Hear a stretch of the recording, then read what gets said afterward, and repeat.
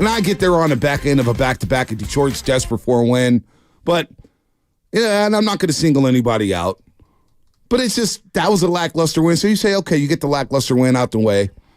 Then you go play Toronto, who obviously has a new look team with R.J. Barrett and Emmanuel Quickly. And you go out there, and before you even blink, they're down 11-2. You never lead. You never show paint resistance. You never were able to get into a flow offensively. It's just a nightmare yesterday. Well, I've had a really hard time with this. Like, they just won the championship a couple years ago, right? Yeah. So there's this incredible sequence of events that happened for a couple of months where they were outstanding. And in that season, they were 18-2. But there were stretches of that season where they weren't good. Now, you could probably pick apart any really good team or champion and find, they're barely above 500 over X amount of games if you take out this, 15-6 run or 22-7 run or whatever. But if you take out the 18-2 run, they're barely over 500 the next 2 years. And look, that's not fair. No, but well, I look at that season. It's not fair. Because Draymond missed 36 games, Steph missed 18 games, Clay wasn't playing back-to-backs. He had Otto Porter Jr. in and out of the lineup. Kind of got it. They stacked the wins, still got the 3 seed. I know, but what I'm saying is, I guess my bigger point is, older players miss a lot of games. Draymond Green has missed a lot of games. Some self-inflicted, some because of injury.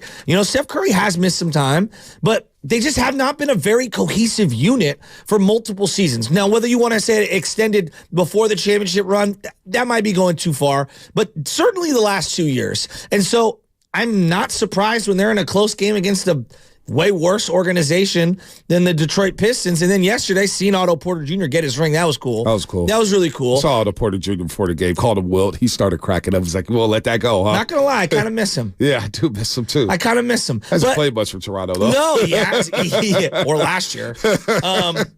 But, this is kind of who they are. And yesterday was really triggering for me. It was frustrating. I don't know why I expected more, but coming out of that 49er game where it just felt like preseason football. That's what it felt like to me. It was weird. Yeah, it was very weird. It was tough to get into. It really was. Like, my big take was like, don't get hurt. Yeah. Nobody get hurt. Just can we get out of this game with minimal injuries?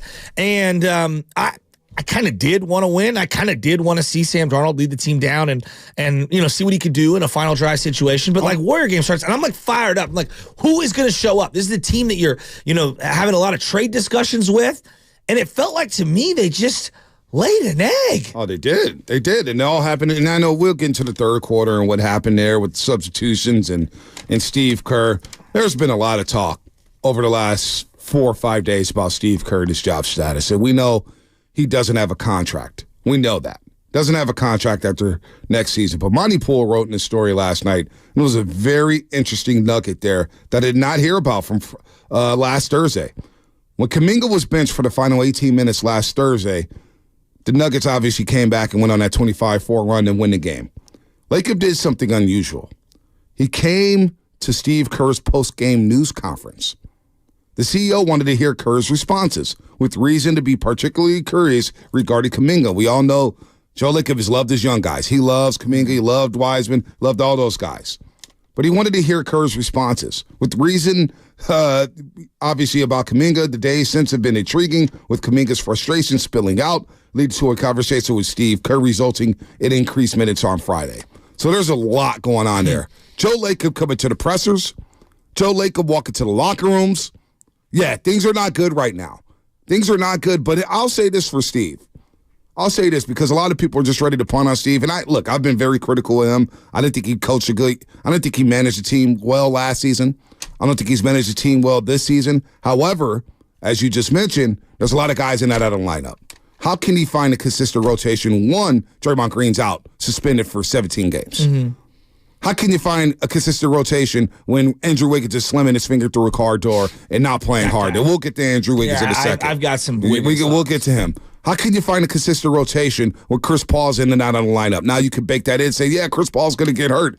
But as a coach, how can you find proper rotations when guys are in and out of the lineup, left and right, and they're trying to find rotations, trying to flip over? And I like the experiment yesterday. Okay, let's see Kuminga and Wiggins together. He tried it. Well, by halftime, he punted on that. So maybe this roster just isn't good enough. Well, maybe these pieces just don't fit. There's a lot of redundancy on this roster. You know, Kevon Looney is mostly known for his rebounding and defense. Draymond Green is mostly known for his defense. Gary Payton II is mostly known for his defense. Yes. You have a lot of one-way players on this roster. Agreed. So, you know, they're 17-19. They're tied with the Lakers for the last spot in the play-in tournament. These pieces maybe don't fit. Now, are they one player away? No. Are they 2 players away? Maybe 3 players away. They just need more athleticism. They need some ball handling. They need guys who can blow by their guys. Because last night, I saw nobody, including Steph Curry, who can't drive by their guy. So this is a nightmare right now for the Golden State Warriors. It really is. Well, I don't think anyone would argue with you that the roster's not good enough. Like that is ultimately, I think that's the biggest boulder to overcome. Okay, I think the roster's not being good and having the appropriate, items in the cupboard to make a great meal, like that I do not deny. Right. Here's what I would say. So, and it was a microcosm on display in the late third quarter for me of what has frustrated me this year. I'm just going to stick with this year. This team is not the team from years past where they've banked a bunch of wins and you could sit your guys for X amount of minutes every single night. Like right now, you are in a position where it's situation critical. We've got a scratch and claw for every win. Would you agree? Got to ride the hot hands. Okay, ride the hot hand. Thank you for saying that. Klay Thompson was rolling yesterday. And I have been very critical of Klay Thompson, but when he's got it going, stay with the guy, and especially on a night where nobody is getting off any shots. Kuminga and TJD checked in with like 6 minutes to go in the third quarter, and simultaneously with Klay Thompson and other guys, they went on a little run. Now, look, I probably don't think that they could sustain that run, and I think that Toronto was probably going to come back and blow the doors off them anyway, because in every NBA game, a team makes a run. It's a valiant effort, blah, blah, blah, blah. They slept-walked through 3 quarters of that game, basically. 2.5 quarters of that game. It was a nightmare. But he takes out Klay Thompson to save him for the fourth quarter. We don't even get to the fourth quarter. Well, yeah, the Raptors, after the Warriors cut it to 96-87, Chase Center's rocking. You're starting to feel some hope. You're like, okay, they're playing with some pride here in front of Mr. Mean, Larry Smith, who was in the building yesterday for alumni night. And we know what Mr. Mean is all about. Rebounding, bringing your hard hat to the table, which is why I was wearing a hard hat and everybody was laughing and stuff. But no, it was that's great. what it was about. It was a great I had to wear it. Wear your hard hat. For a Mr. Mean, what a nice guy. Oh, he's just a super nice guy. He was like, unbelievable. He seemed like a great dude. Oh, he was a great guy. Happy to be there. Happy for the love. He's living out in Mississippi now. He's chilling. But then it's 96-87. They fight back into it. Yeah. And the place felt alive. To me, I wasn't there, but it felt alive. But you gave up 5 points in the third quarter. And that's where it gets to Andrew Wiggins. And I guess we'll just start there. The guy's making $100 million.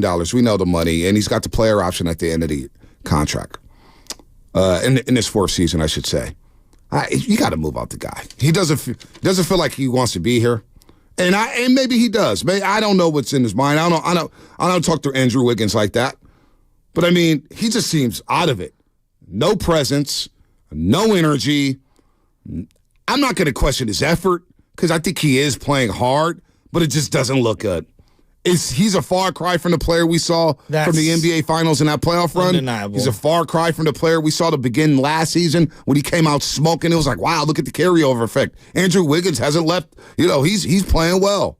Right now, he's not playing. I mean, he's just not impactful. And one thing the Denver Nuggets did, I think this, and maybe we overlooked it because we're so irate over Jonathan Kuminga not playing the final 18 minutes of that basketball game. I think Michael Malone was very strategic when it came to Andrew Wiggins in that basketball game.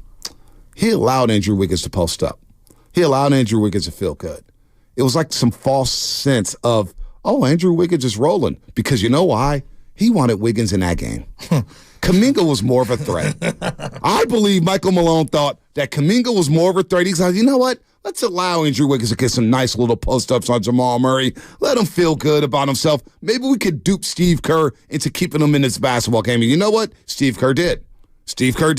And now you start Wiggins and Kuminga together, and I always thought, man, maybe this could work. Well, it doesn't work. What do you owe? Like I want to have a philosophical question on Andrew Wiggins. Like, I get owing the big three a level of gravitas, respect, etc. Like, what do you truly owe Andrew Wiggins?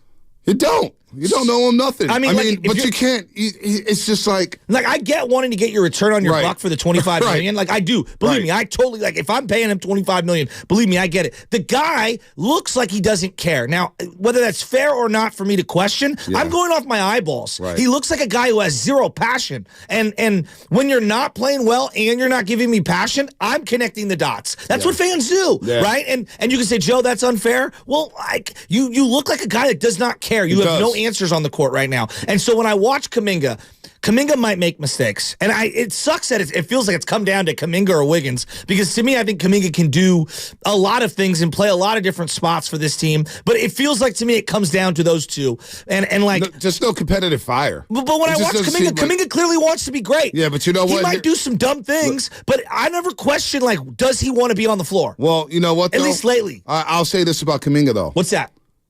And I'm glad Steph Curry said, hey, man, I'm proud of him Friday, but he's got to be a professional, and he handled everything like a pro, and he said all the right things Friday. And maybe his representatives came out and made the whole big deal about, hey, we want out. It was a straw that broke the camel's back Thursday night. But you know what? That's twice now in the last few weeks.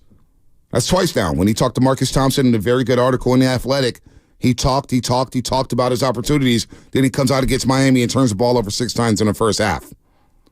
Friday night, after everything that happened, and we spent all day long talking about Kuminga and why he should have played in the last 18 minutes, and I agree, he should have played the last 18 minutes. They come out Friday, and you look horrible against the Pistons. Kuminga looked terrible. Cade Cunningham with the new haircut. Cade Cunningham took his lunch money. So if you're going to do all this stuff as a 21-year-old who really hasn't done much in this league. That's undeniable. I don't know if, and I love Kuminga. I love Kuminga. But he hasn't earned that equity to come out here and talk like that. And, hey, I lost faith in Steve Kerr and yada, yada, yada. And I don't know if those were his words and they talked about it. But Kuminga's not earned that equity. And then you go out there Friday night and you play like that against the Pistons.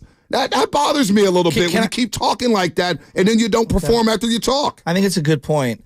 But, can I take the other side of it just for the sake of arguing it? It's year 3 for the kid, and he doesn't get a chance to be out on the floor and earn that equity that you're talking about, right? That's got to be maddening for the kid. This is the thing that drives me nuts. Well, Kuminga's making mistakes. Is Wiggins the perfect player? No. Guys making mistakes left and right. They all make looking mistakes. lethargic. Yeah, everyone makes mistakes. They that all I make agree mistakes. with. Yeah. So Kuminga should be able to play through those. I agree with it. Yeah. But at some point when you're a youngster like that, I got red flags. Not to the point where I wouldn't never trade for him, because I think the kid's going to be a talent. I think the guy's he could be, if he realizes his potential, he could be one of the best two-way players in this league in the future. I truly believe that. He's 21. But also, when things don't go your way, and you're already chirping, and you are around veterans like Steph, and you are around veterans like Klay Thompson, and you are around veterans like Chris Paul, and now you've talked twice in the last few weeks, and you need to come out and lay stinkers. That's a problem for me. That can't happen. When you talk like that, you got to come out and ball. He didn't do that on Friday against the Pistons. That I agree with. I keep coming back to Wiggins because, you did what you needed to do with Wiggins. You traded D'Lo after Katie left you. You got Wiggins back. You squeezed the lemon. You got the drop that you wanted. You got a championship out of Andrew Wiggins.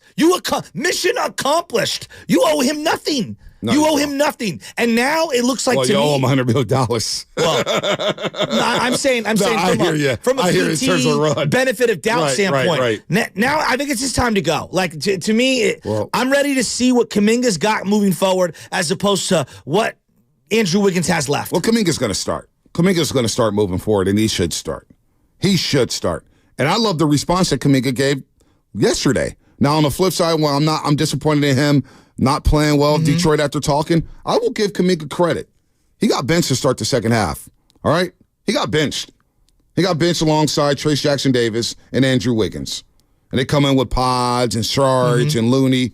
Well, Kuminga, I thought, responded to the benching. And I thought he played hard in the second half. I thought he went hard at the Raptors. Andrew Wiggins gave me nothing. 1 of 6, 3 points, 2 rebounds, 1 assist, 0 for 2 from 3. So, yes, He's probably going to be shipped out at some point. You reap what you sow, brother. There was a sequence where Kuminga was hustling so hard to get back on D. He affects a shot, tips it back as a defensive, like a rebound. To a teammate, and then flies down, finishes in the lane. And I saw a level of activity and passion, and I'm sitting there, and then he gets checked out with a minute, and here comes Wiggins. And then it's bombs away. Well, the ironic part about it is Klay Thompson gets subbed out there with 1:27 left. He doesn't play the rest of the game. I thought it was one of his better games of the year. Well, he doesn't play the rest of the game because Toronto went on a run and made sure that game was ended with about 10 minutes left. So Andrew Wiggins has by far and away the biggest disappointment. And whether we like it or not, and some people are going to cringe by what I'm about to say. What's that? But the organization allowed him to take 2 months off for his personal reasons. He took 2 months off. Now, does everybody agree with him taking 2 months off? I guarantee you, not everybody in that organization agrees with that move. I guarantee you, not every fan agrees with that move to miss 2 months. For whatever it was, the personal reasons, his father or whatnot. And I hope his father's doing all right. But he missed 2 months. And a lot of that is baked into fans' minds saying, boy, you got paid. A paid leave. All right? You got paid. And then you can play like this. Coming back, yeah, that's you come back and play like this in the regular season. So whether we like it or not, and I know it's a big cringe. You say, "Hey, man, he had personal reasons," but not everybody handles personal reasons the same way. Not everybody. That's in all walks of life. Yeah, that's in all walks of life. And you think everybody in that organization who did give him that extension is pleased with the way he's returned this season? We already had to report that he wasn't in great shape for Kenja Andrews. And now this, you score 3 points. So I don't know about, I'm not in Chris B. Hey, man, it's 2024. There's no need for negativity. It's not negativity. We're breaking down the situation. We're telling the truth for you, Chris B. I'm sorry, it's not all peaches and cream. You want to give out Capri Suns and fruit snacks for playing hard in the third quarter? The hell with playing hard in the third quarter. You were down 27 at halftime. The least you could do is play hard for me. Damn, all the fans who came out on the Sunday night with their kids on the school night, the least you can do is play hard in the third quarter. So I don't know what the hell's going on with Andrew Wiggins, but it's not good right now. It's not good, and I don't know if we're going to see Andrew Wiggins ever again in this uniform that we saw during the championship season. By the way, CP3 broke his hand Friday night. Oh, yeah, he's out 4 to 6. We may have seen him for the last time in a Warriors uniform. I mean, Some people were asking me yesterday, you think they could trade CP3? Yes, he'll be ready in 5 weeks. And Contender will take a chance on him. But we may have seen him in a Warriors uniform. And ironically, he was actually shooting the ball well, 12 and 19 in those 4 games from the three-point line. So a lot going on here. 888-957-9570. It is a Monster Monday brought to you by First 5 California. Visit first5california.com to learn 4 things you can do to overcome toxic stress. And by the way, shout out to YouTube and Twitch. Good morning to everybody out there streaming us live on the internets. And, of course, the Comcast Business Text Line, YouTube and Twitch, brought to you by First NorCal Credit Union. The smart choice for low auto loan rates and super simple online application process. And by the way, this segment was also brought to you by Golden State Lumber. A lot of reads here in the first segment, serving the Bay Area for 3 generations. When you succeed, we succeed. Visit GoldenStateLumber.com. Your call's coming up. Brought to you by Fremont Bank, full service banking, no compromises. With heating bills as high as they are, proper weatherproofing is essential. If you're working with a client to upgrade or build a new home, be sure to visit Golden State. They partner with respected brands such as Owens Corning and James Hardie for insulation and siding, as well as Marvin and Anderson for energy-efficient windows. They're a great option for a comfortable home with lower energy bills. Visit GoldenStateLumber.com. Family owned since 1954. Golden State. When you succeed, we succeed. I have diabetes. I'm at risk for pneumococcal pneumonia. I have asthma. I'm at risk too. If you're 19 or older with chronic conditions like asthma, diabetes, COPD, or heart disease, or are 65 or older, you are at increased risk for pneumococcal pneumonia. Ask your doctor or pharmacist about Prevnar 20, pneumococcal 20-valent conjugate vaccine, a Pfizer vaccine that can help protect you against pneumococcal pneumonia in just 1 dose, even if you've already been vaccinated with other pneumonia vaccines.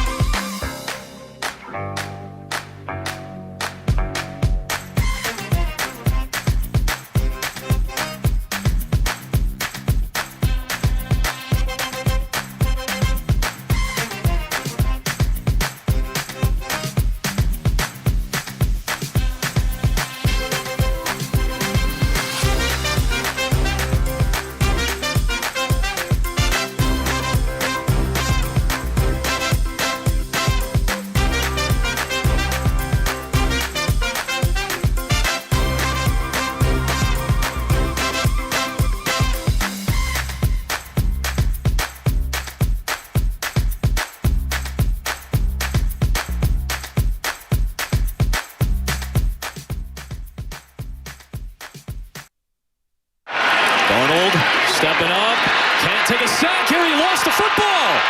And the Rams recover it. Byron Young, the rookie out of Tennessee, jumping on top of it. And Los Angeles will secure their first regular season win over San Francisco in 5.5 years. And it'll be San Francisco's first loss in the division since the NFC Championship game at SoFi Stadium a couple of years ago. The Morning Roast is live on YouTube right now.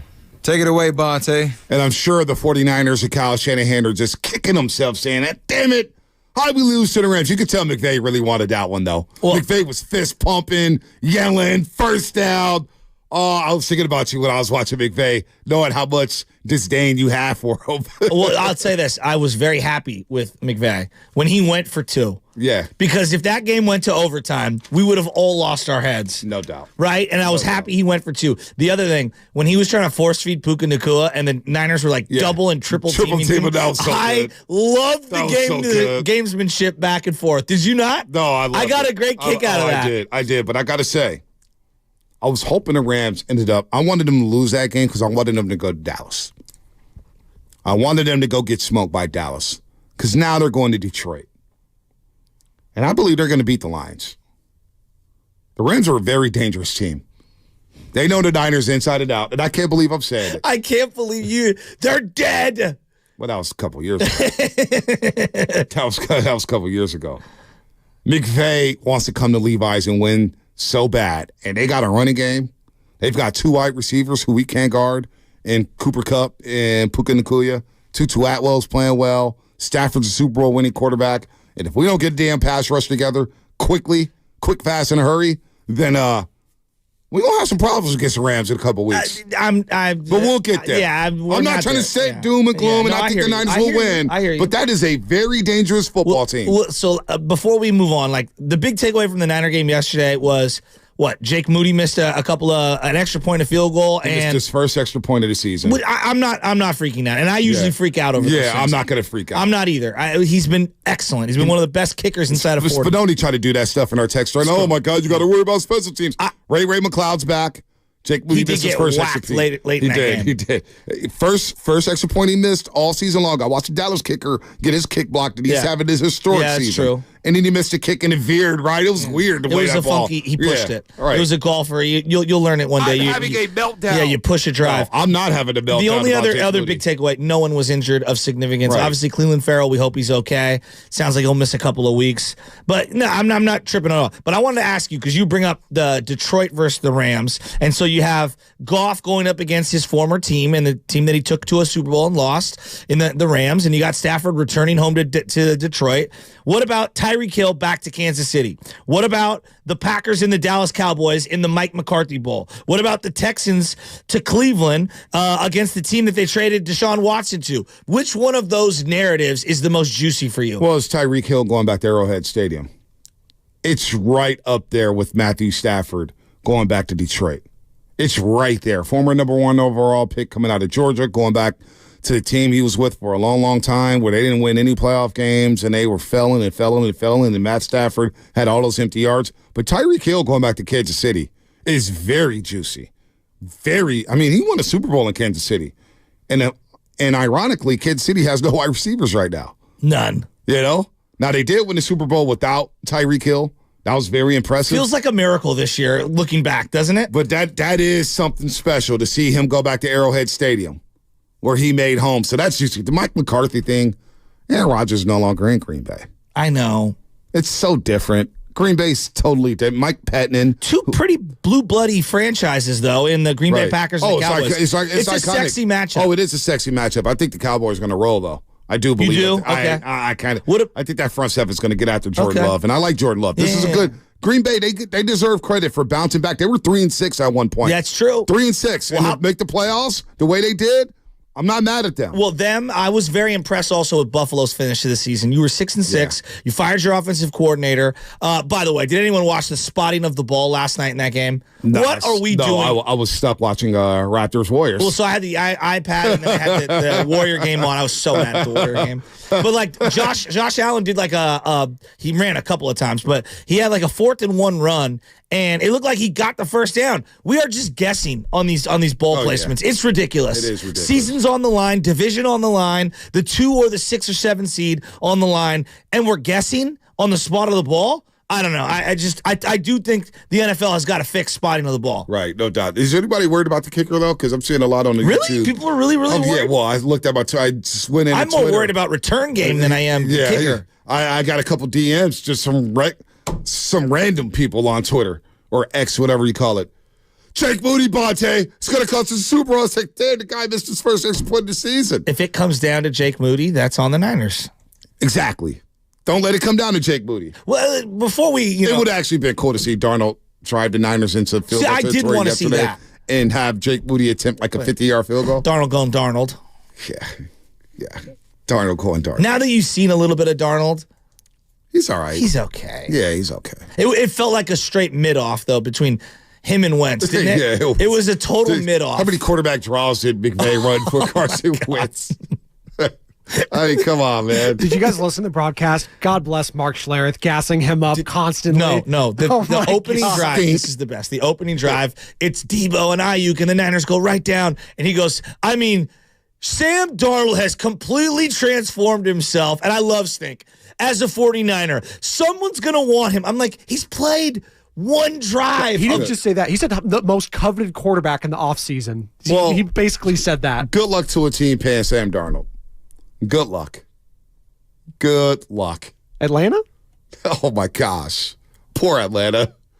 Atlanta, they don't deserve that. Okay, Atlanta. New Orleans doesn't deserve that. Arthur Smith. Arthur Smith. What a loser. Can you guys... This is not the 7th grade CYO St. Brendan's Bears where you're mad that someone's running the score. This is professional sports. And you're mad after you didn't know how to use Drake London and Bijan Robinson all year and you were obsessed with Desmond Ridder. You're mad someone scored a touchdown late in a lost season? Dog, you're out of here. You're a number 2, not a number 1. Jameis Winston's response to that after the game was hilarious. Jameis Winston. I love Jameis Winston. And I love how you were supposed to kneel it. Yeah. And he said, no, we wanted to get Jamal we wanted to get Jamal Williams a touchdown. He goes, well, what's the difference? They already gave him 41 points.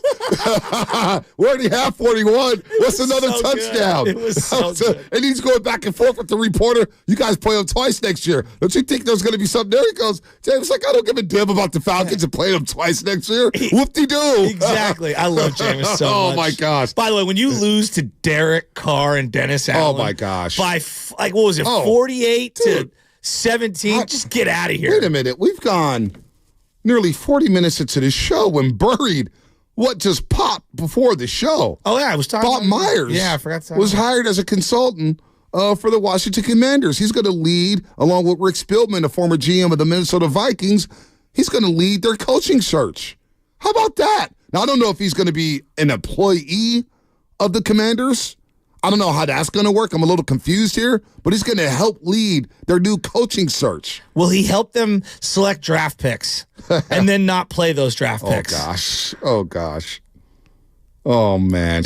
How about this? This is James Wiseman. How about this? Did you see his dunk on Friday night? I did. How about JP this? and Bob Myers in the nation's capital? Oh, my gosh. Reunited and it feels so good. So, how about this one, guys? What's that?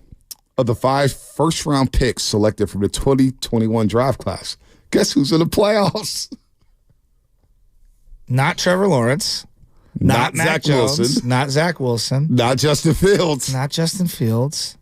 Trey Lance is going to the playoffs, everybody. Oh, my God. Trey Lance is in the playoffs. He's going to be in a wild card round as an emergency quarterback. I will say this. I would have much rather watched Trey Lance play quarterback yesterday than Sam Darnold. Wow. If you're just asking watchability. Yeah. Just watchability. Sam Darnold, I was intrigued for a drive, and then I was like, he played okay. He was whatever. He played okay, but let's not hype him up. Well, we were taught the greatest thrower. This is something I do want to talk about. The greatest thrower of a football ever. Arm talent. You know what arm talent is? I can hit a guy on a 10-yard out in stride. That's arm talent. Accuracy, touch, ball placement. Those are arm talent. Yeah.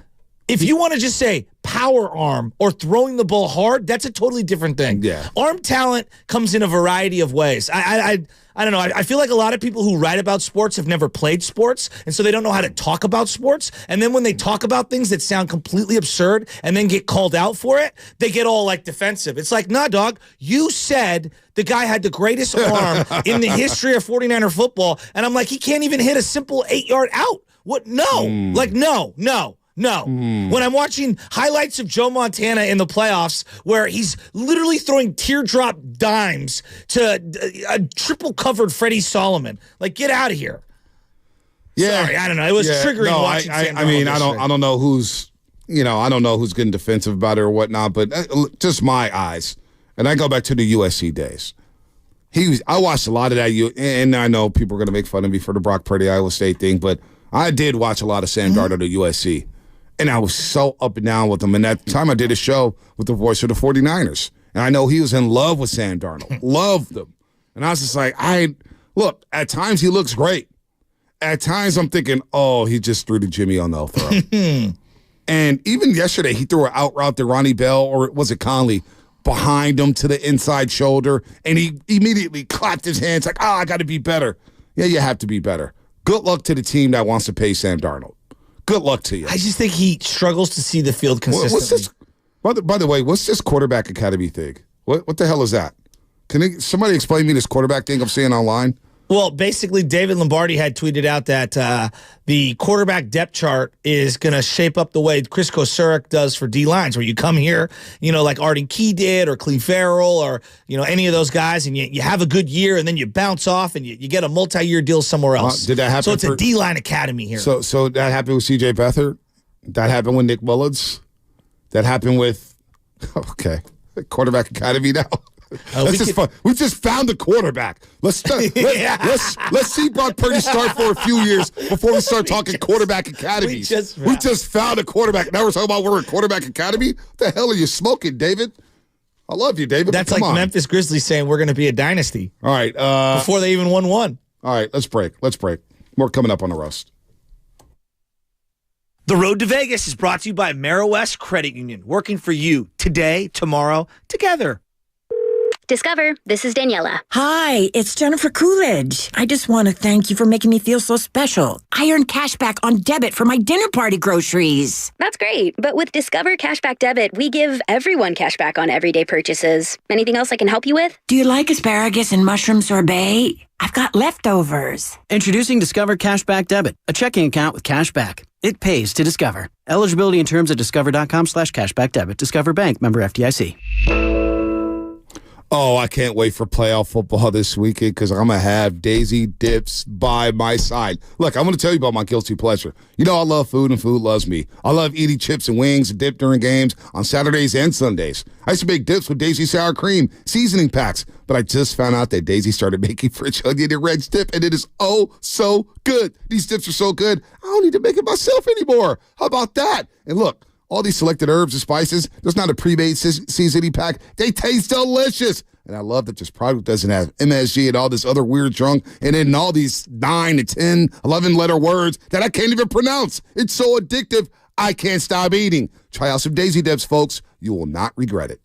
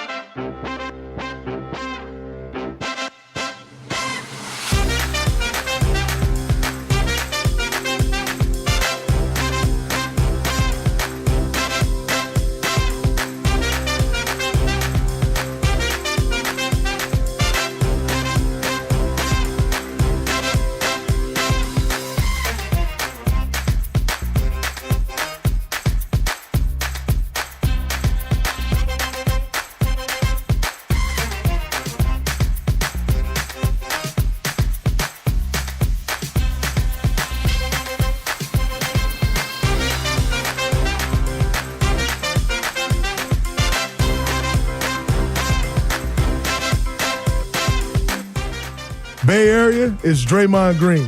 The Morning Roast with Bonta Hill and Joe Shasky is live on YouTube and Twitch right now. Time for you to like and subscribe. All right, Day-Day. Saw him back on the bench yesterday as he's been reinstated by the NBA after serving 12 games. He's going to use this week to ramp up. He'll get some scrimmaging in today, tomorrow, and he's now back with the team. And you know what?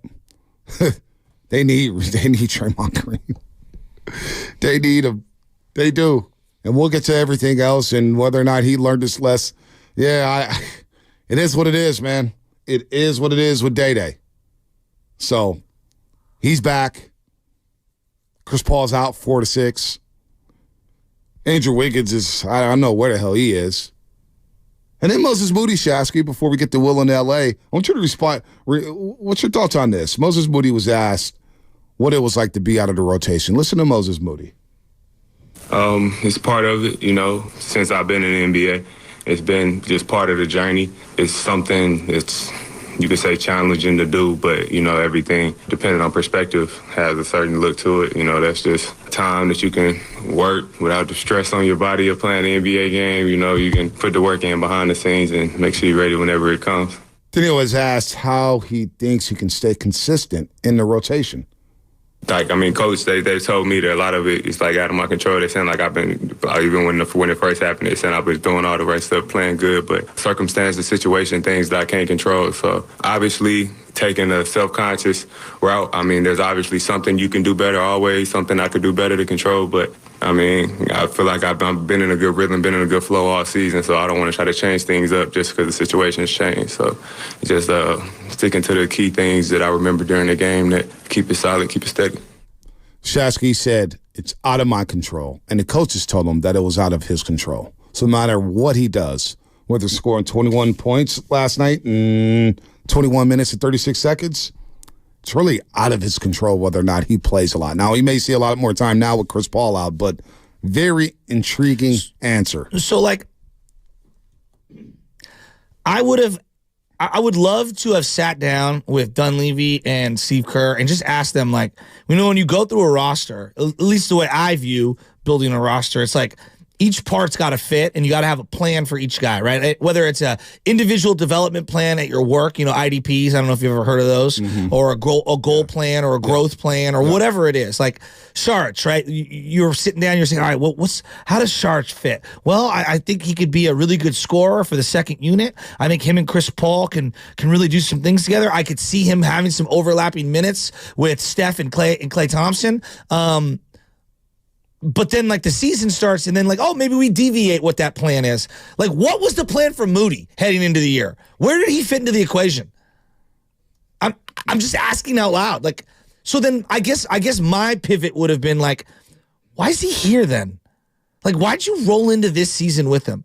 Now, I get that you don't just trade away players that you like or whatever, but you do have assets, and when you hang on to them for too long and you don't utilize them, you're depreciating your own assets.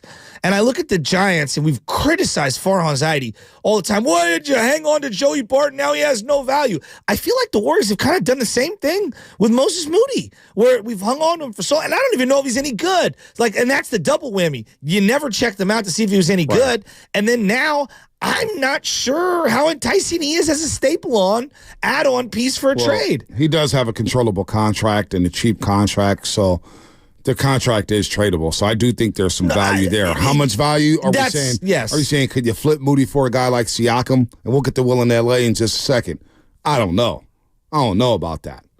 But, and no, you see, Steve, you didn't miss the Doobie Awards. I think we'll try to squeeze in the Doobies tomorrow. Tomorrow's the day? Tomorrow or Wednesday. I think one of those two. Right. We got a weird start time Wednesday with the Pelicans, 5:30 start. Yeah, why is that? It's a national ABC game. Oh. National ABC game. Look at well, the NBA trying to take over Wednesdays. Yeah, I go figure. 5:30 at Chase Center. Well, at least I'm not going to have to go through a paywall of Peacock. Yeah, what? The Chiefs game's going to be on Peacock? Yeah. Chiefs Dolphins is going to be on the app? Yeah. And not on network television? Well, we're already using the app like Prime and things like that, and I use the YouTube. But how do you TV put app a playoff game on an app and it's Patrick Mahomes against the Miami Dolphins? I told you a couple years ago, I hypothesized that I think the Super Bowl will be pay-per-view. Yeah. I think it's coming. Yeah, and we're all going to in our lifetime. We're all going to pay for it. So it's experimental. So you're going to see Chiefs Dolphins on Peacock, and we're all going to do the same thing. What? Huh? How do I get there? And then we're all going to rush there, and we'll get there. We'll figure it out. How do you not put that on CBS or Fox or NBC? Why are we apping a playoff game? But we love the good people over at NBC, don't we, Bonta? Oh, I love them. I love my guys at Peacock, but I would ask my guys at NBC, why don't we just put it on NBC? You know? A lot of old folks don't know how to get to the apps. Now, I tell them all the time on NBC Sports Bay Area, hey, get your application, stream us live. But it is tough. It's it's on the app.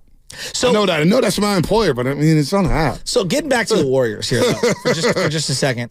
Like, I just don't understand what the individual development plan was for Moses Moody at any point. At any point in the last couple of years. Rookie year, I get it. It's a wash. You're going to develop him between Santa Cruz and the big league club and play him in blowouts and things like that. Year 2, okay, can we see something? And then this is where I think a lot of people were frustrated. Ty Jerome and different guys jumped them in the Kuminga as well. Anthony Lamb jumped them in the rotation. It's like, okay, you're developing guys who aren't going to be here. Right. Why aren't you developing the guys that you're going to keep here? And now we're in year 3. Yeah. You didn't develop them. You depreciated their value, and now they're left without a role, and it just feels like they're on their way out the door. You know, it is sad that Anthony Lamb had a long leash last season, and Moody couldn't get that same runway. And now Anthony Lamb's not even playing basketball in North America, right? Ty Jerome got a long leash last season. He couldn't play defense. He got cooked left and right defensively.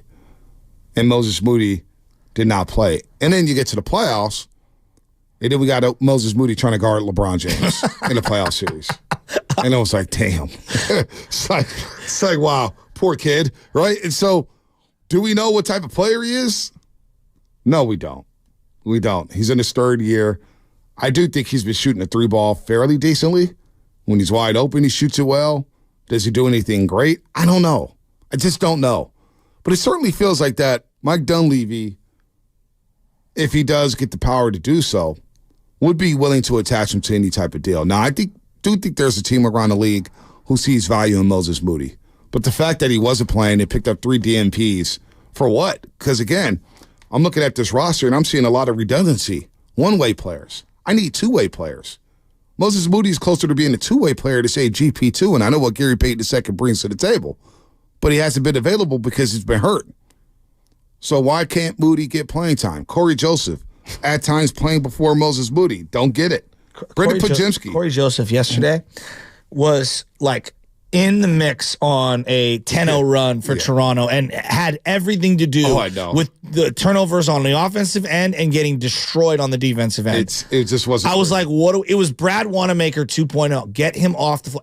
Corey's probably a really nice guy. He's not good. Yeah, it was. What is? Honest to God, Steve Kerr loves. Like, this is my final stop in the NBA. Short point guards who don't shoot and don't defend. Yeah, I don't. He is obsessed with them. I don't get it. I don't get it. Brendan Pajemski goes 2 of 11 yesterday, 1 of 8 from the 3-point line. Now he does grab 8 rebounds, 4 assists, but I saw him at the end of the bench, at the end of the game, and he stayed on the bench after the game. And he's a rookie. He's got some irrational confidence, but my problem is it's okay for him to have irrational confidence. It hasn't been okay for Jonathan Kuminga to have irrational confidence. Why is that? Like, J.K. just wants to play. He wants to play, and he showed us flashes of brilliance. I don't know, man. This team, right now, this team's just not good enough. 17-19, 10th place team, tied with the L.A. Lakers. They are who they are. You know what I'm saying? So I don't know if there's a deal out there, Shasky. No, there might. I don't know if it's solvable. per se, like, oh, you're going to be right back in the mixer. But I would say this. If I was paying $150 million of luxury tax, not roster, luxury tax, I would say it's too lethargic for my swallowing. If I'm going to write the tax of all of this money, if I'm going to be the one paying this out, I need better effort. That's what I would say, number one. Awful. And I'm watching like just very lethargic effort at best. I mean. And that would frustrate the... Oh, my God. I would have a hard time sitting there and not saying anything like Joe Lacob. Oh, well, Joe Lacob is now starting to say something with his actions. He was in Steve Kerr's post-game presser after Thursday's game against the Denver Nuggets. He had to sit there and watch them hang on for dear life against the Detroit Pistons. What did you make of that? No, like, what do you mean? Like, Joe Lacob? Like, he's getting been fed in those up. press conferences. Oh, yeah, he's getting fed up. So owners don't just show up to press conferences. Have you ever seen an owner? No, I have not. That they weren't involved. No, I have not. So wow. I have not. When Joe Lacob's hitting to the presser and he wants to hear the answers from Steve Kerr, and he's sitting there in the presser, it's not good. That's not good. He's fed up. You better believe he's fed up. And then he sits there through that first half where Toronto shoots 60%. All right? They shot 60%, folks. 10 to 21 from 3. They had 23 assists, 2 turnovers, and 76 points, which is the most points the Warriors have given up in a half all season long. And R.J. Barrett scores 26 in that first half. And you score 49. Wait, say that sentence one more time. R.J. Barrett scored 26 points in the first half, 5 of 6 from 3, 10 to 13 overall from the floor. So his second or third best game ever? Yeah, I mean. Because I know he had 51 games. I know all that Toronto staff. You know, the broadcast team, Kayla Gray was down here for TSN, and they're feeling good about themselves. Toronto, they came in here, and Jamo Malalela, maybe he had the game plan for him. Maybe he had the game plan. Maybe he knew how to stop Steph. You love saying that name. Jamo Malalela? It just rolls off the tongue. Let's get to Will in L.A. I did. Joe Lacob going to the presser, that can't be good. That's basically what I'm saying. Well, it's not good. I've never seen him not out here. I mean, could you imagine Jed York pulling up to the Kyle Shanahan presser? Exactly. I mean, I know. I couldn't. I honest to God couldn't. That's why. Maybe Eddie DeBartolo did, but maybe Eddie DeBartolo was in the locker room breaking TVs. Joe Lacob was in the presser. Eddie DeBartolo would have locker room press conferences like Jerry Jones. Right, exactly. So, yeah. Joe Lacob's not there yet. God, I'd love to have Joe Lacob come into studio right now. So, again, before we get to Will in L.A., when Kuminga was benched for the final 18 minutes last Thursday, as the Nuggets raced an 18-point deficit to beat the Warriors at the buzzer, Lacob did something unusual. He came to Kerr's post-game presser. The CEO wanted to hear Kerr's responses, with reason to be particularly curious regarding Kuminga. The days since have been intriguing, with Kuminga's frustration spilling out, leading to a conversation with Kerr, resulting in increased minutes on Friday. You see Steve Kerr in the fourth quarter with Detroit's making a run. He's got his arms crossed. Go ahead, Kuminga. You're out there. Go ahead. You want to play? Play. And boy, you did not play well on Friday. Well, the other takeaway that I think that we're, not that people are afraid to bring it up, but like you're seeing slight, very small declines from Steph Curry. To me, it's not that Steph's fallen off the map or anything like that. He's being asked to do way too much, which any NBA player is going to start to show wear and tear. Mm-hmm. But also, the personnel, which has not been good around him, is exposing his flaws defensively because you can't hide them like you used to the degree that you might have been able to before. And I just feel like more than ever, especially the last 3 weeks, he has been attacked over and over and over. Maybe Draymond coming back helps, stabilize some of that. But Vontae, he has been getting abused on defense. Well, my family said, talk about how the Raptors attack Curry. Well, what have you been watching in the last 15 years? Every team tries to attack Stephen Curry. Every team. They haven't had the lack of personnel to adjust. Right. It feels like this year more than others. No, well, the team around them is just not. Now you can attack. It's not just Curry they're attacking. They're attacking everybody. But also his offensive game, this. I don't make a huge deal out of not hitting a 1 3-pointer in 2 different games. But there is something to it happening such in a close span. I want to pick that up after we get to Willem Moran. He's been on hold for way too long. Sorry. Willem Moran. I mean, not Willem Moran. Will in L.A. Will in La La Land. What's up, Will? What's going on? What's up, Bonte, Shasky? What's up, buddy? Happy New Year to the both of you. Thank you. Happy New Year, and also, Shasky, congratulations, man. Thank you. First I just want to say, I want to touch on what you were just talking about, Shasky, though, about Steph and, like, you know, potentially, like, taking a step back. Like, I don't really see it as, like, him regressing. I just think over this past, like, 2-week span, really, he's just been mentally and physically exhausted. And could you blame him? You know what I mean? But besides that, I had a couple quick points. I'm going to rattle them off real quick, and then you guys give me your thoughts on this. Like, I think that Chris Paul is gone. You know, expiring contract. Regardless of the injury, I don't think that affects his trade value. Wiggins, I think, is also gone. I mean, you guys, that shot at the 8.5-minute mark in the second quarter, the turnaround fadeaway jumper that he bricked, I was like, oh, my God. And then some form of the young players and some picks, I definitely think, is another way that we can try and package to get some player. I definitely think what people are saying about Siakam, yes, he would be great, but as we know, Masai Ujiri, it's going to take the picks, Kuminga, and a lot just to even get Siakam. And don't even get me started on marketing. I think he's kind of out of reach with what they're going to be asking for. And then lastly, I think that after this trade deadline, however this roster looks, with whatever moves we make, and I do think we're making at least 2, if not 3 moves on this roster.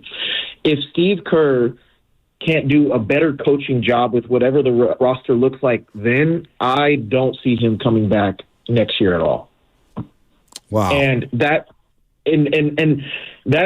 I hope that's not disrespecting, you know, him at all. Like, he's helped us win 4 championships. Like, that will never be taken away from him. But what is very clear is that he doesn't trust the young guys. He is very much apprehensive to make any adjustments to going off script. I mean, yeah, he has these past 2 games, but look at the pressure that was being applied to him to make that happen. Mm-hmm.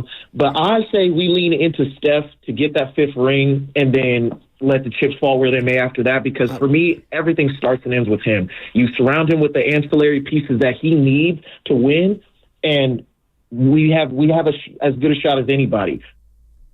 Will, good call. Good call. I'm with you there. It's going to be tough to get Lauri Markkanen. It's going to be tough to get some of these guys here. And let's get to Steph here as you are listening to 95.7 The Game, KGMZ, FM, and AC1 San Francisco. Always live on the free Odyssey app. Download the Odyssey app and favorite 95.7 The Game for the best and most up-to-date sports coverage. Don't forget, you can also watch us every single day on our YouTube and Twitch streams. Just log on and search 95.7 The Game. Be sure to like and subscribe to the channel while you are there. Brought to you by First NorCal Credit Union, a smart choice for low auto loan rates and super simple online application process. Shout out to Comcast Business Text Line. An update from our guy, Jordan Schultz. Maybe we'll get Jordan Schultz on later in the week, Big John. But sources to Bleacher Report, as the Titans weigh head coaches Mike Vrabel's future this week, he's interested in the idea of returning to the Patriots should New England part ways with Bill Belichick. And this is intriguing to me because they just put Mike Vrabel into their Hall of Fame. This was like a month ago during the Titans bye week. And he was in the suite with Robert Kraft sitting right next to him. Well, you know what my theory was during the middle of the season. Remember, Joey, when I laid it out? Tom Brady as the GM, Vrabel as the head coach. So no announcing for Tom Brady? I think I think as a guy who wants to compete like he does, I think he wants to have his hands in football. All he's done is football. Yeah. Yeah. And he's like, to me, he's so indoctrinated in that Northeast culture. Yep. You've got to be in that culture. I don't see like everyone goes Belichick to LA. Does Belichick strike you as an LA guy? No. He strikes me as a Washington Commander, East Coast, Eastern Corridor guy. I could see him going to Chicago. I could see that. I could see him. But I don't see the Chargers. Yeah, no, I don't see him being the LA Chargers. When you look at their that's history, what I'm saying. They got no fans in LA. I mean, Orange County? Yeah, and Belichick? You got no fans in LA. I know. It's terrible. So let's get to Siobhan real quick in Maryland before the break, and then we'll continue. I'm with you. I do want to get into Steph Curry. I think there's a lot going on with Steph Curry. Well, I don't think that he's like, I don't think it's like, oh my God, he's starting to show signs of decline. No, I think he's being asked to do way too much, and he looks mentally exhausted. That I don't deny. That, and you're seeing 6'7", 6'8" defenders every single night.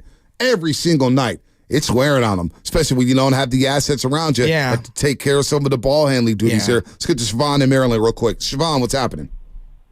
What's going on, man? How you guys doing today? Doing good. Good. So I just basically want to talk about how Draymond Green is finally coming back into the lineup soon. I feel like if you think about it, like when we won the championship in 22, I feel like Kuminga is the new Wiggins. And I feel like with Kuminga getting all this chemistry with Steph, Clay, and then Draymond with the IQ, I feel like and then Trace emerging with the pick and rolls, I really feel like we have an amazing starting five. We're not going to be in the top, obviously. We might not have home court advantage, but let's not act like we might have some old guys on our team, but we still can compete with the best of the teams. And we have the number one bench in the league. I feel like with Draymond coming back, this is going to help us out a lot. Well, I also feel like we need to, like Wiggins, like 3 points minus like 16 is crazy. No, I think it was 27. No, minus 29. So I don't even like plus minus. Yeah. Everybody was a minus, Siobhan. And real quick on the bench thing, because I keep hearing this. We got the number one bench. Yeah, because you have one of the worst starting fives in the game, and you keep cycling different lineups in. So, of course, you have certain starters who are coming off the bench or playing in bench roles, and like, to me, that is diluted. I do not think you have the number one bench in the game. I think you have a very inconsistent starting lineup, which has led to more production from your bench. I don't think. Do you get where I'm going with that? Well, and so many guys have started, and come on, like Podziemski's played off the bench. He started a lot of games. Kuminga started a lot of games. CP3 started a lot of games. Sarge started some games. TJD's now starting games. So I just look. It is good that they're getting bench contributions, that they are picking up the starters. But the problem is, if your starters can't play well, you're not a good NBA team. If your starters can't play well, you're not going to win a lot of games. You're going to be fighting to get to 500. 100%. And this is the second long homestand this season. The 6-game homestand, you go 1-5.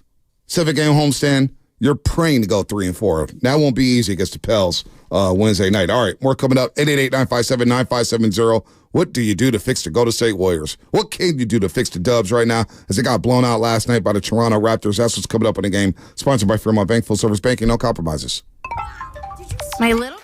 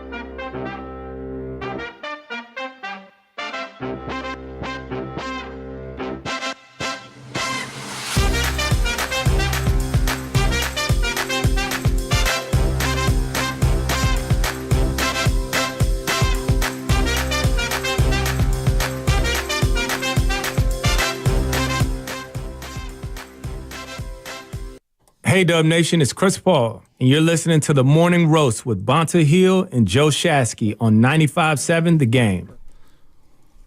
Has Chris Paul played his last game in a Golden State Warriors uniform? He's out 4 to 6 weeks with a fractured left hand. He's already had 11 surgeries on his hand, left and right, 11 combined. And he's played well. He's 12 and 19 from 3, Joe, in his last 4 games. But I just wonder if we've seen the last Chris Paul in a Warriors uniform. If you know what Dunleavy will do. I thought you were going to say Don Yee again. Well, Don Yee. I told you guys about Don Yee. Don Yee. Don Yee. According to Jordan Schultz of Yahoo Sports. Jordan Schultz or Bleacher Report. He's all over the place. Bleacher Report. Jordan Schultz, a really good dude. Bob Myers has reached out to Don Yee about Jim Harbaugh and his interest in the Washington Commanders gig. So Bob Myers already making a call from agent to agent. You're Jim Harbaugh. Which team do you take? Raiders or Bears? Oof. You want to be in the Mahomes division? Yeah, I can hang with Mahomes. He just beat Mahomes on Christmas Day. You don't even have a quarterback. Well, you can get one. Or you can go Bears. I like the Bears. Midwest. He seems like a Midwest guy. Big Ten country. I would probably take the Dallas Cowboy job if I'm him once Mike McCarthy gets fired this offseason. You think McCarthy's getting fired? I do. I know you want to, and I was just doing a quick aside. You're talking about the Warriors here, Beat. One quick second. I just want to let everybody know. Everybody's saying, Bob Myers, why is he reaching out to Don Yee? Some people might be confused here at the 7 o'clock hour. Well, Bob Myers and Rick Spielman, former GM of the Minnesota Vikings, and Bob Myers, of course, formerly of the Golden State Warriors, is now on television with ESPN covering their helping out with their NBA basketball coverage, has been hired as an advisor with the Washington Commanders. Here's a statement from Bob Myers. I've been fortunate to know Josh Harris, the owner of the Washington Commanders, for many years, and his commitment to building championship-caliber teams is what drew me here. In my experience, championship infrastructure begins with a strong ownership group that prioritize culture and invest in attracting the industry's most talented and innovative leaders. In speaking with Josh and his team, it's clear they will do everything it takes to build out a world-class organization, one that can win on the field and make a positive mark in the DMV community. This is the type of opportunity that really inspires me, and I look forward to contributing to the next chapter of this storied franchise. So Bob Myers, now an advisor with the Washington Commanders. He's crossed over to the NFL, and we've seen a lot of him on the sidelines with John Lynch this season with the 49ers, and I wonder if he was picking the Niners brass about this move or a future move in the NFL, but he's been hired as an advisor with the Commanders. Remember, Josh Harris was the owner of the 76ers, who I referenced earlier this year when I explained to you that was the first NFL team, the Washington Commanders, where they borrowed money from the Saudi investment firm. Because he didn't have enough money because he's spread so thin. I believe he owns the Jersey Devils as well. And he's got this like private equity firm. A lot of these guys do. Yeah. And he needed a cash infusion, and the Saudis gave him a bunch of money. So how would Bob Myers know him? Well, through the 76ers. Yeah. Doesn't that make a lot of sense? Makes a lot of sense. Yeah, interesting. Makes a lot of sense. So he's going to be helping out with the Commanders there. Back to the Warriors. We could get down to the Niners in a second if you got any thoughts on what happened yesterday. It was a meaningless game for the 49ers. They had the number 1 seed locked up. They will have a bye week. So the most intriguing thing to me is, where's Eric Armstead at with his injuries? Is he going to be ready to roll? Because I do worry about the Niners stopping a run. They're going to need to do that if they want to get to Las Vegas and play in the Super Bowl. Let's go to Cameron in Antioch. Cam, what's happening, man? You're on the roast. Yo, good morning, my people. How y'all doing? Good morning, man. Doing all right, buddy. Okay. So, yeah, man, I called a few days ago, man. I told you the only person that can stop the Warriors is who? Steve Kerr. What's wrong with this man? As soon as Clay was on fire in the third, what he do? He take Clay out for a cold Wiggins, never bring Clay back in. What happened on the Pistons? He almost did the same thing. Luckily, we had Curry to do some flurry and pulled it off. I'm glad everybody on Twitter is finally coming around and seeing how trash Curry is. And before y'all cut me off, let me just say this one more time. Well, not one more time, but Sam Darnold was trash. Should have kept Trey Lance. It's going to bite y'all in the ass when y'all play the Ravens. Why? Have a good day. Why would it bite us in the ass if the Niners are playing the Ravens in the Super Bowl? Sam Darnold's not going to be on the field.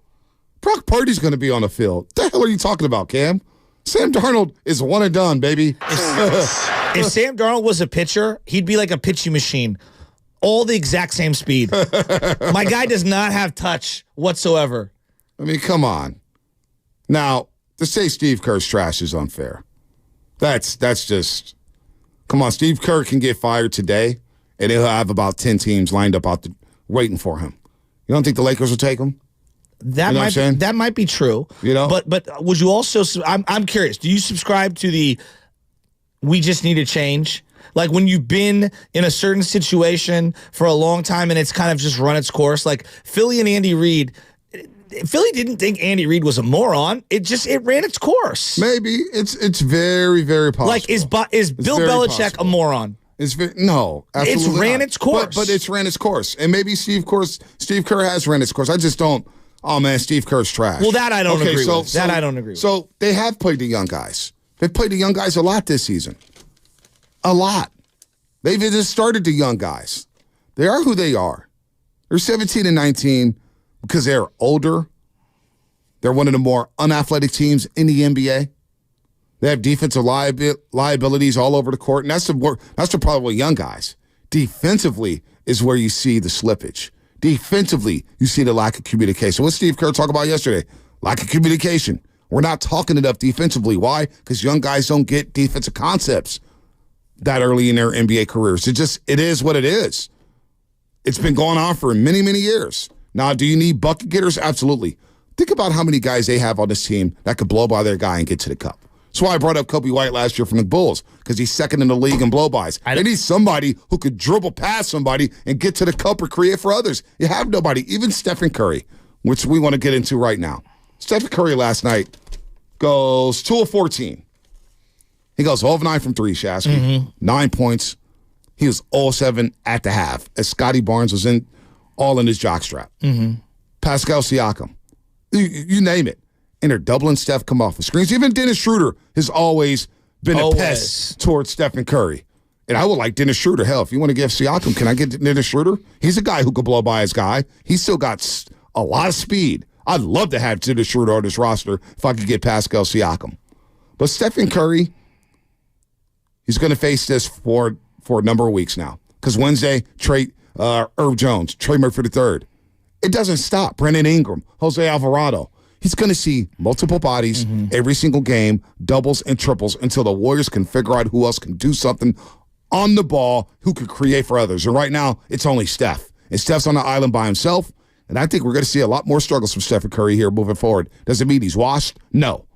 But you start to see that it's wearing on him. Oh, I just think that the court is smaller for him to operate under, and I feel like they don't have the appropriate balance, whether it be a second ball handler, another passer, someone who can make them punish the double teaming of Steph Curry. Like, that's a big element too, B. Like, if you're going to double Steph Curry relentlessly, someone else has to punish you on the opposite end in terms of a teammate of Steph Curry's. What do you make of this? If you just look at his three-point shooting logs over the years, the one that sticks out, 2019, 2020, we only played 5 games. He shot 24%. Throw it out the window, okay? This and the year that they went to the play-in game are the 2 worst shooting years for him from three-point land of his career. Yeah, it's not good. Now, 39%, which is almost 40%, everybody would die to have that shooting. But for Steph Curry, it just feels like to me, everything's just slightly more difficult, slightly more constrained. I feel like the turnovers, just by my eyeball, are up, but I look at it and they're actually not that up, but I feel like they're up. And maybe... well, they're not up. I mean... I know. He's not you look at the data, they're not. But it's around his career average. Look, his career average, he commits 3 turnovers a game. Well, guess where he's at right now? He's at 3.1. Last year, he's at 3.2. The year before, 3.2. Year before, 3.4. Year before, 3.2. He's always been in. No, but threes. why does my brain do that? Is it because they mean more this year? No, I'm asking like is it because the turnovers mean more because the margin of error for the team is thinner? That's very possible, and it's when the turnovers happen. Yeah, that's it's okay. the time okay. to get turnovers. Maybe Yeah. that's probably what you're looking at here. But he's averaged 27 a game, and you're right. He is down to 45%. He's slightly. I mean, he's at 39.8. If you round it up, he's at 40%. He's at 40 basically. But now he's seeing multiple longer defenders. So now as he gets older, he's not able to blow by them like he used to. He's unable. Even against Detroit, he was struggling to get by Cade Cunningham. It's a lot of effort to get to the cup. It's a lot of effort to create his own shot right now. It's a lot of effort to create space from other defenders. And that's to be expected. He's 35 years old. Now he's still getting you 27 a night, but that 27 a night just doesn't have the same impact that it did, say, 2 years ago, say 3 years ago, say 4 years ago. So Steph needs help. He needs help. Now, we could all say that about LeBron James. Oh, man, LeBron James. Steph needs help. He needs a lot of help. It's a lot to ask of him to play with a lot of youngsters who, and let's be real, Steph's a very unique player. Like we talk about with Draymond Green, Steph is very unique. So it's not easy to play with him. I think we can all agree that every superstar needs help. Giannis just made a trade for Dame Lillard in the offseason. Why? He needs help. He needs help. Right? Like, what are the Clippers trying to do? Like, even Jokic and Murray. There are times Murray plays like a star, right? He needs help too. All these guys need help. I don't think that's why is that a problem? Just to say that Steph needs another guy. Like players, I know we think Jordan won championships by himself. He didn't. No, he didn't. We think Hakeem Olajuwon won them championships by himself. Mario Elie was in the building yesterday. Clyde Drexler was amazing. Kitty Smith, Sam Cassell, Robert Horry. Otis Thorpe. Yeah. You had a lot of guys. Carl Herrera. Remember him? He didn't play some spot minutes for the Rockets. So, look, he needs a lot of help. Like, it's a lot to ask Podziemski as a rookie to play at a championship level. It's a lot to ask Moses Moody in his third year to play at a championship level. Now, you hope that he can improve here, but we just haven't seen it. It's a lot to ask Trace Jackson-Davis, who, by the way, had his fourth double-double yesterday, 16-11, and he went 8 of 9, but he shouldn't be your second or third best player as a rookie right now. He needs some ballers. So I throw this out there, 888-957-9570. Should the Warriors strike now? Is now the time to make some moves? And where are you starting? Are you starting with Andrew Wiggins? And I hate trading guys because they got to uproot their family and they're human beings, and it's a lot on them. It's a lot of stress. You got to find new apartments and new condos and new houses and move everything. You got to change school for your kids. I will never, ever underrate that ever again. That's a lot on the mom. That's a lot on the family. But this team they need a change. They need a jolt. They need a shot. If they want to get to where they want to get to, which is the playoffs, and obviously want to contend for a championship, which we're so far away from. I feel dirty, Shasky, for even bringing up the word championship because we're not even close to that right now. Is now the time to start making moves? I'm open to anything that keeps Steph Curry on this team. That's where I'm at as a setting. Whatever it takes to go get yourself a clear-cut 1A, 1B to Steph. That's all I'm looking for right now. And I don't think that's attainable right now, but whatever sets you up to be able to get that person in the offseason, so be it. Yeah. I like, we got to do it. Look, you're looking at, what do you think? A year and a half? 2.5 years of Steph Curry? Yeah. I mean, if we're seeing a little bit of slippage now, you think a year from now, if you don't make any moves, it looks better? No. You think a year from then, it looks better? Nope. To me, this is your last great opportunity to be able to swing a big deal. And whatever you have to do to set that up, because I don't think you can get that guy, that true difference maker at this moment. Right.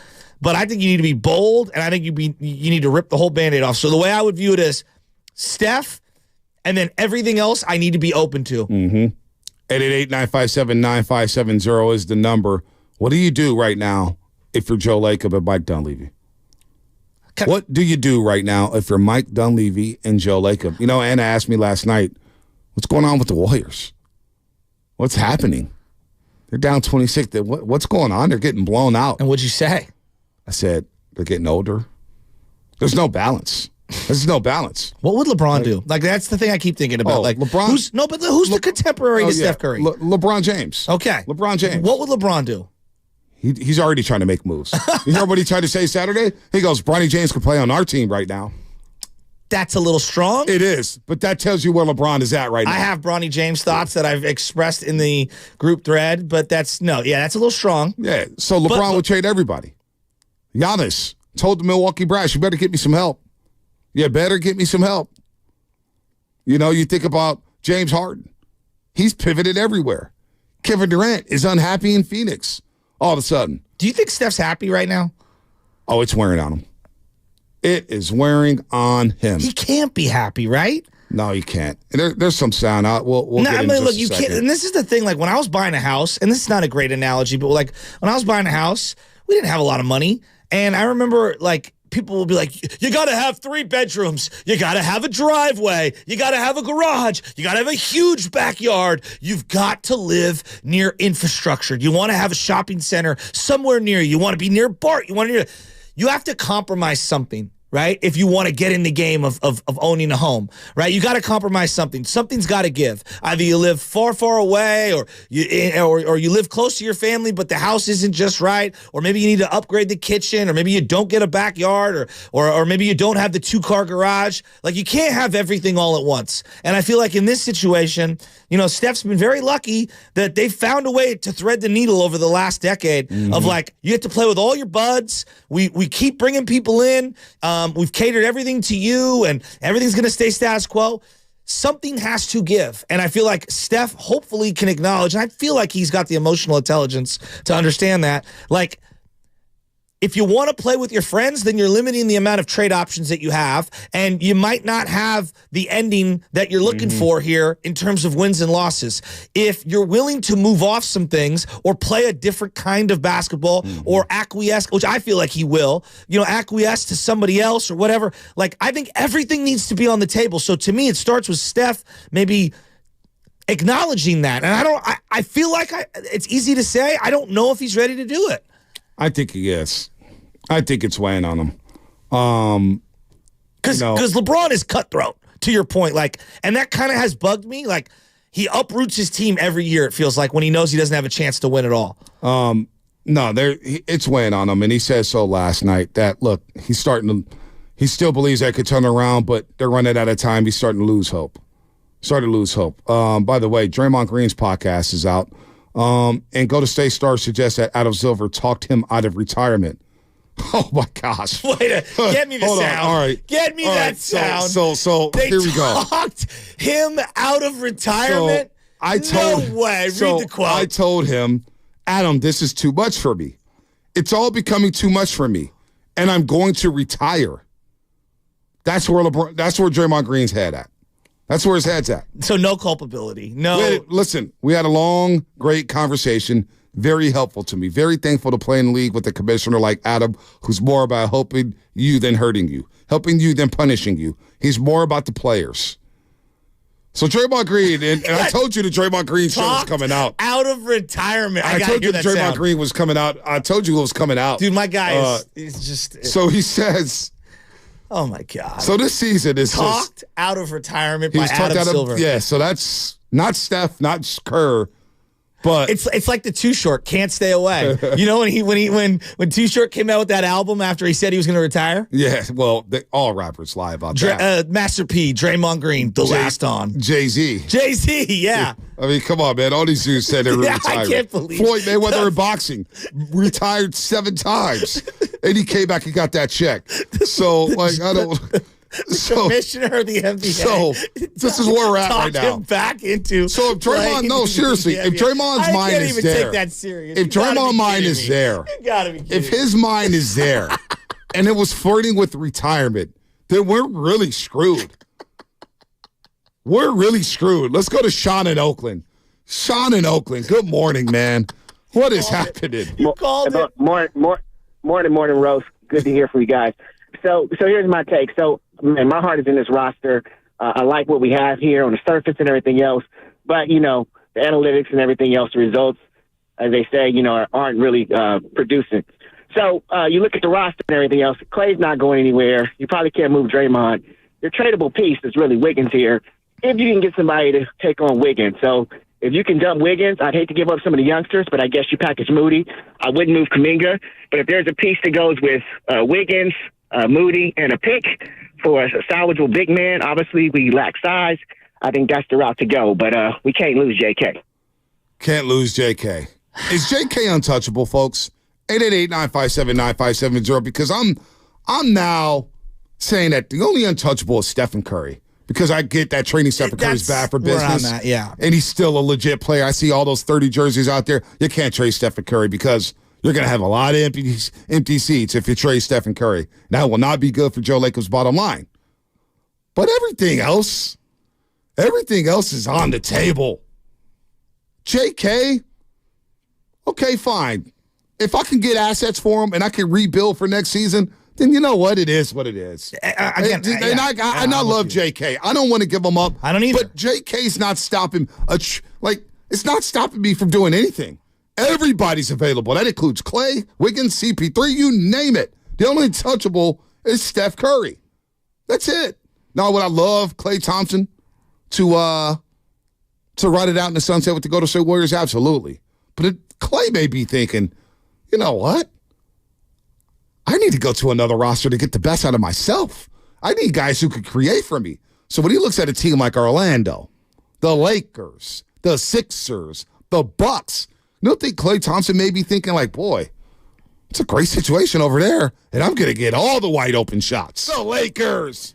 I just can't get over the Lakers. Draymond Green was considering retirement after his own actions. Like he was the victim of the whole thing. Let me know when we get I can't believe it. No, like I'm legitimately stunned. Here, I'm going to send Why am I stunned? I shouldn't be. If you go to Kawakami's timeline, Tim Kawakami, he just retweeted something from the volume. Check that out. We're going to get all the Draymond Green sound. We're going to talk some Niners today. But if you guys really called the pod getting dropped this week. No, I told you last Wednesday. No. I didn't call it. Somebody texted me who was in the know, said, hey, Draymond just recorded his podcast. It's going to come out on Monday. And I told you that. And you said, and this is what you said. Oh, he's coming back very shortly. Yeah, and he got reinstated on Saturday. I know. Of course he's going to talk. Can I ask you about him being on the bench last night? Did you feel the energy shift at all? Or am I searching? Did you feel the energy Friday against Detroit? Well, ever since the announcement came, it does feel like everyone's like, The announcement came Saturday. They played Detroit Friday. Oh, I thought the announcement came Friday. No, it came Saturday. Oh, I thought the announcement was like the murmurs that they were saying he'll be reinstated soon. Oh, we knew it was going to happen. Yeah. But Friday night, the energy sucked. Okay. Against Detroit. I had the night off. Poor Laura Britt. She did a great job. Laura Britt's such a pro. She can do anything she wants to do God, in this game. Do you ever talk about me like that? No, absolutely not. Can't do that. I can't pump your head up. We know how compliments get to your head, Shasky. I mean, no, I love you. I had to have Matt Hegan talk me out of retirement. Hey. How absurd. Just how absurd does that sound? Hey, Joe Spinoni. Worldwide hashtag, you and I were like Austin Reeves and LeBron James. Big win for us last night, too, against the Clippers. He said you and I were like Kobe and Shaq. If I were listing the combinations of LeBron James, before I got to Austin Reeves, I might name 50. Zydrunas Ilgauskas and LeBron comes before Austin Reeves and LeBron. I saw FP Senior Thursday night. Boy, FP Senior certainly put a smile on my face. So, Shasky, damn, I got to go to work on Monday. I got to work with Shasky. Come on, man. We're yin-yang. Come on, we had a great week. I'm not a system player. I am a system. I'm your Eli Whiteside. No, we had to talk. Only I can catch you. No. My Doug Mirabelli? Yes, to your Wakefield.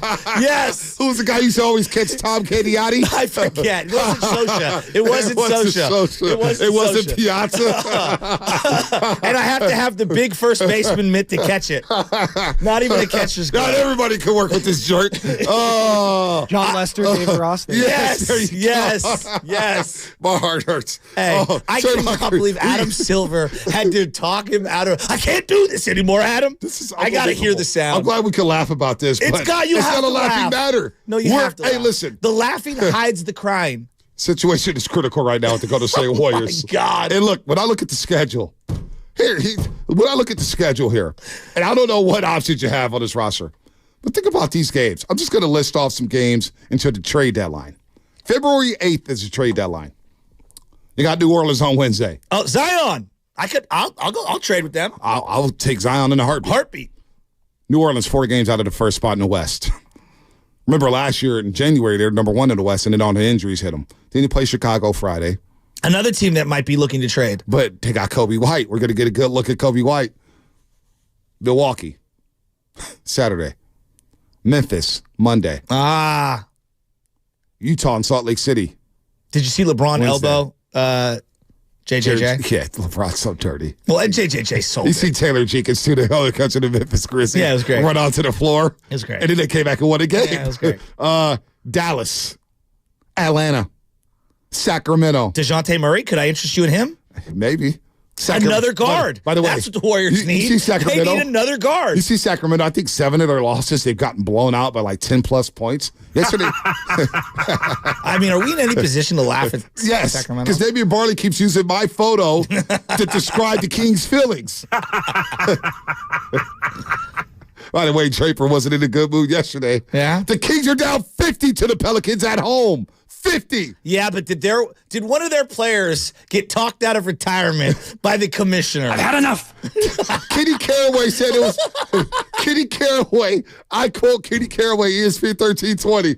It's the worst sporting event I've ever been to in my life. They got beat by 50. They're down by 50 to the Pelicans. And nobody at home. talked to the press afterwards? Yeah, only But Keon Ellis. Yeah, some guy I never heard of. Yeah, now they're all changing. They're all turning on Mike Brown, too. We just didn't play hard enough. He keeps saying that. We didn't play. Anyway, moving on.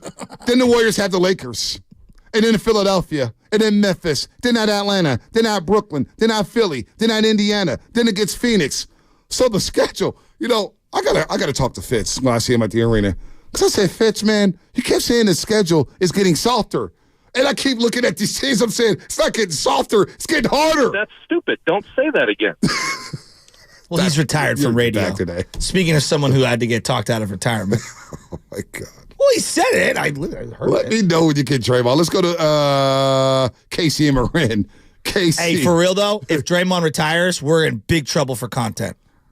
Casey and Marin. No, we're not. We'll be fine. I know. Gentlemen, good morning. Good morning. First of all, Kuminga's definitely touchable, which takes me to my next point. And it's going to be a little controversial, but I'll take it. Speaking of taking the Band-Aid off, at what point do the Warriors trade Steph? Is it while he is at the – hear me out. Is it for a couple of second-round picks at the end of his career, or is it for 3, 4, 5 ones and a tangible young star in his first contract? Like, let's be honest. This isn't about Steph. This is about the Warriors franchise. Everybody's tradable. Everybody comes and goes. This is about the franchise. And if you keep with names like the Giants did, your team will suffer. Your gate will suffer because you're only doing it for the names on the back of the jersey. Well, your gate, let me say something, Casey, and I'll let you finish. You make a lot of valid points, but your business will suffer the minute you trade Stephen Curry. 100%. Your business will suffer tremendously. And you have the All-Star game coming here in a couple years. Don't you want Steph Curry to be the headliner before you move him? You know what Marianne Bologna got my son? What's that? A Steph Curry onesie. Yeah. Okay? Yeah, I mean, come on. If there's one guy who I want to be a lifer in this NBA era of vagabondry, I just made that word up, where people are like hopping ship left and right, I want Steph to stay with the Warriors till the end. I don't even care. Even if it gives me 5 Bonds years at the end where the team isn't good enough to compete around him, I don't care. He's the one guy I want retiring a Warrior. Go ahead, That's Casey, just me. finish That's strong. just me. Finish strong, And I Casey. might be alone. I got you. And here's my counter. Your gate might suffer, but you're making so much money from consulary revenue from concerts and secondary income that you can suffer a couple years while you build your roster back up to a championship. If they keep Steph long term, they're done. They're done. They have Dre for another 3 years. They have Wiggins, an unmotivated, bored, hurt thumb, who knows what's going on, for 3 more years. This is absurd that we are talking about keeping these names. I don't. Steph I don't isn't think different? Steph is very Come different. on. Steph is very different. You don't move off of Steph right now. I understand that it's tempting to start the rebuild now, But you don't start it with him. He's still playing at a high level. Whether or not he goes 2 for 14 every single night, that's not going to happen. But when you have an all-star game coming to town and you got nothing but number 30 jerseys in the building and families are coming in early to Chase Center, it's just like you brought up Barry Bonds. Barry Bonds still packed the place. We knew the Giants had no shot at winning championships. But due to him being in a home run chase, and due to him being Barry Lamar Bonds and smashing pitches all over the yard and walking, he was still the main attraction. We still came to watch. We still watched every game, even though they were losing 11-3 because of Barry Bonds. The same thing will happen with Steph. They could get blown out. And they could go 30-52. People are still going to come to the gym to watch Stephen Curry. And this is not a perfect analogy, but there are teams in every sport that are dying for one of their seminal stars to come back. The Miami Dolphins haven't won a playoff game since Dan Marino. Yep. They've been searching for Dan Marino forever.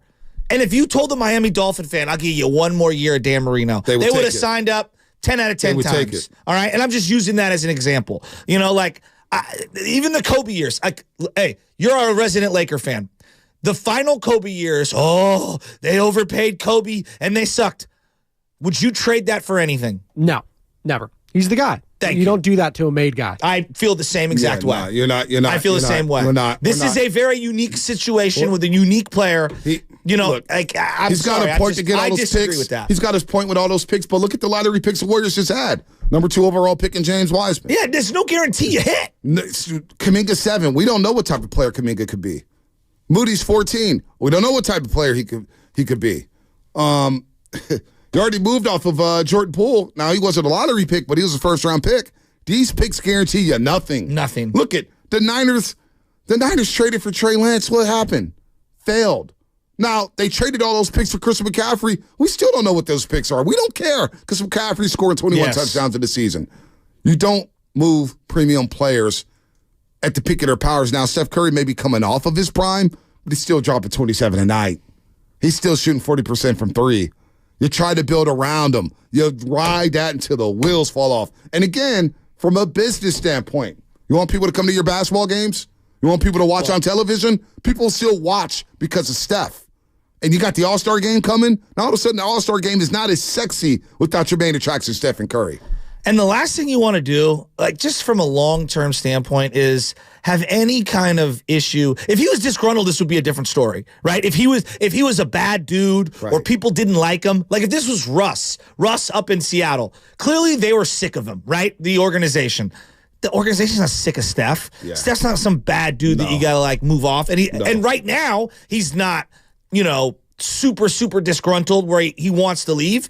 But I think this is why you need to make moves, because in the NBA, you could be, dealt. I thought Damian Lillard was going to be a Portland Trailblazer for life. They didn't win a darn thing. They didn't build around Dame Lillard. They didn't give him assets around him, and it was time. It was finally time. I disagree. I'm never. I don't think that time is now with Steph. Unless he comes to me and says, "I want out," I'm never, ever giving up Steph. YSL for life.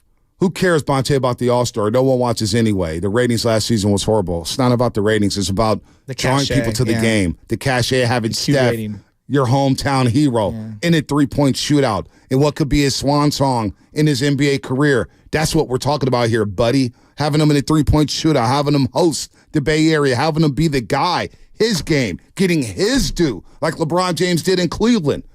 That's what it's about, buddy. Not about watching the damn game. It's about having Steph as your main attraction. That's what it's about. And there's no guarantee that you go back and win. I mean, the Pistons took forever to get back to the finals after they got, rid of a bunch of their guys. And the Bulls, have the Bulls been heard from since? They've gone to what, one Eastern Conference since Jordan and Pippen? That was the Derrick Rose one? Yeah, Derrick Rose against Miami Heat. Wow, that feels like forever ago. That was 12 years ago, 13 years ago. They've gone to one conference final since Jordan retired. All right? That's what you're talking about. And the Celtics, like, even if you look at, like, the Celtics, like they've made all those trades for all those really good established players. They won the one title? They've got one title since 86, the Boston Celtics. Boston Celtics, one NBA championship since 1986. Yeah, I'm riding the Steph Curry until he comes to me and says, I have to have it. I need to be out. Like, I'm not in the business of getting rid of Steph Curry ever. Yeah, me personally. I'm with that. Again, if you're just joining us, there's a lot going on here. And it seems like it's all Warriors related. It's all Warriors related. Bob Myers has joined the Washington Commanders as an advisor. He's already reached out to Don Yee to try to get Jim Harbaugh, my favorite agent in the world, Don Yee. He's got 3 clients, but damn it, he got some money makers. He's got some money makers. I can't wait till Don Yee walks into the Odyssey building and negotiate with Matt Hegan one day. I want him to be my agent. It's going to be the funniest thing ever. Now, Don Yee will have me broke because he'll probably charge me a hefty penny, but he'll give me top dollar, baby. Let's go, Don. Well, there'll be a lot of injury settlements, and opt-outs. Opt-outs. I did see someone tweet, Bob Myers with the number 2 overall pick again. No way! Yeah, I did see that too. No way! I did see that too. Oh, my God. Who missed the majority of the college year this year at the top of the draft? Was it Caleb Williams? Yeah, it kind of was. Can't miss. Oh, my Drake gosh. May. Isn't Come on Caleb now. Williams from out there in D.C.? He's from D.C. Yeah. Wow. And then, by the way, Draymond Green, the podcast. Listen, last Wednesday we got tipped off. I got tipped off saying that Draymond just recorded a podcast and it'll be out on Monday. I'm telling you, that person who told me that has been 100% right on everything that they've told me. Wow. That source hits. It's the most efficient That's the source. true shooting in the NBA. Dude, that source hits. That source hits. And what we say, Sassy, he's like, he's recording the podcast. He's done. No. He's recording the podcast because he's about to return. And we saw him on the sideline yesterday. Now, in this podcast, we're going to roll on this when it gets released at 8 o'clock. Draymond Green says NBA Commissioner Adam Silver talked him out of retirement after the incident with Yusuf Nurkic, which led to his indefinite suspension. I told him, Adam, this is too much for me. This is too much. I'm the victim. It's all becoming too much for me, and I'm going to retire. And Adam said, you're making a very rash decision, and I won't let you do that. Wait, so Adam talked. Oh, my gosh. I have to hear this. Oh, it's already time for the injury report? All right, we'll get to Kubi and Coach Hall. I've had enough.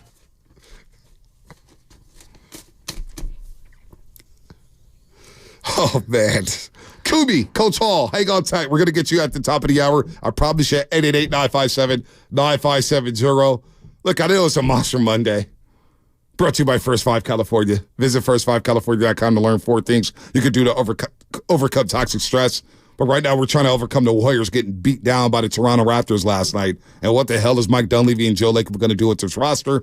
However, the injury report features a Golden State Warrior. Chris Paul fractured his left hand Friday night, which will require surgery and keep him out of the Warriors lineup for an estimated 4 to 6 weeks. In addition to CP3's injury, Gary Payton II suffered a grade 2 strain in his left hamstring against Denver last Thursday. He's going to be reevaluated in 3 weeks. Actually, that happened against Orlando.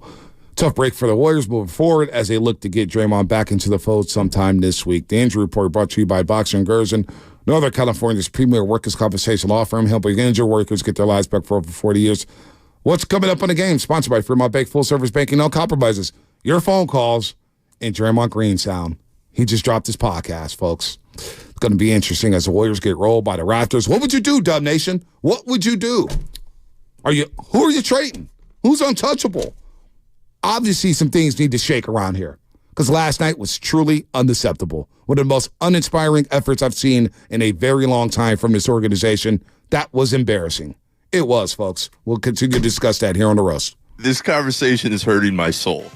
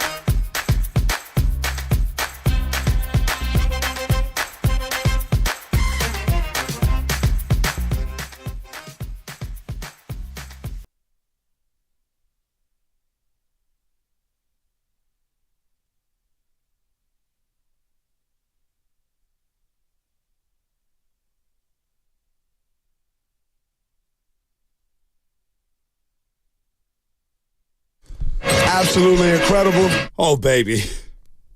Oh, baby. Oh, baby. Oh, baby. The Draymond Green Show podcast is being released. We're going to roll on that. We are rolling on that. We'll Happy get that Monday. sound. We'll get that sound immediately here. My favorite day of the week, Monday. I love Monday. Freezing. And look, Shasky always gets on me, man, you never talk about me like that. Well, I love Mondays because I did see you after a long weekend. I'm actually, hey, you know what's funny, people? Shasky don't call me. I call him. He does. Shasky don't even bother me. I'm not going to lie to you. He disses me. He don't even pick up my calls. I call him. I'm a little overwhelmed. The little guy, life, stuff. I've been very overwhelmed. Hey, welcome to the club. Also, quickly, Welcome to the CYO club. Chronicles. Just a quick aside. I think I'm going to put together my greatest hits of CYO things that I see coaching. I saw a coach who will remain unnamed yell while one of our players was shooting a free throw to get them to miss a free Do throw I know late in this the person? game. What? Do I know this person? No, you don't. Oh, okay. This All right. person should be ashamed of themselves. All right. Well, When a child is shooting free throws, you don't go, hey, we got a box out while they're shooting their second free throw. It's ridiculous. Well, the ref called him on it. The ref called it. That's good. By the way, I heard a lot from my comments about Reardon High School from Friday. Huge win down at Staples. Crypto.com Arena, 8180. Yeah. Who they play? St. Bonaventure? It was a who they battle play? of money. Yeah. So, see, you said it, not me. Let me just say, there was people at SI. There's people at Sacred Heart, very proud of what I said. There's people at Reardon who are not too pleased with me. And I'm not sure I'm allowed inside of Crusader Forum ever again. Nah, you come with me, bro. We go walk right on in. And I'll walk right on in with an SI hat and a Sacred Heart Cathedral shirt. Stop that. Oh, I will. You know I will. Stop that. So, okay, the Niners win yesterday, and or lose yesterday, excuse me, and it felt very exhibition-esque. It was a preseason game. So, like, my big thoughts are like Warriors, right? I'm really excited to see this Warrior game, and then boom, Dre's on the bench, and I'm like, oh, okay, here we go. I'm watching you with the Mr. Mean, the hard hat guy, pregame, and I'm saying, all right, here we go. I'm excited. Let's get down and dirty, right? I tried to set the tone. And then they gave up 75 or so in the first half, and I said to myself, what am I watching? Where is the effort?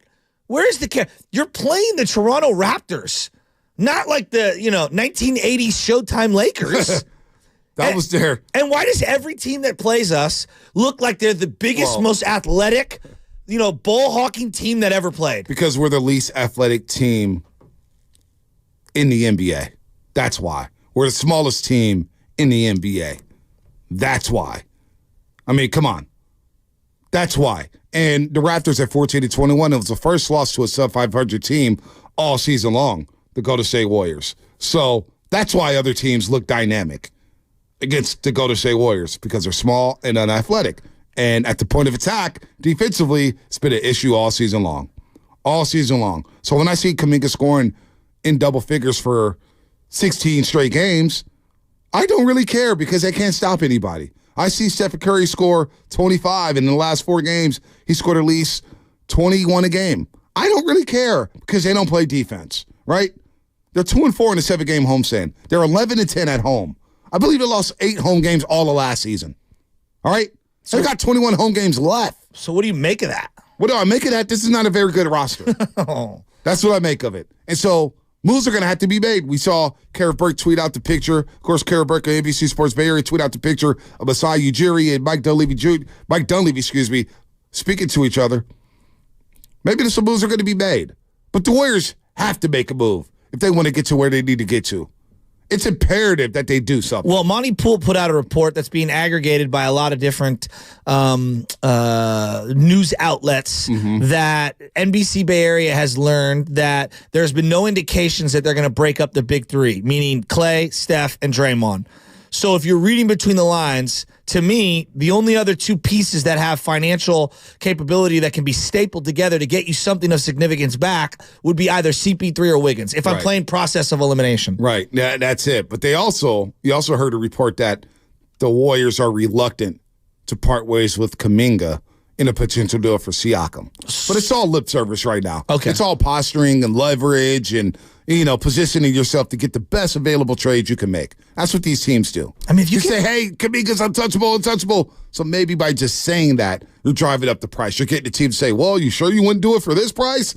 And then maybe the Warriors say, you know what? We got a deal. Maybe that's what it is. But here's the biggest thing for Monty Poole this weekend. What was that? Was his nugget in yesterday's story. His nugget about Kuminga. And it was about Joe Lacob as well. Now, he said when Kuminga was benched for the final 18 minutes against Denver, and we all went crazy here on the show Friday, we were not pleased with that. Lacob did something unusual. Joe Lacob walked into Steve Kerr's post-game news conference. That is very unusual.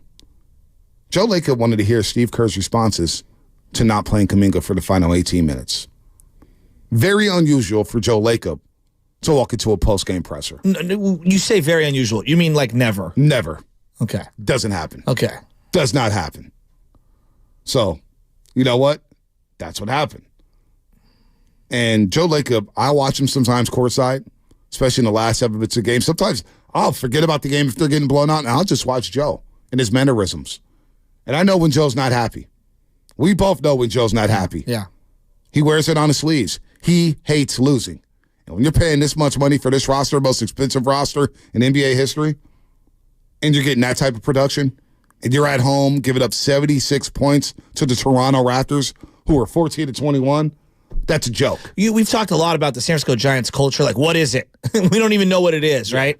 The Warrior culture, if you were to rank Niners, Giants, Warriors, it feels like there was a time the Giants had the best culture, then that faded. And then the Warriors had the best culture, and it's taken a big hit. Oh, the Niners have the best culture right now. By far. It starts with winning. Yes. Starts with good characters. The culture was fractured last season. Well, no, I think that culture thing was fractured last year when nothing happened after the Jordan Poole incident. So, like, let's examine that for just a second here. Like, Jordan Poole, however you want to put it, it felt like he kind of was done with the situation. He was. I think saying he quit is too strong, but I could see where someone would feel that way. He was over it. Okay, Bob Myers. Sure feels like he was kind of just done with the situation, didn't it? For a variety of reasons. I get the feeling it feels like Andrew Wiggins is kind of done with this situation, and I'm just going off of effort, of what I'm seeing. Like, they have a culture right now of, like, I'm kind of over this place. Well, the culture, first of all... And I didn't see this coming. First of all, the culture created 2 timelines. And that's not good, because if you have 2 timelines, that means you have 2 different teams. 2 genders, and last year, agendas. 2 teams with a plethora of agendas, not just 2 agendas. Yeah. Everybody has their own, right now on this team, everybody has their own agenda. Chris Paul, I'm going to be more valuable, so if I do get traded, I can show that I still got a little left. Kuminga, I'm going to show the league that I have a lot. I don't know what Andrew Wiggins' agenda is, but I know Klay Thompson's agenda. It's not selfish. Look, he wants to win, and he's playing his ass off right now. But it's also, you know what? I got to put myself in the best position because I don't know if I'm going to be able to resign here. I don't know if they're going to resign me for the money that I want. Yeah. I don't know if this is the best situation for me anymore. And for Klay Thompson, that's the most power you can have in this league is being an unrestricted free agent. He's going to be sought after because of the way he shoots. And you know what? Right now, folks, he is cooking. So I don't know where the Klay hater's at. Because he's cooking right now. And he's the guy who kept us from losing by 50 yesterday. Is it too simplistic to say that Draymond is one of the big reasons of why this culture has been completely fractured? Yes. Absolutely. And now he's coming back. After contemplating retirement. I had a conversation with Adam Silver, commissioner of our league. I just told him, Adam, it's too much for me. Like, this is too much. it's all becoming too much for me, and I'm going to retire. And Adam said, you're making a very rash decision, and I won't let you do that. You know, we had a long, great conversation, very helpful to me, very thankful to play in a league with a commissioner like Adam, who's more about helping you than hurting you, or helping you than punishing you, or, you know, he's more about the players. That's Draymond Green on the Draymond Green Show, and there's a lot to get into there. Adam is too much for me. And he also discussed Draymond Green.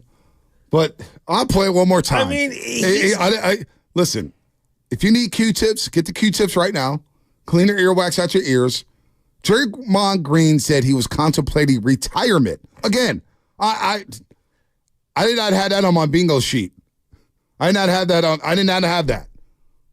Draymond Green discussing retirement with Adam Silver. I had a conversation with Adam Silver, commissioner of our league. I just told him, Adam, it's too much for me. Like, this is too much. It's all becoming too much for me, and I'm going to retire. And Adam said, you're making a very rash decision, and I won't let you do that. You know, we had a long, great conversation, very helpful to me, very thankful to play in a league with a commissioner like Adam, who's more about helping you than hurting you, or helping you than punishing you, or, you know, he's more about the players. Now, I have a hard time believing that Draymond Green was just going to leave damn near $100 million on the table. It's all becoming too much for me. Oh my God. Oh my God. Can I just get in here for a second? Yeah. Go ahead. Fonte. Oh man. I've done a lot of therapy, and I got labeled at one time in my life. They're like, you are showing sociopath traits and tendencies. No, I'm dead. Yeah. I'm talking about me. I'm talking about myself, okay? I want to make this very clear. And one of them was like, you have a lack of empathy for others. You have crazy impulsive behavior. You can use your intelligence and charm to manipulate other people. And you basically also threaten people, and you show physical violence. Like, these are the sociopath tendencies that I was displaying. There are times where this guy hits all the checklists, and I'm like, Dre, you cannot believe the things that you're saying. I was gonna retire. You did it. You did the stuff. What is he talking about? Where is the culpability? The number one thing that changed my life, I'm dead serious, I'll never forget it. My Uncle Jim, who's probably driving around somewhere, he grabbed me by the shirt collar, and he was like going to physically like beat my ass, and I needed it at that point in my life, because he grabbed me and he goes, you're either going to be a victim or you're going to be self-aware and realize that you're culpable in your own actions. And that changed my life forever. And I started realizing I have a lot more control on these things than that. I'm not some victim. I am doing these things which are causing negative effects like a ripple in the pond to everyone that I know. And my narcissism and my delusion and all these different things that I was doing, substance abuse as well, were affecting all of these things. Well, Draymond Green has got to be more self-aware and realize he's in control of a lot of these things. Well, he's not the victim, is what I'm getting at. Yeah, no, it's all becoming too much for me. My takeaway from this is it's interesting that Adam Silver talked to him, and he went to Adam Silver about retiring. And I wonder if he went to Joe Lacob or Steve Kerr or Stephen Curry and told them that he was going to retire. I wonder if Steph Kerr and Joe Lacob knew that he was thinking about retiring. Or if Adam Silver talked to the Warriors brass and say that, hey, your boy's thinking about retiring. Like that's news to me.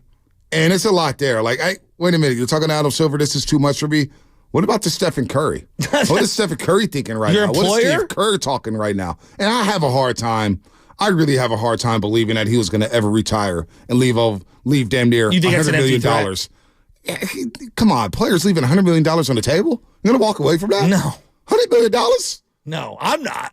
You know what I'm saying? Dog, I will be... To play basketball? I'll be washing towels. I'll be mopping up floors for $100 million? So I have a hard time believing that, number one. Now, it could be true, but I don't want to call him a liar, but I have a hard time believing that personally, that a guy's going to walk away from $100 million.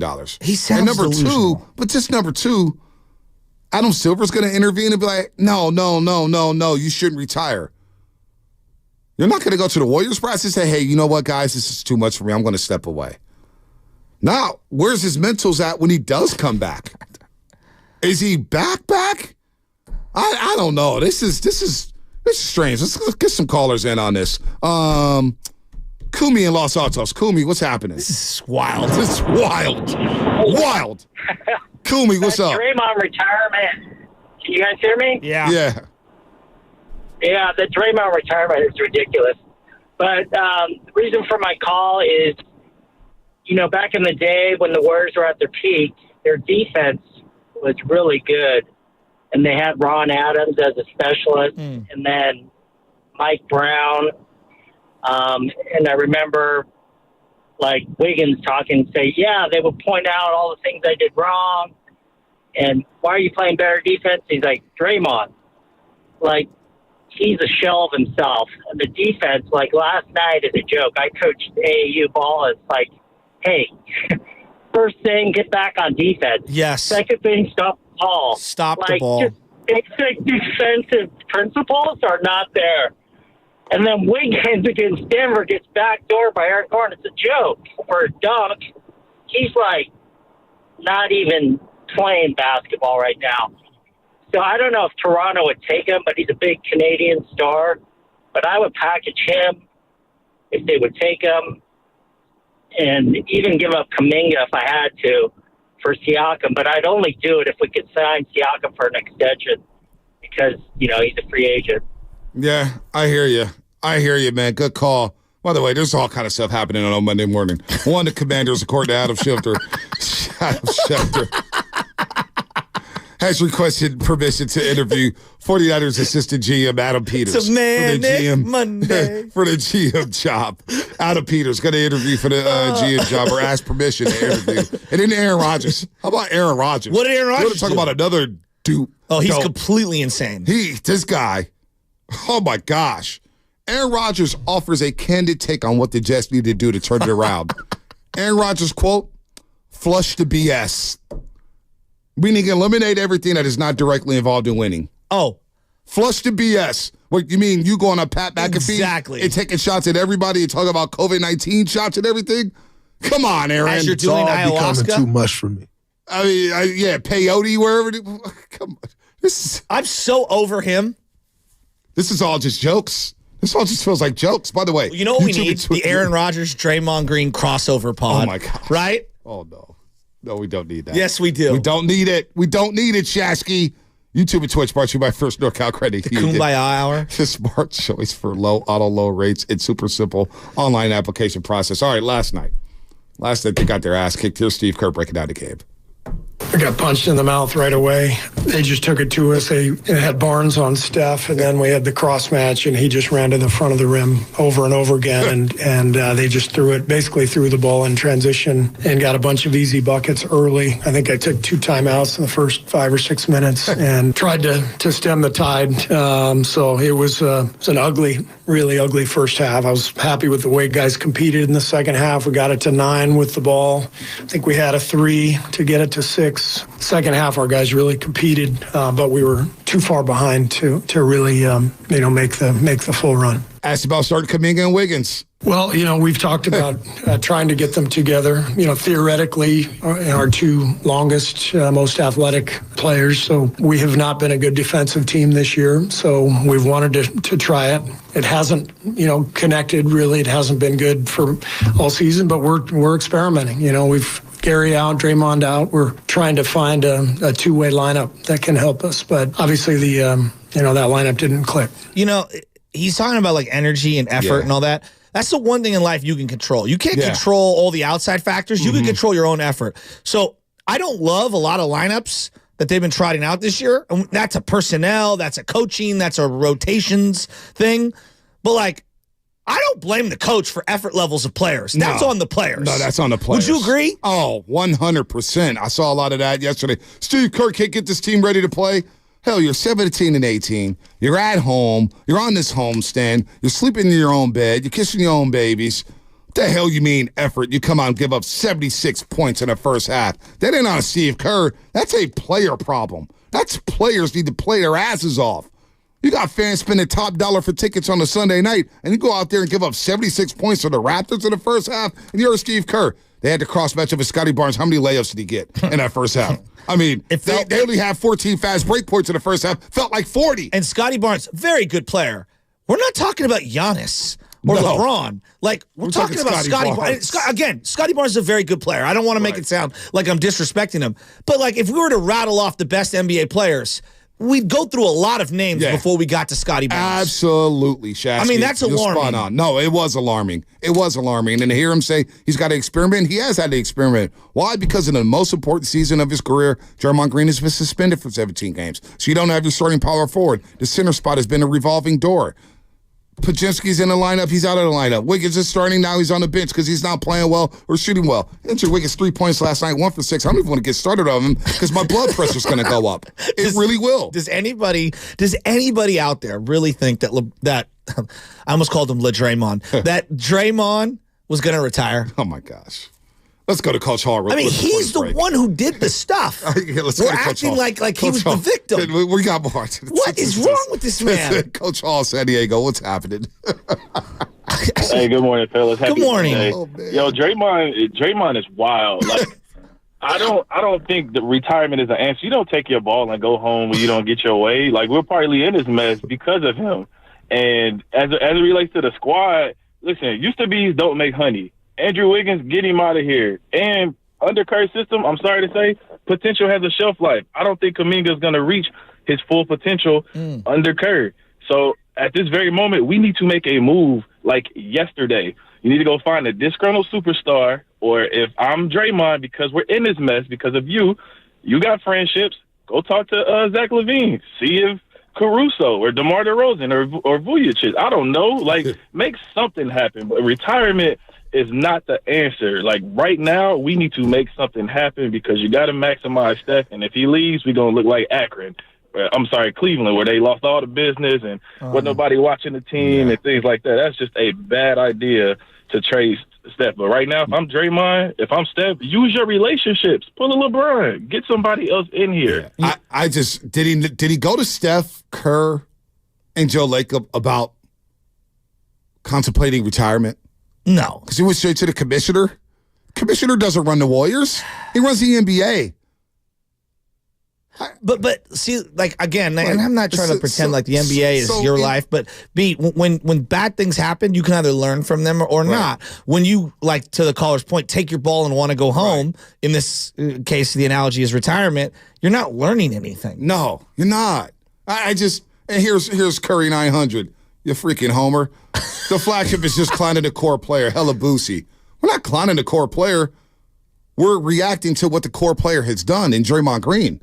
And what he's done, if you can't see it, Curry 900, it's part of the reason why we're in this mess. It's because of him. It's because of his actions. In the words of Guru, Stevie Wonder can see it. Adam, it's too much for me.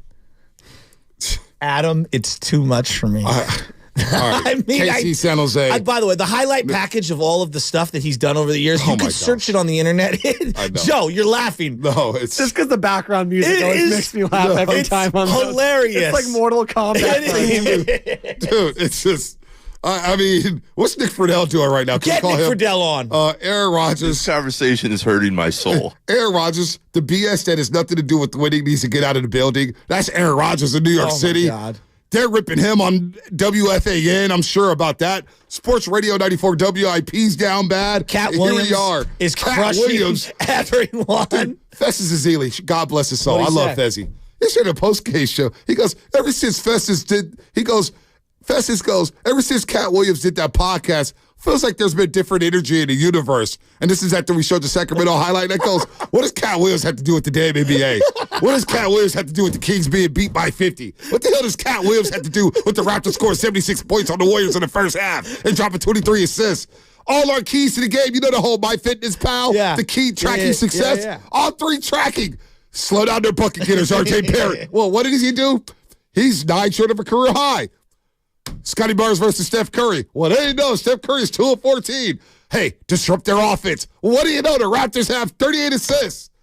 Like, Festus. RJ Bell had a red carpet to the RJ land. Barrett. Oh, excuse me, RJ Bell. That was that horrible gambling guy from Fox. We've got more Draymond Green sound. He touches on Kevin Durant, Steve Kerr, and everything, and the Warriors lose. So what? It's not about Draymond Green. It's about the Golden State Warriors. What the hell should they do here? Should they make a move right now? Is it time now to strike? Because we got issues, folks, and the Pelicans are coming to town, and they smell blood. That's all coming up. Brought to you by the Inn at the Tides. Picture yourself right now. Just picture yourself. Not at Chase Center, because I'm going to be there Wednesday. We can all picture ourselves at the Warriors game. But picture yourself in a cozy room by the fire. Absolutely incredible. Enjoy breathtaking views of Bodega Bay. Winter is magical at the Inn at the Tides. Special winter midweek rates start at just $179 per week. Breakfast included. Book your winter escape now at inatthetides.com. The Road to Vegas is brought to you by Merrill-West Credit Union, working for you today, tomorrow, together. This is Larry.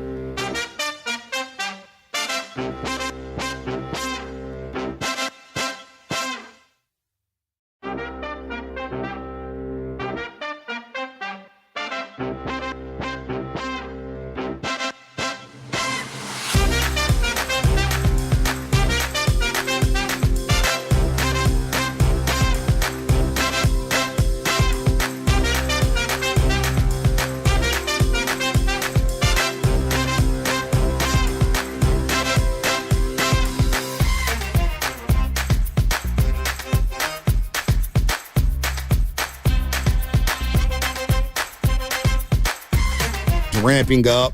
I hear that he'll scrimmage today. He'll scrimmage in the coming days as he gets his conditioning back and gets ready to roll as he's been reinstated by the NBA. And he's suspended for a total of 12 games after his situation with Yusuf Nurkic. Watch out, boy. Here he comes. Whoa. You don't know this song? No. Yeah, watch out. Here he comes. Draymond Green's back. He's back. He's back in the game. He'll be back next week. He's releasing podcasts. The Warriors need him. There's no doubt the Warriors need him. Is it good enough to get him back into the top 6? I have no idea. This team right now feels very close. Very, very close. Do you think to being broken? Who's the prior NBA commissioner? David Stern? David Stern. If Draymond says the same thing to him, how do you think that goes down? I don't know. I don't know if he has that conversation. I want to hear from Adam Silver now. Now I'm interested to hear Adam Silver. Well, Adam Silver has a very, I would say, a big reputation on being soft when it comes to the players. Right? Yep. Wouldn't you agree? Yep. So, this whole, I don't believe him for a second that he was going to retire. Do you? It's hard for me to say that he was going to walk away from all that money.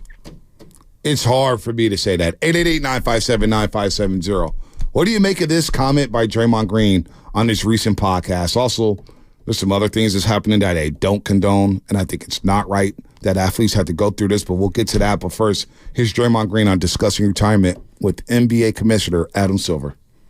I had a conversation with Adam Silver, Commissioner of our league. I just told him, Adam, it's too much for me. This is too much. It's all becoming too much for me. And I'm going to retire. And Adam said, you're making a very rash decision, and I won't let you do that. We had a long, great conversation, very helpful to me. Very thankful to play in a league with a commissioner like Adam, who's more about helping you than hurting you, or helping you than punishing you, or, he's more about the players. Draymond maybe needs help. He's realizing that. But when he says, you know what, Adam, it's too much, it's too much. There's a lot of fans. There's a lot of teammates. We say it. Draymond, it's been too much. The Gobert incident. The Nurkic incident. The Cleveland ejection, going at it with Donovan Mitchell after, it was a dirty play by you. Let's be real. And Donovan Mitchell came back to check you at half court. You guys get into it, and you get kicked out the game. We think it's too much. We thought it was too much when you socked Jordan Poole. And I'm not trying to pile up on Draymond Green because I really like the guy, man. I do. I've had some great conversations with him. I think he's done a lot for this community. But when he says it's too much for him, well, it's been too much for us. It's been too much for this team. You've missed over 20 games.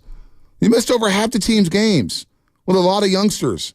And you're supposed to be one of the leaders of this team. So I have a hard time, Shasky. I really do believe in that when it all, because somebody commented earlier today, it's like, well, Dave Chappelle walked away for $40 million. Well, that's why Dave Chappelle's doing Netflix specials every other week. Yeah, exactly. He's made that money up and more. Yeah. Trust me, Dave Chappelle's, when he walked away from that special, the Chappelle Show, and he had that $40 million hole, that's how he described it whenever he do shows at Cobb's Comedy Club, because I was working at Cobb's for all those years. And he did 11 straight shows in 11 days. And, I got this big donut-sized $40 million hole in my stomach, blah, blah, blah. Next thing you know, dude's riding around in a Harley. Next day, he's got a new leather. Dave Chappelle's fine. And he came back and got more money. Well, and he's addressed that he regretted that. Exactly. So he lied early on, saying, I don't regret it. And then now he's doing Netflix specials every other week. So he made up that money. That's a lot of money to walk away from. A lot of money. So I don't know how much I believe it. But I'm glad he is going to get help. I'm glad, Shasky. I can't take anything that he says with a straight face. They need him back on the court, but I don't even know, how... I just don't know how they figure out what they've got going and make the playoff run. Right now, they need to make a playoff run. Forget a championship. Can we just make a playoff run? Can we just get to 500? They're 17-19. I just don't know. I don't know how they do that. They need every day that goes by, they need to make a trade. Yeah. Let me just read you the schedule through the end of the month. Okay. All right. January 10th is Wednesday. They take on the Pelicans. The 12th, they take on the Bulls. The next day, on the back end of a back-to-back, they take on Milwaukee. But Milwaukee's only about a 30-minute flight from Chicago. Probably takes more time to get through the airport and the tarmac as it does flying to Milwaukee. So you got that. You got Memphis. You got Utah. You got Dallas. You got Atlanta. You got Sacramento. You got the Lakers. Then you got the Sixers. I mean, and they haven't been winning home games, so your home court advantage is gone. You're 11-10 at home. You're 2-4 in the 7-game homestand. So when does it stop? When does it get better? Right now, I'm just trying to get to 500, Shasky. Forget championship. Anybody who talks championship, you're getting hung up on. Just get to 500. So let's have a conversation about the current roster without getting to the changes. They're going nowhere if you don't get a better version of Draymond Green when he returns, the best version of Clay that he can give you right now, and just an infinitely more desiring, caring, I want to play basketball Andrew Wiggins. Right. I would also throw Kevon Looney into that mix. Yep. You need a healthy Chris Paul, okay? And even then, I don't even know what that gets you. Well, he's out 4 to 6 weeks anyway. No, but I'm saying, like, all those things happen. Yeah. Maybe you get in the box and you win 2 games? The box. What? No, I know the box. We're battling for the box. I mean, I'm trying to be realistic. I'm trying to assess it realistically. No, I hear you, man. I mean, we always like, well, this will end someday. And Steiny always talks about, like, it's not going to go on forever. Well, I feel like we're here. This is the inflection point of it's starting to crumble down around us. This is the fork in the road? Do we need to take the fork? Like Yogi says, just take the fork? What does Yogi Berra say? Fork in the road? Adam, it's too much for me. Oh, my God. No. I can't believe he had he stared into the camera too and said that with a straight face. My guy does need to go into acting afterwards. Oh, come on. Don't do that. Don't do that. He is re-signing for his podcast too. It's a multi-year deal for his podcast. Draymond Green. Volume Sports, Colin Cowherd Radio Network, I guess. Draymond Green signs multi-year partnership extension with the Volume. So, yes, they'll help him with the new media and everything like that. The new media. I do laugh at that. New media. Everybody's got a podcast now. I saw Carmelo Anthony doing a podcast with Mero. No. I woke up earlier this morning. I was like, wait, Melo has a podcast with Mero from Deuce and Mero? Yeah.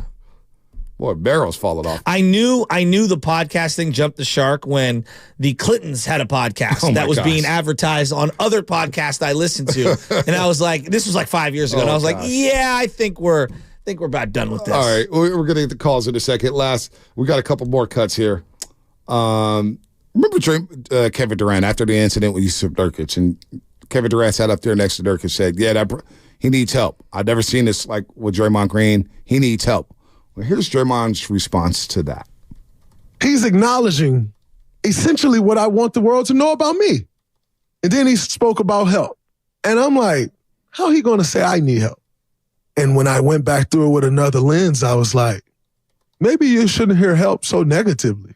Maybe you're listening to the word help with the same mindset that the word help meant when you were 15 years old. So maybe you shouldn't hear that negatively, so negatively. And maybe he's not saying that as negatively as you're taking it. And even if he was, I made a decision in that moment that I wasn't going to take it that way. For me, it was a very proud moment for me because I said, you're ready for growth. Well, that's good. Yeah, but you don't just like snap your fingers and have growth. No, I know. No, I mean, there's no doubt, Shasky. It's going to take time for that. Acceptance is part one. But this is part one. So he's taking a step forward by accepting that he needs help. And he's looking at the word differently. Maybe, so you know what? I don't want to crush the hear guy it from a peer or a friend of the, status of Kevin Durant, because I don't know how close of friends they are. But like, again, I referenced a moment in life where my uncle did it to me, and it was like, whoa, like, damn, I really am that bad of a person, and it like rocked me to my core. Well, we all have those moments. Yes, exactly. We all have those moments. So as a youngster, trying to make money, I was broke, and on the side, I would try to sell cannabis. I tried to sell weed. And one day, I got robbed. And I wanted to do something about it. And a true story. My pops, who, we've grown a lot as a father-son tandem. We've grown a lot. We didn't have the best relationship, but we've grown a lot. Mm-hmm. Well, that was a big moment for me because that next morning, my dad came and rolled up at like 7 in the morning. And you know what he told me, Shasky? What'd he say? He said, so what you want to do? I said, I don't know, Pops. What do you think? He goes, you got 2 choices.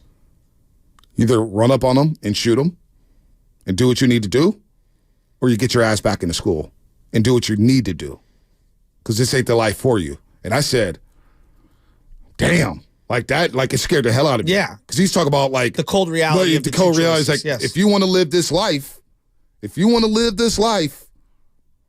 this is what you need to do. If you want to be in this game, and even we could all laugh at Power. I watch Power, all the Power series, and Tariq, the Tariq series, where Tommy comes in at the last episode, and he told Tariq, there's no halfway in this. Yeah. You're either going to be a civilian or you're going to be a gangster.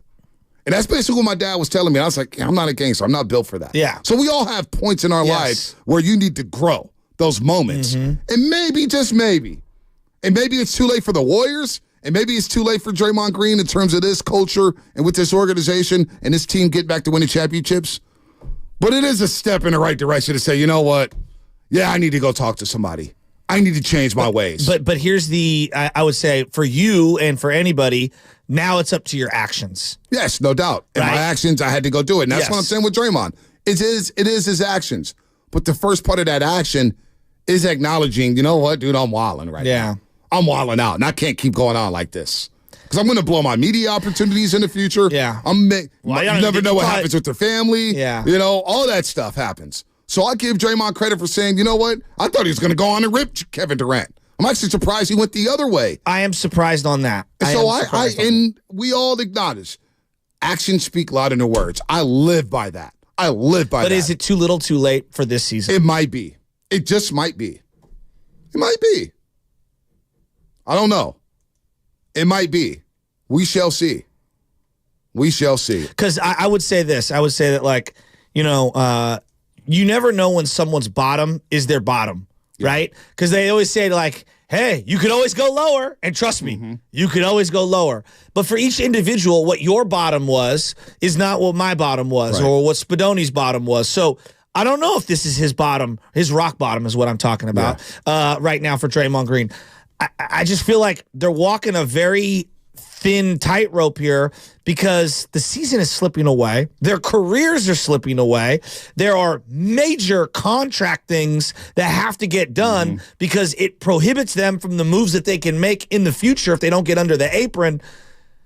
Just the sand is coming out of the hourglass here. Right now, it doesn't feel good. It doesn't feel good at all. Let's go to the lines. KC in San Jose. KC, what's happening, man? You're on the roast. Calm down since I've been on hold for a while because you guys, Monte, your blood pressure before the break was about to go off. But only thing I can think of as far as Dre goes, and this is not about X's and O's, he's helped us win, and he's still a good player out there. But what cut you guys played, it just reminds me of that Billy Madison quote. What he said is one of the most insanely idiotic things I've ever heard. At no point in what he was saying made any sense. The guy has not hit his rock bottom yet. I don't know what this man is talking about, and he's got to go. Not from a basketball perspective, but the guy's toxic, and he comes onto the bench, and the team gets worse. He has to go. Him coming on the bench has nothing to do with them giving up 76 points. Like, that's a personnel problem. That's a pride problem. Draymond Green coming off the bench, he could have been in the locker room. At some point, he's going to have to come back. But come on, man. Let's not, hey, he came on the bench and the energy sucked Friday night against the Pistons. The energy's been off for a long time. You want to say it started last year, fine. You want to say it was this year. Like, the energy's been bad for a while. Yep. And that's what we've been talking about, alluding to the culture shifting since day one. It's just, it's not good right now. And I would say that it's a combination of personnel issues, chemistry issues, fit. Like, there is a variety of reasons why this is the way it is. It's never one thing. Dude. Nor is it one person. By the way, some other breaking news. This is what a Monday. Tiger Woods is parting ways with Nike after 27 years. What? And is Kool-Aid going to separate from sugar? It might. What? Peanut butter and jelly are divorcing? There's a fist pump with Tiger Woods in his, traditional red Sunday shirt. Yeah. Red polo. It was a hell of a round, Tiger, with a swoosh. Wow. That's it? Tiger is Nike Golf. I need you to do me a huge favor. He's going to Titleist. Mark my words. FootJoy and Titleist. Tiger. Yep. He'll as in I'm sure Titleist owns FootJoy, so at Auschwitz, I believe is the name of the parent company. Right. He'll be wearing FootJoys. I'm sure Tiger will be just fine. Now, Draymond Green also mentioned this about his Tiger is no about longer his with family. Nike. That is kind of wild. That is wild. Now, here's more on Draymond Green. And If you were to say Jordan's number one, real quick, Jordan number one, who's the second person you associate with Nike? Serena? Tiger?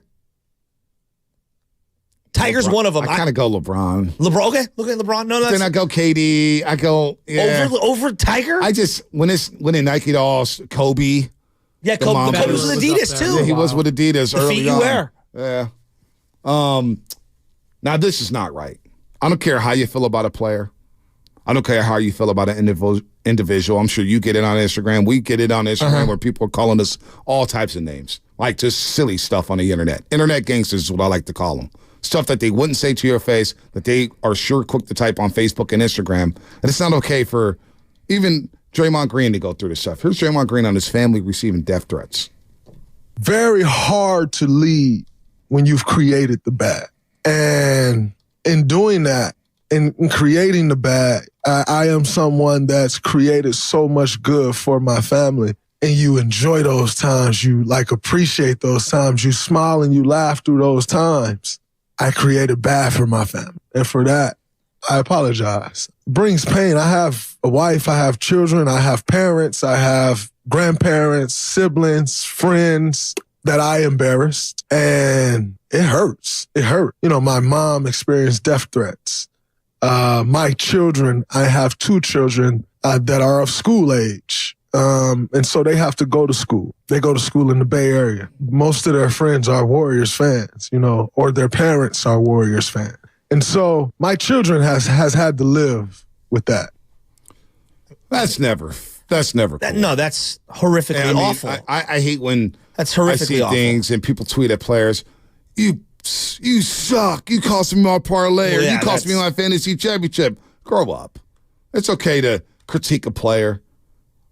We do it. We critique players, but it's never personal. Don't make it personal. Well, and with social media now and the anonymous nature, it's completely been out of bounds for forever. Twitter's the worst. No, but it's horrible how we go at people's face. Like yesterday, Right. Jake Browning's girlfriends, all over the internet, and people are clipping videos and this and the other. Just leave the families alone. Like, come on, you don't have to insert them into stuff. And the anonymous death threats and all that stuff. I mean, nobody who has a brain thinks that that's acceptable behavior. Right. That's low life scumbaggery. At this rate, we're never getting the Doobie Awards. They will happen tomorrow. I promise you. They will happen tomorrow. 888-957-9570. 888-957-9570. Draymond Green contemplated retirement with Adam Silver. Let's go to Father Time in Apple. Father Time, our caller of the week. A week ago. Father Time, what's happening? Oh, I'm still wearing my championship T-shirt. Thanks, guys. I got a little football at the end of this call, if you don't mind. But, man, absolutely. Come on. This kind of stuff it was so predictable. I mean, history has to teach you, and if you don't learn from it, you make the mistakes over and over and over again. It's very rare for the core group of any basketball team in history to win a title, let alone be competitive, when their core players, their core 3, start getting into their mid-30s. The Spurs were the anomaly a few years ago, and they had somebody coming off the bench who actually started playing starting role in Kawhi Leonard. Where's our Kawhi Leonard? I got to stop saying R. I'm not on the team. Sorry. Here's what I Fans feel are for about life, Draymond, though. That's man. the difference. Yeah. Here's what I don't feel know about Draymond. that. It's a feedback loop. Draymond does something. He apologizes. We get all upset, and it's just like enough already. Those comments are so out there. It's making a show. This thing that we're dealing with the Warriors is a car crash in slow motion. Let me hit you with these facts. You tell me if I'm wrong. Andrew Wiggins, AWOL Andrew and his contract is like it's gone. It's sunk cost, right? AWOL Am I right? AWOL Andrew. Secondly, Clay, Clay is swimming. He likes to swim in the bay. He's doing great. He's killing it right now. That's great to see. I love Klay Thompson. But, where are we with Clay in the long term? Third, Chris Paul, am I surprised that he's hurt? No. He's almost 40. It's not his fault, but that's his history. Steph is showing the slightest appreciation as an asset. And so my feeling is, you got to think about it. But no, that's wrong. His numbers have become hollow on this team. You've got to think about it. Who has to think about it? Steph Curry. He is the president of player operations. If Steph decides, I don't want to be here when this gets really nasty, which it will, then he's going to go somewhere and finish his career the way he should. Last thing, again, Draymond, you just got to close the book on this guy. Get what you can get. He wants to retire? Send him to Detroit where everybody retires, whether they're 21 or 41. Right. Make him a Piston. It's just crazy. And I get so upset about it when I shouldn't. The last thing I want to say is, it's the NBA. Stands for Next Business Arrangement. It is a cold, cold world out there. They're all cold worlds, Father Time. The NFL, Major League Baseball, all these corporations. Except if you play for the Dodgers. Right. Then you get deferred payments for the rest of your life. Well, that's on players. Hey, the players are doing it. By the way, Ruckus League, I hate when I don't even know why. What's going on? 95.7 The Rant Morning Reels host. Now just being disingenuous. About what? Disingenuous about what? Because we're not kissing somebody's ass? Who? Because we're not kissing your hero's ass? What the hell are you talking about? Like, seriously. I just try to call it like we're calling it like it is with this situation. Prism, Look at the situation with Draymond Green and the Golden State Warriors. All right? Hey, I feel like in the last week we have gotten more people insinuating at a slight, tiny, again, I don't want to lose our minds here, but just a slight, tiny little, depreciation on Steph's game. Like, we've heard a lot of people say it, and I think we all are coming to the, we can see where this is going. He's not getting better. No. You know what I mean? Like, he's at his apex and slightly ticking down, and that's not disrespectful. I'm just trying to see where he's at. He's 35. Right. But he's being asked to do so much, you're going to wear him down too much, too rapidly. Right. In my estimation. He's out there on the island right now. Exactly. And it's wearing on him. You could see it in the post-game presser. It's wearing on him. Scotty Barnes was all into him. Talking after the end of the second quarter, poking the bear, and Steph Curry's out there like, boy, I'm out here trying to win championships, and it's no disrespect to the kids, but the kids are trying to learn an NBA game. Yeah. Pods is trying to learn. TJD's trying to learn. Kaminga's still trying to learn. Moody's still trying to learn. Clay's not the same player. Clay's not the same defender. What's Wiggins' excuse? Wiggins is, he called him AWOL Wiggins. I'm not going to disrespect him, but boy, it is disheartening what I'm seeing from Andrew Wiggins. It is disheartening. It's flat. Yesterday was flat out embarrassing. Is his body language, if we were to put together the body language, the bottom 5 Hall of Fame in Bay Area history, Brandon Belt's in that group. He's got to be somewhere in there, right? Right now it is. Yeah. Right now it is. I mean, 3 points. First of all, you only got 6 shots on this team. You should be taking 15 shots a game. I don't care if you are coming off the bench. 6 shots? 3 points? I mean, Zito thinks his contract looks bad. Oh, my gosh. What? Oh, man. But here's the thing. No, here's the thing and he's got a player option. You got the championship. He's got it. You won. The Warriors won the trade. Yeah, but think about his reputation now. At one point. I don't care about his reputation. At one point, he was more loved by Dub Nation than Kevin Durant ever was. Well, that's sad. It's not ending that way. No, it's not ending even close. It's ending worse than Harrison Barnes. Avante, that was the middle of the book. Right. We're getting toward the end of the book. And I don't know if you know this, the plot thickens. Oh, it does thicken. And the plot has thickened. And now he may be on his way out in a month. Whose goodwill has evaporated quicker, Jimmy G or Andrew Wiggins? Andrew Wiggins. Because Jimmy G still has some goodwill going to the NFC Championship game in 2021. And when he got back, a lot of people wanted him back. A lot of people wanted him back. He was so happy here, Andrew Wiggins, just a year and a half ago. The smile. I mean, he helped bring a championship, the bonus title, as Fidel called it. Jimmy came in for 3 plays yesterday for Aiden O'Connell and got booed relentlessly. I kind of felt bad for the guy. They booed him in Vegas? Yeah. No way. Right out of halftime, he got Aiden O'Connell got his finger taped up. So Jimmy took the first series. Did he throw? Yeah, and he missed Austin Hooper on a 5-yard route, like way over his head. Jimmy no throw. It was literally one last Jimmy, and he throw. couldn't even complete it. And they booed him? They booed him off the field. By the way, were there boos at the end of the first half? Because I was getting my last night for the Warriors. Yeah. Oh yeah. There was a lot of boos. Oh yeah. People were leaving with like 7 minutes to go. Well, I would have too. They were down 20. But Adam, it's too much for me. Dude. Listen. That's so good.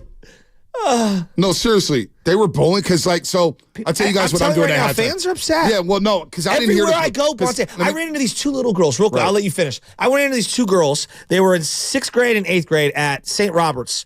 I forget their names, and I apologize. We were at West Coast Cafe in San Bruno with Michelle's family. And they came up and they had their basketball unis on. They were in a tournament. And I was like, what's going on with the Warriors? Because we were talking. They say they watch the show every day. And they go, well, we're going to go to the game. Oh, I hope they're in a game. Like, not that I hope they win. I hope they're in the game. I go, well, you better go see Bonte and tell him I sent you. So I'm letting you know that I sent them. But did they come see me? I go, what do you think? They go, let's talk 49ers. Did I see them? I think they're going to the game this week. Oh, okay.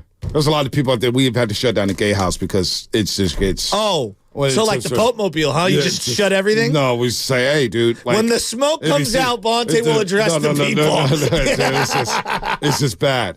But no, seriously. He be blending into the couch, bro. So at halftimes, Sacky's telling my ear, all right, we got this for this time. Yeah. So we're getting mic'd up. We're getting all situated by the end of the half. So I didn't hear the boos. Like, I had my mic off for everything. The volume was down. So I didn't know if it was a real thing or not. Bonte. How long was the boos? How loud? Loud enough that LJ in my lap decided to boo with him. Oh, my gosh. He can't even talk. Oh, gosh. Here you go. You're having a field day right now. I'm on fire today. They gave up 75. It could have been 85. Don't shortchange the Raptors. They gave up 76. And then what, they give up 68 in the second half? How much did they give up in the second half? They didn't give up 68 in the second half. They gave up 57. They gave up 57. Gave up 40 in the second quarter. Could have been 68. I'll score 40-21 in the second quarter. Just not, just is what it is. Just look at the first half. These numbers. 40 points in the paint, 40-24. Raptors' biggest lead, 27. By the way, the Warriors never led yesterday. That was a wire-to-wire win for the Raps. Wire-to-wire. First possession of the game, turnover, boom, Raptors hit a 3. They never look back. They never look back after leading 3-0. I never seen Barrett look so good. In any of the games I watched, I'm like, he literally dribbled right into the paint. Was like, oh, left-handed layup. Boom, no one's here. Fine. Oh, gosh. I'll say this, though. TJD, Clay, and Kuminga did everything they could for whatever it was, 5 minutes to try to get that team back. I got hella pumped when Clay hit that second 3. No, they made a run, down 9. Clay got yanked with 1:27 left. I think you're right, the hot hand. I asked Festus or Darrell that day, actually made a point, and I don't know this because I never played the game, but they said you never know. Guy could be fatigued. Guy could be tired. That's a good point. It could be, hey, I'm going to give you this quick blow with 1:27 left. You're coming right in at the start of the fourth quarter. Yeah, but so I could see why Steve Kerr maybe subbed him out to say, hey, let's get this rest now. 1:27. We got the 3-minute quarter break. That's about 4.5 minutes, maybe 8 minutes in real time. Let's get you a quick rest, and let's try to – we got the lead down to single digits. But then Wiggins came in, they gave up 5 points, and the rest is history. It does feel like a lot of fans are coming to the realization that the end is near for this, and I feel like we were all ill-prepared for the ending. We thought it would go on forever. No, we didn't. We knew the end was coming. You think it's going to go on longer than it's going to go. But everybody thought the end was 2019. Yeah, that's true. Everybody, just like with the Niners in the 90s. I read article after article in the 90s from 95 on, the dynasty's over, the end is here. And they went back to the playoffs, went back to the NFC Championship game, went back to the divisional round. So the end wasn't there. Everybody tries to be right about this stuff. But we are definitely at that fork of the road. We're definitely at an inflection point where some things need to shake. You are listening to 95.7 The Game, KGMZ, FM, and HD1 San Francisco, always live on the free Odyssey app. Download the Odyssey app and favorite 95.7 The Game for the best and most up-to-date sports coverage. Don't forget, you can also watch us every single day on our YouTube and Twitch streams. Just log on and search 95.7 The Game. Be sure to like and subscribe to the channel while you are there. Brought to you by First NorCal Credit Union.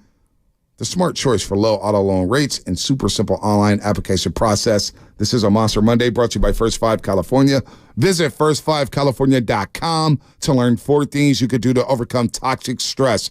Maybe we'll get into Sam Darnold today. No, probably not. Seen ghosts. I mean, honestly, guys, do you want us to break down yesterday's glorified preseason game?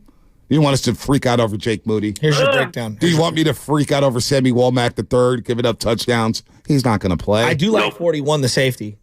Who was that? I don't know. What's Hawkins? Yeah. Not bad. No, but he made some plays. And Steve Wilkes fired up on the sideline. Did you see that? You want me to break that down? You want me to break down Conley, number 84? I will say McVay's, Sean McVay's dedication to no sunglasses and no hat on the sun side of the field was impressive. It was impressive. My guy definitely has a sunburn today. McVay's out of control. Before we get back out to the lines. But he's winning a playoff game. Yeah, we may be playing him in the second round. Here's Draymond Green on a conversation with Steve Kerr. Coach Kerr came to visit me after shoot-around, and we sat in the yard. He cried, I cried, because there's a bond there that I've seen it all. Seen the highest of the highs and the lowest of the lows. And he just said to me, I want you to end this the right way. I want us to end this the right way. And you're not doing that right now. So I want you to do what you have to do to get in a space to where you can do that and that we can do that. Doug, tears were shed in the yard. Pablo at Berkeley. Pablo at Berkeley. You have got to be. Pablo at Berkeley. Pablo at Berkeley. What's happening? You're on the roast. What a fan fiction this guy has talked. Oh, my God. How you guys doing?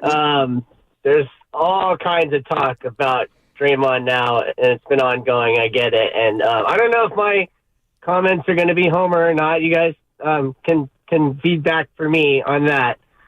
But I'm going to look at Wiggins for a minute, and people are complaining about his poor play. But now that we've gone through Draymond's 12 games out plus this season, right? So essentially it turns his season into a 60-game season, which, looking for a championship for the Warriors, that's kind of a good thing. But with Wiggins, as well as he did when we won the championship, he stood there with Jordan when Jordan said he's about to get a bag. And then he decided, yeah, you're right. I'm going to get a bag. So I think that was just, the smallest symbolic way of saying that Jordan was my boy. And now that we're here and Jordan's on the Wizards doing what he's doing, he's the man there, and he's having his chance at being the man, and we're seeing how he's doing. Wiggins is left holding the bag with the old team after the punch, after all the drama, after all the adversity that they've been going through. And I feel like Wiggins is better than he's been playing. He got paid because he did so well. And then now, between the championship and today, where are the results? So what are you saying? I don't feel like he's he's having a bad stretch of games. I feel he's pulling his punches because inside of his heart, he's not 100% on this team. Well, that's not fair to Steph. That's not fair to this fan base. That's not fair to this organization. You got to play basketball, dude. Like, what the hell? He's had a bad stretch. He's had a bad season. It ain't his bad stretch. It's a bad season. Right now, he's having a terrible season. All right? It is what it is. I don't even want to talk about Andrew Wiggins because my blood's going to start boiling. Casper the Friendly Ghost has been more present in the room I'm than good Andrew off Wiggins that. on the court this year. I'm good off that. But it's affecting Steph. And Steph right now is in a rough stretch. Steph right now, oh boy. He had to save the day. By the way, Friday night, having a day off and just watching it. I was watching it with my buddy Igor and Victor and whatever at our house over there by the 7-Eleven, Alamany. And we're watching it. And I'm just looking, and I'm just like, oh my gosh, this is bad. They were struggling to close out the Pistons. And they needed a Curry flurry in the last minute and a half to withstand the Pistons. Why are you surprised, though? I'm not surprised, but that's when you know it's bad. Yeah, it's a tough reality to swallow. And I was watching stuff. It is a tough reality. Like, damn, the youngsters aren't ready to roll in terms of playing at a championship level. Now, they're good. They're progressing very well. I got no problem with the youngsters. But the veterans are aging out, And it's just not a good mix. And Chris Paul gets hurt. So it was bad. And Stephen Curry, with these long athletic defenders, he's going to see Herb Jones again. Curry was bad yesterday. He was bad. And you have to tip your cap to Scotty Barnes. You have to tip your cap to the Raptors. And you know what? It's going to get worse against New Orleans. This is the game plan now. Steph's on his island. They're like, oh, all these teams are licking their chops. You want to do all that dancing? You want to do all that shimmying? You want to do the home alone? Well, watch this. And now teams are getting their shots at the Warriors. And they've been waiting on this for a decade. So it's an awful start. Wiggins was part of it. He got to start yesterday and did not go well. 16 minutes and 58 seconds, the guy scored 3 points and went 1 of 6, Shasky. 1 of 6 from the floor. I just can't think of an athlete. Maybe Melky Cabrera, the way it went down with the steroid thing, who was so beloved and then immediately fell out of favor. I guess Jordan Poole. Jordan Poole might be one of them. Right, 5-1-0. The Pistons took the Celtics to overtime, you hypocrite. Well, the Pistons are also up 20 and blew the lead. So they choked that game. So the Celtics actually took them to overtime and was like, we're going to chill for 3.5 quarters. Now we're going to beat you. There's no excuse to go on life and death with the Pistons at home, and you're trying to get a win. The Pistons, folks. You want to, come on, man. Be better than that, 5-1-0. Vet and Fairfield. Vet, what's happening? What are You're the on Pistons? Like 2 Hey, bro, and thanks for 1,000? taking my call. I really appreciate your analogy, what your dad told you, because he probably saved your life. And look what you're doing now. Appreciate you. Enjoy to everybody. Hey, check this out. We can't keep going every day talking about Draymond. If he's going to play, he's going to play. He reminds me of a school teacher and a supervisor I had. The supervisor was unruly. Everybody was on pins and needles. Every time the supervisor came in, we just got quiet. Nobody wanted to do anything. When the supervisor wasn't there or we had a substitute teacher, it was joy in the room. It was joy. Everybody was festive. We were making our goals. We were doing what we had to do. In the military, the commander would have you sent away if you were disruptive and you couldn't be a team player. Right now, we're discussing the same things we did last year every day. I enjoy the show, but at some point in time, we got to move on. When Draymond comes back, I guarantee you, the whole audience, the referees, the other teams are going to be focused on Draymond. Everything he does, whether it's vocal or abusive, just raising his arms or anything, flinging, they're going to be on him. ESPN, every station is going to be concentrating on the Warriors and Draymond.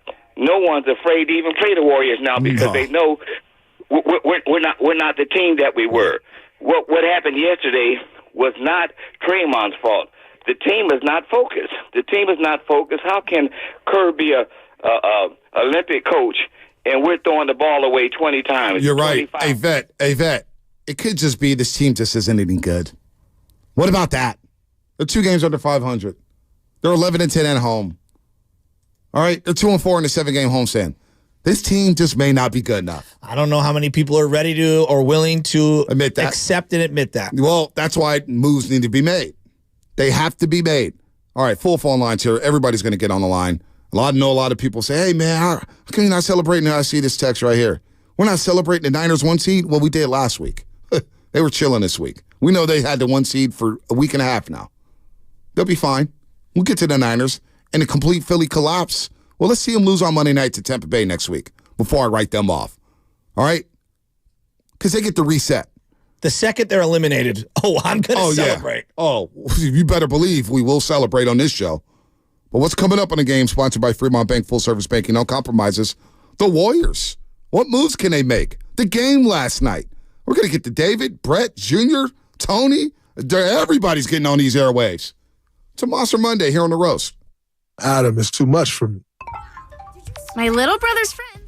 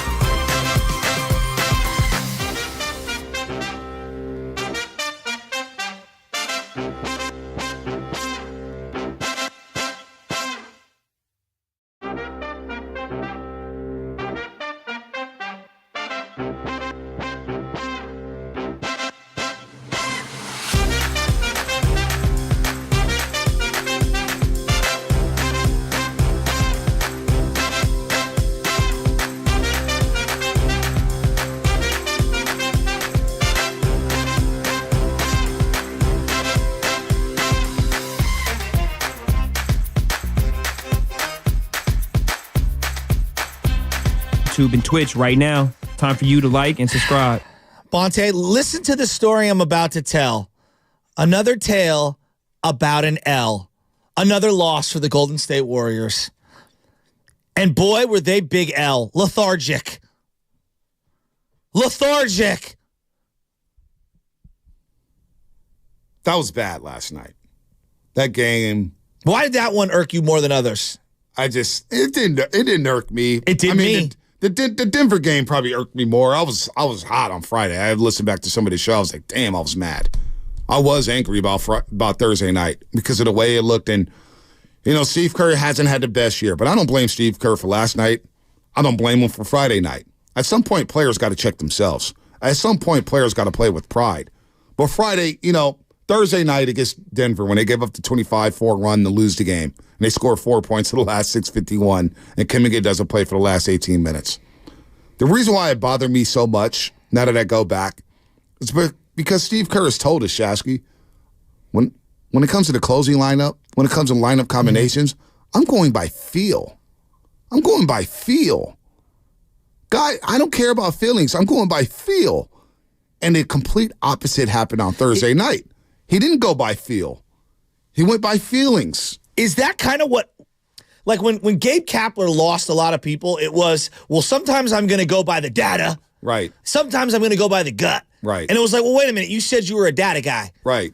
So which one is it? Yeah, and I feel like Steve Kerr is losing a lot of Warrior fans. Not that they don't love him and appreciate what he's done for this organization, but that they just need to shake things up. There are a lot of Warrior fans who believe that Steve Kerr can only win with talent. Well, memo to everybody out there, you can only win with talent in the NBA. You need talent. That's right? Not fair. That's silly. He's a great all-time coach. He's the best coach in Warriors. But the question that I would have is, has it just come to it? Has it run its course? Maybe. With this roster, maybe it has. I mean, Belichick was amazing.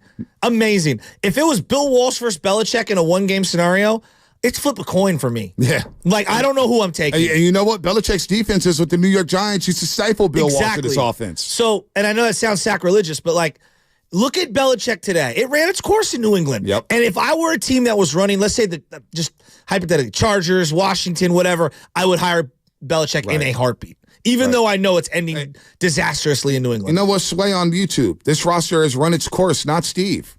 That may be true. That may be true, too. Yeah. That may be true. That may be true with this roster. This roster just may not be good enough. So when you think about so I was irked on Thursday. Last night, I expected a competitive game. I knew it would be tough because Toronto, the new look Raptors. Look, RJ Barrett's shooting over 40% from three. I don't think he's the best player in the world, but he does have talent. He does have talent. RJ's got good size. He can handle the ball. He does have talent. He could be a nice player on maybe the fourth option on the championship team. I don't know.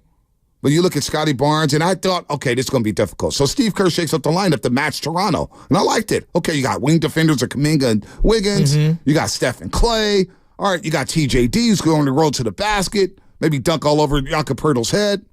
Did not work out like that. They were down 11-2 in a blink of an eye. You heard Steve Kerr. He blew 2 timeouts in the first 5 minutes. They were never in the basketball game. But if I had to rank, if I had an irk meter, Shasky, yeah. What was your most irked at? Was it the Denver game? Was it the Detroit game? I'd say Denver number one, and then Detroit. Because Detroit, it felt like they just walked into the gym thinking, oh, we're just going to get a win because we're the Warriors, and it's the Pistons. And you're not good enough to do that anymore. You're not good enough to just walk in the gym and just say, hey, let me put the jersey on. We're going to smoke this team by 30. No.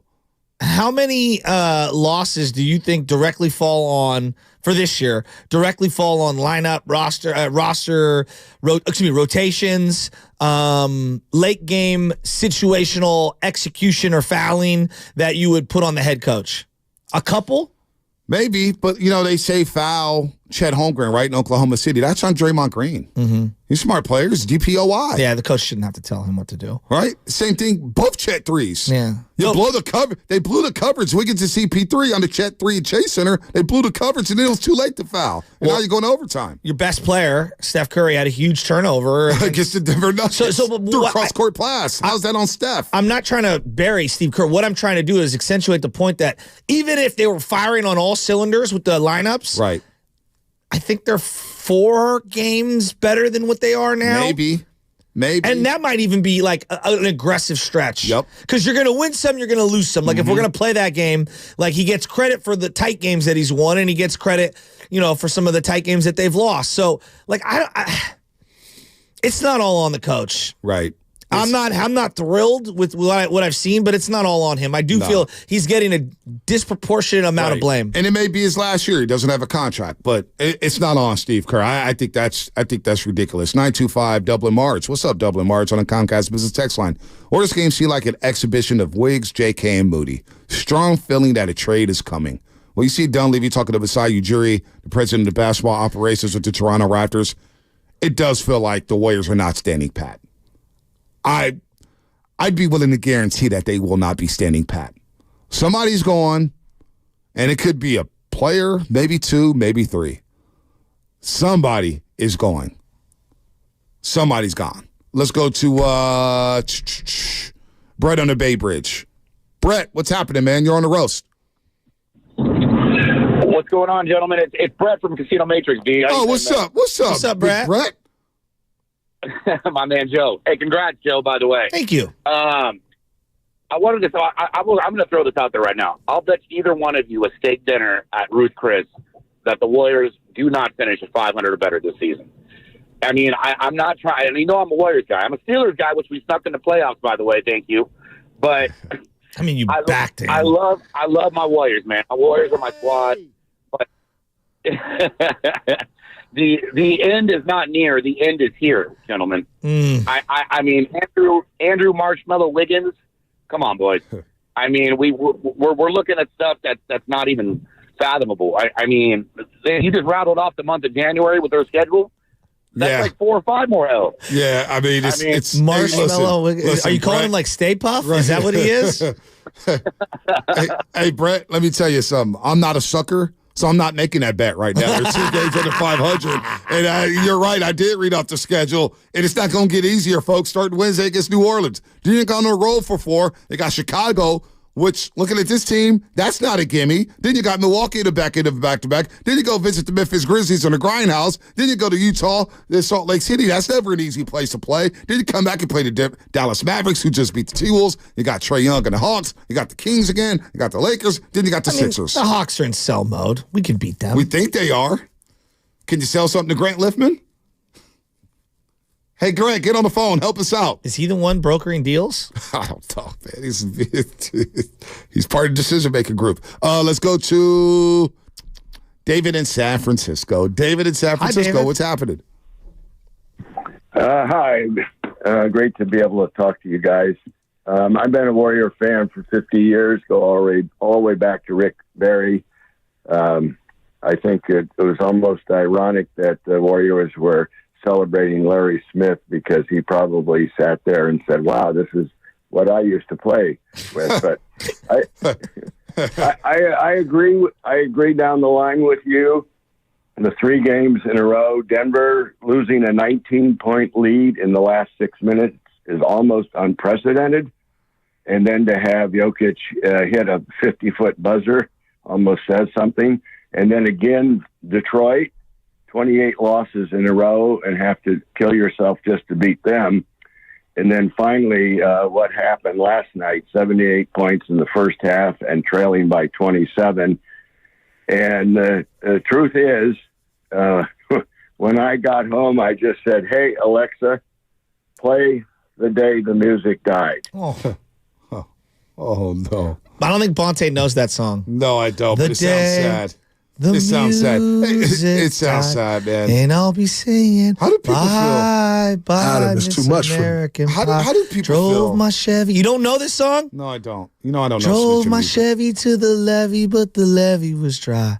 And good old boys were drinking whiskey and rye, singing, this'll be the day that I die. Damn, are we that? This'll be the day that I die. Are we that depressed? Not only is that snitching music, that's depressing music. Get Steiny in here. Me and Steiny need to acapella this song right now. He wait till 10 o'clock. I'm listening today. I was listening to Jay-Z, The Blueprint. Straight hit me with the Heisman stiff arm. Listen, wait till 10 o'clock. The ruler's back. That's what I was listening to with Jay-Z this morning. I needed some Blueprint 1. All right. Good Lord. If it were going Jay-Z's catalog, it would be the Beanie Siegel song, This Can't Be Life. This Can't Be Us. No, I don't know that song. It's got to be more. Who sings that? I don't even know who's. It's not John Denver.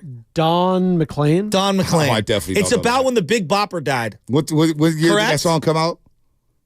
Ooh, this was 1971, I think. Oh, yeah, I definitely would know that song.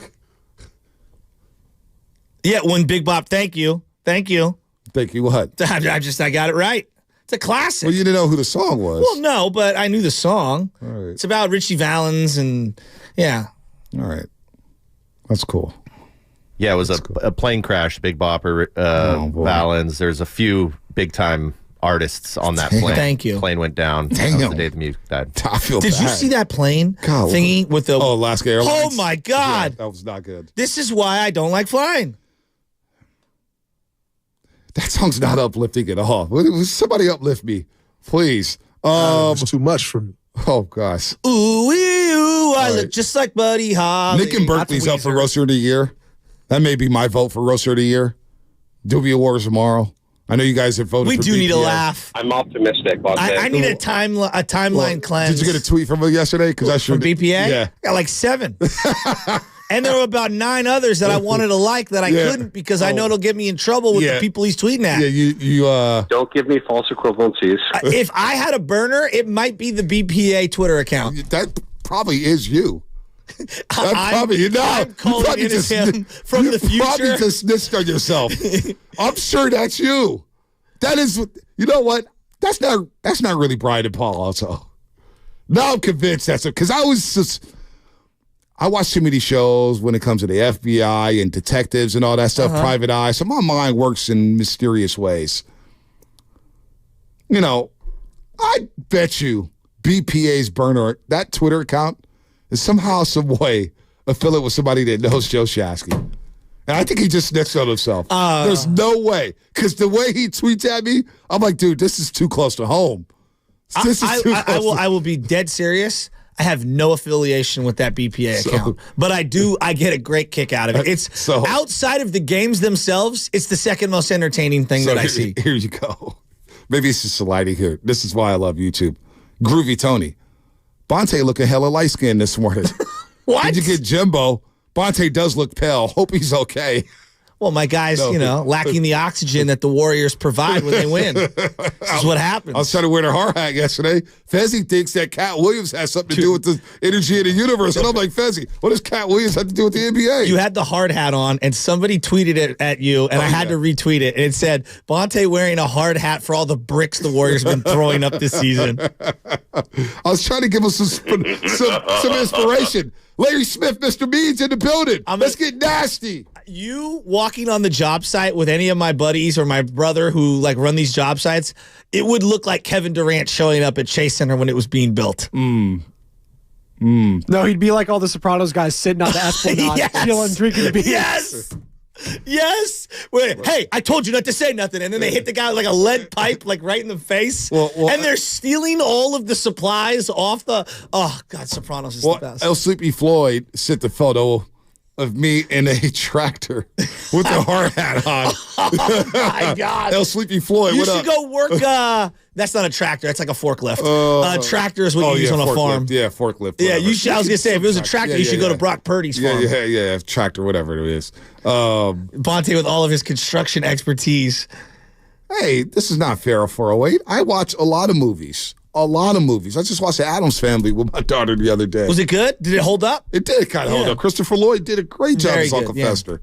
What are you talking about? I watch all kind of movies, buddy. All right. You ready for this one? Actually, don't tease me. Are you ready for this one? Nope. Well, let's go somewhere else. All right, let's go to Nick in Berkeley. Fine. Oh, let's go, Nick. Nick in Berkeley. What's happening, Nick? Hey, congratulations, Shafsky. Why don't you pull out some of those Monte Cristos that you got stashed in your sock drawer and pass them out to all your boys, man? Thank you. First of all, the Eagles need to stitch together 2 curtains and make a jersey for Fat Dom so he can get in the game. Maybe he can help him. You know what I'm saying? And Pete Carroll, get your denture cream and your pom-poms and go home because, you and the fake coach from Philly can hang out. You guys are bums.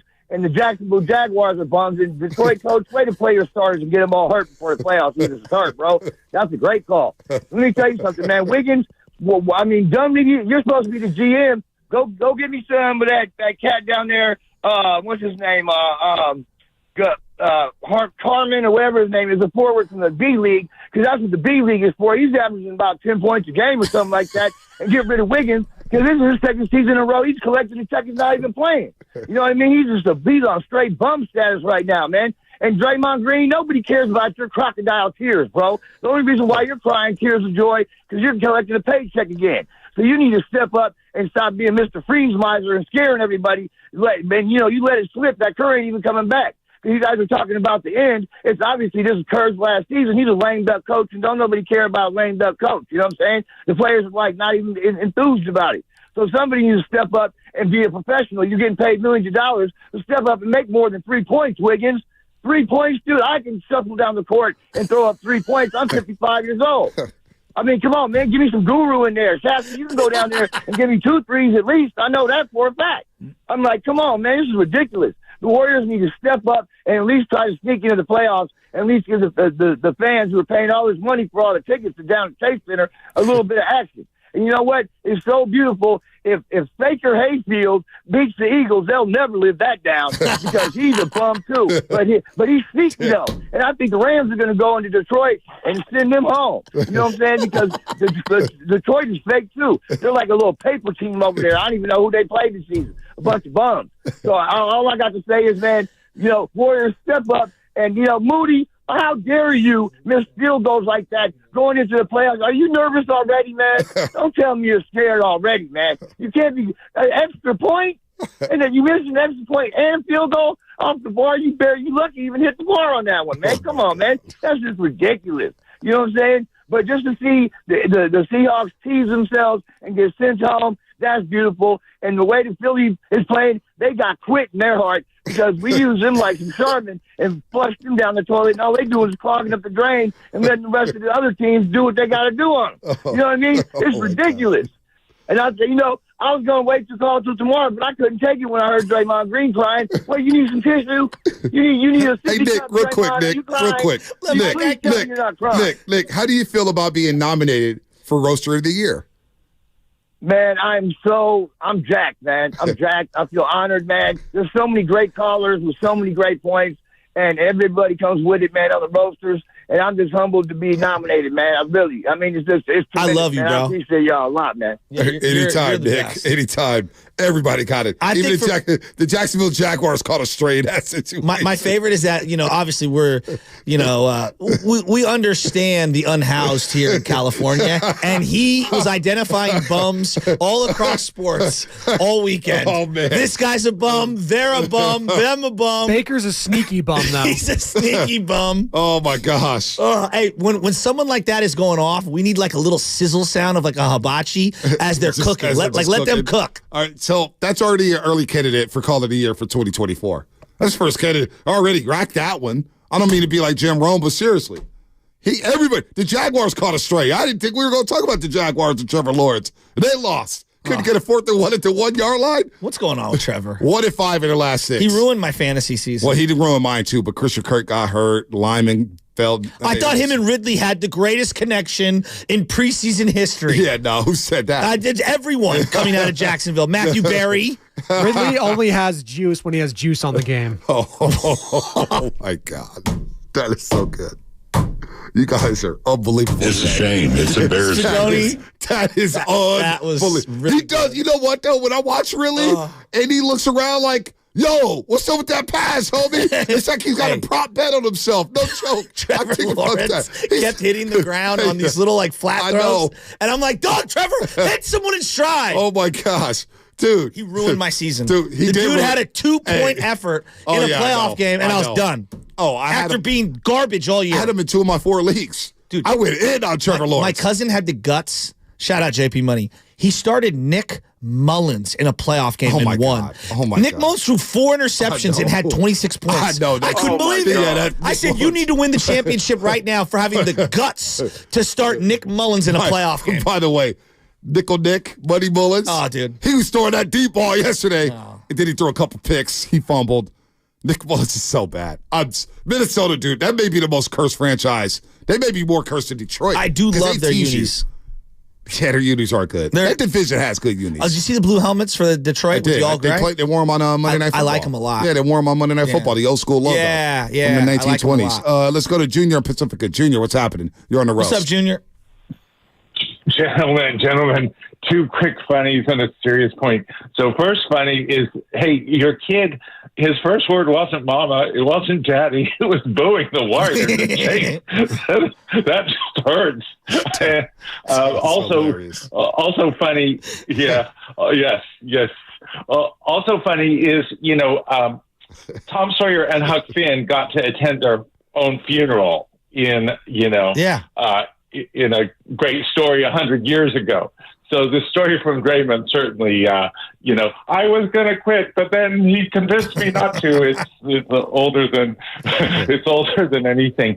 But the serious point is we're forgetting, I think, a bit how close Draymond is to being bounced from the team for a season or from the league. A couple, three more incidents. And I just don't love that he's, talking about him and putting himself at the center. A lot of times in any kind of recovery or even a bounce back, the first step is to set your own ego aside a bit and, listen to the people, including the people in his family, the people on his team. Our legacy, how we're remembered, is going to be affected by this as well as this season, as well as Draymond's career. So it's important. And I don't know, it's not a great early sign, and I hope for better going forward. All right, D in Dublin, what's happening, man? You're on the roast, D. D, is it a he or she? What's up, guys? Oh, what's up, D? Hey, good morning, y'all. I just want to say I don't think there's anything wrong with the players anymore. It's all coaching, because if we think about this roster compared to the championship run, a little bit of luck in that year, but still, it's pretty comparable.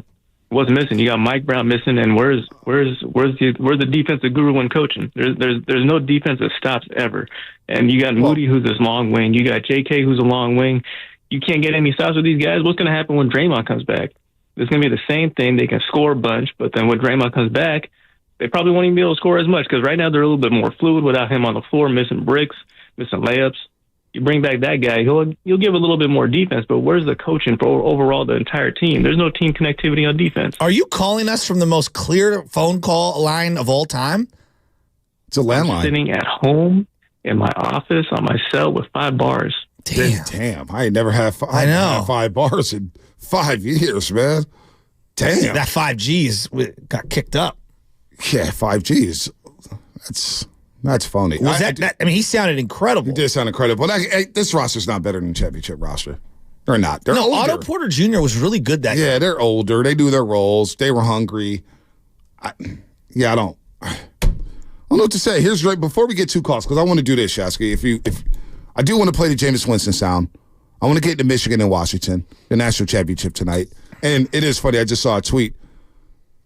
Brock Purdy threw 4 interceptions. We didn't bat an eye, but now we're freaking out on Jake Moody for missing an extra point.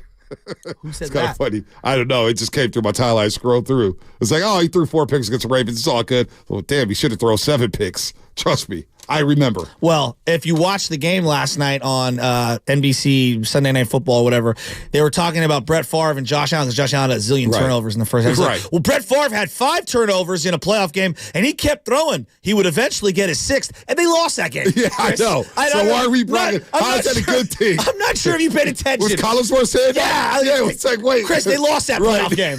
Newsflash, bud. Chris, dude. What are you talking about? It's okay. The season ended. Right. Purdy got his passes deflected. He threw 4 picks. Well, you know what? That worries me a lot more than Moody right now. That's what I'm saying. When you're playing against fast defenses in a playoff game.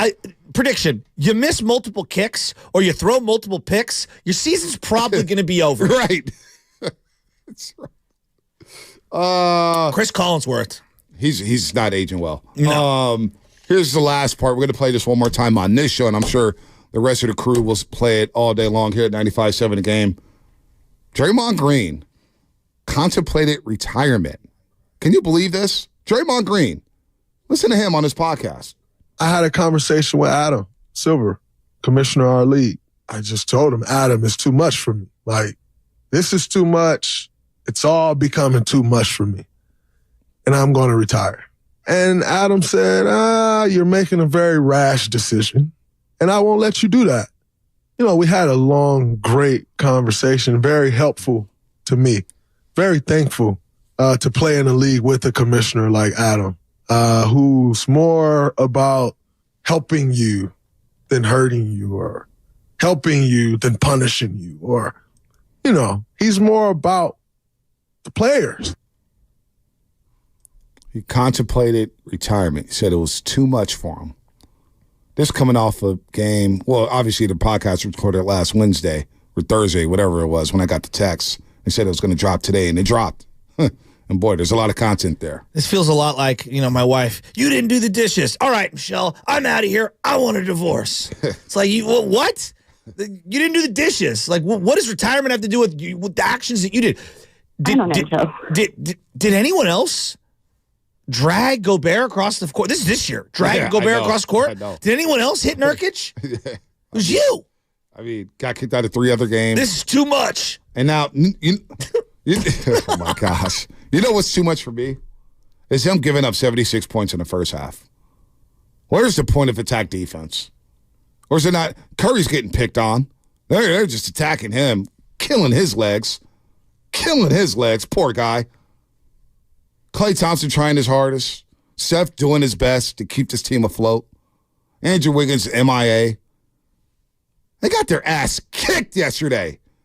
Oh, my gosh. Bonte. They got killed, Shasky, by the Raptors, who are 14-21. Well, I mean, they got Draymond coming back, though. And once he gets ramped up, he's in a better state of mind. He said that him and Steve Kerr were crying together. Listen to this. Coach Kerr came to visit me after shoot-around. And we sat in the yard. He cried. I cried. Because there's a bond there that I've seen it all. Seen the highest of the highs and the lowest of the lows. And he just said to me, I want you to end this the right way. I want us to end this the right way. And you're not doing that right now. So I want you to do what you have to do to get in a space to where you can do that and that we can do that. Is there any maybe member? Not cry together. I love my wife. I love my life. Cry. This is such a hitter. We cry together. B. Little Mo. Little Mo had a time. Hey, no doubt. There's no doubt in my mind Kerr might have shed a tear. I don't know about Draymond. I don't even want to go there, man. Mike in Oakland, man. Mike in Oakland. Rat-a-tat-tat, because I do want to play Jameis. Do you believe that he cried? Nah, man, look, you almost had me getting ready to do the OJ's crying together. I was almost there, Shaq. Let's go! I was almost there. No, but man, this is how I feel about Steve Kerr. I love Steve Kerr, and I think he's a good coach. But loyalty, he's too loyal to the guys he's had the long tenure with. One thing about basketball is you stay loyal, but you also stay loyal to all your players because at some point you're going to need everybody. He has divided the team as the old and the young, and I think that's a mistake right there. And then I was watching the break when they broke the huddle, when they first started the game, and nobody broke the huddle together. Everybody was going their own separate ways before the huddle broke. And I said, there's some dissension there right away. And I told my wife that. I said, there's a problem here. So I think that Steve Kerr may have even lost the team.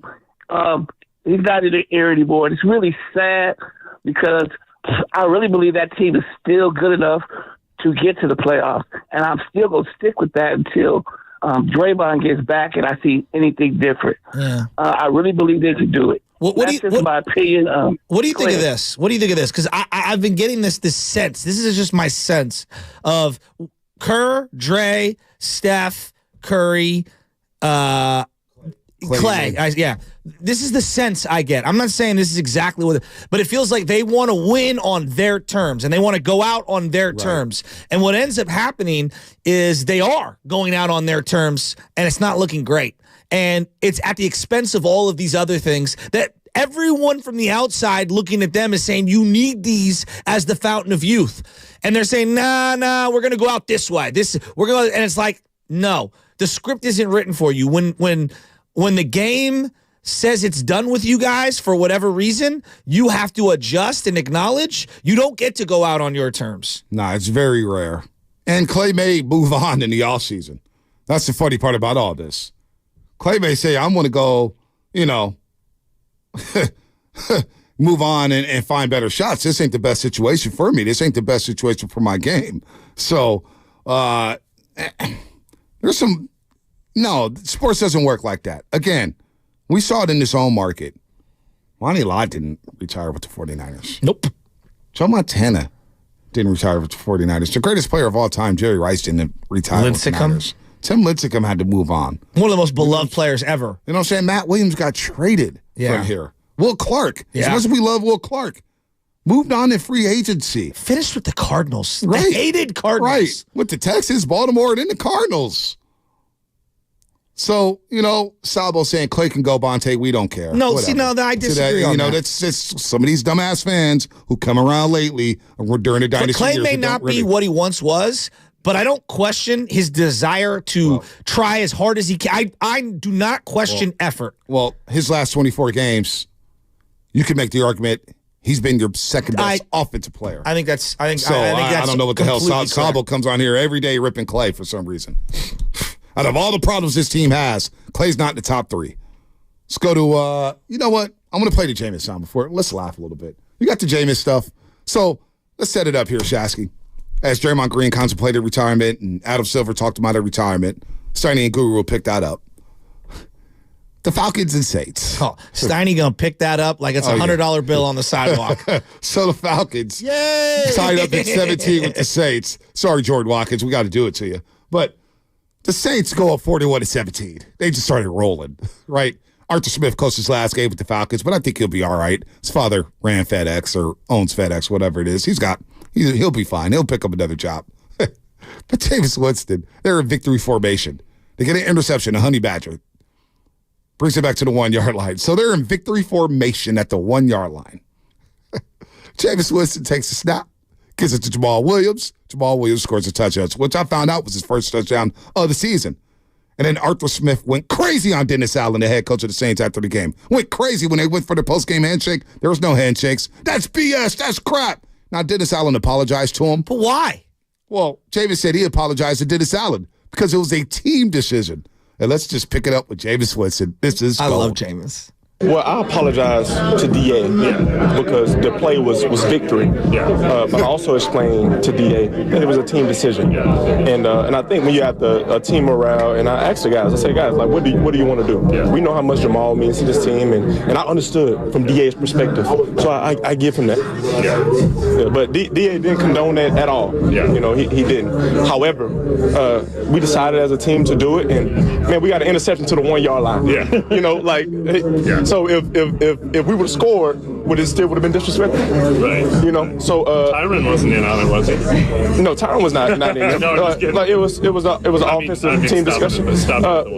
However, when you return the ball to the 1-yard line and you have that opportunity, we just had that opportunity and we decided. Do you think it's the kind of thing though that is forgotten fairly quickly, or you know what I mean? I think it should be forgotten, especially when the score is already 41-17. Bro, it's professional sports. He goes on for like another 3 minutes there, by the way. Honest to God, it's professional sports. Everyone's getting paid.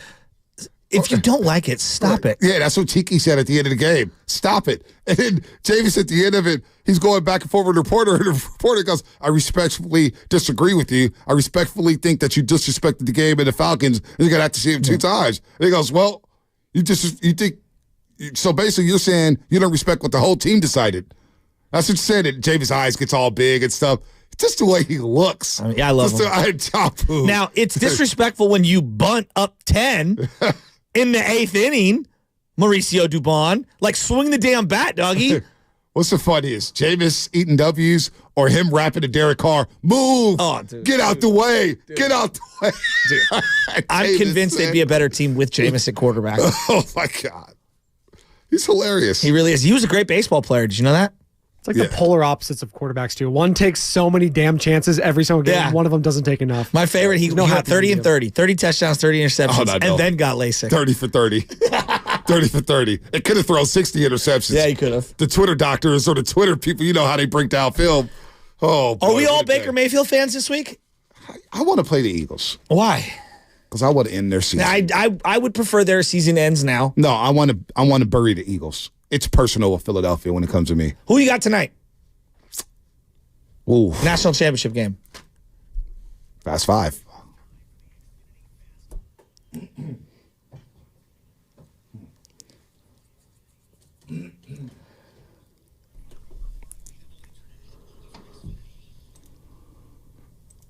I think Michigan has the better roster, but personally, I bet against Washington in every game. Well, in like 6 of their games. Now, I wasn't going to bet on them against Texas, but I lost all my money on Alabama, so I didn't even make it to game 2. I think Washington pulls a shocker. Let's go Pac-12. Let's go Pac-12. Yeah. Let's go Huskies. I'm taking them, too. I'm taking them as well. I cannot take McCarthy over Penix, even though I think Michigan's defense is better. Yeah. They've got the 3 wide receivers. The other thing is Harbaugh's been sniffing around all these other jobs. Right. Distraction. He's good at that, though. He's good at navigating through that. I like Washington. And like I want to see Washington, too. Pac-12 win one at the end and go out on top. Who's claiming this, by the way? Is the Big Ten claiming this victory or Big 12, whatever it's going to be? I don't even know what the hell's who's claiming this division, this title. Harbaugh's never won like one of these big games before, ever. Like I guess you could say this That's last not one. fair. But he He's has won Won that game against Virginia Tech, his final game at Stanford. He dismantled. Okay, but I mean, he Michael won a lot of big championship games. game, though, I'm saying. This is the one for him, right? Well, we beat Ohio State 3 years in a row. He won a lot of big games with the Michigan, 49ers. though. This is the most storied, other than Alabama, most storied John program. Madden said it. You're the coach of your Raiders, Spadoni. They're all big games. What are you talking about? It's easy for John Madden to say that, though, because he did win a Super Bowl. So, I mean, after 9 years. Yeah, but he won. he said that after losing to the Steelers. So you don't think that has anything to do with this? Like, he hasn't won the big one, is what I'm saying. Is he going to do it tonight? I think he does. There it is. So all that for that? I'm just saying. But you didn't let me finish my point. You guys were trying to derail me. I was like, I think he gets it the done morning tonight. interruption. I like it. The morning interruption. You know how we roll. Pardon my 17 interruptions. Like Draymond, I also considered retiring from sports betting after this week. It was just putrid. The college football playoff was not good to me. But my bookie gave me a call and talked me out of it, and I'm back, boys. I'm taking Washington +5, and I'm also taking Washington money line. Let's go. Wow. I'm not betting. I would not bet your wedding money on that. Yeah, luckily, me, Philly Zoo, shout out to, you know what? Philly Zoo and I have been fighting a lot because he's a diehard Eagles fan. We've been fighting a lot. I can't stand his ass sometimes. But you know what? I got to give him credit. He helped get us in this betting pool, and we won the damn betting pool. So shout out to Philly Zoo and his quirky ways of finding out how to bet on the team. Shout out to you, Philly, because your Eagles are going to end soon. They're going to end soon. But shout out to you. We're richer now. We're richer now. That's it for us. Fast Five brought to you by Xfinity Next Generation 10G Network. Only from Xfinity. Future starts now. Adam, it's too much for me. The Road to Vegas is brought to you by Ameriwest Credit Union. Working for you today, tomorrow, together. In order for small businesses to thrive, they need to be smart, efficient, savvy, staying ahead of the market at every turn, finding ways to do more with less, and taking advantage of every opportunity that comes their way. That's why Comcast Business is introducing the Small Business Bonus. For a limited time, you can get up to a $1,000 prepaid card when you switch to Comcast Business, the company with the largest, fastest, reliable network. So if you're a small business owner, don't wait. Call or go online to learn about the $1,000 bonus today. Give your business a head start.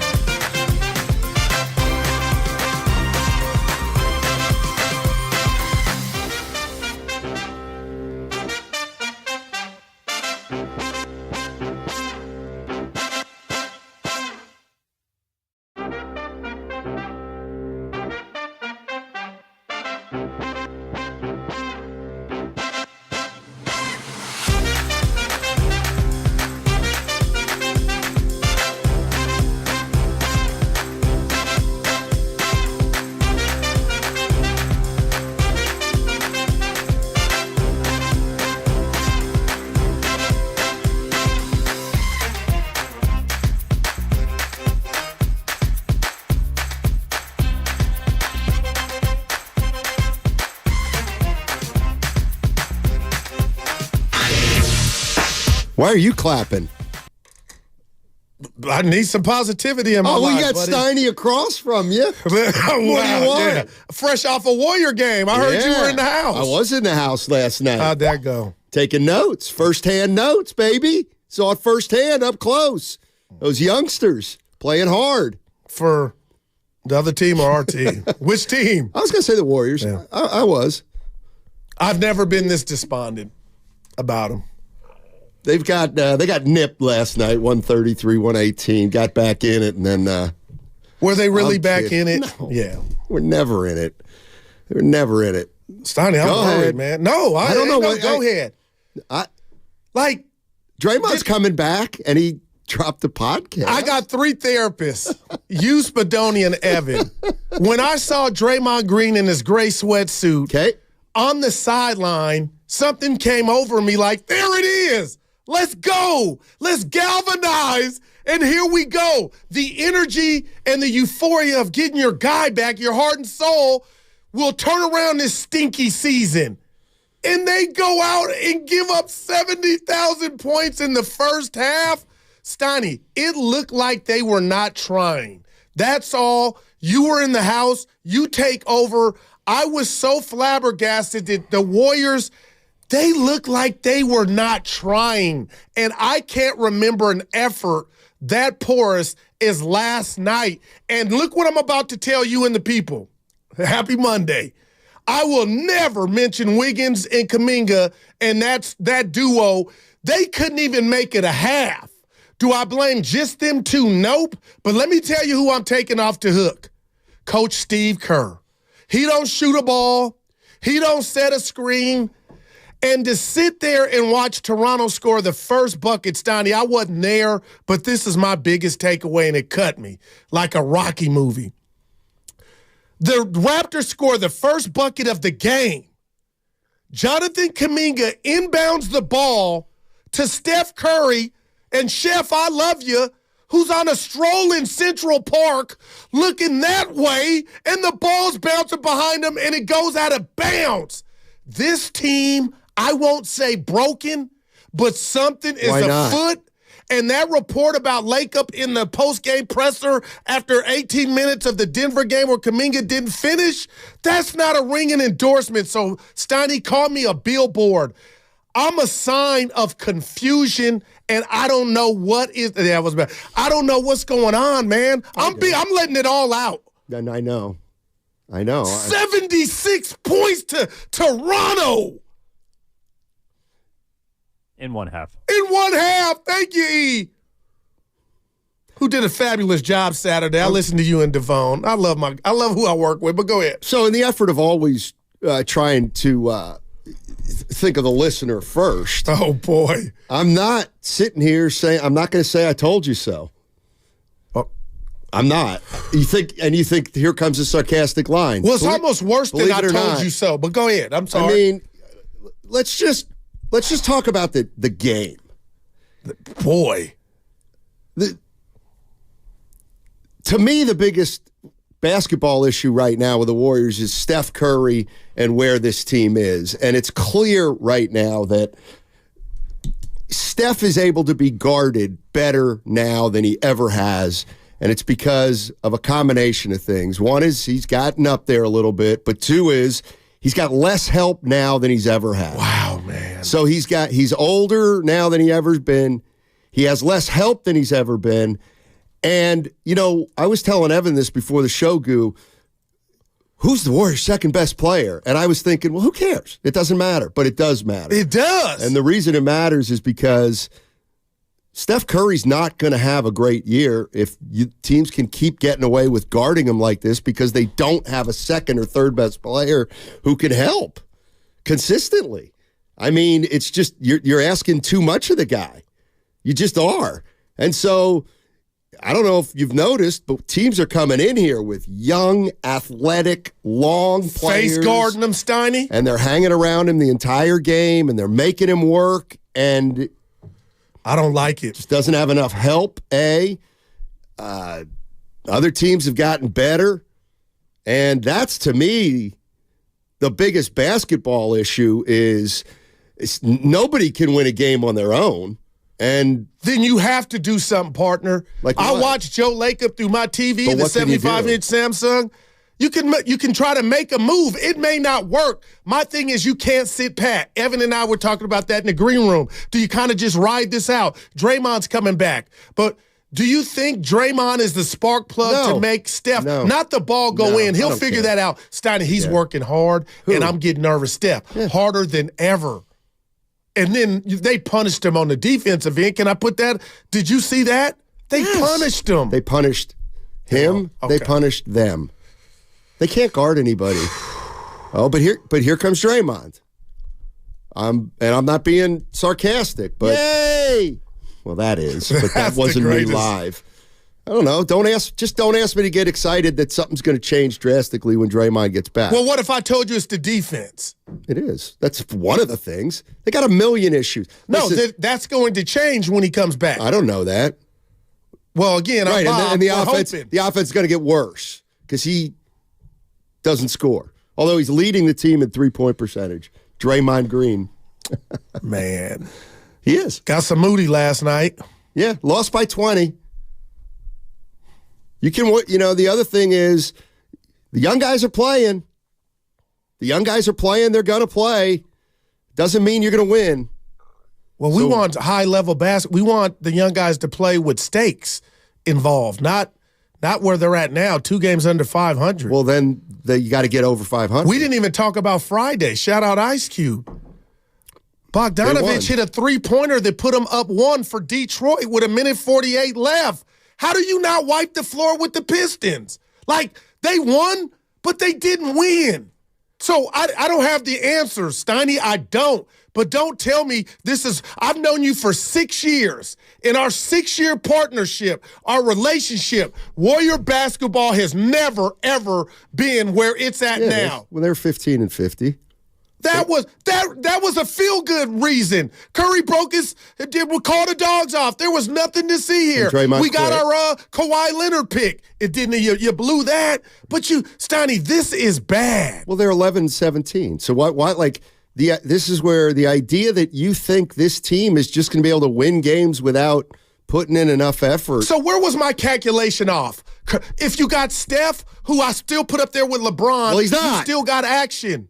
I'm asking you right now, is that my biggest misconception is that I said if you got Steph, you got action. Yeah, it's part of it, but he doesn't have any help. Michael Jordan couldn't win a playoff series when he didn't have any help. Well, facts. He didn't. So, look, if you look at Steph's numbers, he's not having a good year. He's dropped off. His shooting is down. His three-point shooting is down. His assists are down. His turnovers are up. His defense is worse. But he has to do it all, though, Steiny. That's why he looks just out of it, I believe. No excuse, man. But this is what Bob Myers and Joe Lacob and now Mike Dunleavy built. The whole thing was Steph was supposed to be working. This is what happens when dynasties end. It just does. Do they fall off cliffs? Because that's how I'm feeling about it. I don't recognize this team. Steiny, you were there. It was lethargic. I would bet if I had to make a bet right now, I would bet that the Warriors will miss the playoffs the next 3 years rather than make the playoffs the next 3 years. I'll tell you what about that. Now you don't sound crazy. After Friday night against Detroit, it's happened every dynasty. Three wins. You see last night you get mopped. You would have thought OG Anunoby played like. That doesn't sound that's what can't happen. And I hope Joe Lacob. I don't know what can't happen. The 3 years without missing the playoffs. Why wouldn't it happen? It's what happens to dynasties. Yeah, I got you. Like, why do you think the Warriors are immune from not falling off after a 12-year epic run? Where do you get off thinking they won't fall off? See, I appreciate that question. It's not from a point of privilege, Steiny. It's that Steph Curry 2 months ago or 6 weeks ago was still at 35. He looked like he had a lot left. And now things are going, not that he's, doesn't deserve any critique, but the things around him have almost sabotaged his game. So that's what I'm holding on to. You still have Steph. How can we extend Steph? Okay, we tried it with these batch of cookies. The cookies they're burnt. So now do you take a chance and move a young? I don't know what Kuminga's going to be because Kuminga versus Kumingas, he ain't Kuminga. Kuminga versus smaller guys, he just makes you pay. Last night, Toronto had trees, and I've been saying this about JK. Love him to death, Stoney, but when there's length and athleticism that could meet his, he kind of dwarfs. Okay, but he's supposed to be this guy that everybody thinks is going to be the. So what do you do? That's my question. There's nothing to do, Goo. Goo, let me just go down. You tell me. I'm just going to throw players at you. To do. And you, Steph Curry's 35. Yeah. He's going to be 36 next year. Who are you taking? Let's just go down. Are you taking Tatum or Jaylen Brown right now over Curry? Yes. Steiny, how many? One or two? Two. No, this isn't. Steiny, I get what you're doing. But I'm going birth certificate. What about Embiid? Yeah, come on now. Yes, Embiid. Okay, what about, would you rather have Anthony Edwards? Yes. Jokic. Yes. So stop saying he's a top 5 player. He's the best player on the Warriors. Right. There's about 20 guys in the league right now no doubt. who are playing at his level. I saw that. But that's important because it doesn't mean he's not good anymore. It means there is a difference between being a top 5 and a top 20. Clay, he was a top 25. Now he's a top 60. But you're going to laugh? I don't know why that was strong. He's lightweight playing better. For 3 games. Like, what do you do? Have to have one game and then a guy plays better? I'm not saying pencil him in for the All-Star game. They have no consistency on this team. There's nobody other than Steph who can be counted on game in and game out. And AGE is not just the answer because the young guys Thank you. So I'm just asking you, the guy flying the ship, Steve Kerr.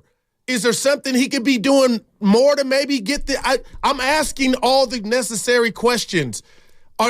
Could somebody else do You're something asking about different? a year and a half too late is what you're doing.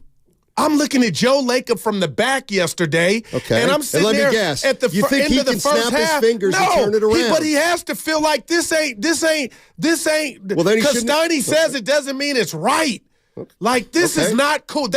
What happened last night and Friday is not acceptable. What does that mean, not acceptable? Like, I get what you're saying, the warts, the age, the lack of consistency, but there's got to be something's going off. Something is wrong. Right. The dynasty's coming to an end. They all have agendas. Steve Kerr's out at the end of the year. Kuminga thinks he's better than he is. Wiggins is checked out. Draymond Green is selfish. Klay Thompson is in his own head. And Steph Curry's losing a step. I mean, again, we got to... Steiny, what would you do? I told you what I would do. I wouldn't have re-signed Draymond Green. Okay, we re-signed Draymond Green. So now what are you going to do, Steiny? Well, you know what? I'm going to have to let Klay walk at the end of the year. I'm also going to have to let Chris Paul walk at the end of the year. Right. I'm going to try as hard as I can to move Draymond Green for somebody with a shorter contract. I'm going to then take a look at my salary cap situation and see if maybe we can make a deal to get a legitimate number 2 in here. Yeah. And that's what I do. 3 days ago, you said, well, they're not doing that. Okay, well, then I'm just telling you. That's what I would do. Your young players aren't good enough. And man. 888-957-9. I can't. You're going to be doing this all year. You know what I mean? No, I'm prescribing I'm seeing it now. If they just ride this out in February 8th passes. What if they just head to a 39-43 season? There's no moves out there that are going to make them better. We're going to start seeing this team go more and more and more young. It's going to be Curry, Podziemski. We're going to get Jackson Davis. We're going to get less Draymond. We're going to get less Wiggins. We're going to get less Clay. We're going to get more Moody. And we're going to go 39-43. And 2026, 2027? 2026, the following year, then next year, we hope that our young players, because they played 50 games. You think I'm like being sarcastic? No, I'm not. Man. Then maybe next year, after these young kids play half a year, you think, you know what? We might be able to. They've shown they're half decent. Now they have value, or now they're legitimate players. Do we have enough with Steph? I don't know. We got to revisit it. Can we get a player in here for some of our young guys? What happened to our pick? Did we somehow stumble on the number 4 pick? We get to keep it.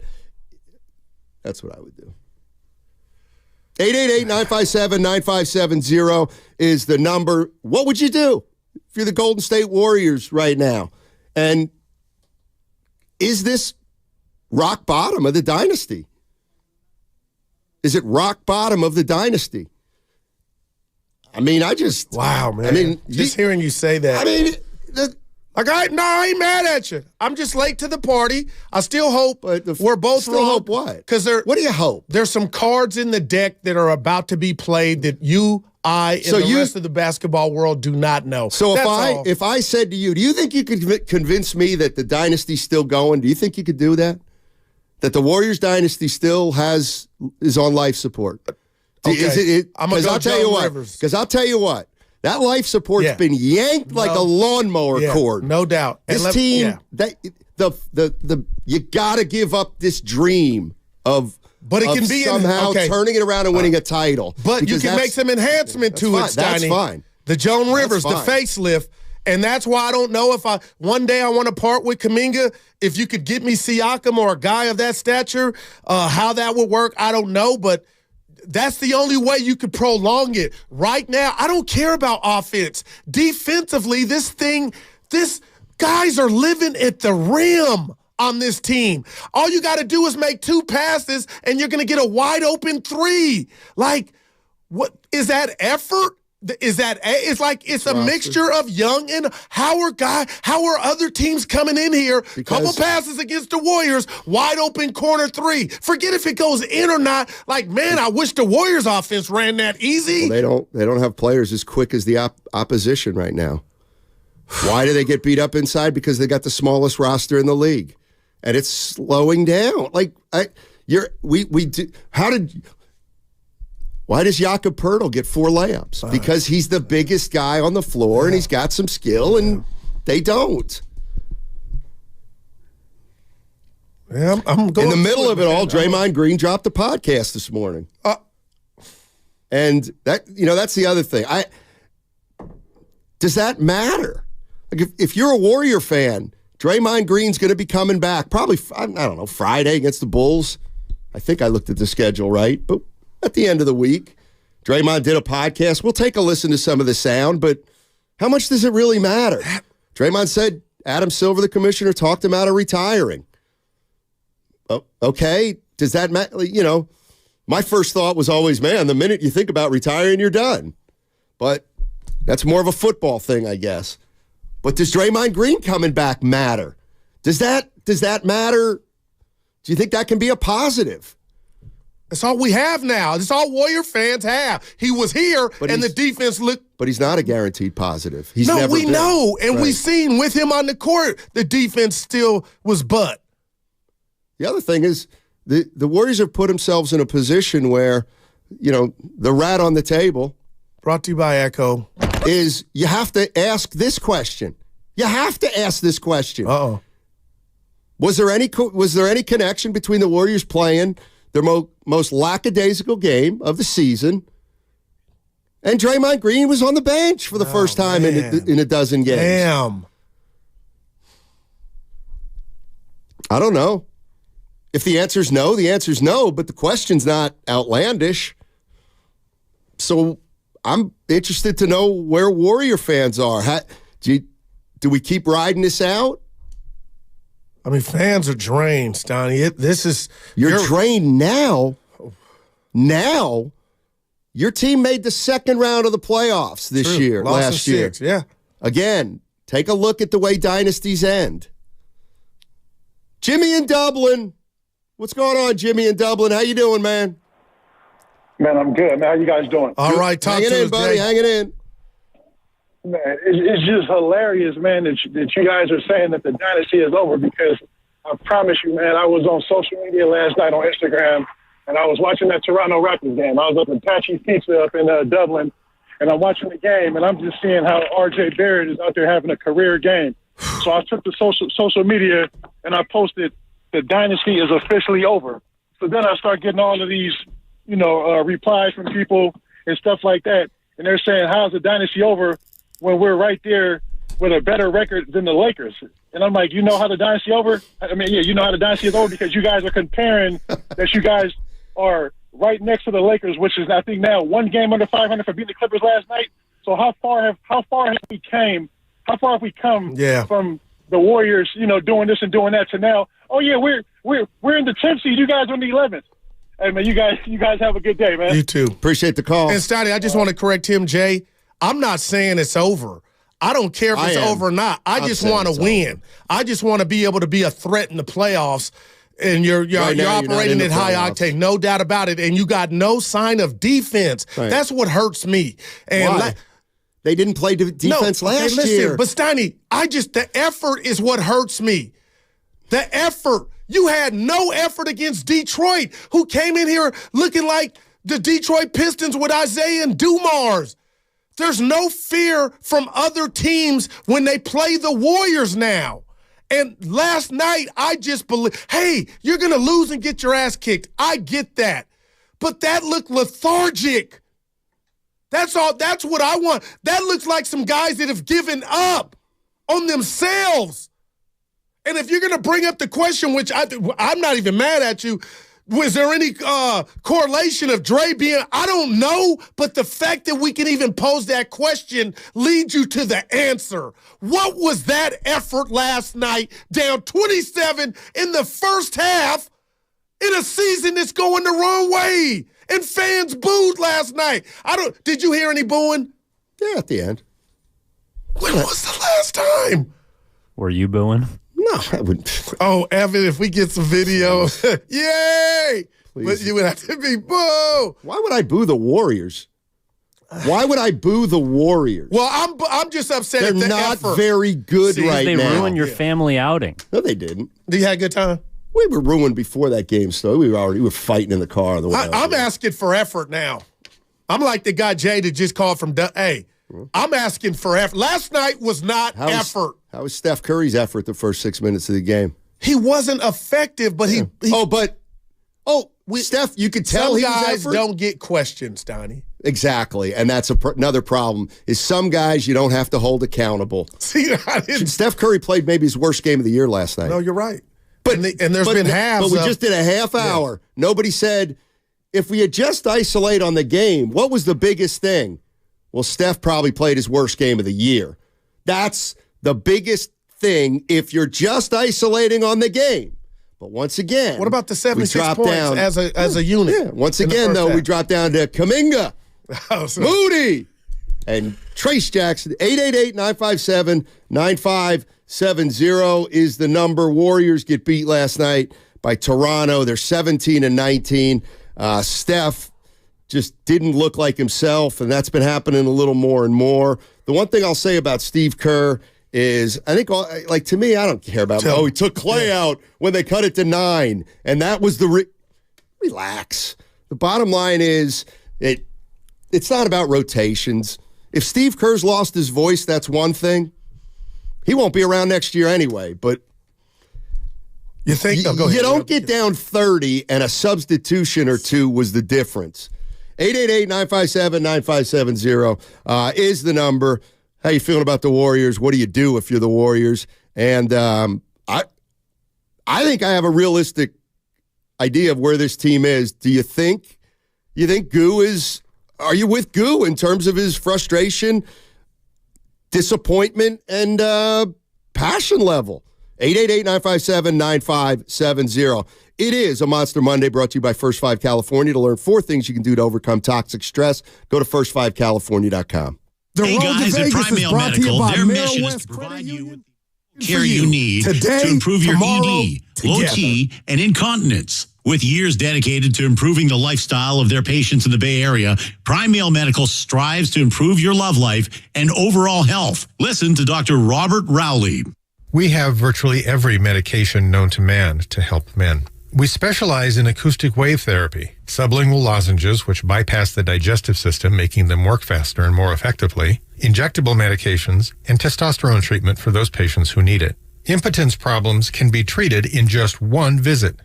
Why wait? Don't lose hope. Call now. Get a PSA test, testosterone test, Doppler ultrasound, and a full year of free visits for just $99. Call now, 415-761-4037. That's 415-761-4037. 415-761-4037. Or go to PrimeMaleMedical.com. Wendy's new breakfast 2 for $3 Biggie bundles let you create your own delicious combo. Choose from a sausage biscuit, egg and cheese biscuit, small seasoned potatoes, and a medium hot coffee. But it's obvious which combo's the best. Sausage biscuit and small seasoned potatoes. Well, maybe it's the fresh cracked egg and cheese biscuit with a medium hot coffee. Or 2 savory sausage biscuits. Whichever you pick, you can't go wrong. Choose wisely. Choose Wendy's new 2 for $3 Biggie bundles. Limited time only. U.S. price and participation may vary. Not valid in a combo. Single item at regular price. You use your cell phone for a lot of things, but you shouldn't have to use it for everything. You deserve reliable home internet that fits your life and your budget.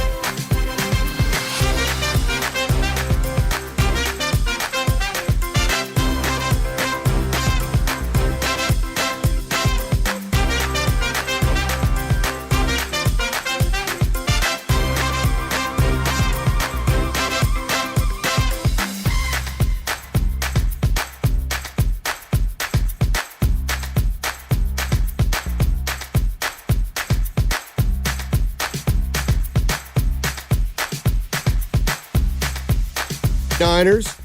We will wait for their opponent. They got 4 possible opponents. All right. And they, of course, have a bye. They have a bye, so they'll wait. The Warriors, on the other hand, they play Wednesday against the Pelicans. They're 17-19 right now, the Warriors. 17-19. 11-17 since their 6-2 start. But maybe some magic pixie dust will fall from the sky. Man. My question for Warrior fans is, Guru thinks, I think you think it's rock bottom. Yeah, it is for me. Okay. Is it for you? Because we're talking about effort now. Last night was not effort. Is it for you, Warrior fans? Was last night rock bottom? 133-118 loss against the Toronto Raptors. Were they flat? You were there. Yeah. Like how much of last night I said to Susan at 9-2, the building is dead. It was 9-2 or 11-2. I said, the building's dead. Well, of course it's dead. You're down 9 a minute and a half into the game. Then you're down 18-6. Then you're down 32-17. Of course the building's dead. And then they cut it to 9, and there was a synthetic, let's go Warriors, contrived, passionless. I don't know where this thing is going, man. I thought it was to the playoffs. No, not like this. And I'm going to be another rat on the table brought to you by Atco, our friend, Bob Myers. We were told, and he said it to the masses, anybody that would listen, he wanted some different endeavors. But to see him this morning, a report helping out the Commanders, that lets me know he has that itch. And now I look at what is the Golden State Warriors in 2024, and I just wonder, it hurts that maybe he saw this coming and he didn't want to be a part of it. Maybe. Dude, will you give me some? Dude, I'm not giving up. I'm not. You don't have to. But when I see effort like that and then the Pistons come in here and you barely beat them, I mean, dude, that game went to the wire. I was listening to Evan do dude, that was explain that. They're not very good. They've got chemistry issues. They don't have everybody bought in. Their best players are old. Their young players aren't ready. So what can you do then? Okay, I'll tell you what but for real, Steiny. We need a super chat. Too much sauce. $5. Will anyone blame Steph if he demands a trade? Would anyone blame Steph if he demands a trade? I don't think he's that type. But as far as basketball and what has eroded around him, if this doesn't improve Joe Lacob, I think it could come to that. So if I were Joe Lacob, Steiny, I would roll the dice on making the chef feel like we never have to have that conversation. You act as though there's moves out there that can be made. We need a bona fide number 2 best player on this team. Right now that fluctuates. Okay. Every game is somebody different. And you know, the person that gets it, you were the second best player, you weren't good enough. It's almost like you were getting the second best player by default. So you got to go find that. Oh, you're just going to get a second best player for Podziemski? No. That's what I mean. There's no moves. The Kuminga, all this stuff, everybody, I'm back. Whatever it takes. Let me ask you this. Yeah, no, I'm being serious, man. Right now, would you trade Jonathan Kuminga as a part of a package to get a 32-year-old guy in here who you thought could get you back over the hump? Yes or no? I don't like the Magic Johnson. I don't like 32, so I'm going to say 30. No. Yes. Okay. Yep. And who's that player? If you would have said Siakam, I would have said it. Yep, no doubt about it. You'd get rid of Kuminga and one of the other young guys. I'm tired of waiting on the baby to be here. I'm ready now. You ain't much better with that team. But you tried something different. The definition of insanity is? The definition of insanity is thinking you're going to make a move that makes you worse, but it makes you better. That's even more insane than being patient. I don't know, 707. What'd they ask? Scooter Man's in San Jose. Hey, Scooter Man, how you doing? We'll play some of the sound from last night's game. What's up, Scoot? Hey, how are you guys? So much of what you guys are saying is true. I'll just make a couple quick comments. One was on Steiny's. I would not have re-signed Draymond Green for 4 years. I don't think Joe Lacob or Doug Levy saw the used by 2022 expiration date on him. Good call. And I agree with the Guru that, maybe there's a big trade, but the problem is there has to be. We're not in good shape, and I think that's a GM's fault for not setting up the team where we do need to make a trade. I think that this whole let's run small concept, and our biggest guy at 6'10", that has to go with a lot of speed, and we don't have speed. So now, we're just a small old team, and I think when they roll them out at the beginning of the game, they should be playing, introducing the team to follow the yellow brick road. Appreciate it, Scooter, man. Last night, I believe it was Steph. God bless Corey Joseph. He's a nice guy. And Pajemski. And I was just like, this ain't big enough, Kerr. I know you're trying. I'm going to lay off of Kerr. Because it is his job to get these guys ready to go out there and feel like they can run through a brick wall. And I'm tired of the same song and dance I'm hearing post-game from the players and even Kerr. So, Kerr, you don't miss shots. You do not get rebounds. But, Steiny, there's one thing to lose, partner, and then there's a way to lose where it looks like something, like you're not bought in. And that could be Draymond's back. It could not be. I don't know, but if you're right, and I know you don't want to take this victory lap, and while I'm in denial, I'm a lover. I'm a believer. And I thought what ailed this team off the court was gone with Jordan Poole. That was my number one mistake. How'd you miss the 12 other things? I don't know. No, seriously, when you gave Draymond that contract, real quick, Stoney, when you gave Draymond that contract, I thought that symbolized to the masses that, Dre ain't perfect, nobody is, but a majority of the problem was with Poole. We've done away with Poole, and now our heart and soul, here's his contract, we'll get the best version of what's left from Draymond. So they made a mistake.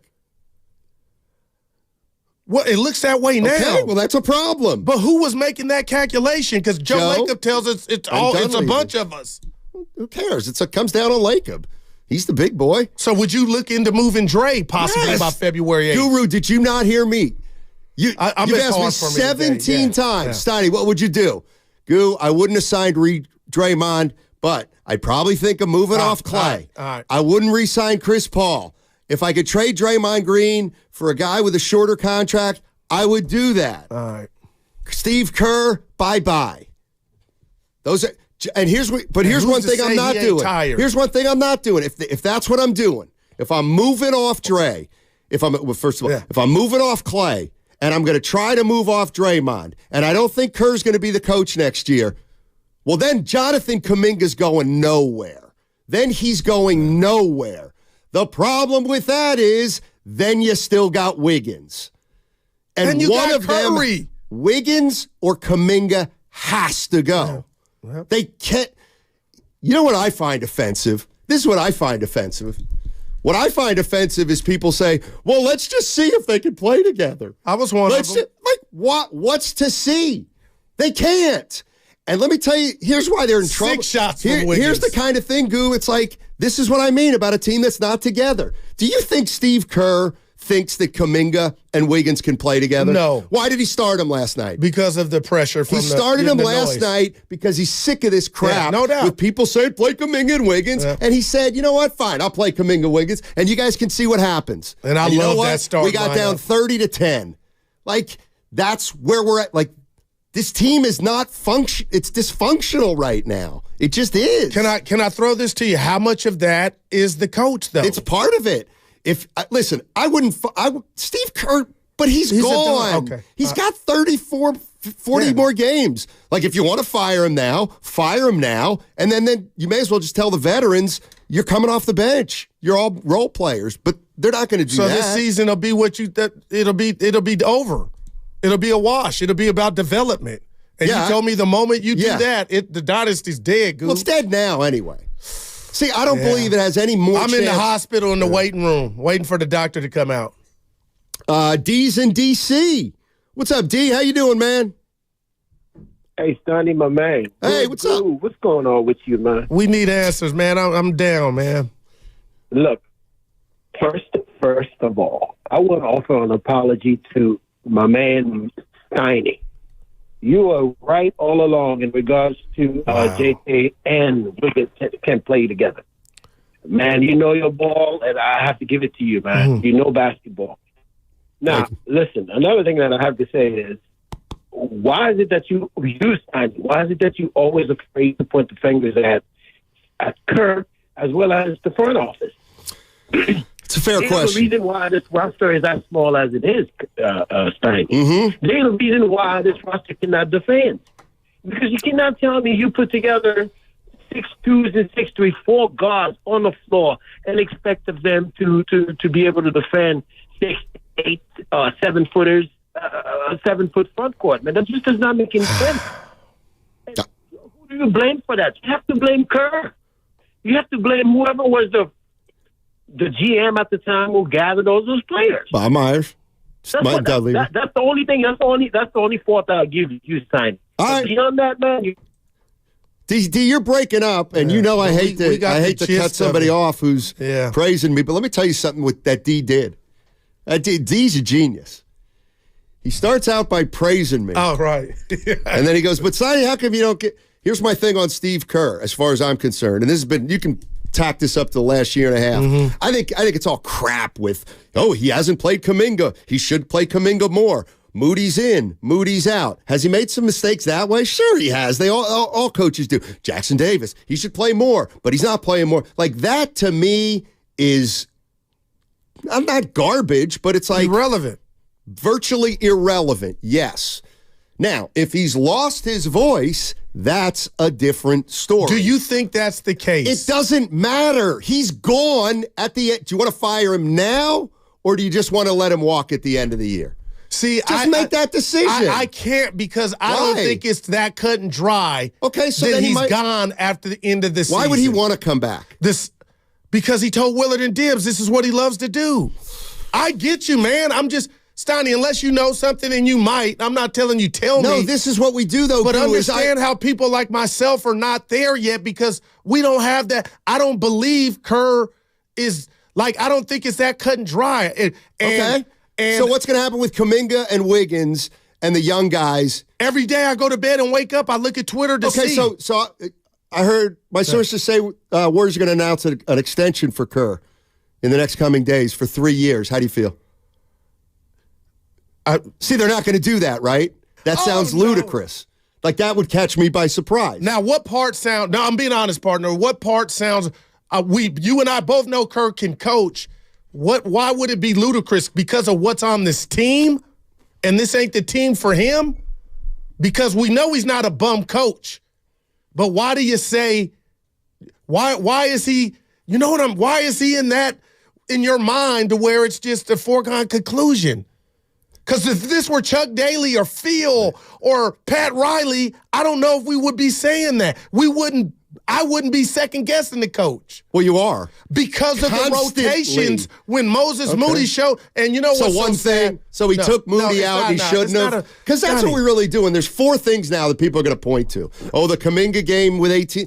Look. I'm not doing that. So, but this is what's so frustrating sometimes, Goo. Okay. So you're going to have Steve Kerr come back, and they're going to go young. Why would you do that? Well, if you're going to move off Clay and you're going to try to trade Draymond to give the kids Kuminga and Podziemski and those guys more playing time, why would you want Steve Kerr to coach I don't think that's going to ever happen if Steph Curry's a Warrior. The kids and more playing time. Well, I think that's ludicrous. I'm just being real. That is not going to supersede what you got to do with Steph Curry. He's the rat on the table, not these young kids playing and him just taking L's left and right. We're watching that. He's partly responsible. There's no doubt about it. But you can try to fix it. Right, and he can become. You know what? You might not be able to win it if Steph's your best player anymore. How about that? But you're rebuilding once Steph is not here, and you're doing what you're saying. You want it both. This is what you want it both ways. You want it both ways. You don't realize that. Well, if we play young, then Steph might not be happy. If we go to the veterans, then we're going to complain all year about Kuminga not playing. You got to make hard choices, and you're not willing to do that. Well, let me lay this out. Fire Kerr. What are you doing with Steve Kerr, Goo? You're not ready to do anything, and so we move on. That's fine. You're asking me what I would do. I would have started moving off these guys already. They haven't. Okay. Would you trade Draymond? What's Ben Simmons got on his deal? But he ain't even playing. Exactly. Yeah, but, Is Ben Simmons a free agent in the next year or two? Would you trade Ben Simmons for Draymond Green? I certainly might if I could get off Draymond for a year or two. I think Simmons is probably making much more money. I get all that. But I might think, what's Ben Simmons making? A boatload. 40, right? 40? But give me this, Donnie. I'm addition by if you really want to know, I'm addition by subtraction with Draymond Green. And you're not by yourself, but I do got to say this about the youngsters. And I love Podziemski. I love Moody, Kuminga. Stoney, you're not saying it from a point of entitlement. I don't think the young guys are superstars. They're not. They're not. So quit. So why would we bending over backwards to think they should all play 30 minutes a night? Or bend over backwards and be afraid to move one of them? I'm not afraid to move any of them, but I'm not moving any. Like the only Jackson Davis is going nowhere. What? He's just a guy too, right? See, this is what you do. No, but in the right system, what? He can be. He can be loony on stairs. Guru. He can't shoot from outside 15 feet. We don't need him to. We don't need him to. Okay, well then everything's clogged. They didn't need Looney to do it, and they got 4 titles and 6 visits to the NBA. That's when they had Durant, Clay, but Steph, that's the and goal. Iguodala. That's the goal, though, right? It'll never happen again. Who? I'm not saying it'll happen again. You know what I mean, Stoney? What if you got 2/5 of what you had? I like Jackson Davis. He can block shots. You think he's untouchable? No, that's too strong. But again, of the guys we mentioned, him fine. It'd be Kuminga, him. Jackson Davis, Kuminga, and Moody for Siakam. Are you doing it? Say it again. Siakam for Moody, Kuminga, and Jackson Davis. The answer is it doesn't matter. Well, oh no. I'm about getting the chef some real ass help, and if that person, I don't know why, is but somebody I deem could get us back in a threat. Just that's where I'm at. Draymond, go bye. When it can be it. That's all Joe Lacob has to be thinking about, man. Thank you, Evan. Stoney, I love Pods. I love Moody, but they ain't superstars. So when people say play the youngsters, okay, to win. I love Moody. 2026? But they aren't. Yes. Oh, my goodness. So is Curry going for that, or is he somewhere else? That's what I feel like you might be, Stoney, honestly, you could be like, Goo, I don't give a damn. So we're still at the point where you think that you would sacrifice more years down the line because you think that you have a chance to get players in here that can get Steph back over the top. What else is there? There is moving on now and telling Steph, we're going to try to do this as quick as we can. But you know it and I know it. We're washed. And Steph knows it. Have you watched him play? Yeah. Have you watched Steph Curry play? Has he ever his appeared to have this little fun? No, this is his mannerisms and are off for the 8 millionth time, it's like, well, you're talking about something mega monumental that will transpire if that happens here in Warriorland, and it hasn't happened. I don't think it's going to happen. What? The chef remaining in the Warrior uniform, or them going to Steph Curry and him being okay with the 2-year, hey, you know what? We had a good run. It ain't going to be as good. Nah, man. Let me tell you not the Steph I think I know, Stoney. Well, let me tell you something. Let me tell you what the reality is. You may have a better chance to win a title by getting rid of Draymond, letting Paul walk, letting Klay Thompson walk, and seeing if you can get some mid-25-year-old active guys in here. That's scary, but I'm not. That's not impossible. Oh, but what about Steph? My point is, it would be if something were to go down, pop off like that. It would be so monumental. You're willing to basically go ahead. Like you're gonna continue to wreck this organization under the illusion you can win another title. Seriously. Well, they're doing that now. And they did it when they signed Dre for 4. So you want to keep doing it? Yeah, but you're leaving it at my doorstep. I am. But it's not fair. Why? Because this is the route that they've chosen. Right. Okay, so they haven't veered off left or right yet. We still got February 8th. Some things can pop off. But if Steph Curry's going to end up doing a Joe Montana or a Jerry Rice in a great Bay Area, be in another uniform, I don't see that. Can I ask a question? I don't see that happen. Can I ask a question? Why is that such a big deal? Because he still got some juice left. Right. And let me tell you something. If I'm Steph Curry, I'm going to Joe Lacob at the end of the year right now and saying, if you can move me to get this thing back faster than if you couldn't move me, I'm willing. Why? No, that's it happens to players all the time. That's a Warrior fan's nightmare. Why? Because Steph built this, Steiny, and he still can play. Well, then you're going down. You're going down. Because I can't argue where Chris it's Mullin going left now. for 2 years. Yeah. He came back and retired here. Jordan left. He came back with the Wizards. That would be, oh my gosh. What if it I'm makes not you telling you better? that's impossible or that won't. But man, how did we get here this fast? We haven't gotten here this fast. Well, the James Wiseman. You've had your eyes help, closed. Yeah. Well, the James You've had them closed. Yeah, but they had some stuff to inject in their But veins. that's 2 years ago. I got you, but it happened. That's 2 years and ago. you're still paying the price for it. And they're going to pay the price for the next 5 years. Oh, my God. Let's go to Marcus. 888-957-9570. I see we'll get to some calls on the other side on 95.7 The Game. Matt Simas, Darryl, the Guru Johnson with you. And a reminder that you can catch all 4 hours of Steiny and Guru on the free Odyssey app. Plus, watch us on YouTube and Twitch, powered by First NorCal Credit Union. You do, Steiny, before you go, you do know where I'm coming from. Everything you're I do. People are texting me left and right. Steiny saw this. And I feel like, again, you're putting what the Warriors are deciding to do on my shoulders. All I'm telling you is... I'm frustrated, and you come in here every day and ask me what's going on, and I feel like I try to tell you every single day, and you don't believe it, or you believe it 7 months later. But give me this. Nobody saw Friday, which I thought was an embarrassment. Let me just say it. Nobody saw. Detroit has 3 wins. Your season is hemorrhaging, and you can't knock them out? No. Okay, you got the win. Because they're young and athletic, and they play hard. You know what? And any team right now that is young, athletic, and plays hard cannot.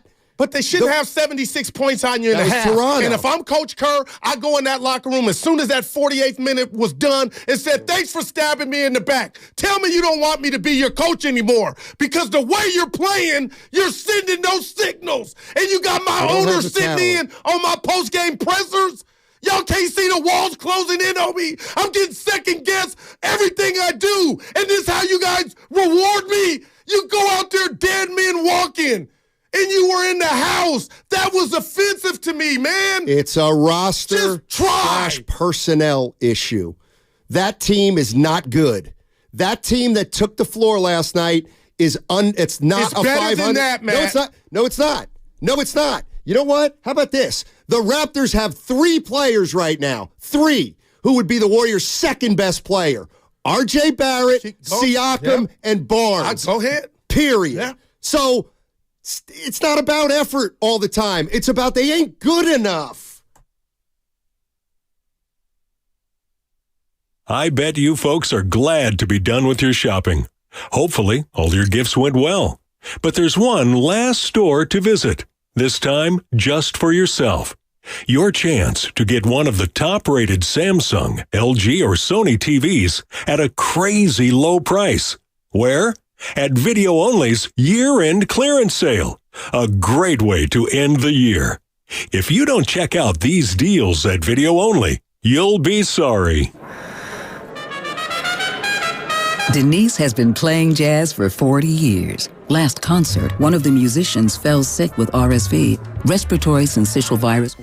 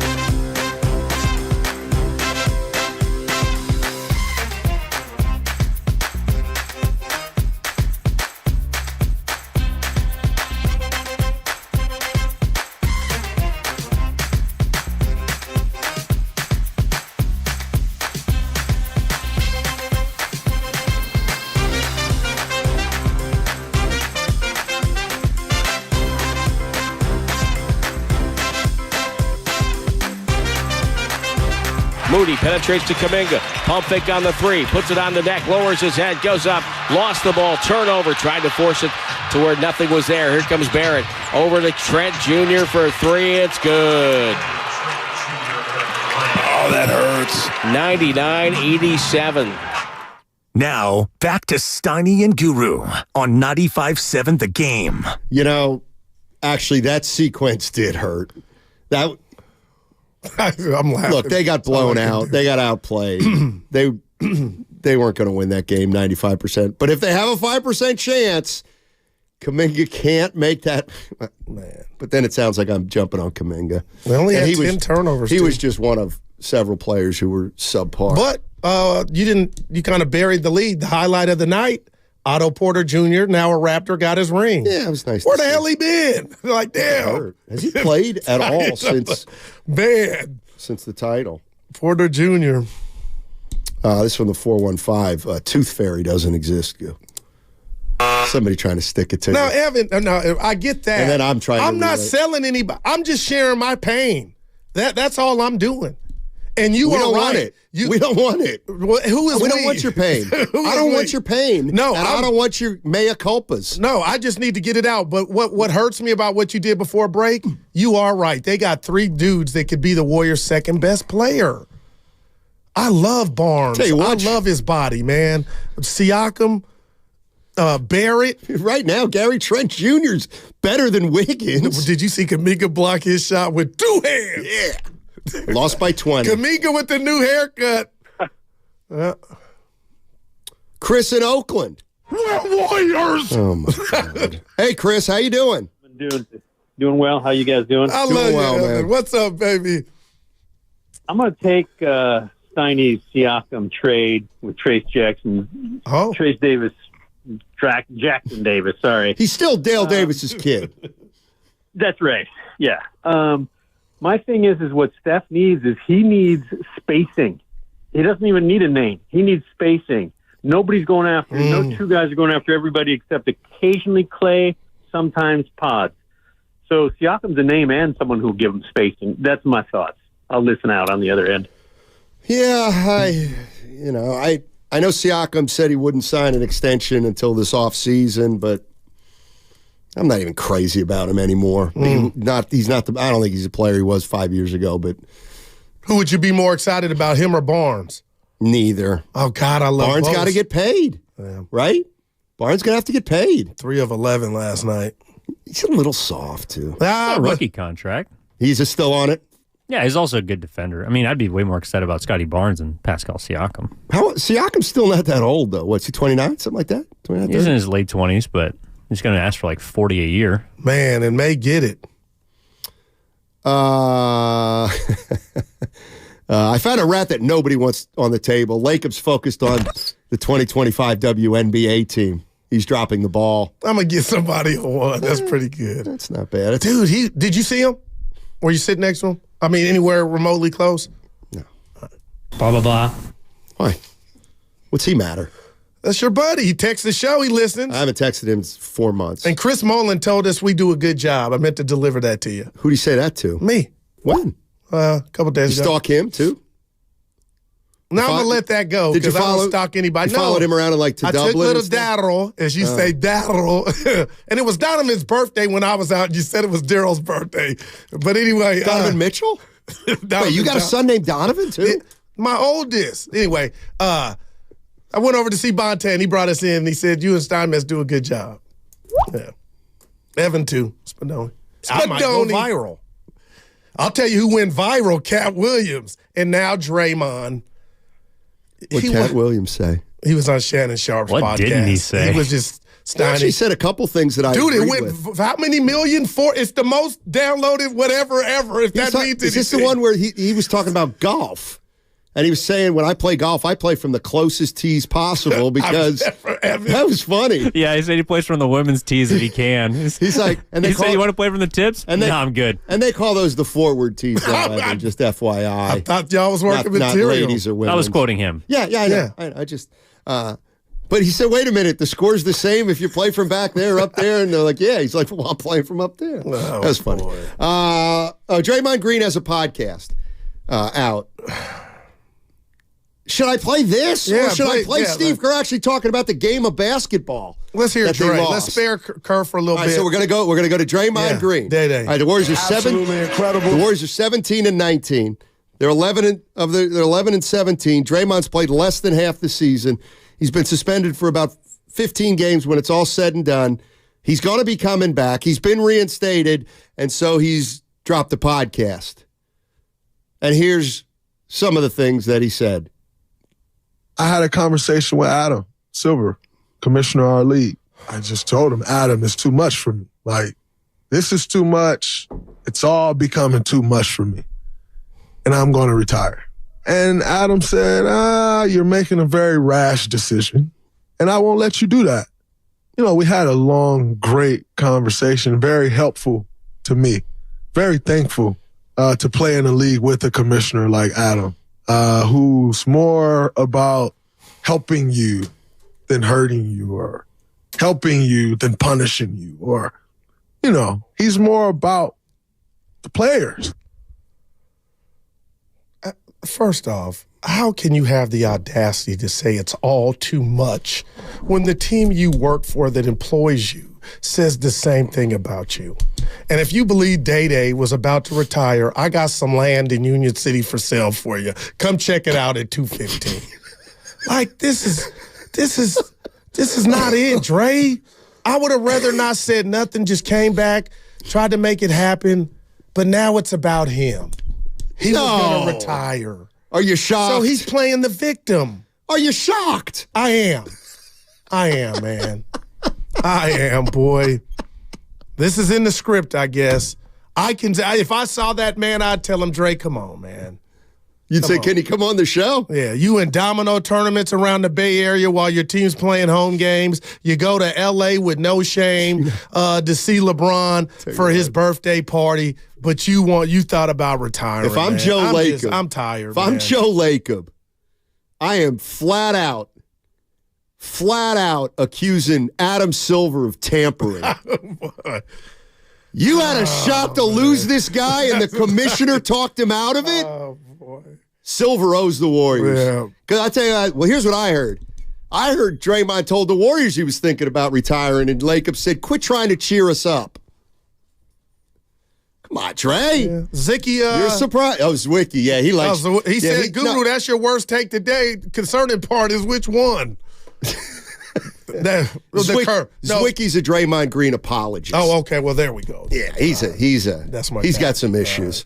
Zwicky, good kid. So when do you expect him back, Dre? I don't care. Friday? I don't care. Friday probably, but I don't care. You got to lose. I don't care. No, when he plays, I will watch him. Oh, okay. And he'll be part of the team. But you ain't getting excited. But I'm not going to talk. Do you want him back Friday or Saturday? I don't care when he comes back. When he comes back, the reality to me is. And I told you this before they even announced he was coming back. Steiny, this is all Warrior fans have to think something could change. What? If that spacing is an issue and it's contributing to more difficult looks for Steph or whatnot, because it's still on Steph at the end of the day, but there's something there, then I got to ride with that. Dre, we need you back ASAP. But if that doesn't help. Back. He doesn't make him. You and I fought about how easier he makes the game on Steph. He makes him a offensively. You know what? He makes him a 43-win team as opposed to a 38-win team. There you go. That's what Draymond means now. Well, And you think he makes him a championship contender? No, I didn't say that. But I'm waiting for the minute everybody gives up on this championship dream, then we can start talking about this team in a different way. And when is that? What signifies when to you that when they you just, say the dynasty's over? I'm talking about from the team. Like right now, it's currently constructed. What would happen for you to say? That's a good question. Great question. We'll know it when we see it. We'll know it when we see it. Well, I saw something last night, and it didn't reek of effort. You know who the Warriors are right now? They're the Portland Trailblazers of Dame Lillard's last 2 years. Wow. And that is not an insult to anybody. They got one guy. One guy. The Blazers had Lillard. The Warriors have Steph Curry. Damn, and you know Scotty. what? Who did they have behind Lillard? Who was Portland's second best player? Who knows? Well, this guy, that guy, this guy, that guy over the years never had a number two. That's exactly who the Warriors are now. So what do you want to do with that's really what it's about. And I get it. Steph's got 4 titles. Damian has none. Yeah. But what do you want to do with our Damian Lillard? That's what we're looking at right now. Man. Because the way things are going right now, you're going to start heading toward whatever Portland was the last year or two. So what do we do with our Damian Lillard? I'm not saying trade him. Yeah. I'm saying, how do we appease our Damian Lillard? And what does he want? Exactly. Philmo Mike. Mike. What's up, Philmo? How you doing? Oh, man, I'm doing better than the Warriors. But this season is so crazy, man. It's like you got Kurt talking about connectivity. He don't know who to play, when to play him. He don't know. He don't have a sense of pulse of the team. Draymond talking about this is supposed to be my career season. He's had a horrible start to the season. We went on a 5-game winning streak when he left, and then people were talking about, oh, we don't even need Draymond. And so this season, man, has been Joe Lacob has to be sick to his stomach, and then he has to realize this: he's not Joey Lightyears anymore. He's not ahead of the curve anymore. Nope. We're kind of behind the curve. Yep. We kind of got development, all this stuff. We're like behind. We lost to the Raptors. Raptors. So it's like I feel it when you say that the 2 best players, and I hate RJ Barrett. I think he's sucks. But on this team, he definitely would be the second best player. And it's not even sad. It's just reality. Yeah, Mike. And Guru, you'll be wanting anybody. You'll be like, Charles Oakley, help us. Guru, man, just listen, Mike. Don't hang up. Don't hang up because I need to get a life. I got to give you some love. So I need to get a life, but I'm at the gym Saturday, and I'm listening to Devon and Evan, and you called in, and I wanted to run off the elliptical. You said Steve Kerr has been reactionary. He's been coaching reaction. Film on Mike, that was the word I've been looking for, but that's real, and that's why last night Steiny said it. He gave in and ran Kuminga and Wiggins out there, and they rewarded him with it. I ain't blaming just them two, but Mike, I won't say they need to play together for the rest of the season. Well, no, that's the thing. That's what I just said. He's talking about we're connected, connectivity. When you're connected, you kind of know what buttons to dial when you really on the pulse of your team. And so because he's not, he's a man, Moody, he had a good game, but I took him out because I'm used to doing it this way. And Kuminga played 36 minutes for what? He didn't need 36 minutes the other night. Should have played him 36 minutes the night before. Yeah. Great stuff, Philmo. Yeah, he called in Devon and Evan. I was listening. Matthew Chan on the First NorCal Credit Union YouTube chat, Steiny. If we trade for some size, watch. We'll be the 4 seed. That's funny. No, it's funny. It's funny. That's a 4. And that's Mike, I don't just want anybody. I want dogs. And then here. But he wants Zach LaVine. He's not a dog. He would be your second best player. But you said you want dogs. He's a guy. I don't know what world people. I just know ballers. I ain't gonna psychoanalyze. He can play. He's young and he's hurt, but he can play. Well, actually, he's a Bear because he was a Bruin. So. This is where the light year stuff. Dude, you guys taking that from Joe? Can a brother work it out? I mean, man, we did go to the finals 6 times, Mike. No, now we got a little turbulence. Guys got hurt. Look, give me a chance. No. And that's what people are missing here. They have no chance now. See, they had their stop. This is what bothers me more than anything. They had their chance. Damn. They drafted James Wiseman. Light year, this is the kind of thing, when you call yourself light years, you know what that means? Then you can look at that draft and said, no, Joe, light years would have been Ball or Halliburton. Man, oh, man. That's light years. And you know what? People might not like to hear this, but light years would have been Wagner instead of Kuminga. Wow, Steiny. So the reality is when you've made, those were the mistakes you made that now makes this over. No, man, oh, man. That's what I think. You preaching, and now so it's bigger than just these 12 guys. You're like paper trail. They're woefully over the luxury tax. They don't have their pick this year, assuming it's 5 or worse. Like, what? I hear you, man. Apparently you don't. No, it's just hard. No, it's not. It is. It's not hard when you acknowledge the truth will set you free. That's why it's not hard. Just be honest. That's all. Yeah. Steve in Oakland. And Levine is back, I guess. Oh, yeah. No. I don't. Game changer. Guy's been in the league 7 years, been in 3 playoff he can games. play. But yeah, he'll turn us around. Let's go, Steve. How you doing, buddy? Hello? Hey. Hey, good. How are you guys doing? Hey. I'm just calling because, a couple months ago I was saying the same thing and people thought I was being too hard on Steve Kerr, but he doesn't know how to motivate young players. He doesn't know how to coach and develop young players. There's no offense being ran on the floor. Davis gets the ball in the interior and passes it away like the hot potato, like he doesn't want to deal with it. Davis says he has a lot to prove to the league, but a couple times he got the ball last night inside and he passed it away because it looked like he was too apprehensive to dribble one to the basket and go up strong like he should at 6'9", 250. They're not moving the ball. There's no offense being ran, and we need a new coach. Wow. Appreciate the call.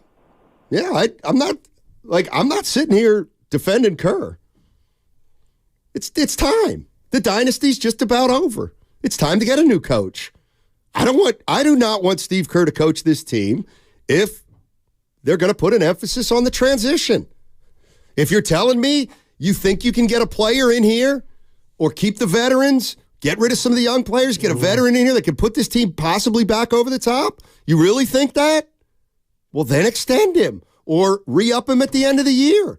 But I certainly don't want Steve Kerr to coach a team with a bunch of young guys on it, nor do I want another coach to coach this team if there's still a pipe dream about a title out there. And I learned my lesson from Bob Myers when Woj reported on that Saturday before the Celtics game about his contract situation. And I said to you all, it's nothing to see here. Regardless of why he left, he was gone. And right now, I believe if I were a betting man, the fact that Steve Kerr and all that he's accomplished here, 4 rings, is not a made man, and he is basically in lame duck status as far as his contract. There is nothing that's transpired this year to where if I was his boss or I was Joe Lacob to where and one of my young future stars possibly is bucking the system in regard to how he's being used and when he's played, I would bet that Kerr ain't coming back. And maybe that's why you say it with so much conviction, because I'm still holding on. Okay, well, then extend him right now. No, there's a reason I believe he's not being extended, and I'm with you, Steiny. Until I see it, I'll believe it. But, man, oh, man, it's just this. I didn't expect anything that's happening now in this Warriors season to be where it's at right now. That's just true. Draymond's actions, Kuminga popping off, Kerr, all of it, man. Let me ask you a question. Here we can discuss it this way, because I keep hearing it. This year worse than last year? It might be worse. Last year everything went wrong under the sun. Punch, Myers. But we had something I'm just asking, was it worse? Is it worse this year even? Because I think it is. It's more confusing this year. No, it's not. Yeah. No, it's not Last confusing. year you had a protagonist and an antagonist, and they still made it and won a series. So the protagonist is here and the antagonist is gone. This is all. That means it's not over. We don't know how anybody feels. Yes, we do, Goo. How do you think Wiggins felt last night with Draymond Green on the bench? Oh, my goodness. He shot the ball six times. You think all 12 guys are excited to have Draymond back? I don't. You think all 12 of those guys in there are committed to Steve Kerr? Like, this thing's a mess, Goo. And it ain't getting better because Draymond Green's going to come back. You want to pour a drink. You should. You should pour a pitcher. What, Evan? Try January. You want to talk? Yeah, Evan. You know what? 7 days. Dude, I'm ready today, and he's... You know what? Good. We'll find new young friends. Right. We're going to find new gotta young get friends. to the kids. I used to be Spadoni. Spumoni. You know what? You know what? Even before Spadoni had kids, you know what? He doesn't like to, he's... Now he'll come out legal, though. He's a little, barely. He's kind of aloof. He shows up to Spadoni. the important stuff. No, he doesn't. Like the John Curley going away, stuff like that. Spadoni, how many summits have you been to? That's different. I went to the last one we had. Okay, so you're 1 for 4. You're shooting it like Clay. Not bad. Yeah. Let's go to it was a big shot. Hunters Point Ray. Let's talk about Steve Ray. Kerr. What's up? Yeah. What's up? Hey. Yeah. Hey, two quick things, then I'll let you go. First of all, Guru, man, you got that new look. What happened to them waves, man? They're curls and waves now, so get back to me. I'm letting them breathe, that's all. Yeah. Well, I hear you. All right. Real quick, two things. First of all, Draymond Green and the retirement. Now you remember that was his buddy's statement, LeBron, after he lost. I'm going to retire. Mm-hmm. Yeah. So Draymond talking now. Real quick to Kerr. Okay. In years past, Steve Kerr really has never had to coach. The team really coached themselves. And you remember that one game a few years ago when Kerr just sat down and told the team, "You guys coach." And Al just said, "You remember that game? I think it was against Phoenix." Yep. And so right now, Kerr, the cover is being uncovered over him. He just don't have it. Wow. He's never really been a great coach. He was a good GM, but the team that he had when he came into Golden State, they won everything because they were just a great team. And now that he doesn't have those players and he has to coach, he don't know what to do. The game a few games ago, Kerr actually sat down while his assistant coach was up coaching. Kerr just sat there with his hands folded, giving that look, I don't know what to do. So as far as Kerr coming back, I don't think he's coming back. My suspicion is that he'll be coaching the San Antonio Spurs in a few years. You want to know? Hey, Hunters Point Ray. Ray. Can I give you my prediction on Kerr? Yes, sir. He'll be coaching the Celtics next year. Oh, my God. Put in the cap. That would be, oh, my goodness, for him? All right, well, Steiny, you said the Celtics. I'm saying the Spurs. All right. You having inside info. Papa will step down, and he'll give it to his godson, Kerr. All right, thanks, Hunters Point. You came in here one time and said we were watching a Warrior game. I can't remember against who. And you text Divine. Is Atkinson coaching? I forget what game it was. It might have been Portland. He got with Boston. Anybody get with Boston. If the Celtics don't win it this year, your boy's gone. Yeah. I don't call him my boy, even in jest. I really actually I bristle with that guy. Not a big fan of Mazzulla. Yeah. I'm just not. He's got it all right now as far as talent.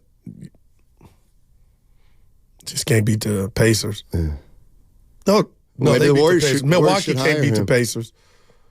The Warriors should hire Kerr in Boston. I don't want to run Kerr out of town because I love what he's done, but what did you make of This is Joe Lacobs? And I got to tell you, if I had $1 for every time somebody's told me that always happens, tell me when Joe Lacobs sat in on a post-game presser after a loss. I mean, I can only tell you what I know as a beat writer for 20 years. Okay. So you and I'll tell you, and you'll be like, I don't know. And then Willard will come in and say what This he is your thinks, thing, dude. and you'll say, wow. Man. You got to let it go. No, I will not let it go. 888-957-9500. 888-985-70 is the number. It's a Monster Monday, brought to you by First 5 California. To learn 4 things you can do to overcome toxic stress, go to first5california.com. Also, a reminder that you can catch all 4 hours of Steiny and Guru on the free Odyssey app, plus watch us on YouTube and Twitch, powered by First NorCal Credit Union. We'll get to more Draymond Green sound. What's going on with the Warriors? I see calls. I'm taking solutions. I gave you mine. I'll give it to you again. Give me yours. This is a season of giving. Let me tell you what I like. I like the season of taking. I bet you folks are glad to be done with your shopping.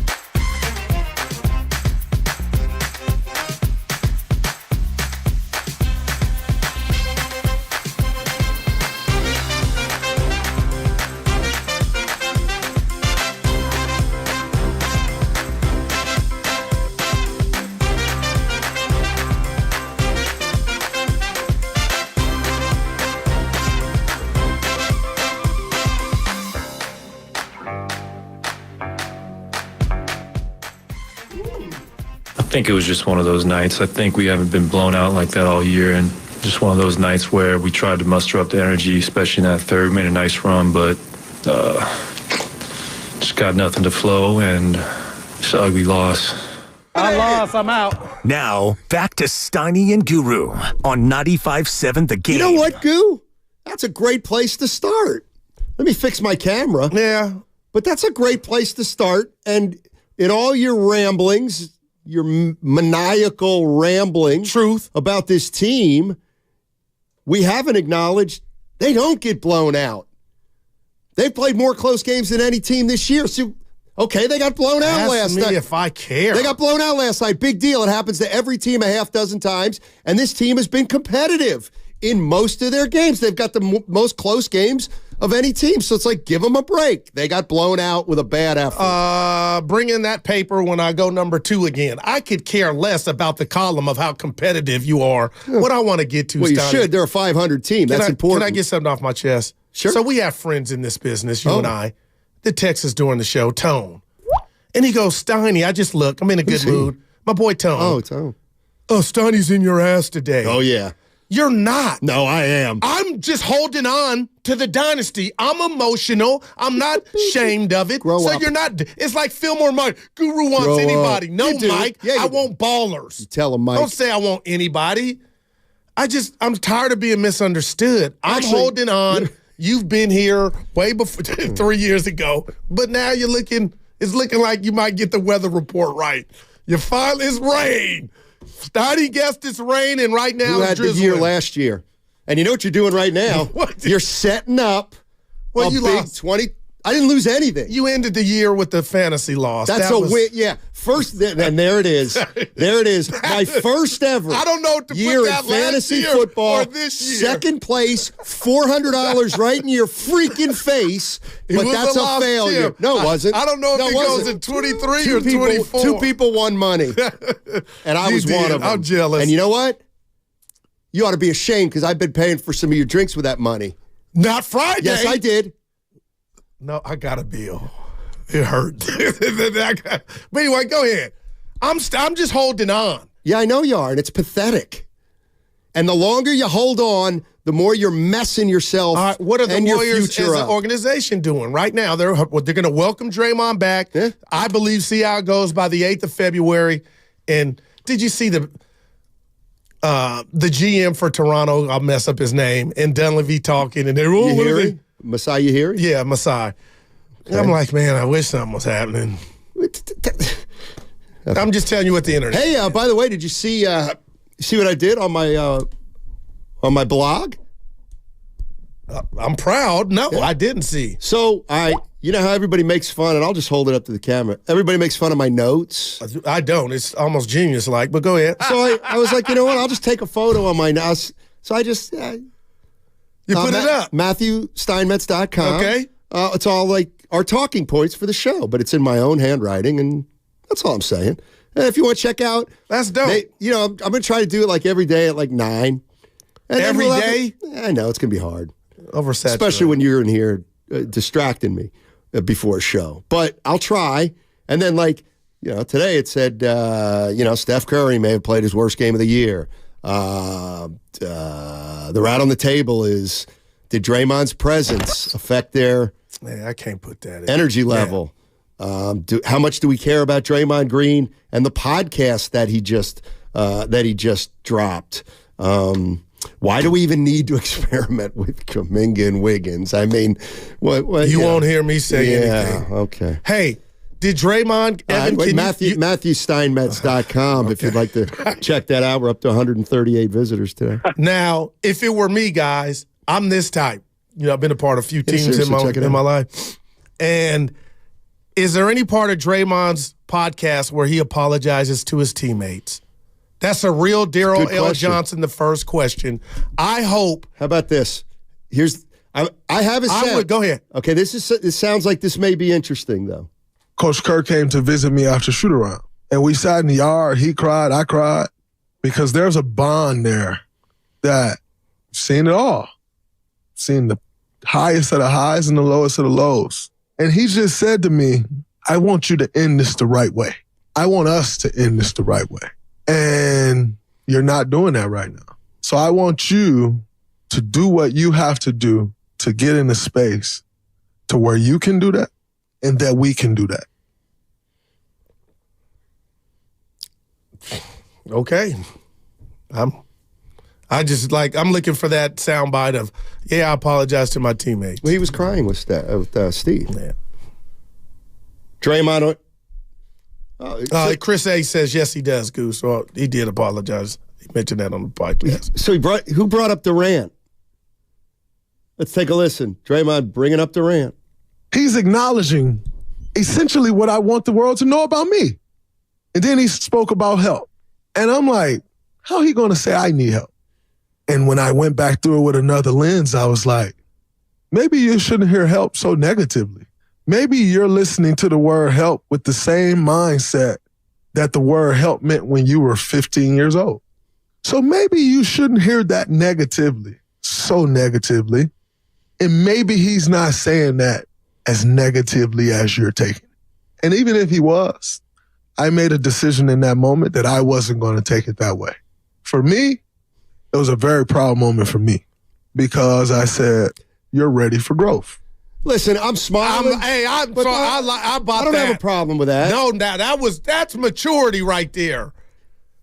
Damn, Day-Day. It could have been every bit as much maturity had he just kept it to himself and start. But whatever, I'm not hating on that. Yeah, because you remember we had the show and I stopped. Evan had to help us because everybody was calling in saying the man needed help. And I was like, let's just be careful because there's nothing wrong with help. But the guy kind of loses it on the court. But he turned into that, and then he's smart, man. By the way, I've got to acknowledge, we've got this guy on the Comcast business text line. I would say, and I'll tell you what, he's unbelievable. I'm just going to assume he's a he. He's unbelievable. He never goes more than a day or two without texting this in from the 415. Every single day we'll see some variation of What is it? Not on the Warriors are built on a house of lies. We have a guy who sends that to us every single show. It's not true.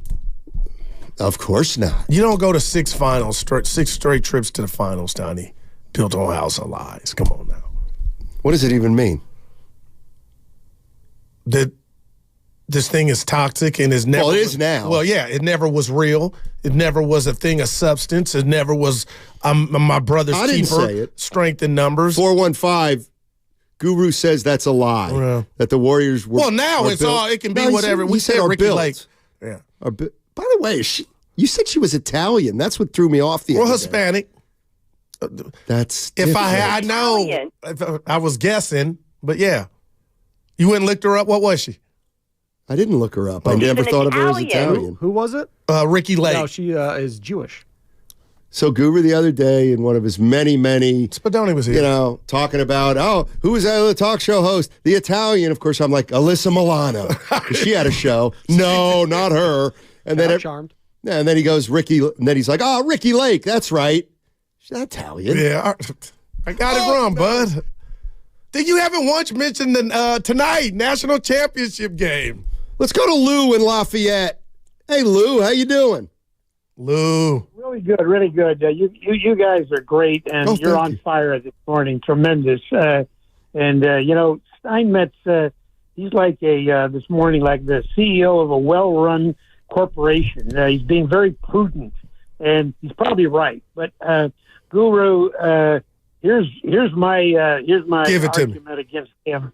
Well, to me, Draymond Green is a number 2, and I heard somebody say he's in line, based on the play earlier in the season, to be, one of the top defensive players in the league.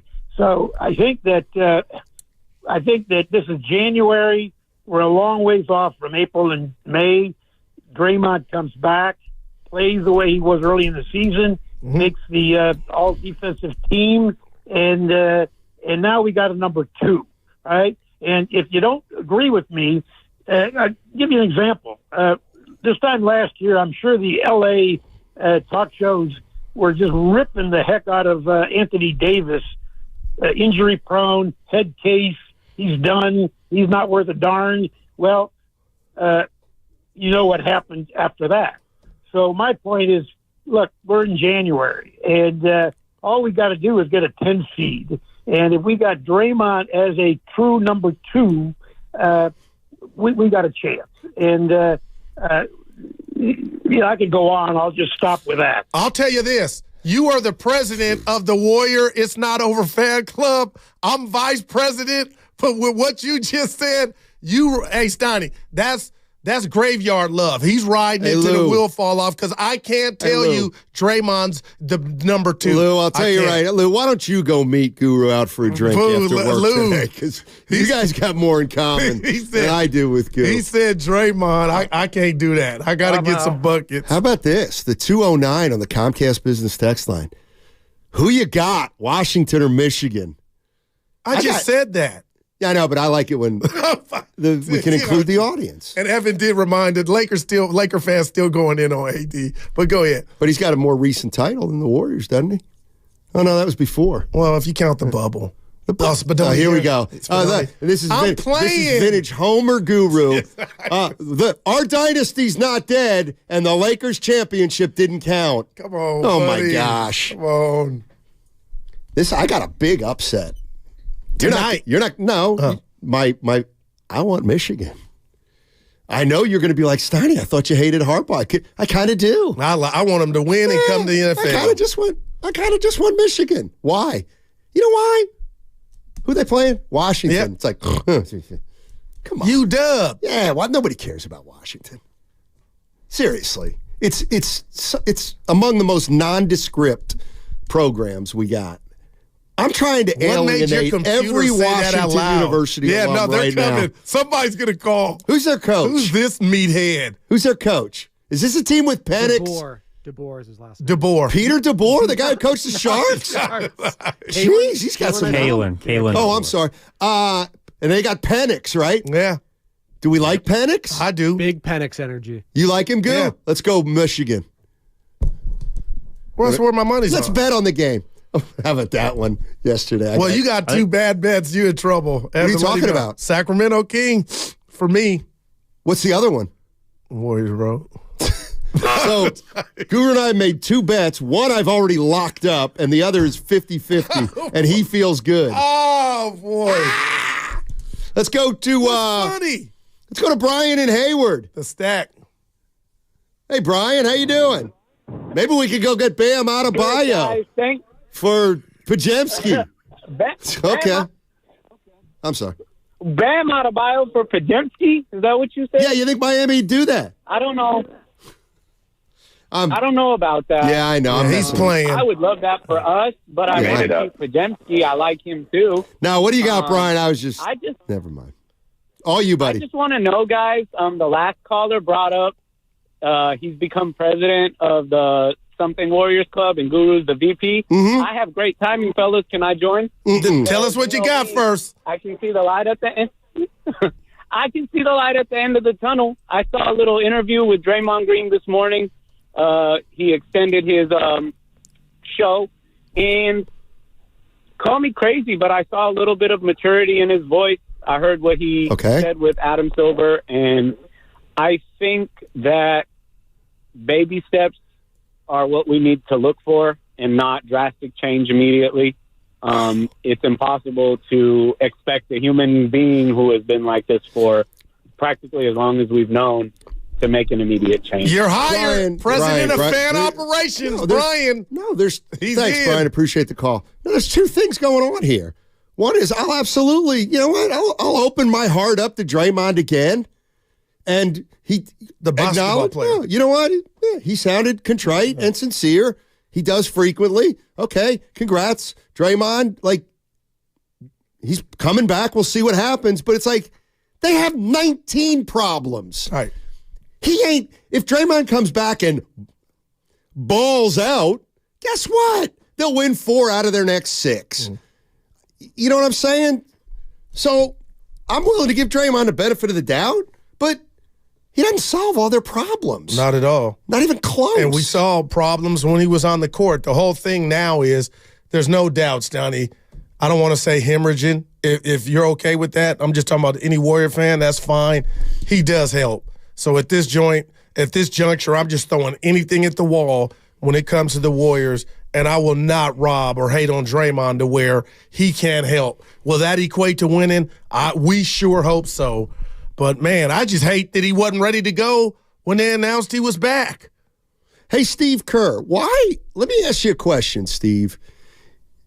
Even though we know in your heart of hearts that you don't think Kuminga and Wiggins can play together, why'd you start him then? Well, we've talked about trying to get them together. Theoretically, our two longest, most athletic players. So we have not been a good defensive team this year. So we've wanted to try it. It hasn't, connected really. It hasn't been good for all season, but we're experimenting. We've Gary out, Draymond out. We're trying to find a two-way lineup that can help us. But obviously that lineup didn't click. Man, it didn't. Let me tell you what else I saw last night over the course of the game. It's hard to explain, but if you watch that game start to finish, it really felt to me like Kuminga was in more positions last night to make a play or to make something happen, almost as if Steve Kerr were saying, all right, Jonathan, you know what? We're going to give you some opportunities to cook. He's so far from being a player like that. We're expecting too much from this kid.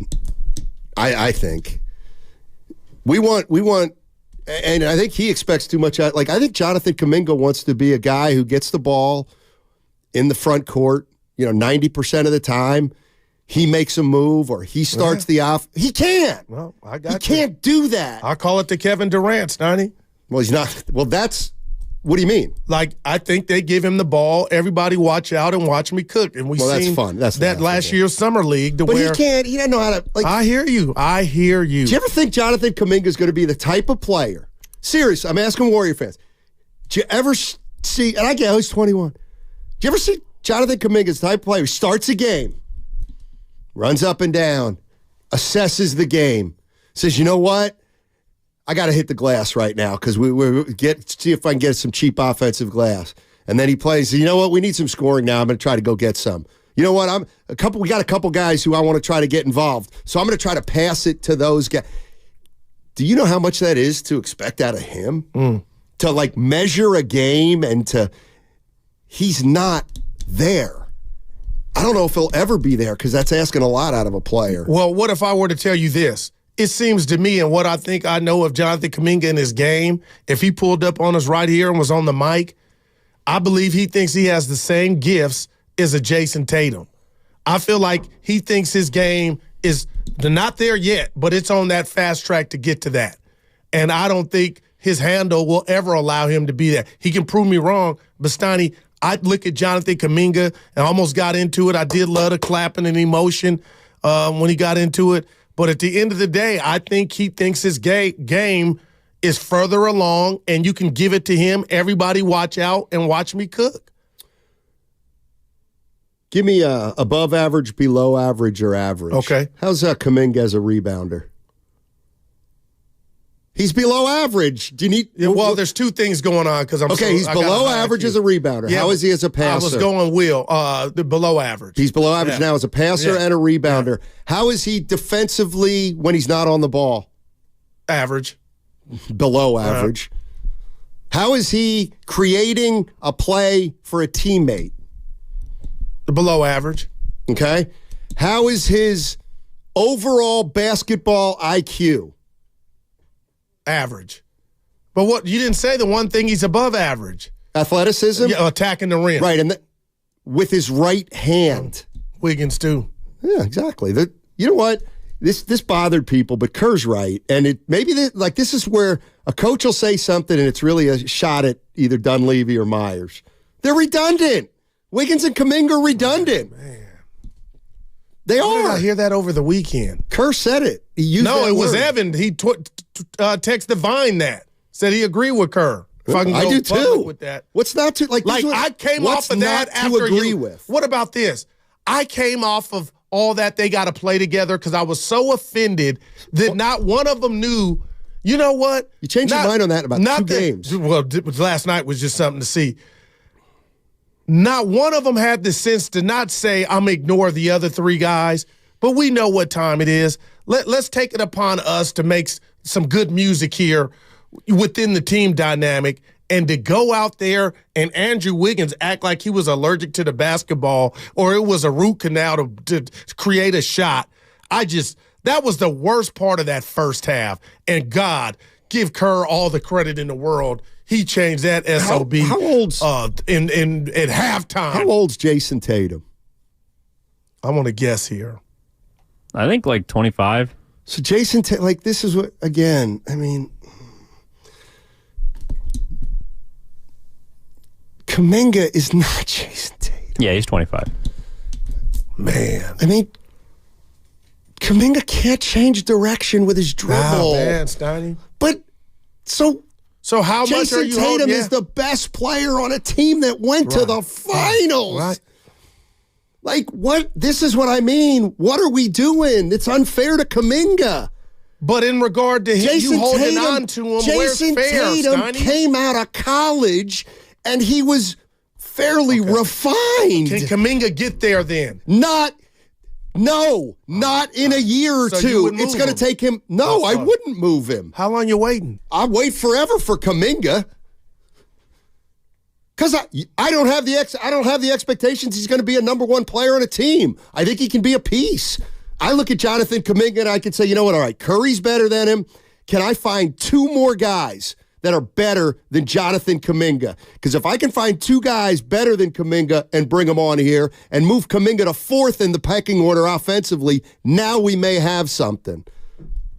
Not going to average 20 and 10 and 5. Well, we don't know that. You want to bet on it, Goo? Well, we'd be here. Hopefully, I mean, you really think Jonathan Kuminga is going to average 5 assists in any year he ever plays in the NBA? I don't think that's just so far-fetched. Well, you need to look at some guys and, like, 5 assists is a lot for a game, you know? Like, 888-957-9570 is the number. Steiny and Guru with you.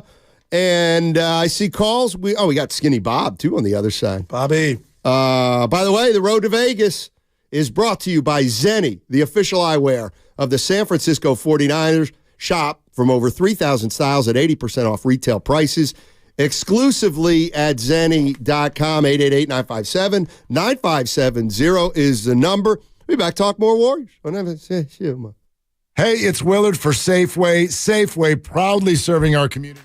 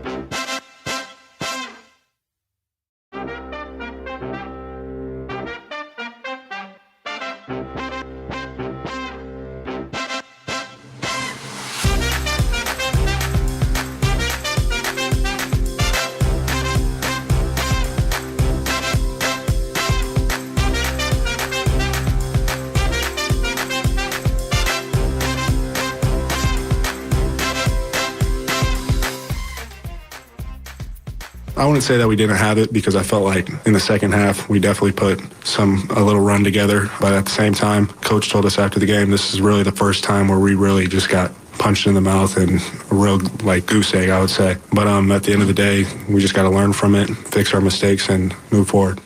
I can honestly say I'm sort of built for this. Now, back to Steiny and Guru on 95.7 The Game. Steiny and Guru with you on 95.7 The Game. Warriors got run out of the building last night. Every day I try to assess what's going on with this team. So here's another thing I'm thinking, and this is where, to me, it is so unfair to Jonathan Kuminga. And you might say, well, you mentioned Jason Tatum in the same breath as Jonathan Kuminga. And could Kuminga be Jason Tatum?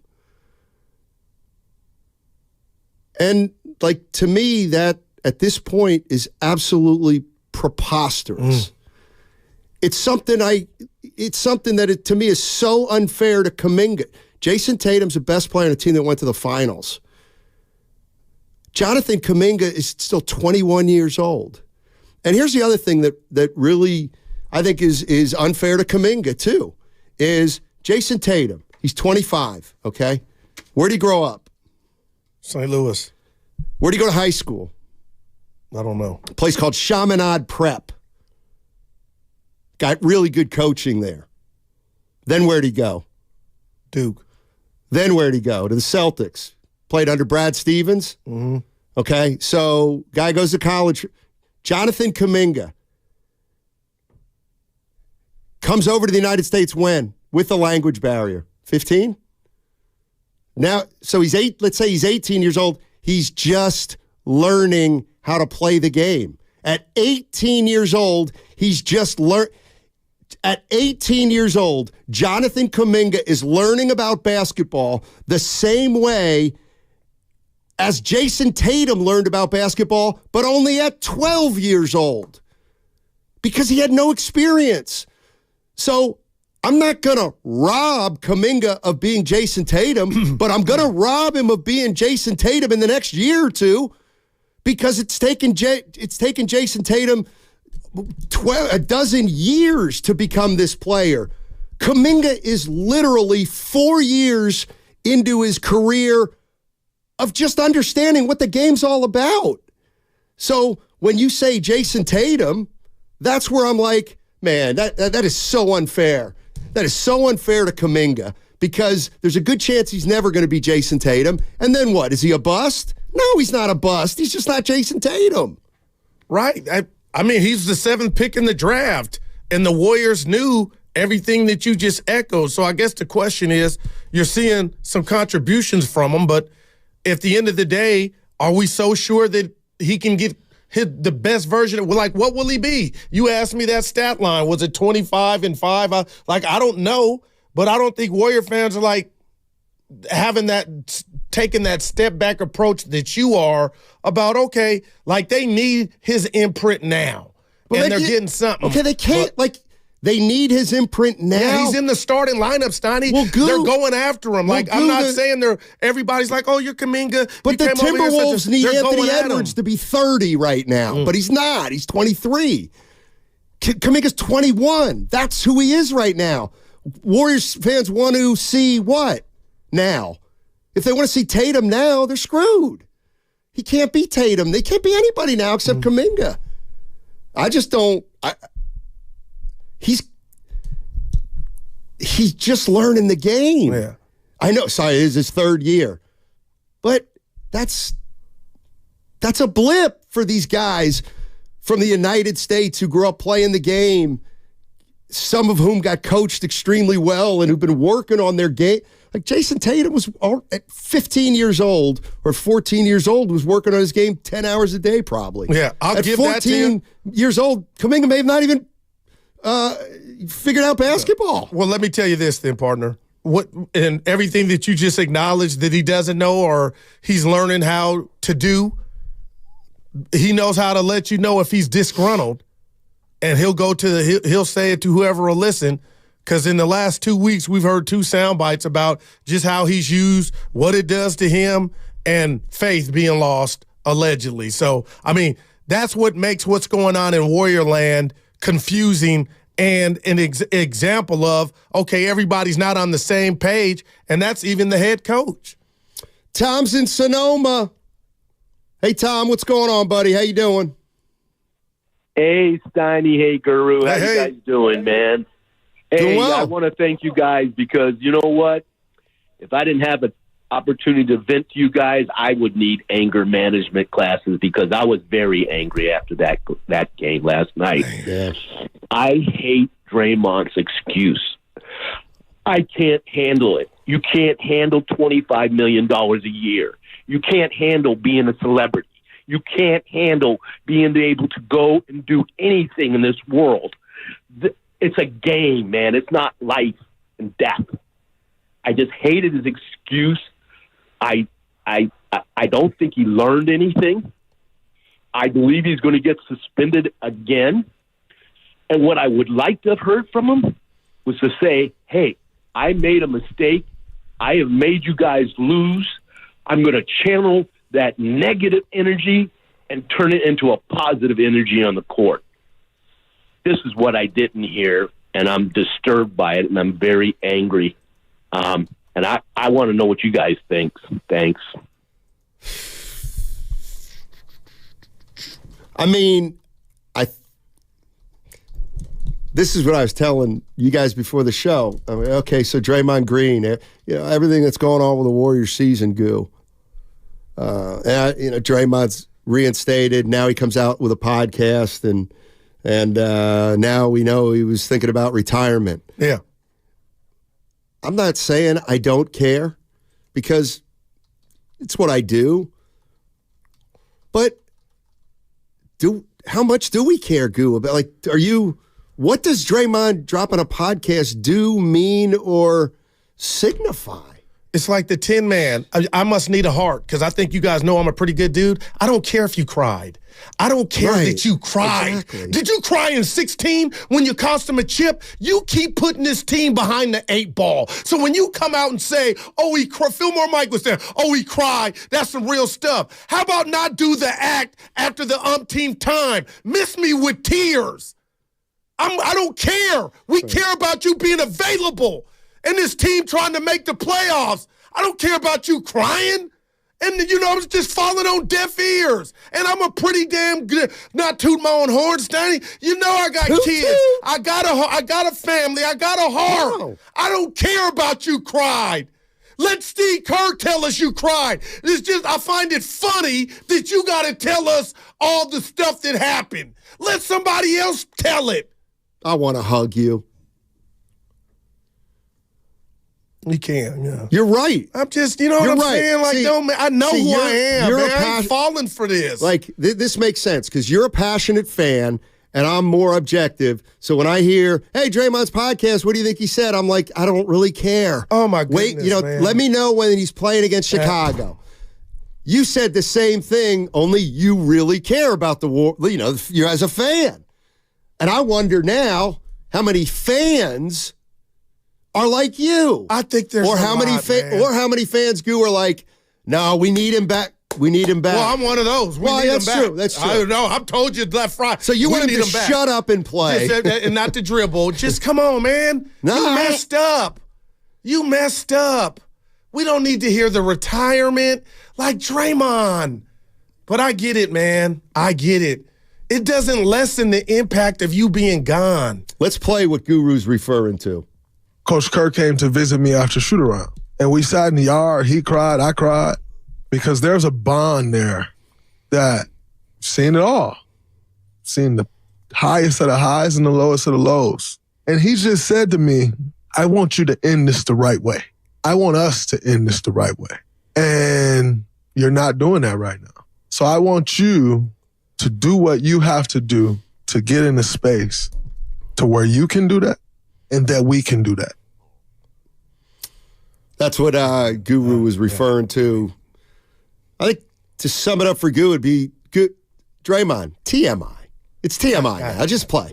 Just play. Come back and try to be productive. I wouldn't even cut the pods, Donnie. How about that? I wouldn't even did the pod. He was doing so well. I wouldn't even did the pod. I think it's a fair question. Well, he did it so we could say, he almost retired. The takeaway, Mary Langley. Okay, here's the takeaway. But he almost retired. But here's the thing, Goo. He cried. I kind of like talking to you in this voice. But here's the thing, Goo. How many Warrior fans are buying it? Do you buy that he almost retired? No. Okay. Evan, do you buy that Draymond almost retired, but Adam Silver talked him out of it? I can't wait to hear this. Evan, do you buy that Adam Silver talked Draymond out of retirement, that Draymond was really going to retire? I do not. Okay. So that's the other thing. Does it matter that it sounds to me like Warrior fans know that he's kind of full of baloney? But to Draymond, it does. And that's why you know what I mean? Yeah. Well, I don't doubt that he might have considered it. Right. But was he actually going to go through with it? Come on. Give up, he would have given up 75. What's half of 80? He's going to walk away from $88 million, basically. Come on, man. Let's go to Brian in Palo Alto. BPA. Hey, Brian. What's up, guys? How you doing? Talk to us. Happy New Year, Hanging baby. in. Happy New Year to you, too. Sure. I think, I've thought a lot about it, and irregardless of what Kuminga isn't yet and what he lacks or what he's average at, he's a better player than Wiggins now. Right? I think we can all agree on that's a true statement. I think Trace Jackson-Davis is a better player than Looney now. I think Pods may be as good or better all-around player than Clay, although that's debatable. That's my opinion. And so it just feels like it doesn't really matter, right? It doesn't really matter what the current data proves or like what should the pecking order be based on meritocracy. There will be fealty to the vets no matter what, irregardless of if they deserve it anymore. And so if that's the case, then your two options are for the Warriors, I think, trade Kuminga, right? Which I would hard to believe they would trade Kuminga and take on the long-term contract debt in return, or just let the season play out. Don't do anything. Let Clay's contract expire. Let CP3 walk. And then you open up a salary spot to try and bring in a second guy for Steph next year. I don't know that there are really any other options at this point. Well, you know what, BPA, I'm feeling you a little bit. Here's the one problem I have is you're trading Kuminga only because you have Wiggins. Has Wiggins' value decreased so much that no? What's that? Has Wiggins' value decreased so much that you're basically saying we ain't getting anything for him right now? But yeah, I don't know. I mean, yes. I mean, that's the problem, right? You trade Kuminga, and now your only real true three is Wiggins, and I don't think anybody can say that you can rely on Wiggins anymore unless you're getting a three in return for that deal.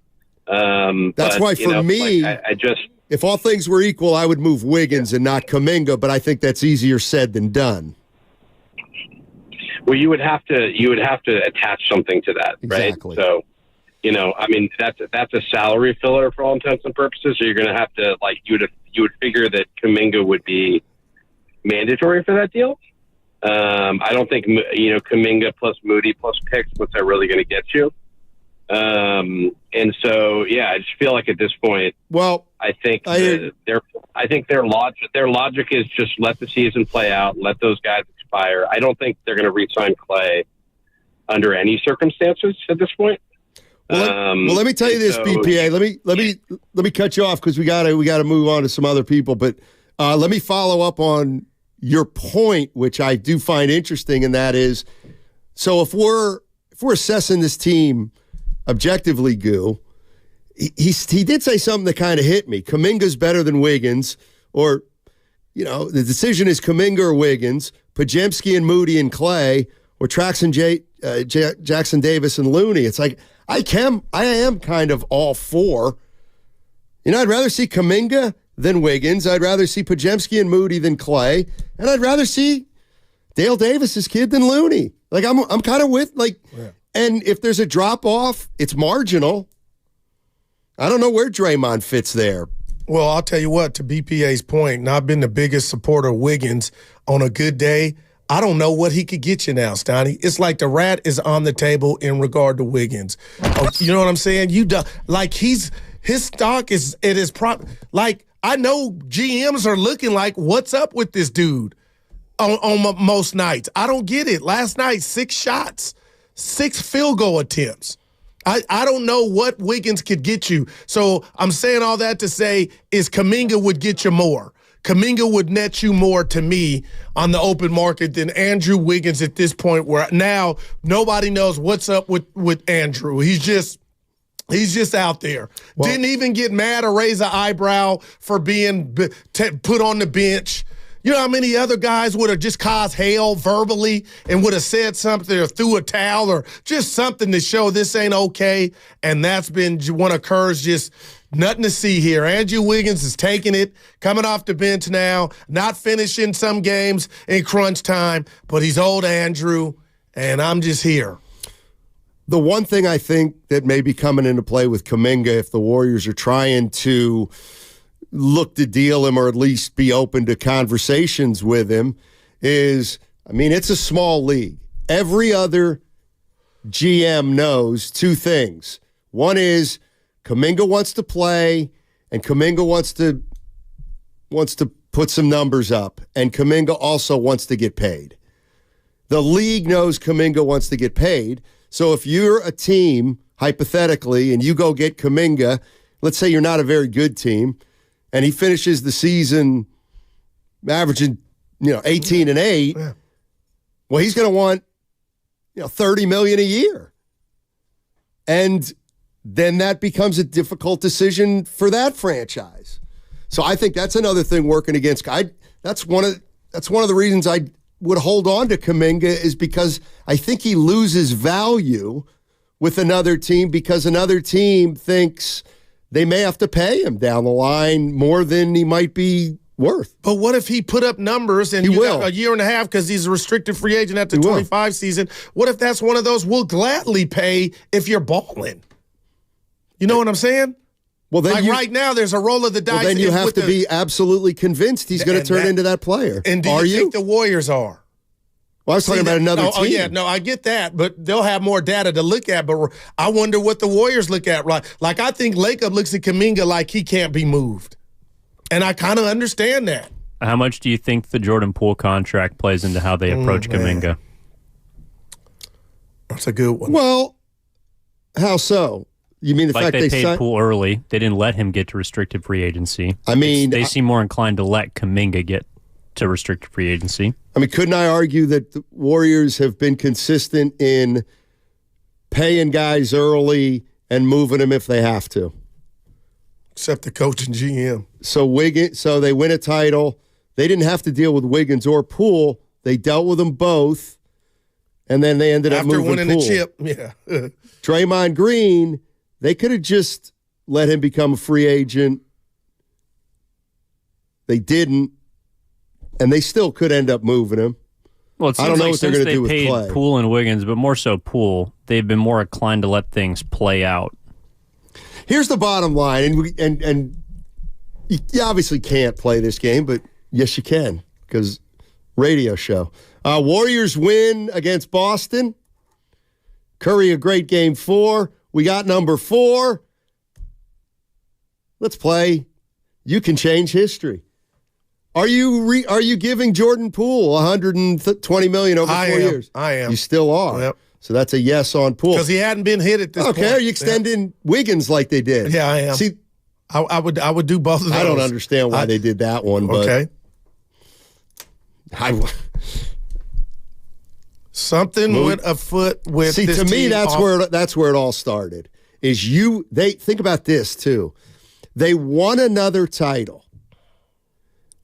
They could have maintained flexibility with Poole and Wiggins by just allowing them to play that next year and seeing. Instead, they locked them both up. Then they had to get oof. But what about what you said and told us? What? This is not basketball for Wiggins and Poole. No excuses. The meteorite that was the right hand from Draymond Green ruined both those guys. Why wouldn't it? And if you're right about Wiggins is feeling some type of way, and I've heard it from not just you, I don't buy it because you still got to go out there and ball. If you're right, Steiny, the money was the contracts were the right thing to do. Nobody saw how these two guys, I'm talking about Poole and Wiggins, if true, would try to mentally be fried after that. I wouldn't have re-signed Wiggins after he played one good year in the NBA when he still had one more year at big money left. Like, in a way, now I look at that and say, wait a minute. Because nobody really was barking like, Think about this for a minute. You would talk about, so Wiggins plays the best basketball of his career. On the biggest stage. They win it.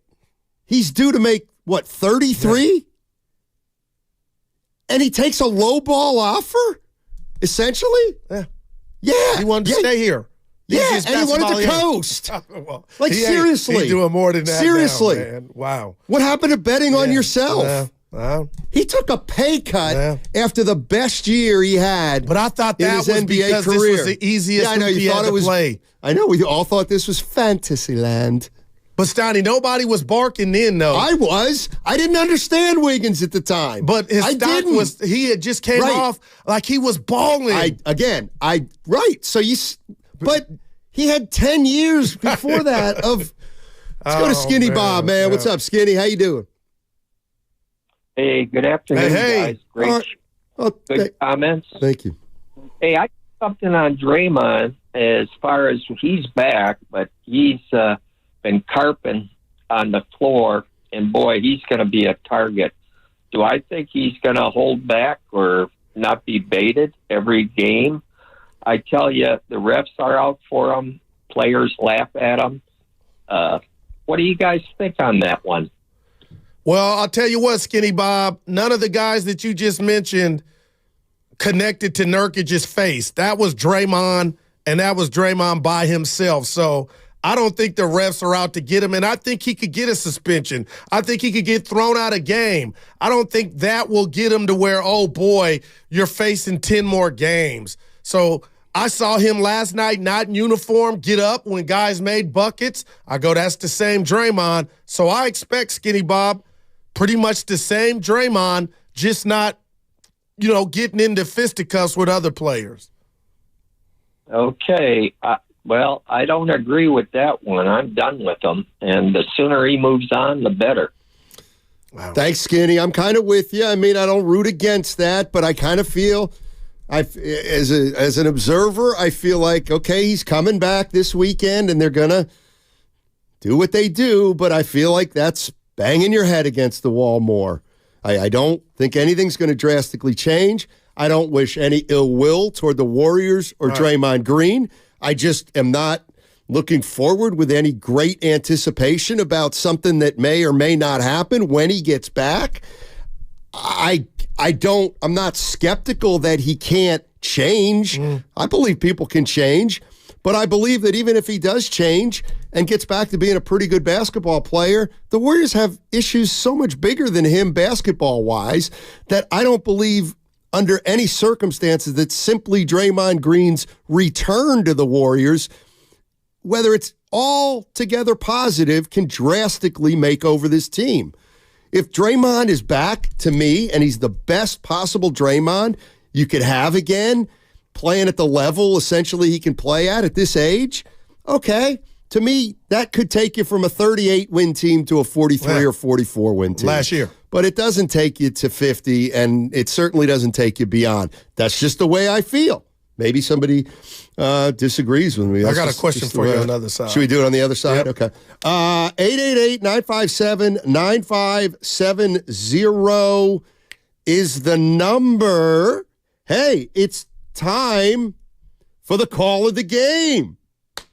Sponsored by Xfinity. You guys don't know how big this is. The Xfinity 10G network is made for streaming live sports, which means it's the network you can rely on in the biggest moments. The Xfinity 10G network, the best way to stream your Warriors. Thompson catches and fires, hits another 325 for Clay. Oh, he's in that. Just give me a little bit of a look, and I'll get it in the hole. All righty, that was Tim Roy and Tom Tolbert on 95.7 The Game. That was your call of the game, sponsored by Xfinity. Yes, Klay Thompson knocking shots down last night at Chase Center. All right, 888-957-9570 is the number if you want to jump in on the Golden State Warriors. Myriad topics to weigh in on. It is a Monster Monday brought to you by First 5 California. To learn 4 things you can do to overcome toxic stress, go to first5california.com. In order for small businesses to thrive, they need to be smart.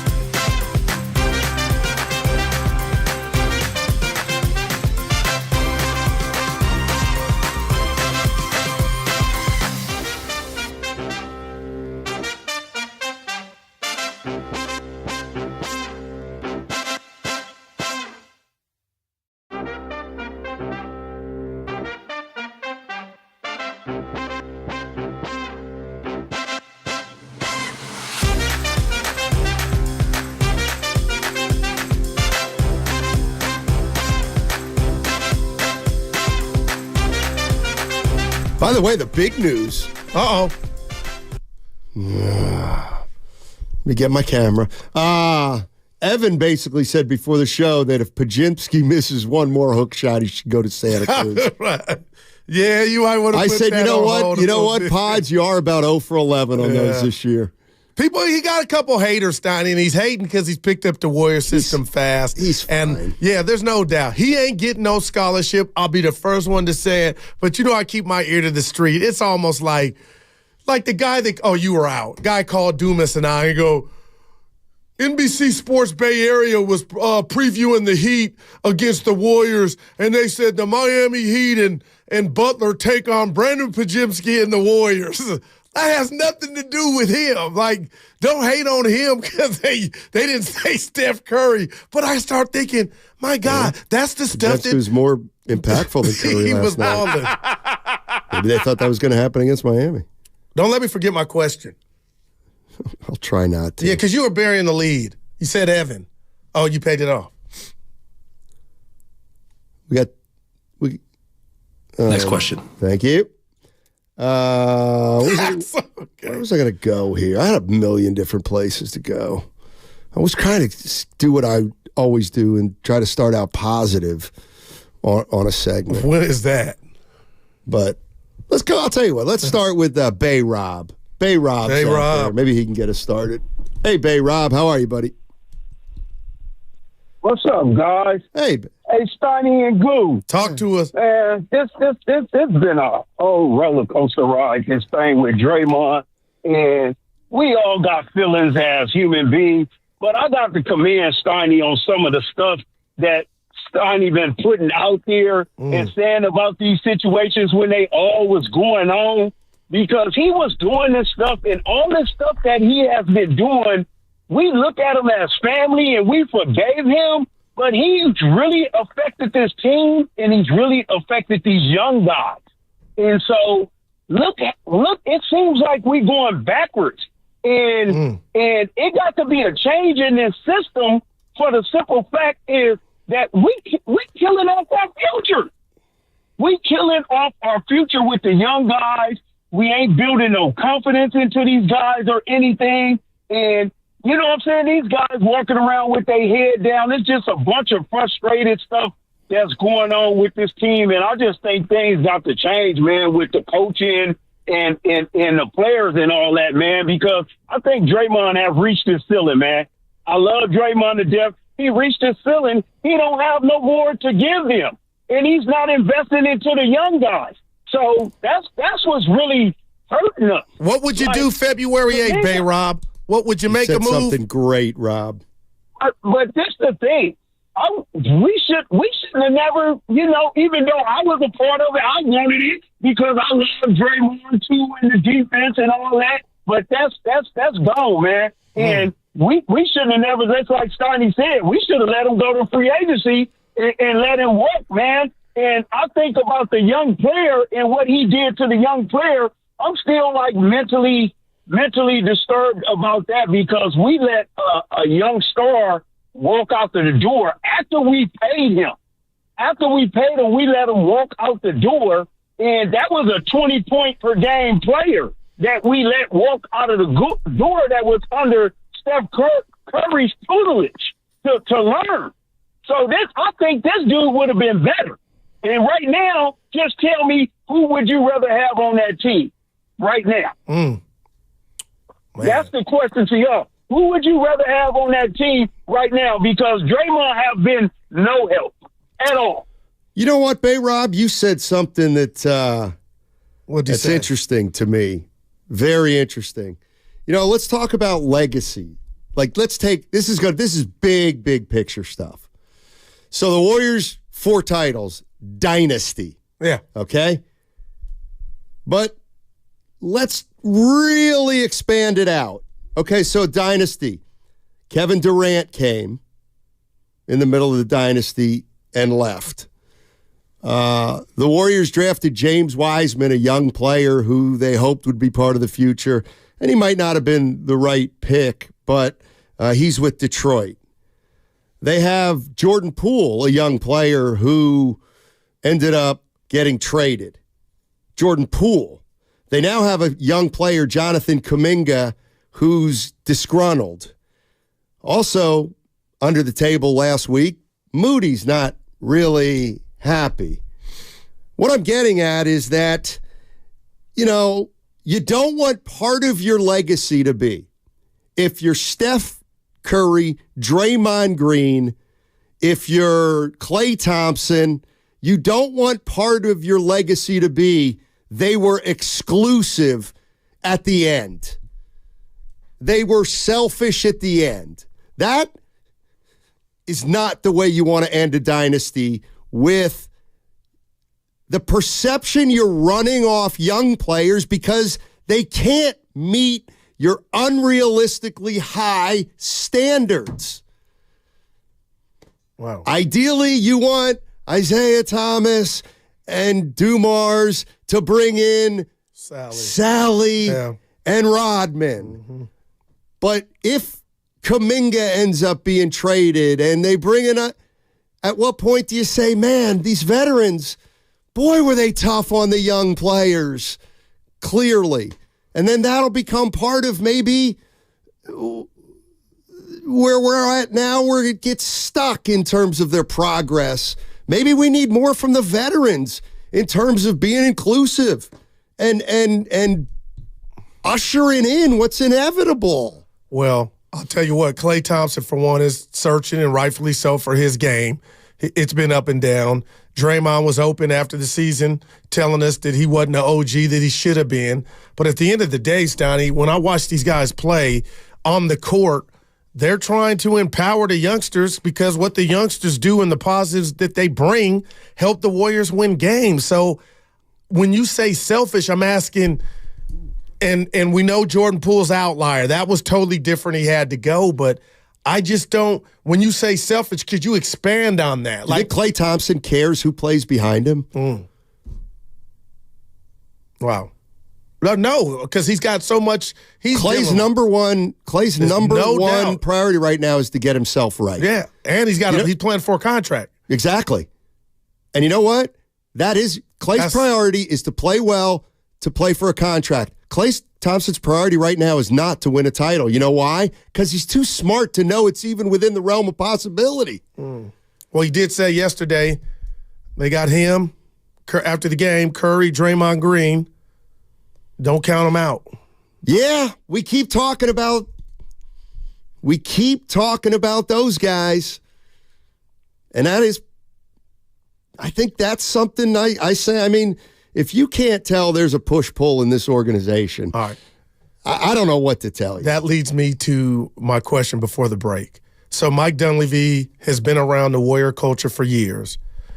He saw what Bob did on a day-in, day-out basis, and I'm sure they talked, and he knew not where the grenades were, but, taking over the job, what was going to be the difficult aspect of it. But I asked you on this Monday, Matt Steinmetz, do you think Mike Dunleavy is telling his dad or mom or whoever listened, like, my goodness, I took this job and I kind of knew there was some stuff, but I never knew it would be to what it is today?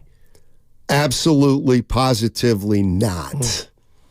Then there's nothing to Mike Dunleavy has been around the NBA for 2/3 of his life. He's been in this organization next to Lacob and next to Myers for 5 years. And in fact, I actually have a question. Do we know how long Dunleavy's contract was for? I don't think that ever came out, did it? I'm sure it's no. You sure it's right? What are you sure of? It's public knowledge. I'll bet you. I don't even know if Woj reported it, but I'll bet you right now. And this is what I mean about I wouldn't have taken this Warrior job for less than 5 years. Oh, right. Like Mike Dunleavy's been around the block long enough. I'd be surprised if he took a 3-year deal, knowing where this team is and what could happen, and what will happen if you look at it objectively.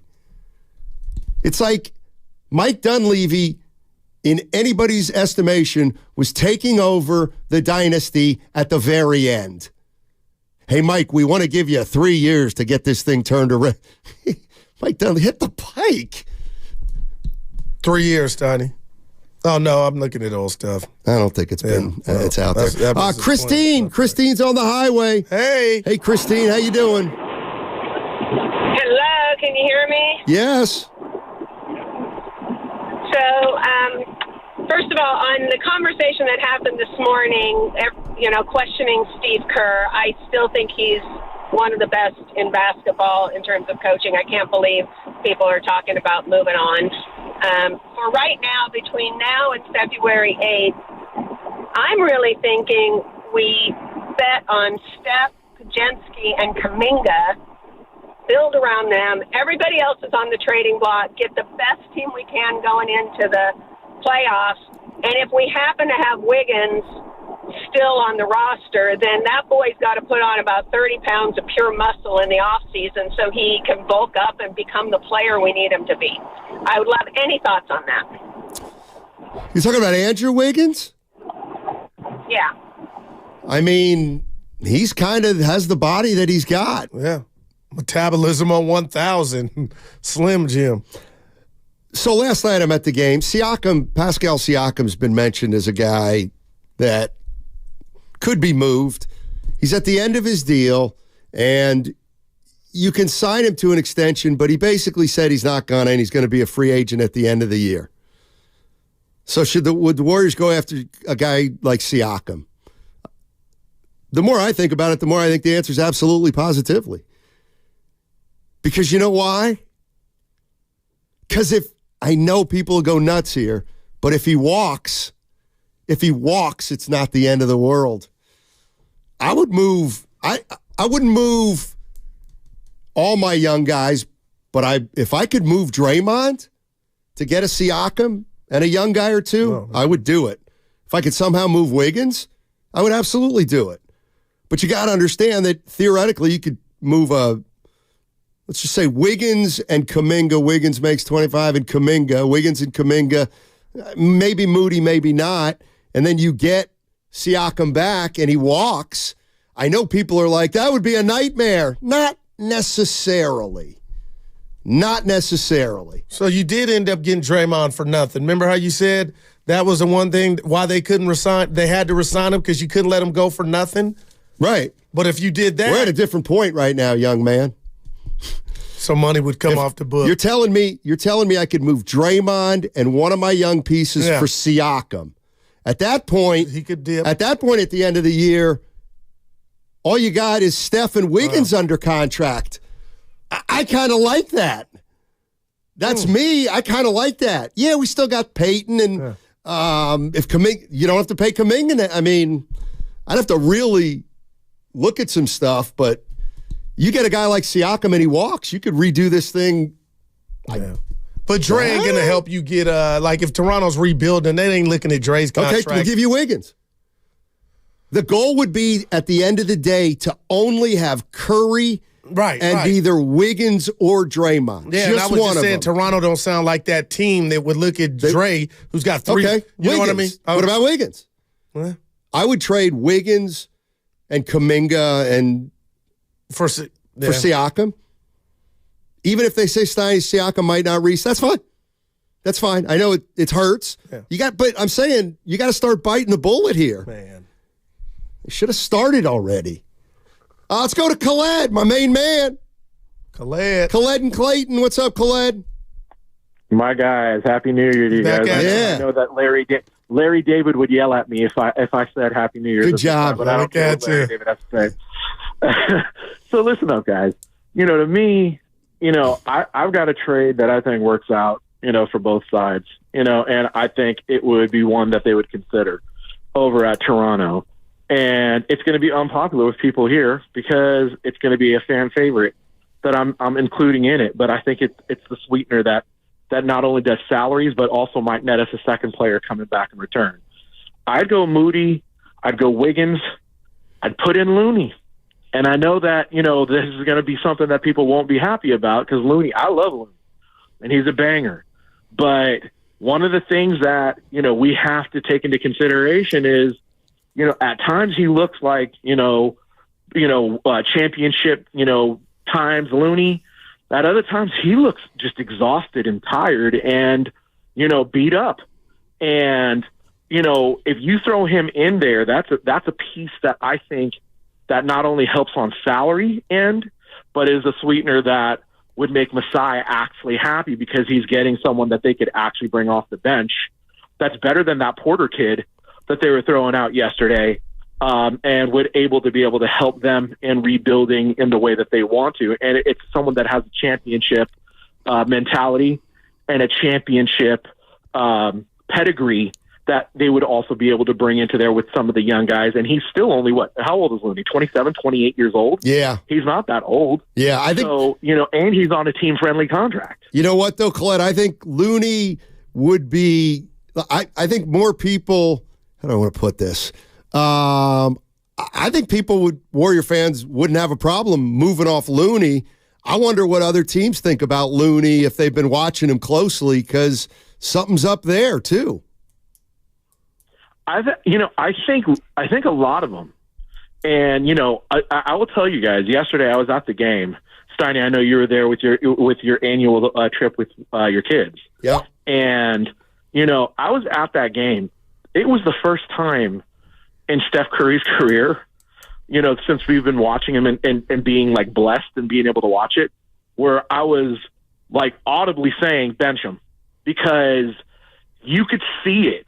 Man. In his face and in his attitude and the way that he was out there, that he didn't want to be there. He was either didn't want to be there or was just completely checked out. Man. And at one time, there was one time we ended up with almost a shot clock violation, but it was a horrible shot that actually ended up it might have just hit the rim, where Brandon got double teamed in the post and he was looking to Steph.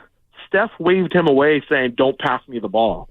And I was absolutely stunned watching that. And I was like, how could you tell him no? And they ended up rotating it over to Kuminga.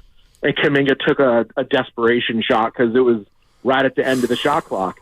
I've never seen that before. Dude, Colette, it's so funny because there's some things that I think, and I think you're probably thinking the same things. And I guarantee you Curry's proven people wrong way more than not. But I'm watching last night's game and watching the first couple minutes and his shot, I was like, you know what? He might not make shots tonight. Man. Like last night was a weird game in which when he took shots, I was like, I didn't think it was going in. I just didn't. He didn't. Colette's right. There was something. And if we put the rat on the table, about it. Brought to you by Atco, Yes, this sir. last month, the first halves we've been seeing and hearing Bob tell us, oh, you know, Curry's got 3 5-point, like weird, un-Curry-like lack of production. You don't think I saw what Colette is talking about. I didn't. Right. I would have went crazy had I seen him wave them off. What could it? Do you think it's eternal to where he's like, you know, I can't get to my spots. I need Dre, or what's happening around him, or young guys popping off and I ain't checking them. Like there is something, and I believe it's what's on his leg. That long sleeve thing. No excuses, Steiny. But you'll give him them. No, I'm just like, what's going on there? We see Steph and think he's going to be perfect. No excuse. Who does? Who would think he's going to be perfect? Now, these are a lot of fans. Well, that's completely and utter fiction. Because no player at 35 is in their prime anymore. That ball's leaving his hand. It happened with Steiny. It's leaving his hand, and I'm like you. I'm like, oh, it might be long. You know, when I had that feeling like, oh, it's going in. So I don't know what's never up, one thing, Goo, ever. Man. Defenses are better. He's slower. His teammates aren't as good. Some defenders are faster because they're 25. Steiny, if they get Siakam, they'll be in the NBA Finals. Hey. Easy. Hey. But that's why you roll it. Settle down. Man. They get R.J. Barrett, they might. What was that? He looked like... He's a skilled wing. What do you mean? Yeah. I've always liked Barrett. Well, you really would have liked him last night. He was killing. Like, I want that. Give us R.J. Barrett. We don't have that. We got our second best players by committee. I think I heard R.J. Barrett call Kuminga Ivory. As in soap, because he was using him like that. Seriously. I'm going to give you a 1.5. too. Yeah. How about, hey, Irish Spring? Now that's a brand we can get behind. All right, how about, what else we got? Hey, Dove? Lavender. No, it's, give me a soap brand. Dove. Yeah. Yeah. That'd be a great nickname. We had a house for somebody guest. who's, like fish. You know what I mean? Like if I played you and I'd be like, you'd be like, hey, Dove. Hey, You'd be real like quick. my own personal bar of soap. And Evan can help me. We had a house guest, younger, mid-30s. Oh. And went in on me and the missus for having bar soap and not the liquid soap and said nobody uses bar soap anymore. I said, well, stay dirty. They're wrong. You're on the road. You're at our house. We got bar soap. But I did think, have they just done away with bar soap? I will never do away with Me bar neither. soap. I don't like the liquid stuff. I don't trust the other stuff, quite frankly. Dude, this dude was, I'll remember Robert, but he kind of came at us for not having liquid soap. Remember when we went to Vegas? Yeah. And even though they put us up in that grimy hotel, even those hotels had the liquid. Yeah. I called the and I ladies. always get They brought upset. they brought me some bar soap. Yeah, I called should've for the done bar that. soap. See, I ran out to 7-Eleven. Yeah. I called No, I just bring my own soap. Yeah. Are you kidding? No, I can't stand the liquid soap. You bring a box of soap? I mean, a bar. A bar in the box. Absolutely. Well, sometimes it's just sitting in the toiletries bag. So what if Dude there's some got kind of hair hot. on it Yeah, and some Steiny. stuff? And the wife's like, you want me to go get you? No! Use the bar soap or stay dirty. Yeah, no. Yeah. You know what? It's all about respect. I was thinking of the Luxor. Oh, okay, because we were in a great hotel. The Circa. Yeah, oh my gosh. They have everything Dude, that under room the was sun. incredible. Yeah, I was thinking That of was the a highlight I was of thinking of the 2023. Luxor. Yeah. I got in there. I was like, whoa. We got off the airport. Remember the Circa? Remember the Circa pool? I remember the pool, the Circa? It was hot. Yay! And the dude that had Johnson for us when we were there, that's never happened. You know what my daughter said? You know what my Johnson. daughter said? Because we went with my daughter. She said this last night to me. She goes, it's really funny. I get asked about you so much, and everybody wants to know about Guru and Guru. And she said, I think the people that think about it is people that really care about you guys is like, they really want to know, are you friends? And I tell them, I went to Vegas with them. 888-957-9570 is the number. Don't forget, a reminder that you can catch all 4 hours of Steiny and Goo on the free Odyssey app. Plus, watch us on YouTube and Twitch, powered by First NorCal Credit Union. On 95.7, The Game. When we come back, more talk on the Golden State Warriors. Also, Goo, I got to run something by you. You will not believe it. In fact, it's so unbelievable that when I come back, I'm going to have to put it into words that I can't even put into right now. My little brother's friends have been...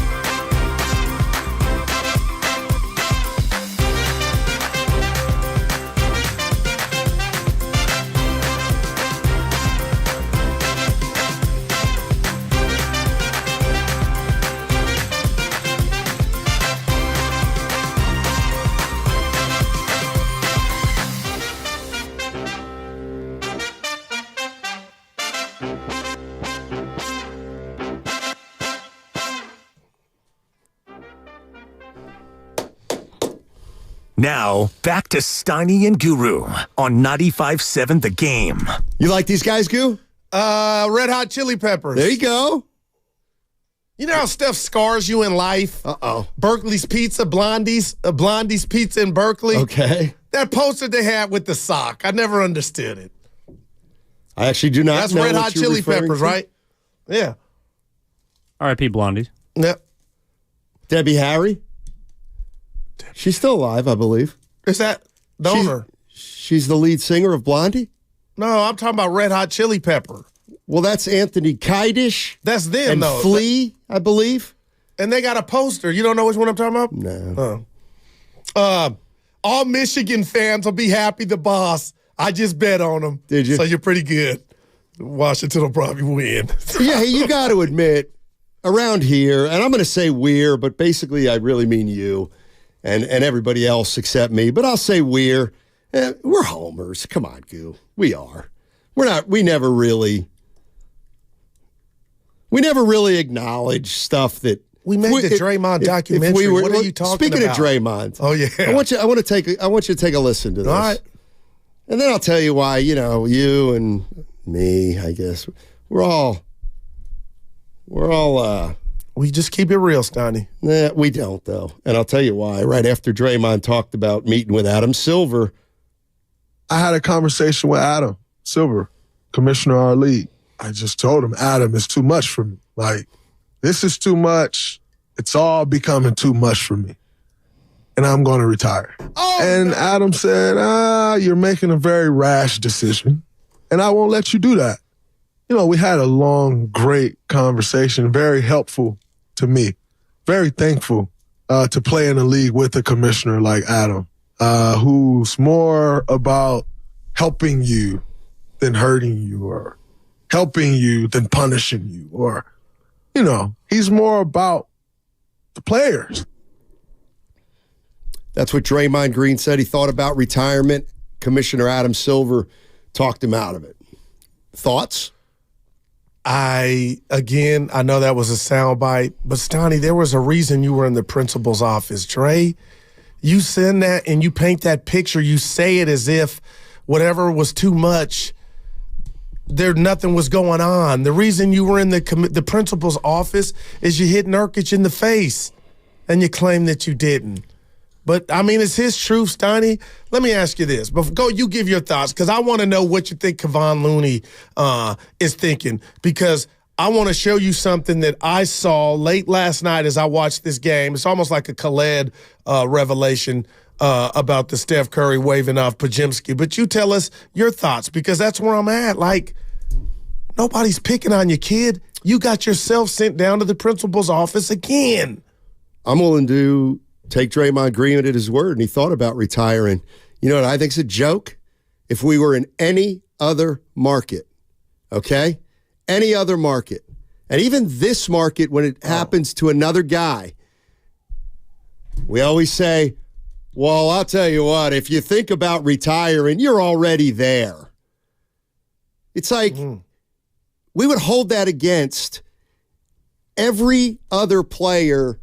We already know Draymond Green doesn't like to play meaningless games. See, that's the other thing that's on a collision course here.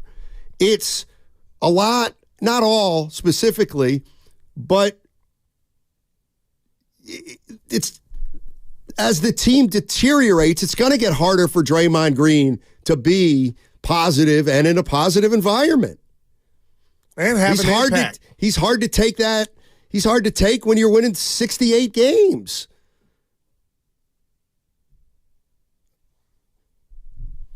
I mean,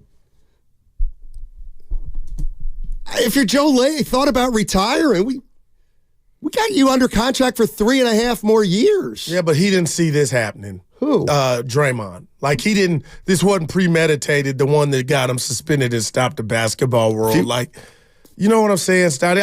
I get what he's saying. Not too many times have we come in here or any host said, you know, I feel bad for Draymond.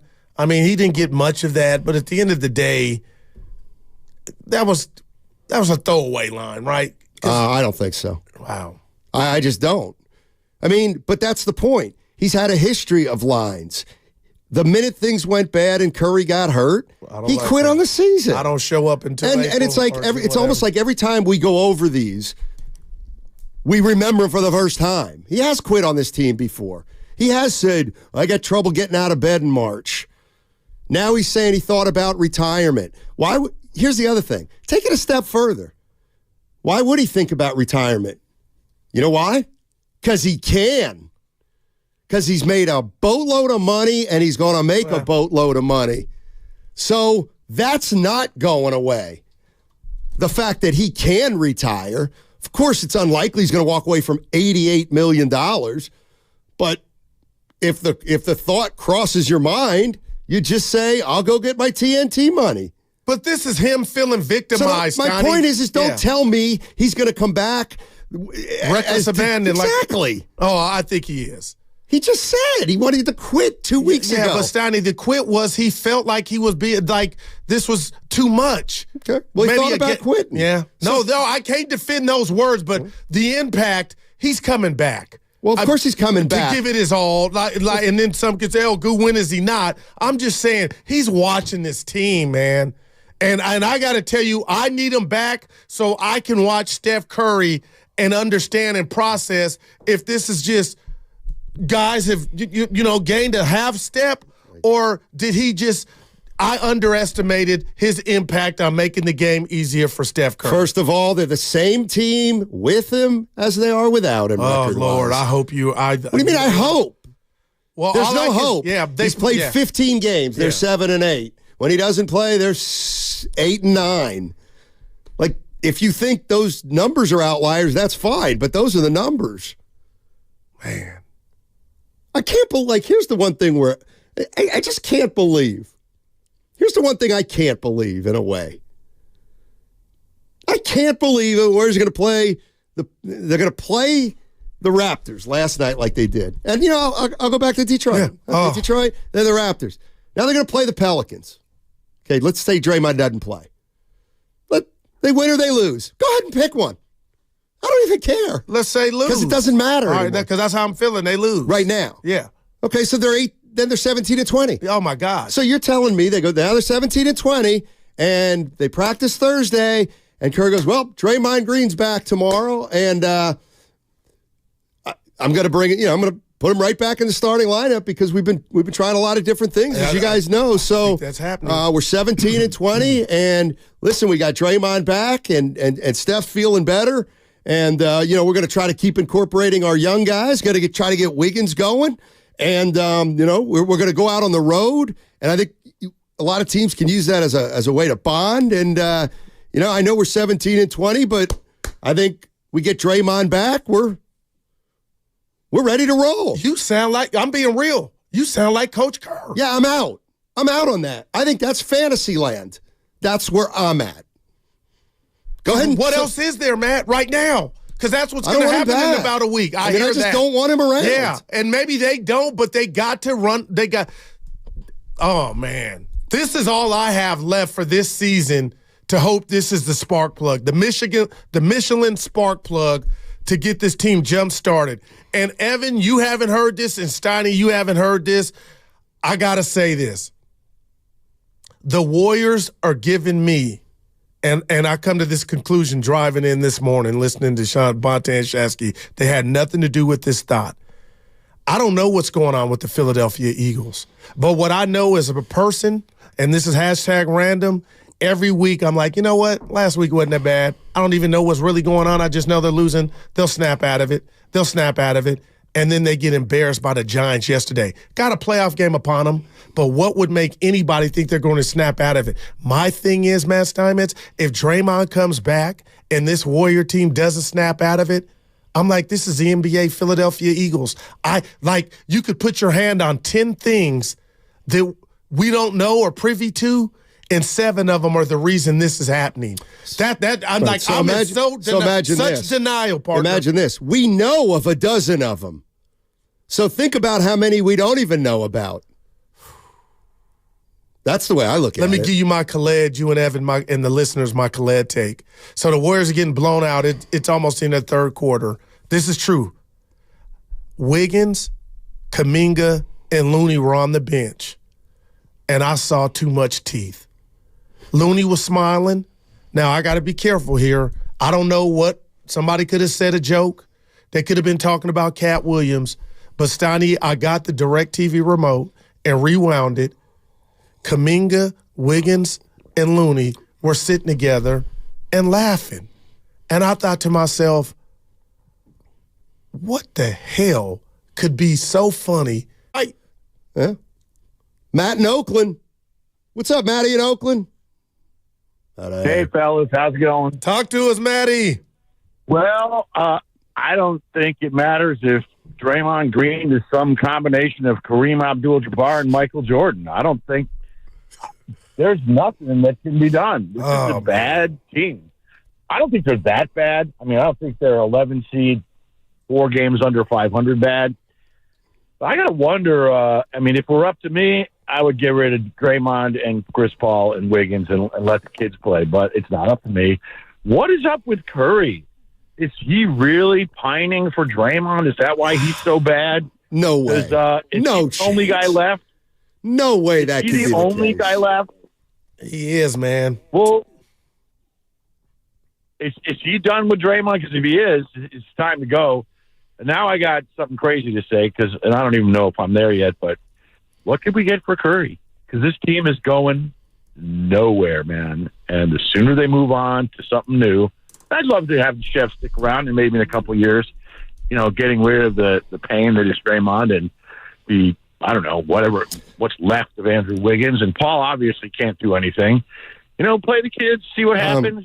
I would enjoy that. But I just, I'm there. Man, it's over. Thanks. I love them. It's over. They're not winning anything again with this lineup. I know. And is that crazy? Could they get? What could they get for Curry? I don't know. Yeah, Matt, look, I'm not. You're not crazy, but I can't do that to Guru right now. I can't start going down that road. He still thinks they have a chance to win it all. So, I got to wait a year or two before I start bringing up the possibility of what we could get for Curry. Real quick, you know what my buddy Dan Daly says, and I use his whole name because he's a sponsor of ours, Lucas. Get to know our customers. Dan Daly thinks one of the reasons that Curry's so despondent is because he knows he's kind of the guy that allowed this to perpetuate, and he's beating himself up over it. He knows that he could have done more to not have the Warriors in this predicament. But you can score. And he's really being hard on himself. But Dan Daly, you could score 40 He's telling you why. And deal with it at home. No, oh, yeah, right. Like you've never brought stuff in from out of work to the show. I have. It's very, very hard to not bring some outside stuff onto the show. It's very hard. Kobe Bryant had his life and freedom in the balance and would go to court the same day. So you're using the one guy who's got more focus than anybody else. Hey, here's the other thing. But I didn't we say, when Curry's parents were going through that stuff. Oh, there was happened to be, what about maybe stuff's going on in his personal life? No, I hadn't. And I'm using this as a way to defend Curry. Yeah. No, and we all dare. But Steiny, I don't know what it is I'm seeing. That's why I think it's the Draymond component. You're seeing a 35-year-old guard wear down. Period. The numbers are down across the board, and his defense is as bad as it's been in his entire career. Does it mean he's useless? No. It just means he's never going to be as good of a player as he was a year ago for a consistent stretch of time. Neither's Clay. So what are we going to do about it? Because to me, it starts and ends with the chef. If here's the question I have. That's right. Let me put it this way. No, he'll get it. Let me put it this way. What would you have to see in Steph Curry and his play for you to say, you know what? Maybe we can't do everything under the sun for Steph Curry. Like, what would you have to see him play like before you would say something like that? I mean, we would need a month work of the umpteen games of missing wide open threes and maybe not being able to get by his defender. But I don't think we're there yet. Something's on his mind, man. Okay. And like I'm saying, he'll tell us he ain't playing his best. His age is on his mind because he knows. About it. He knows, like Clay, they are a hair not themselves anymore, and they know it. Oh, man, I hope you're wrong, man. What do you think? What do you think it is? What do you think is the reason the Warriors are 17 and 19? Well, I know what the reason is. What's that? Last year, part 2 has been continued, and I thought it was over. Mike Dunleavy said connectivity. I won't even say that word again. Okay, so now there's still stuff festering inside the Warriors locker room. You got a young hotshot or your version of your young hotshot stud talking to the media. I don't care what the coach says. You could say, oh, it's okay. I want him to say what he wants to say, but that can't be accepted in that locker room behind closed doors the way that I think it hasn't. And then Draymond Green is not wherever you think he's at. He has not readily been available for more than half your games, and that has a thing to do with it. And now the coach. So real quick. Yeah. You think, from a basketball standpoint, we still can get everybody. We can get everybody back and click in and make a playoff run. I'm not done with, but I'm having you, I'm having the reporters, the Athletic, everybody tell me, whispers, this stuff is going on to where now I'm thinking guys like last night collectively, not quitting, but are given minimum effort. And last night was minimum effort, I believe. That was Steiny. That was minimum effort.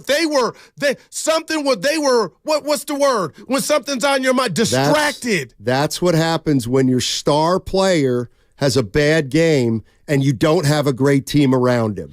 That's what happens. Man. But okay, what about Detroit Friday where Bogdanovich bogey hit the 3 and you're down? You're down 1 with 1:48 seconds left. Okay, you think the Warriors can still get this thing? What if they're 20 and 30 and no trade? Yeah. Oh, then we're done. I'm telling you, the trade but they're for still me. alive now. Like, how many times do you have to get hit over the head with a mallet? Give me a week. Good Lord. Seriously, I just thought of somebody clubbing a seal. Just give me 2 weeks or 3 weeks of Draymond Green. Up until February 8th of Draymond Green from when he's to come back, I'll know. But if they don't make a move. What if you get a deal in the meantime? I would. Then all bets are on. Like, that's all. And the deal might not work. Show me that you needed to go. You needed to go a different route. That's what I'm saying to Joe Lacob, because he saw that mess last night. I saw his head lick up at the scoreboard right before the second. I'm laughing, but I'm crying right before halftime. And I know he had to say, how many did they score? Like, that was, nobody had that. Yeah. On the bingo card. 76 to Toronto? When will you say, or would you say, you know what, Steiny, this isn't a good team, and they aren't underachieving, they have a talent issue? Because clearly, hold on, no. I'm telling you they need to make a move, clearly, one thing you've said is that if Draymond can come back and the chef can get more space, and they can make a run. That's what you're saying. Yeah. Okay. Well, that's what I'm hoping. So, that's what we're all hoping. Yeah. Okay. Well, I'm not, because I don't care one way or the other, unfortunately. But I just don't. So, you still think that that's the way to go? Yes. I mean, and you got Podziemski giving you better production than Jordan Poole did in all facets of the game outside of scoring. That's actually untrue. That's actually completely untrue. Jordan Poole may have stunk last year, but he had 20 good games. He still had 20 big boy games, I guarantee you. He might have had 60 bad ones, but 20 games, he had good. He was good. But how many of those 20, I'm saying, led to Did wins? they win? Yeah. I bet they won most of them. Billy and Campbell. What's up, Billy? How you doing? Hey, guys. Been a while since I called in. I don't think I've called in since they traded for Christian McCaffrey. Big-time Niners fan. Love you guys. Great show. I just want to Steiny was asking for solutions earlier. Now, granted, before you hang up on me, I'm a hardcore Lakers fan since the 80s. My wife's a hardcore Warriors fan. We root for the Warriors in my house. We don't hate on them. I always say the Kings, Clippers, and Warriors are our three little brothers, and the Warriors are our favorite. You guys got to remember, Steve Kerr, when he coached the USA team, they were all youngsters. Those guys didn't even qualify. They didn't even rank. And I'm not blaming everything on Steve Kerr. Draymond, I think, is the biggest problem here, obviously. I've been thinking you should do, ever since you guys won that championship, which I think was crazy that you guys won that championship, you should do Steph a favor and go get a KD, get rid of Draymond and Clay and the guys he's been playing with forever, start fresh with him and see what you could do there.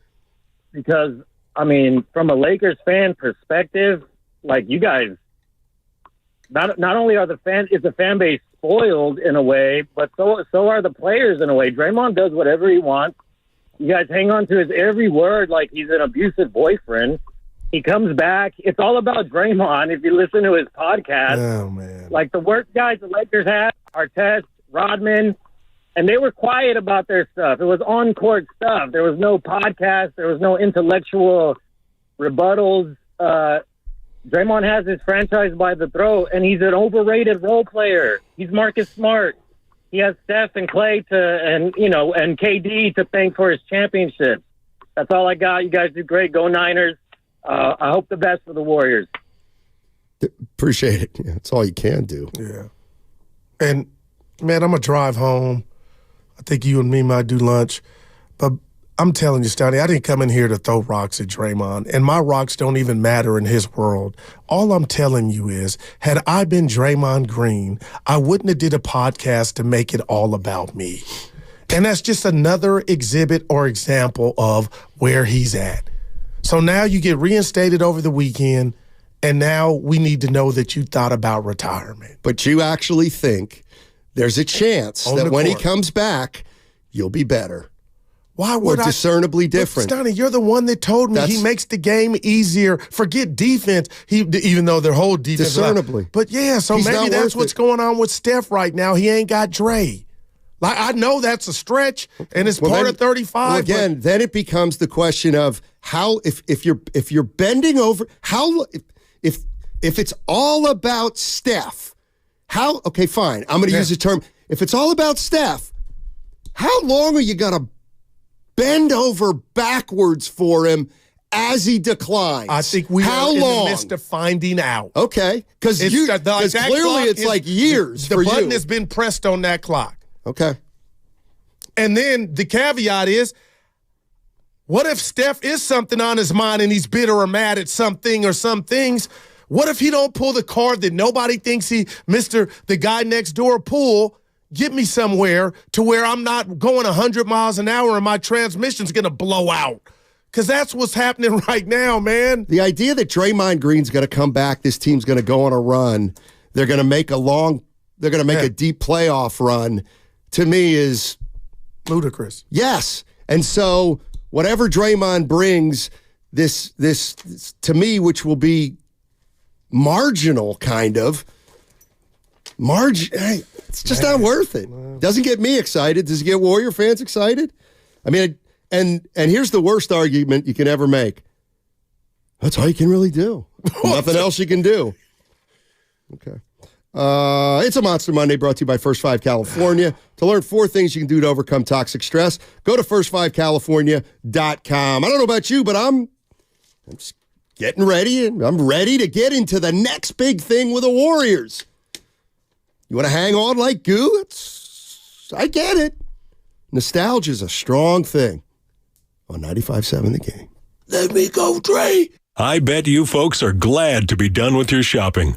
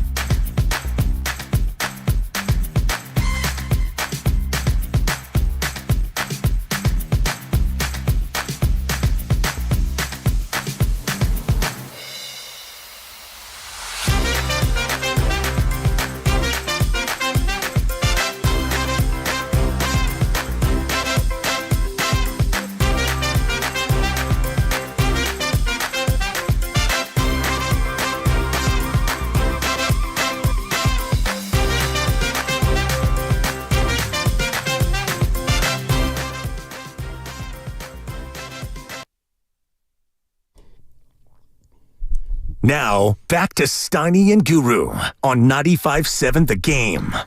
Matt Steinmetz now, the Guru Johnson with you on a Monday in the Bay. Championship Monday. Got a game tonight. Yay! Yes, we do. Hold on. What? I don't think there's any NBA games either. No, there are. I thought they're right. No, there's a bunch of NBA games. You know, you'll probably continue to do it, but you always, what would you do? What would you do? Here's just something. And please don't say, oh, the money's off by a Okay, all right, I got you. But we talk about long-term kind of, or short-term. Oh, what about Steph? Let me just throw this out there. Yeah. Just this idea. And again, if I'm off by a hair or two, Rotz, our salary cap expert, will text in. What would you try to do, Steiny? I would try to trade Draymond Green, and I would hope to God I could get an expiring contract.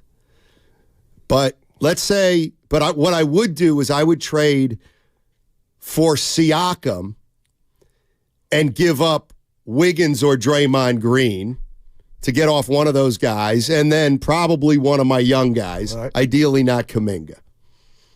Then I would let Clay walk, and I would let Chris Paul walk.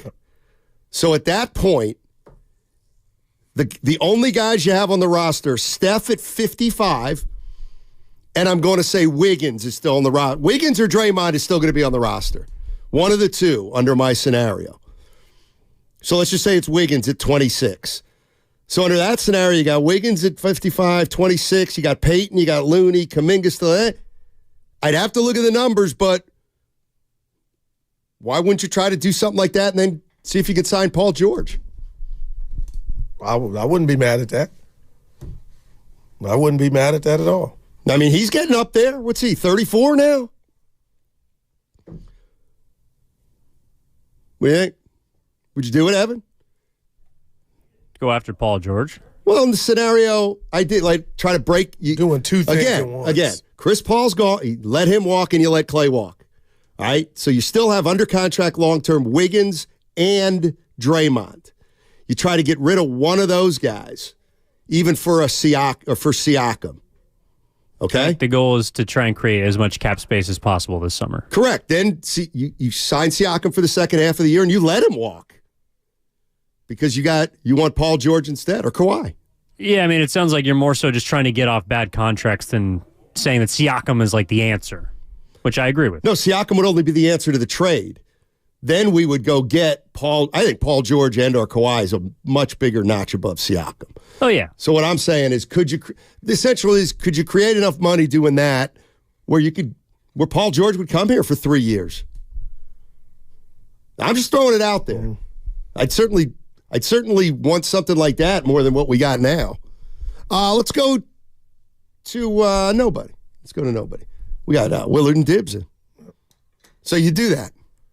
Yeah, I like Paul George. A guy that can do stuff on his own without the help of the chef, and maybe they can make magic. But I get everything that you said. I already told you before Drake got the contract that I would have did what I did. And I get people like yourself saying you didn't want to let him go for nothing. Also, the Chris Paul thing. I mean, I just can't believe he broke his hand when I was warming up to him. And I said he's going to get hurt, but not like this. Not a broken hand getting caught on a jersey. So that's the one thing where you and me are. This is why people love us, Goo. It's because we're sitting around before the show, and Goo goes, I can't believe it. And I'm like, what can't you believe? He goes, I just can't believe Chris Paul got hurt. No. I'm like, what are you talking about? This is time for your victory lap. You've been saying he's going to get hurt for 2 years. Lower extremity. You cannot this believe was a fluke, he got Steiny. hurt. Give me that. No. Lower extremity. No, it's hammy, ankle, Evan, foot. Not a hand caught in a jersey for a millisecond. Yeah, that never happens. It's a fracture. No, that never happens. I know. I got a Union City thread with 8-9 guys I went to high school with. Reg Silk Basie, one of the best jump shots in the world. I brought him up before. He agrees with you. He says, this is just a matter of guys getting old. Ron T, my guy Ron T, like me, hanging on to the end like Van Gundy on Zoe Morning's foot. We'll see what's going on, but I'm going to tell you what. You might want to throw something at me, but something just sat with me that I was happy that the owner of the Golden State Warriors, he did pretty much at all the games. I'm happy he was courtside for what the Warriors were going to show him. Because, Stoney, if that ain't the definition of lackluster, you could say whatever. Anybody could call and tell us we've heard it all. But last night let me know something is off. It ain't just talent. It ain't just age. Those guys on that team were not connected last night. And I'm telling you, I don't know where it starts, but there is no way in hell that the Raptors should have came in last night and did what they did to the Warriors. The Toronto Raptors last night put more talent on the court than the Warriors. And even though I think this guy's the problem, Toronto's coach. You don't like him? No, not even a little. Right. He will not last long there. Okay. He will not last long there. All right. That's my prediction. Yeah. We'll see. Now, I'm not going to put out a tweet. Well, what about Detroit Friday when they barely won by 4 and the spread was 13.5? You keep thinking that the Warriors have a talent gap and that's with every other team. Yep. And that's why it is hard. You know, if you want to keep believing that, you're going to keep being disappointed when they don't win games that they don't have any business winning. Well, just for the sake of exercises. Say we're playing a pickup game. Cade Cunningham. Okay, you give me him on Detroit. No. Let's do it this way. Yeah. We're having a pickup basketball game. Yeah. All right. And last night, every Warrior's available and every pickup. You and I are playing pickup basketball. Who are you taking? You're taking the chef, right? Yeah. Okay, I'm taking I'll take Siakam. Sure, I'll take Siakam. All right, I got Barnes. Okay, and you know who I'll take? The other guy. I'll take who am I forgetting? Quickly? No, the Barrett. No, I'm taking Barrett. All right. I'm absolutely taking Barrett. All right, keep going. Who are you taking next? I get you. You see what I'm saying? Quickly. Pirtle? Yeah, Pirtle. Well, last night he looked like Shaq against the point Warriors. is, let's stop nitpicking Steve Kerr when we both just acknowledged that if it were a pickup game, 3 out of the first 4 players we'd take would be Raptors. So that means they've got 3. I got something for you. I mean, it means they're going to be better. But as far as Kerr, we can nitpick that you thought these guys shouldn't be in the rotation, and they should have. And then I'm going back because I didn't do this to Kerr, and it might be unfair. You knew you were going to the playoffs last year, and you played guys that you knew their time was running out in Jerome and Lamb over Moody and Kuminga. I think any Warrior fan, if you want to just say that's a critique you have of Kerr, that was going nowhere and that was on borrowed time and that wasn't going to help you when you got to the playoffs, Stoney, those are things I now rewind and say, what did Kerr really get out of that? They were going for a title. Get better? They were going for a title. But those 2 dudes weren't even available for you in the playoffs. Who? Jerome and Lamb. Right, why were they playing over Moody and Kuminga at any point last year? Because it was all about a title, and they were better than those other guys. But they were going to vanish Vamoose by the playoffs. What are you talking about? You subscribed to a championship at all costs, along with Steve Kerr, so that when he looks at Lamb and he looks at Kuminga and he goes, you know what? I know people hate it, but Lamb is better right now. Then he must play Lamb because the entire strategy was one more title. If you wouldn't have had an unrealistic hope that you could have actually won a title last year, which is a joke, you would have played Kuminga more. But now we're still at a point when some people with crazy imaginations can envision this team winning a title, and one of them may be Steve Kerr, and yet he knows if we really capture 1% of 1%, it's got to be without Kuminga. It's like where they are at as a franchise is nowhere. They have nowhere. They're nowhere right now. They can go any variety of directions. I know, but right where they're sitting is terrible. But I can't argue. But wouldn't Moody and Kuminga at least maybe, just give me the maybe, be better off had they got those minutes last year? Talking about today, can you give me that? Small potatoes on 95.7, The Game. You killed me with that. Let me tell you, I don't know if you know this, but the 49ers are rolling, and the road to Vegas is brought to you by Zenni, the official eyewear of the San Francisco 49ers. Shop from over 3,000 styles at 80% off retail prices exclusively at Zenni.com. Shop Safeway this week and pick up Sumo.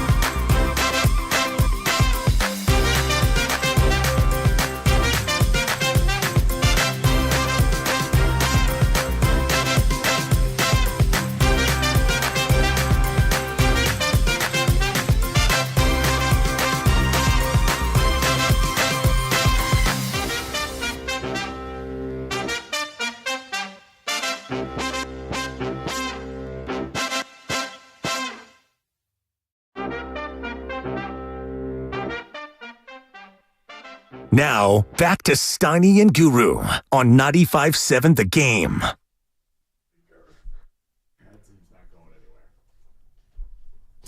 Steiny and Guru joined by Willard brothers. and Gibbs. 95.7 The Game.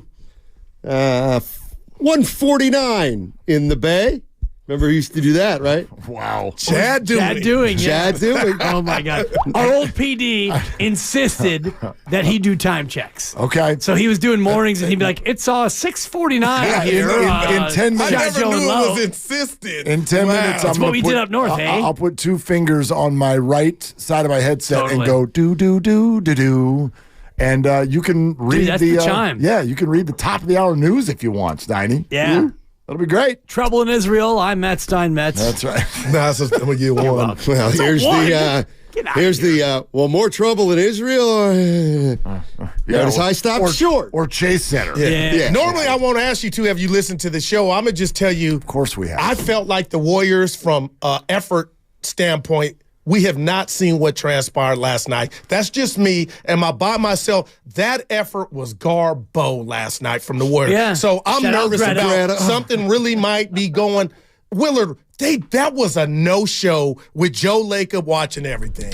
I couldn't believe what I saw. I never know chicken or the egg on the whole effort thing. It's like if you play terrible, you look like you're not trying.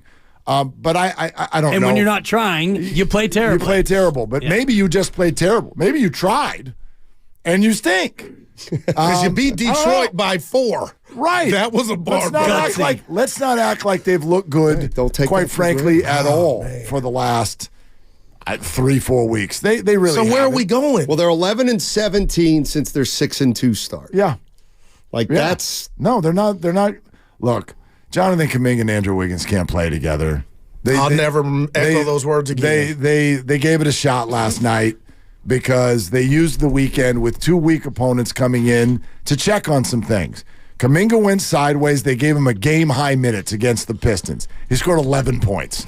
And then the next night, they're like, all right, can you and Andrew play together? And they found themselves in such a hole against the Toronto flipping Raptors that they couldn't climb out of it, and they scored 133 points. You're getting answers. They're looking for answers. We're getting answers. They're not good. They're not the answers you want. Man. And my belief is you got to pull the plug, Goo.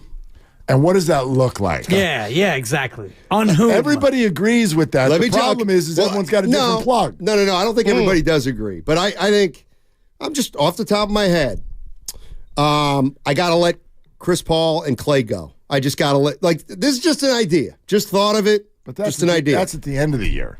There is no quick fix. So if February 8th. There is no quick fix. Yeah. Okay. So you're talking about at the end of the year. What I would like to do is either by the trade deadline or at some point in the offseason, get off Draymond Green or Wiggins. One of those two guys. Okay, so there's Pascal Siakam out there. Could you theoretically give up either Green or Wiggins and a couple of your young guys for Siakam? Define couple of your young guys. Ideally not Kuminga. Okay. But if it's Kuminga, ideally it's not Kuminga, but let's say it's Pods and Moody. Pods, Moody, and Wiggins or something like that. Or Pods, Moody, and Green. I don't know why they'd want Green, but whatever. So you do that. So then you let Paul walk. My point is then you have 2 guys under contract for big money, Curry and Draymond, all right? And then you got Peyton's 9, and at that point I want to see the numbers and see, could we go get Paul George? Because we don't, everybody else is off if you can move a contract.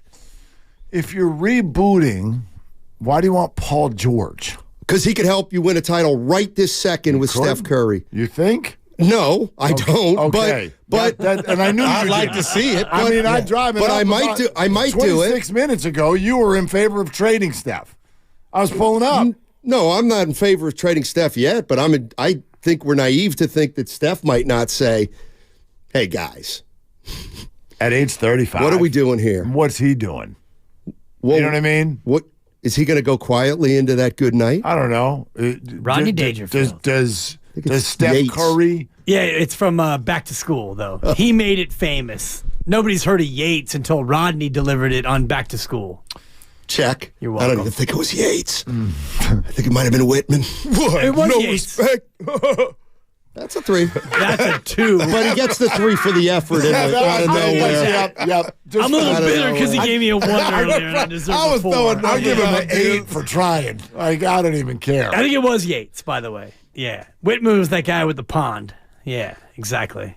But what have you seen from Steph? You concerned? Like, I can honestly say, No, concerned something's about Steph? Yeah, something just looks like not disinterest. It could be something's off. I don't know. Well, I think that it's not disinterest. It's the reality check of knowing where you are with this team. And when Draymond comes back, maybe it's a little bit of a shot to the system, and he'll be back, hopefully this week. He almost retired. Yeah, and I was actually listening to the podcast on the walk over from the old building, and man, and this is hard for me to say because I've been the biggest Draymond critic on the station, but I do think that he has seen the light. I've never heard Draymond like this, and I encourage everyone to go to his podcast and hear him say the words. It's easy to read it, and you hear bites, and we're going to play some sound bites. When you hear the whole thing and you hear him apologize repeatedly, every other sentence he's talking about, who he's sorry for. And by the way, fans, sorry, he's not sorry for you. He apologizes to everyone but the fans, which is fine. But I've never heard Draymond the way I heard Draymond today, and I am fascinated to hear the final 20 minutes. And he talked about Kevin Durant and what KD said, how he's totally different from 2017, and Draymond's initial reaction was basically blank you, KD, and then he sat with it for a minute, and he's like, you know what, KD? You're right. I have changed, and I need to change. I need to be better. I've never heard Draymond speak the way he spoke in terms of his own self-awareness. Now, I know the proof is in the pudding, and he has to go out there and show it and prove it, but I've never heard Draymond talk the way he talked in this pod. Never. Well, I haven't listened to the entire pod, so I'm not going to rob him of being sincere. You can. I wouldn't, though. I heard we played Crying with Steve Kerr, but we also played the Durant. Yep. And the Durant thing, even if you're cynical, you got to be a real jerk to listen to that and be like, what a tool. Yeah, that's the one that hit us. I mean, that's help is not bad. At the same. But he talks about his life in Saginaw where, and when people would say then, you need help, but there was no help. So you're trained growing up in Saginaw as a 15-year-old. He talked about, back then there was no help. So you were I guess, programmed to see help as weakness. Yeah. And those are my words, not his, but he basically says that you didn't get help back then because there was no help. And he actually said in his pod, I'd be an idiot not to take the resources that I have and try to make myself better. So, I mean, I've never been a big-time Draymond guy in terms of his words, but these words, they hit me, Goo. Well, and cardiac. I'll completely give him that and be open to that's the guy we'll get full-time. I mean, I still then say, okay, where are we as a basketball team, ladies and gentlemen? And that's the part that I don't see dramatically changes for the Warriors. That's all. I think they're a 500 team with or without him, maybe a little below with him or without him and a little above with him, but I don't know that they're discernibly, they can get to the second round with him. I don't believe that anymore.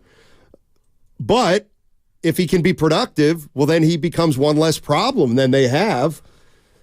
Right. And right now they have about 6 problems, including Chris Paul. But can you find a way to trade Chris Paul, even though he's hurt at the deadline? I mean, is that contract as an expiring attractive to a team? That's a good question. Thank you. That counts. Not even close. If you're Toronto, it would be attractive. If you're trying to just start over and get up, I mean, man. You take a 30-game rental of Chris Paul, and then, he's gone at the end of the year, and you can use that salary slot. Maybe it's Chris Paul and Moses Moody in a future pick. Willard, I told Dibs. For Siakam. Yeah. Oh, yeah. Gotcha. I thought, Chris Paul. I didn't realize you were talking right now, but I wasn't in on the acquisition, and I thought it would be a lower extremity, like a hammy, ankle, a foot. This hand injury, I'm telling Steiny, and he was just starting to hit from 3. I didn't see his hand get caught in a jersey and fracturing. That wasn't the old I saw. I thought it was going to be something on the leg. I read from But that hurts. Is this true? And I read this from Woj over the weekend that he's had 5 left-hand surgeries and 4 right-hand surgeries. So who would have thought it then? 9 He's not a boxer. surgeries. Damn. My goodness. And those things are a degeneration sensation. That's a buck. Believe me. So yeah, those I mean, Aaron. Guru going to the hand right now. Aaron's career ended. My buddy who was on the PGA, his career basically ended because of a broken bone in the hand. Byron Nelson in the rough went after it a little bit too hard, broke a bone in the hand, and you're playing Clue. One bone led to another. It was a chain link fence that ended his career. The basically. fix. And so like this is that's completely how it goes. And of course you didn't see it coming. But we saw coming what we didn't see coming. Like, that's what happens. You'll be without his services. Yeah. So you're listening to 95.7 The Game, KGMZ FM at HD1 San Francisco. Always live on the free Odyssey app, Twitch, and YouTube, powered by First NorCal Credit Union. I wonder if we're trying to solve a puzzle that is unsolvable. The Warriors? Well, here's what I mean by that. You don't get to compete for a title every year.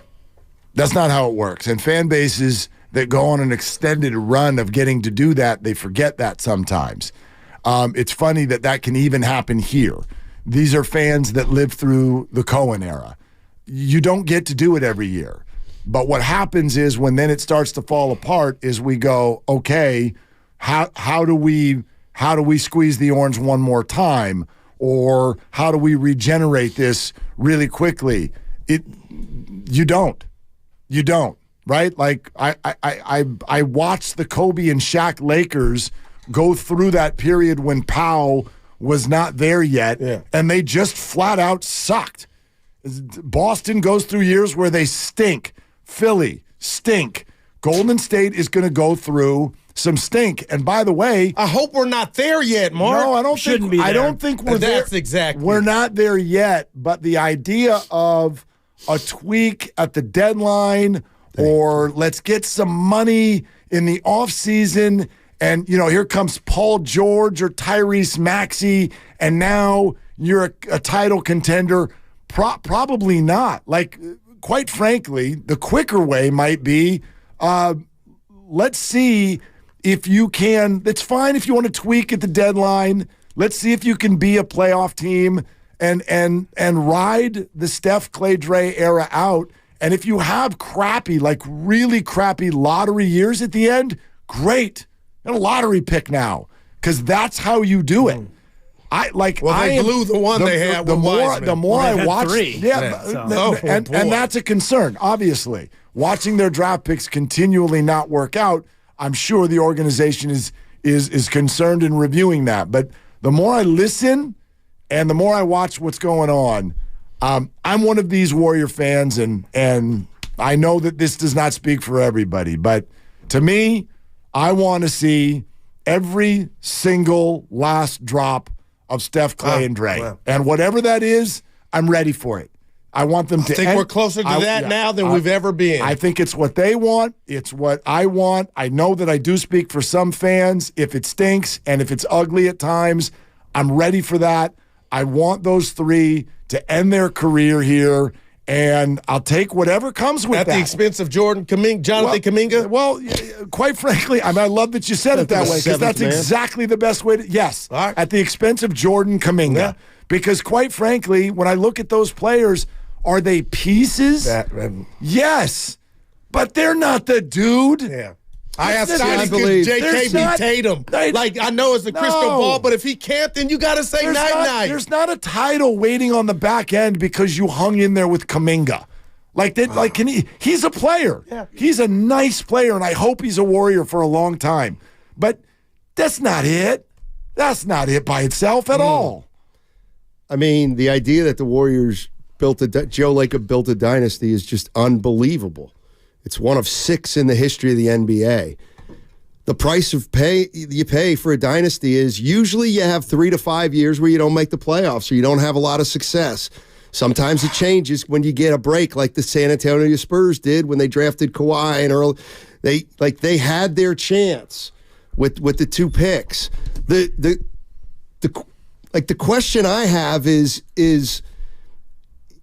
it's going to be just as unlikely for the Warriors to not have some bad years here than the dynasty itself. You know what I mean?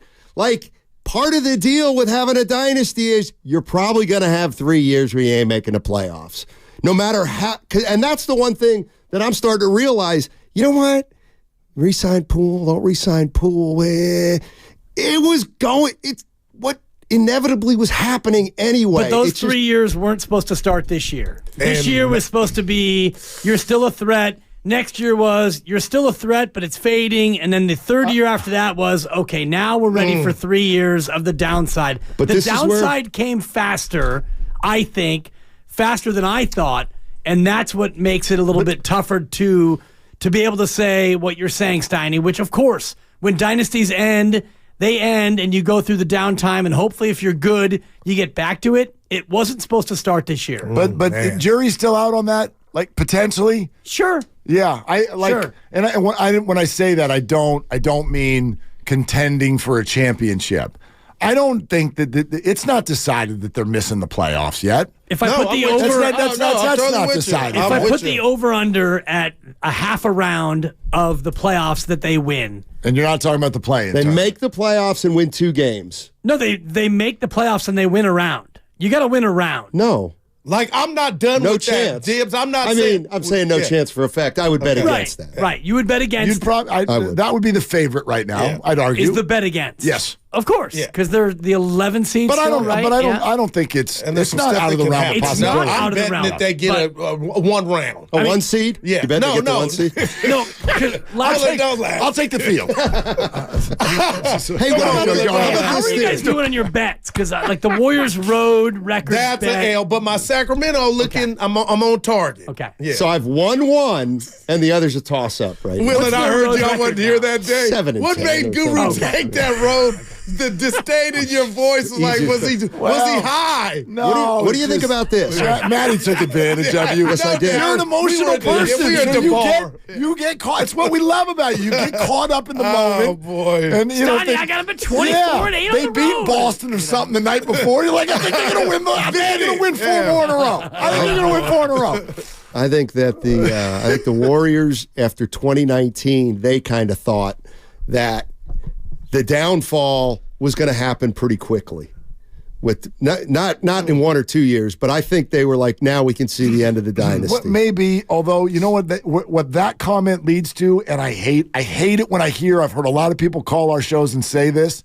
Oh, the championship 20 months ago was the worst thing. No, I'm not saying that at all. Oh, man. No. It's the best thing. It is absolutely the only thing that you're going for. And if it means you get whacked in the face for a few years on the back end, sign me up. Don't say that. Don't ever say that was a bad thing. That title happened. I know what you mean, though. But what I mean is, in 19, they lost Durant and they lost Clay, and I think they were like, "Oh my God, this thing could end pretty quickly." And so, but not like we got to go get veterans now. But they're like, this thing could be happening quickly. Let's go get Kuminga and Wiseman, these projects. Okay, then the Warriors won it. And it surprised everybody, including their front office. And now they thought, well, geez, we thought the dynasty was coming to an end and it might happen quickly. Guess what? It actually may go on a little longer.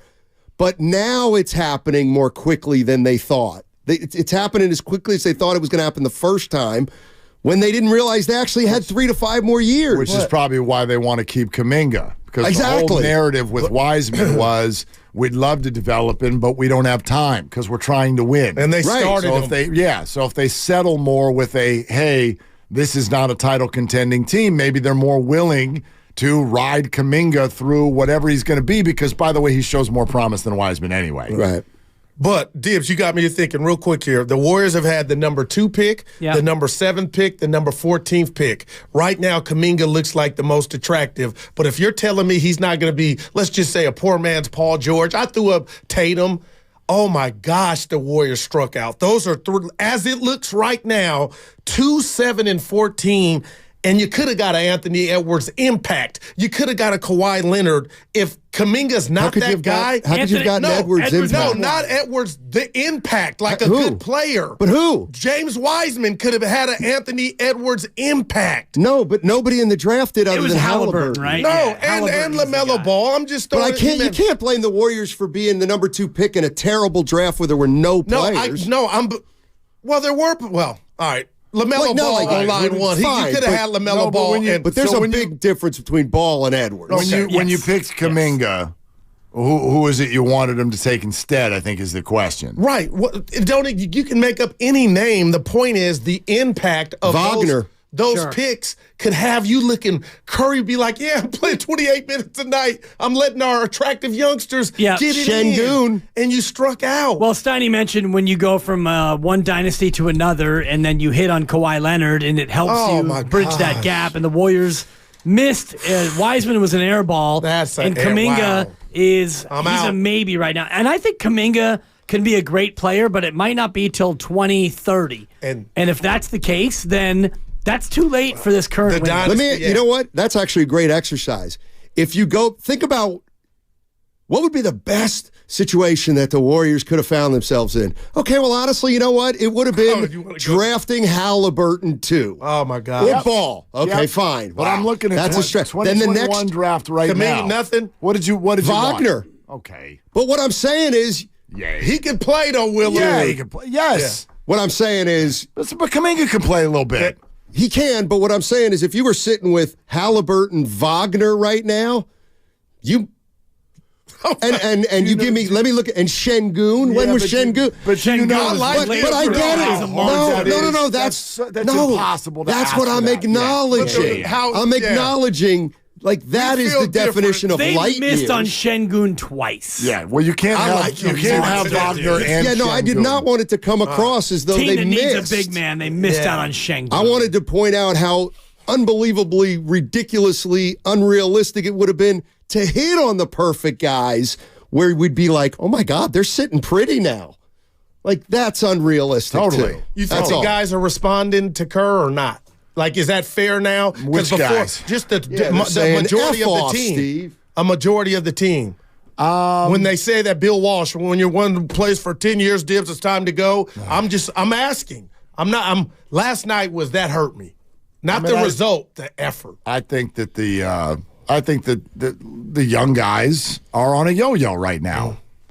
The young guys are on a yo-yo. And so you can't play on a yo-yo. You can't play with my yo-yo. And he, so shout out yo-yo. So one day we're on Twitter and we've lost faith in Steve Kerr, and then the next night we have a conversation that goes well, and then you get 36 minutes and you score 11 points. Oh, those are fast. And so now I like Kerr. Well, but I don't know. My answer is sort of like, so what? So I don't know, man. That to me. Last night's embarrassing, but the night before, or Friday night, was almost equally as disappointing. The fact that you're messing around with Detroit with a minute to go in the game. Minute 48, you're down one. And Kuminga talks his way into 36 minutes and scores 11. Great floor game. Just Steve, still unsigned, and I hear Boston might be looking for a new head coach. Well, hey, what did you get before you go? I know your bag's on the shoulder. No, but I'm glad you brought it up. Let's take it to 30. What do you make of the night that Kuminga doesn't play in the fourth quarter? And this is Monty Poole's note, where Lacob showed up at Steve Kerr's press conference. Seen Lacob to listen to his answers. I've seen Lacob do that infrequently. It's not like he does it. Doesn't do it every game. And if it's true, I could noted. But what do you make of it? It's noted. That's what I make of it. That clearly there's. I don't think there's any secret that there's a disconnect still with the older guys and the younger guys, and Lacob's pushing his guy or guys, and Kerr's Willard a wow for me. It was a wow. Disconnect between Lacob and Kerr? Yeah, absolutely. Yeah. Like, here's the thing about Kerr. To me, it's not that he took Moody out and he made a mistake that time, or Kuminga's minutes, he has appeared to lose some of his voice with the young players. And so now we got a decision to make. But to me, it's between now and the end of the year. It's not, we got to fire him now. I also get why Bob Myers now works for the Commanders, though. Divs, that step up, though, right? Well, Him I'm looking at that post-game presser. Yeah. That was incredible. I thought it was fake. I mean, when you see everything and you realize where Steve is in terms of his contract and what Steve said to us about how much he loves going to work every day and doing what he does, doesn't mean he loves it here and he loves it only here. Did you take it that way? I'm taking it that way now. Okay. More and more, when I look at all the evidence around this situation, maybe Steve does want to follow the Bob blueprint. Because Bob wasn't unemployed for long now. He was unemployed for about an hour and a half. Kerr wants to work for the Rams. They can work for the Rams. We got to cut a spot. I just found. Oh, you got to leave? We just did it. It's a one-liner. Yeah, it'll take you. Those take how many, 32 minutes. How many tries until you get it right? 3. Okay. I'll take the over. Willard, you're talking to the guy who can't get the legal right and was 6 years in. It's a mental block. All right. Bye, guys. They're longtime friends. Let me tell you something real quick about Dibs that I'm sure not everybody knows. And first-time partners. Hang in there, big guy. There'll be brighter days ahead. Now, these two homegrown Bay Area boys finally come together to take over sports talk. Get the hell off of my doorstep. Major League Baseball, you stink. It's Willard and Dibs on 95.7 The Game. I think I like this brand new, warm, fuzzy. Thank you, sir. Dan Dibley. Well, I was moved. Wow. Mark, I was moved. The cynicism left town this weekend. I'm normally cynical because the situation calls for cynicism. But when I heard Draymond today, and I'm only halfway through, and I look forward to catching the second half on my walk back to the parking garage after the show tonight at about 6 o'clock, but I've never heard Draymond talk about his own situation in that way. And he even addresses Draymond in the past and how Draymond would talk about sorry butt.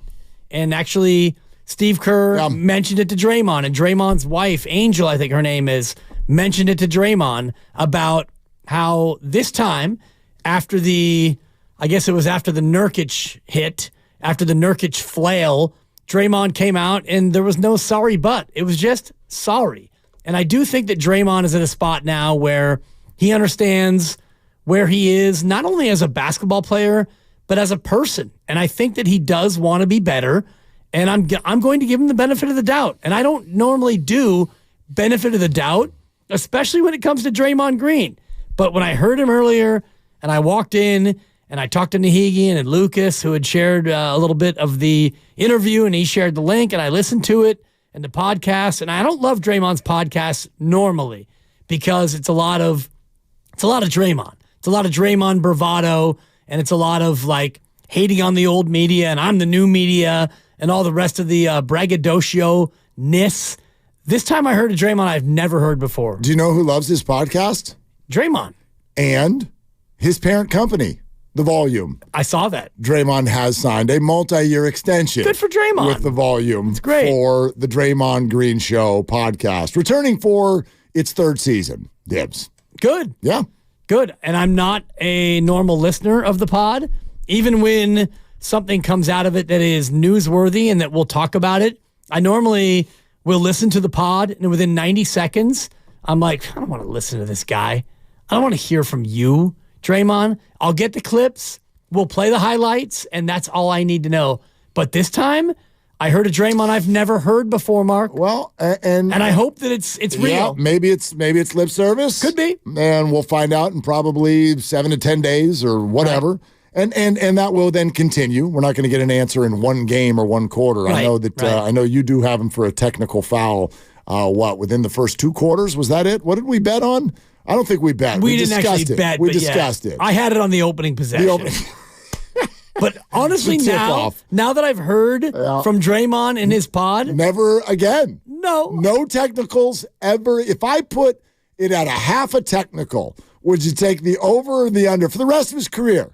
Well, it's funny you say that because driving in today, before I heard the pod, I was going to put the over-under at 8.5 for this year.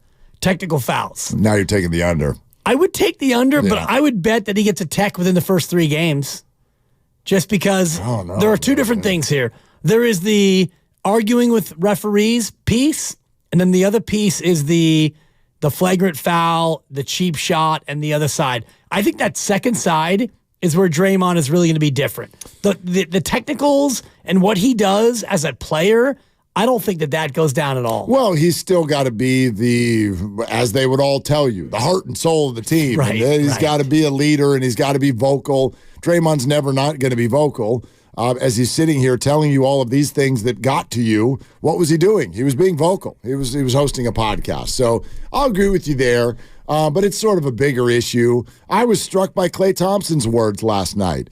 A lot of us, when Jordan Poole came to town a few weeks ago, everyone's like, look at the way the team responded to him. Look at the hugs on the court. Look at the words on the side.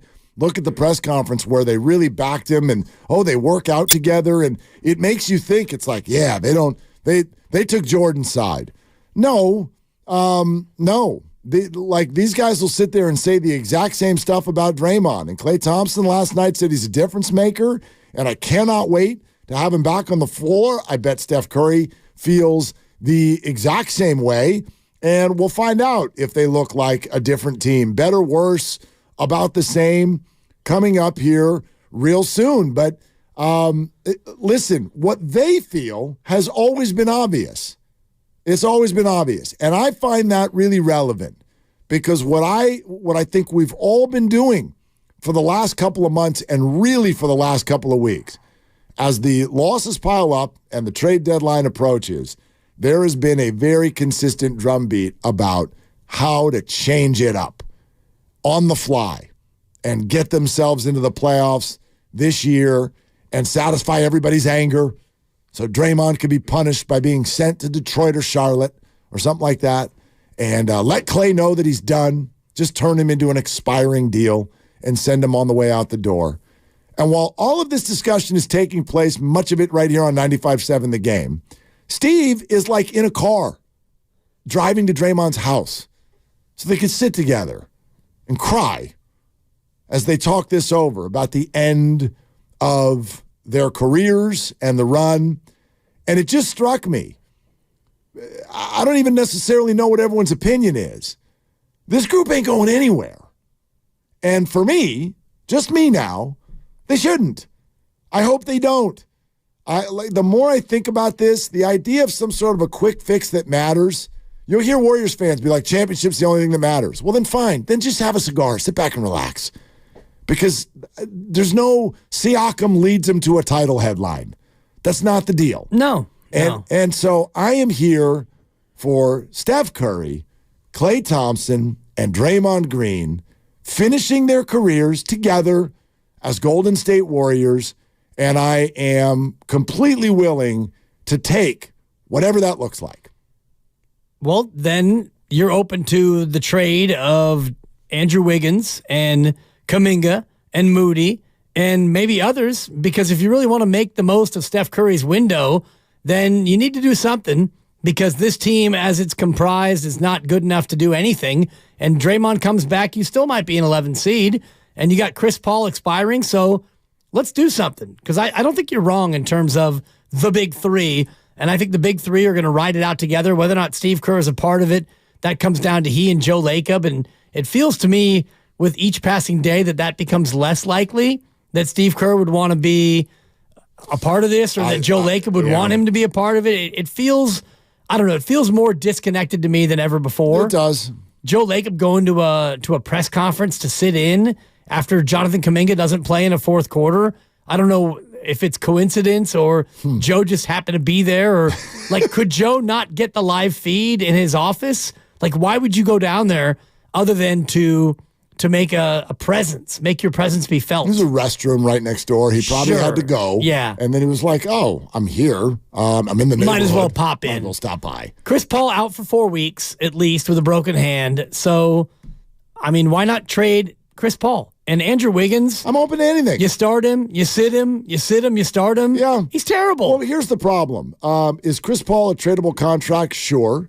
Andrew Wiggins, I bet the Warriors would love to to get something in return for that because he can't play with Jonathan Kuminga. He can't play. Or maybe he can't play, although sometimes he can. Right. As we all know. Like sometimes he goes out there and looks great. And it's a lot to ask now of any player. This has always been true for bench players, and that's what Andrew is right now.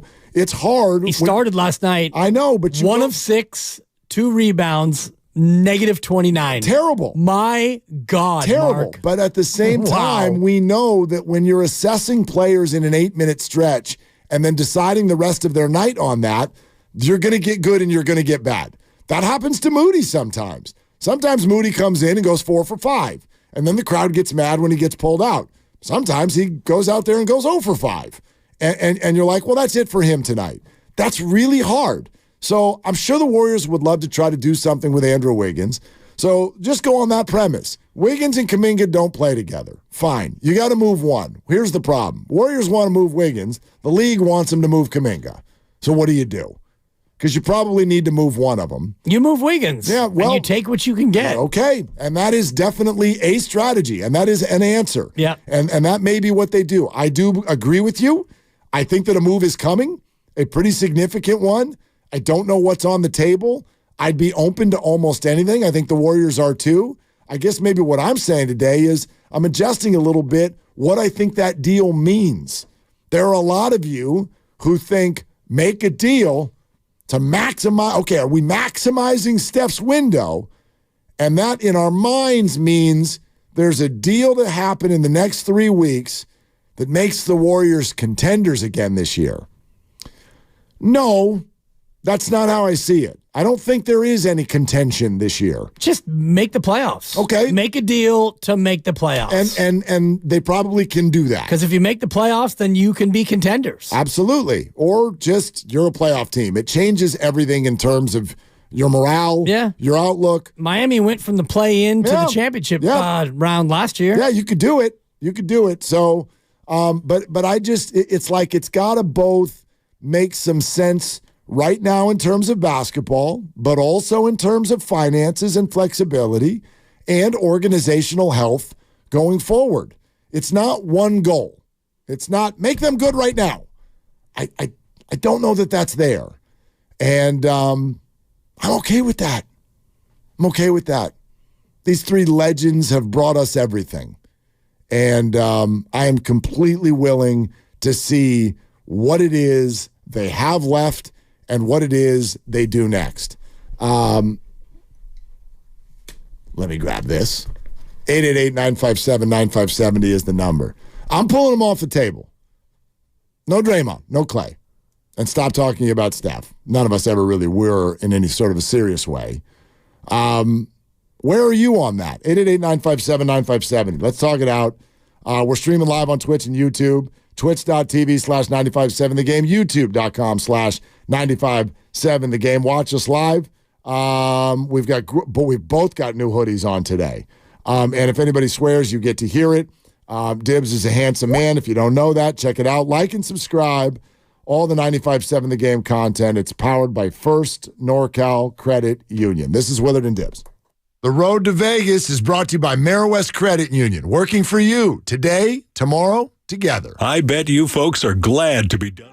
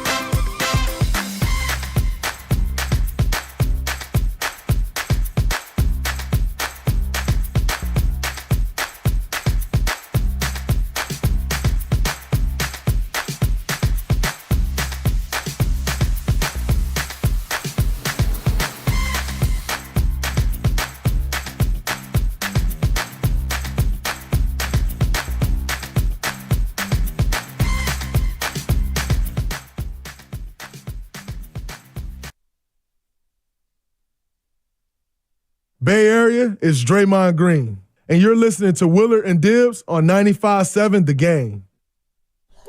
What up, Day-Day? I look forward to seeing him back. I know I might be in the minority. I really do. No, although it sounds like you might have joined today. I'm with you, and I want to say this to Draymond because I know he's listening. Because it's not Friday, but go ahead and crack that while I talk. He made mention to it on the podcast of the Draymond Green show. He said, I've been listening to everything. Normally, I would be like, F that and F them. But I've been listening to everything and everybody. And when I heard him say that, I thought, you know what, Draymond? You've been listening to me. So today, I want this message to be heard by you, Draymond, and by everybody. I'm impressed, Draymond. Okay. For the first time ever, you impressed me with your words. Okay. I've always been impressed by your basketball, your desire, the fire that burns within you. You're a 4-time champ. You're a Hall of Famer. But your words have left me a little bit empty, but not this time. I was impressed, Draymond. Well done, son. Here are those words. Draymond Green podcast. These are the comments specifically to which you are referring. So oftentimes in what we do, you try your hardest to block out the noise, try your best to not log on to this thing or not go on to that thing, not go watch this TV station. Because at times it can be very, very, very overbearing on top of what's already a very stressful life and a very stressful job. This time I did the opposite. I dove all the way into all of it. So everything that everyone has said, it's impossible to hear everything because there's so much. But I've heard a great deal of what everyone has said.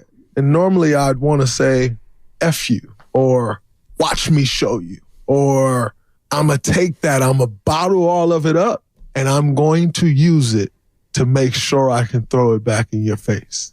If I'm honest, that fuel has driven me so far. And being able to bottle those things up has driven me to who you know today. The reason you know the name Draymond Green, I wouldn't say in large part because there's a lot that go into it, but a part of that is that fuel of grabbing all of those things and saying, now watch what I do to you with the fuel that you've given me. And this time was different for me. I watched him and I listened. Okay. So it's been fuel. It's not fuel, or maybe it is. This is a different kind of fuel. Right. It's a different kind of fuel this time. It's an internal fuel. And I think that he heard it and he realized, all these things that are being said, and you get to a point in your career where he understands that he's maybe one more major infraction away from losing out on half a season or a full season or his whole career, and even talked to Adam Silver about how he wanted to retire, and Adam talked him out of it, and he and Steve cried together. I don't think these are empty words. And I do think that Draymond Green, the one thing we know about Draymond is he is honest. He speaks his mind. I don't think that he ever will say things just to get you to believe something. No, but when you say he's honest, I think he thinks he's honest. So in other words, the word I would use is authentic. Sure. I think he means what he says in that moment. Now, does he follow through? We've heard him apologize before. Right, but we've also heard him in the past say, this is how I'm going to play. I'm not going to change. He says F you, but there's also been, especially when he punched Jordan Poole, there was a line of comments of, I need to be better. Right. Followed by the end of the year in a trade, and where he's like, actually, I don't need to be better. Jordan was actually the problem. Yes. I think that one's a little bit different because you can't come out and say, young man deserved it, and he's lucky he didn't get a 2-piece because he actually deserved a 3-piece, and I only got him with 1, and I got a couple more for him for later. You can't say that. So I do think that this is a little bit different in terms of what he just said there. Normally, I would hear all these words, and he listened to everybody. Willard and Dibbs, Steiny and Guru, Morning Roast, Spadoni at the Crack, and your various Devones and other people. He heard it all. And I do think that he was able to take a step back and realize that he does have to be better. And, he's getting and the help. He addresses the idea of help. And I don't know if it's help that he needs, but he's having conversations. And I do think that it's helping him. Well, the overarching thing here, this is not going to be about words. This is going to be in the end about action. It's going to be about basketball, and it's going to be about showing up and staying available and being a good teammate and actually doing the things that he says he now is setting out to do. So it'll be about all of that. And I don't know where my confidence is that he's actually going to follow through, and I don't think it matters.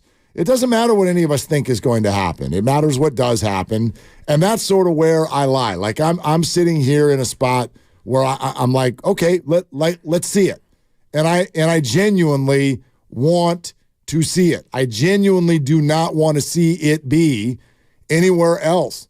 And there's one other thing I notice that I really want to share with all of you. I want you to look at the behavior of the people we're talking about all the time.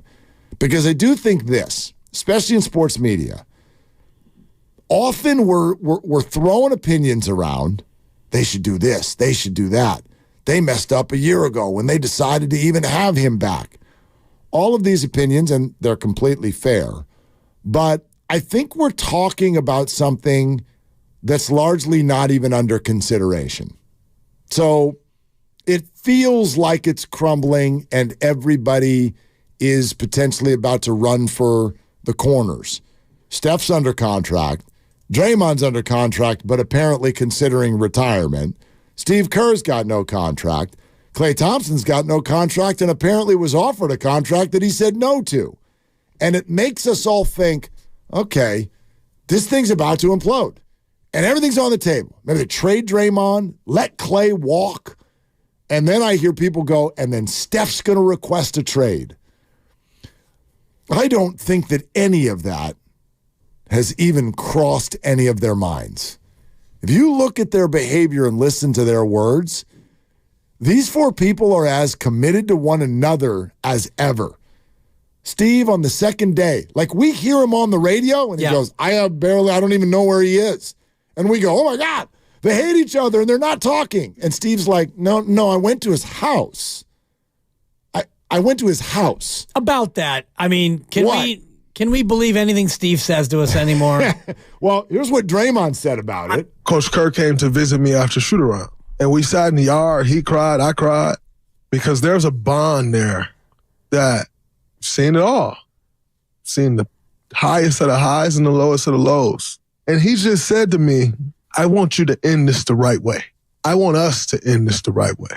And you're not doing that right now. So I want you to do what you have to do to get in a space to where you can do that and that we can do that.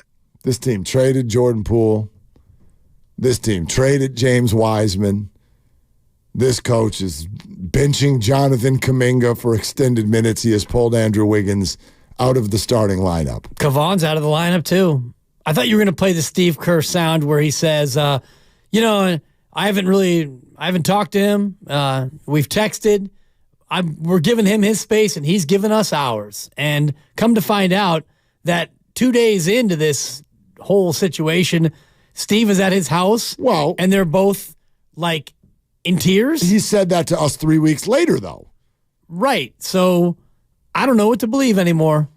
Well, you can say that to him this week. I'm going to ask him. Steve, question one. Why should we believe you? I mean, Steve, which one is it? I'm a little curious. I will say this. Steve has actually been very open about the fact that he's like, I'm not sharing that crap with you. Of course. He wasn't even comfortable sharing what he said to Klay Thompson, which Klay spent his entire media availability talking about. And Steve's like, I don't really want to talk about it, but I'll talk about it a little bit because Klay talked about it, but he's not going to go into detail on that. And now Draymond shares on his pod that Steve was over at his house and they're both crying with each other, which I think is beautiful. And I'm not trying to diminish the moment because, honestly, I feel like we have the kind of head coach, we have the kind of manager who would do that same thing.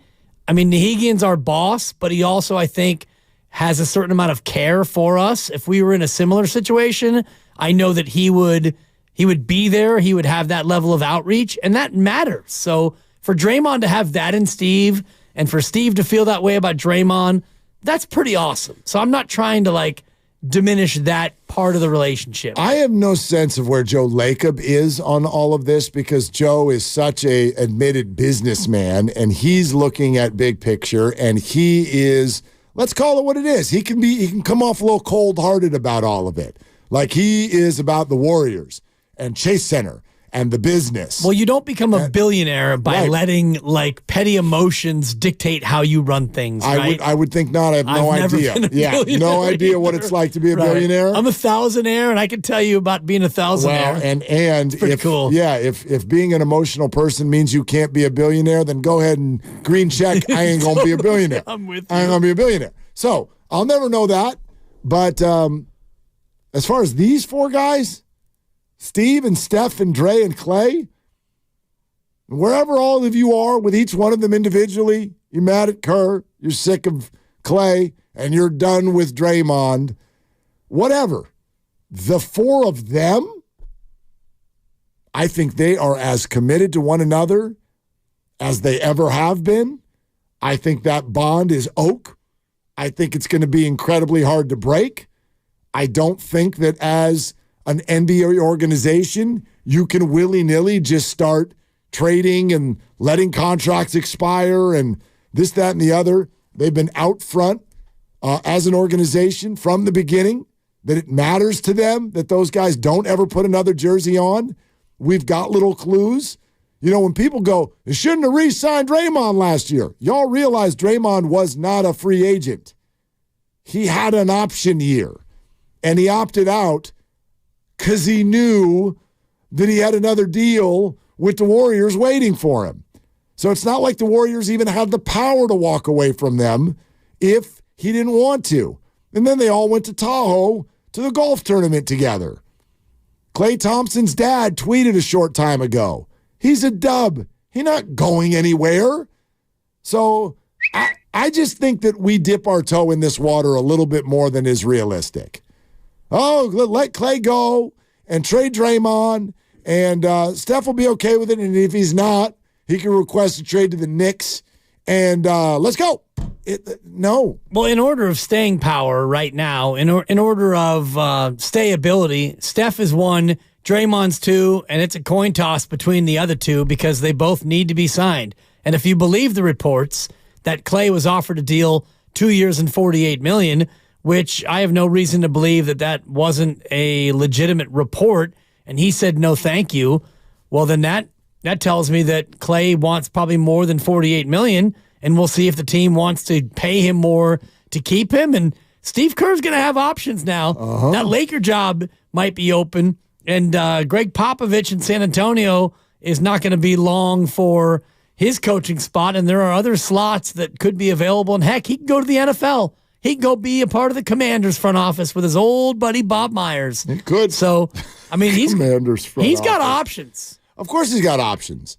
And we don't really know exactly where that stands with Lacob or what Steve wants to do. But I guarantee you that if those big three are staying, then Steve's going to want to stay. And he also said to us when we asked about the contract just last week, he said that's just business. It's just business. And, you know, everybody's doing their thing, and we got to figure out time and years and money, and it's just business. And the same is true for Clay. He can turn down 2 years and $48 million because, quite frankly, he's like, market says I'm worth more than that. The way he's playing the last 3 weeks, he's right. And that doesn't mean he doesn't want to be a Warrior, and it doesn't mean he's willing to leave, and it doesn't mean that anybody's offered him anything else. It doesn't mean any of that. It's just business. Right. And if he can turn that into 2 years and 60 or 2 years and 70 by the end of the year, why not? Why wouldn't you do that? Exactly. Yeah. So that's my read on it. And I know a lot of you, like there's one of our YouTube comments. This just came in, and I like this. Let's address this for a second. Let me scroll up and make sure I get the right one here. The comment is, do you want to, and this is from Robert Brecht. Thank you, Robert. Do you want to stick with the core three and lose, or trade them all and win again in 2 or 3 years? I think you have a flaw in the question. You do not trade them all and that automatically or even probable that you win again in 2 or 3 years. Let's be real. What do you even think you're getting for Clay and Draymond right now? And Steph. Okay, fine. That's a different question, which I personally... You're trading them all yeah. to win again in 3 years. And are you? No. Okay. What are you getting? What are you getting for Clay and Draymond? What are you even getting for Steph? You're not getting value. He's 35 years old, and he's going to be owed almost $60 million on his contract annually. Well, if you're going to get two players worth $55 million combined, you're asking a team to part with a $35 million and a $22 million player who are probably good players. So you're asking a team to part with their two best players for your 35-year-old superstar. And throw them all together, and I'm sure it'll work because that always does. Sure. Can anybody think of when stars just get blended together on the same team and everyone's like, ooh, they're going to wreck this league. And then they stink. Brooklyn and Dallas and the Clippers and Houston and tried Philadelphia. It, over and over. And on and on and on and on. So this idea that you can move on from the big three and then snap fingers and it's going to be great, total fallacy. Completely. And so think about it in terms of just winning a championship. If the big three aren't going to win another championship together here, and I think that that's more likely than it is less likely. So you've got 3 or 4 more years of the big three here, and you don't win. What does life after the big three look like in terms of your ability to win? It doesn't look good. It doesn't look good immediately. You need to either nail the draft a couple of times and wait for development, or you need to be able to bring in some high-priced free agents, which you haven't really ever done as an organization. See, I would argue it doesn't look, once. But I would argue it doesn't look like anything. I don't know how it could look good or bad. You're talking about at least 3 years from now, right? Right. If not 4, based on the contracts that are out there. Let's go 3. I know Draymond's got an option year on the back end, but let's go 3 more years, or even 2. Let's say Clay gets a 2-year deal. We're talking about 2027. I have no idea what the hell that looks like. You're talking about like the number 1 pick in the draft that year will probably be someone who's like a sophomore in high school right now.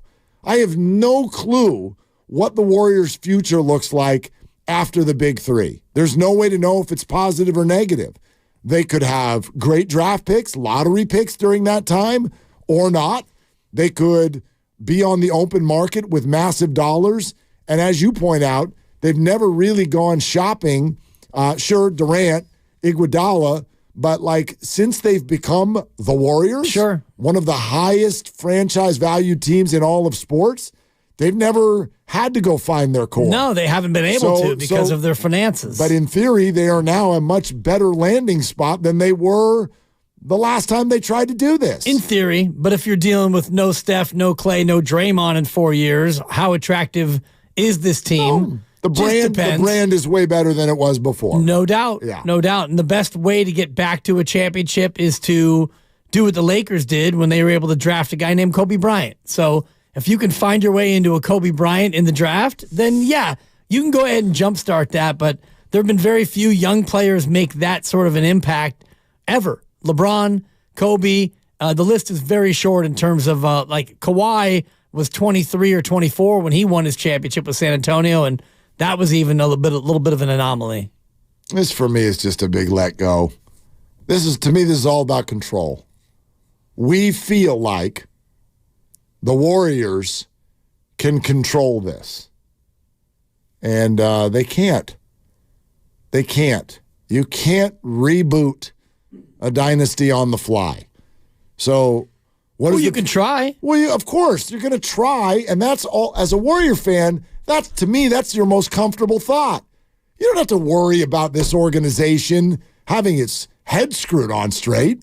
You don't have to worry about them trying. You don't have to worry about them putting their resources into the right place.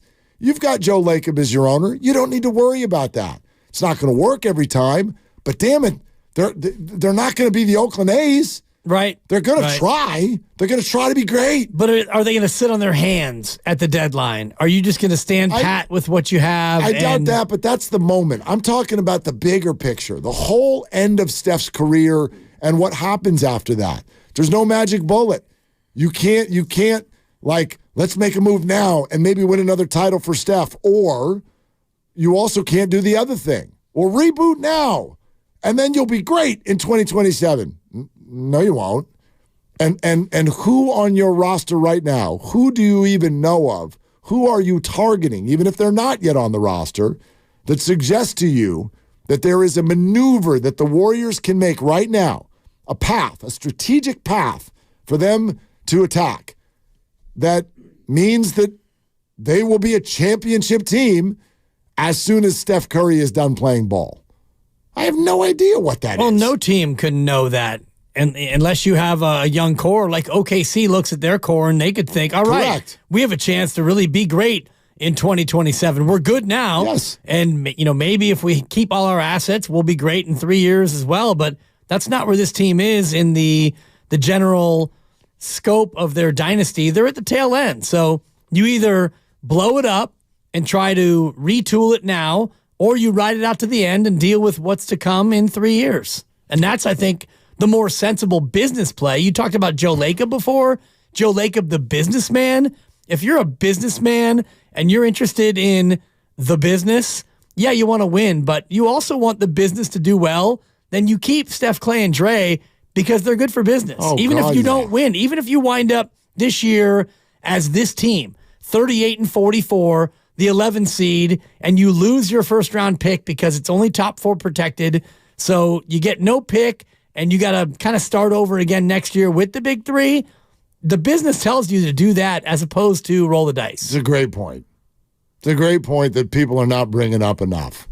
You know what I mean? We get so, and that's what I mean. We're so deep into get good now. We got to be good by Tuesday. It's Monday. We got to be good by Tuesday. You're going to flip your business model up, down? You're going to just turn the shoebox over and dump everything on the floor? Steph Curry? You're not going over to Chase Center to watch a bunch of brand new people play basketball and get rid of unbelievable brands like Steph, Clay, and Dre. I don't think that has even crossed anyone's mind. Presented by Fremont Bank, full service banking, no compromises. It's also a Monster Monday. It's brought to you by First 5 California. To learn 4 things you can do to overcome toxic stress, go to first5california.com. We got more Draymond comments to play for you. We'll do that coming up next. We are wide open in here for your calls, 888-957-9570. I am saying big 3 off the table. You get a Warrior jersey for as long as you want it. Where are you on that? We'll take your calls next on Willard and Dibs. My little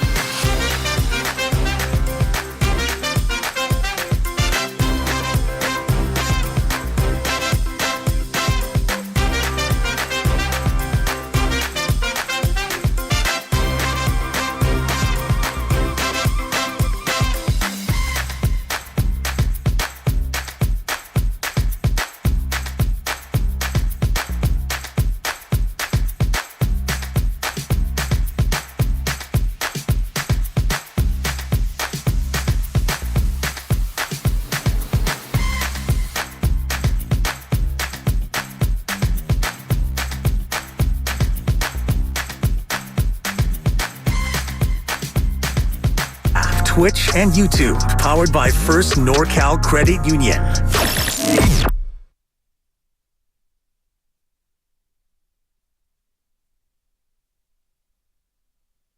It was great. We missed him dearly, and we'll never be the same until he's in the lineup, but we are eager for his return on the court, and he is obviously the backbone of this team and the heart and soul, so I'm looking forward to just playing, be out there with Draymond again, and yeah, he'll be a difference maker. Now, back to Willard and Dibbs on 95.7 The Game. Sound like somebody who's about to be traded to you? Backbone of this team, difference maker. Can't wait till he gets back out there. We're going to be a different team when he's back with us. Okay. All right. Well, so far you've been the same team with him as you've been without him. So I'd like to see. I sort of half reject that notion. Well, I'm just looking at the record. I know. So you can reject it all you want, but they too small of a sample. They played different teams. They were on the road heavy. It's a big enough sample for me. It's the whole season. We're halfway through the year now. Yeah, he hasn't played in very much of it. They've been mediocre with, and they've been mediocre without. 7-8 with, and 10-11 without. I understand. I mean, that's, to me, they have not been. It's not like they were 10-3 with him and then they hit the skids without him. No, it's They've like I been said. bad either way. We all know their schedule was hard to start the year versus where it was since. And when Draymond was playing, that was largely the harder portion of the schedule. Lots going on at the beginning of the year in terms of the way certain players were playing. You think back to the way Clay was playing at the beginning of the year versus the way he is now. I'm not saying you're wrong. I'm just saying that I don't fully buy it yet. I think that they're going to be a better team when he comes back. Well, they should be better. Particularly with GP2 out, even if it's just on the defensive end. But I think we've also got plenty of data through the years that Steph Curry's a better offensive player when Draymond's on the floor. Right. CP3 also out. So, you're dealing with a team that's not going to have two of your veteran pieces for a long time. Hopefully GP2 can come back in a month and CP3 out for probably a month, if not more, if he ever plays as a Warrior again. Yeah, he might not. He might not. And I guarantee, for the Warriors, particularly with this injury, I got to think that they get on the phone and use CP3's contract as a money matcher in any way, shape, or form that they can. The guy's out. He's expiring. It's $30 million. it makes all the sense in the world to include Chris Paul in a deal along with young assets if you're looking to make a deal. That's the deal. That's the deal you want to make. Well, you got to make some deal, in my opinion. If not, then you're resigning yourself to this kind of a year. So you make a deal, and if you don't believe in Kuminga, then he's a part of it. If you believe in Kuminga, and it feels like it's a bit of a split organizationally as far as how they feel about Kuminga, and then Moses Moody's another one where you don't really know how the coaching staff and the front office feels about him based on just how he is utilized. Yeah. I mean, the deal that if I'm the Warriors, that's a steal, and I don't know who else the Raptors would be willing to give up because this would knock the money too high in the Warriors' direction. But if Pascal Siakam is someone you want, boy, in a heartbeat, if I'm the Warriors, I do Chris Paul, Andrew Wiggins, and Moses Moody for Siakam and another player to make the money match. To me, that's the grade A deal that you can make. I don't know if Toronto's interested in that. Yeah. I don't know if Toronto, and that's the issue. The Warriors, I'm sure, would love to trade Andrew Wiggins. The league would love them to trade Jonathan Kuminga.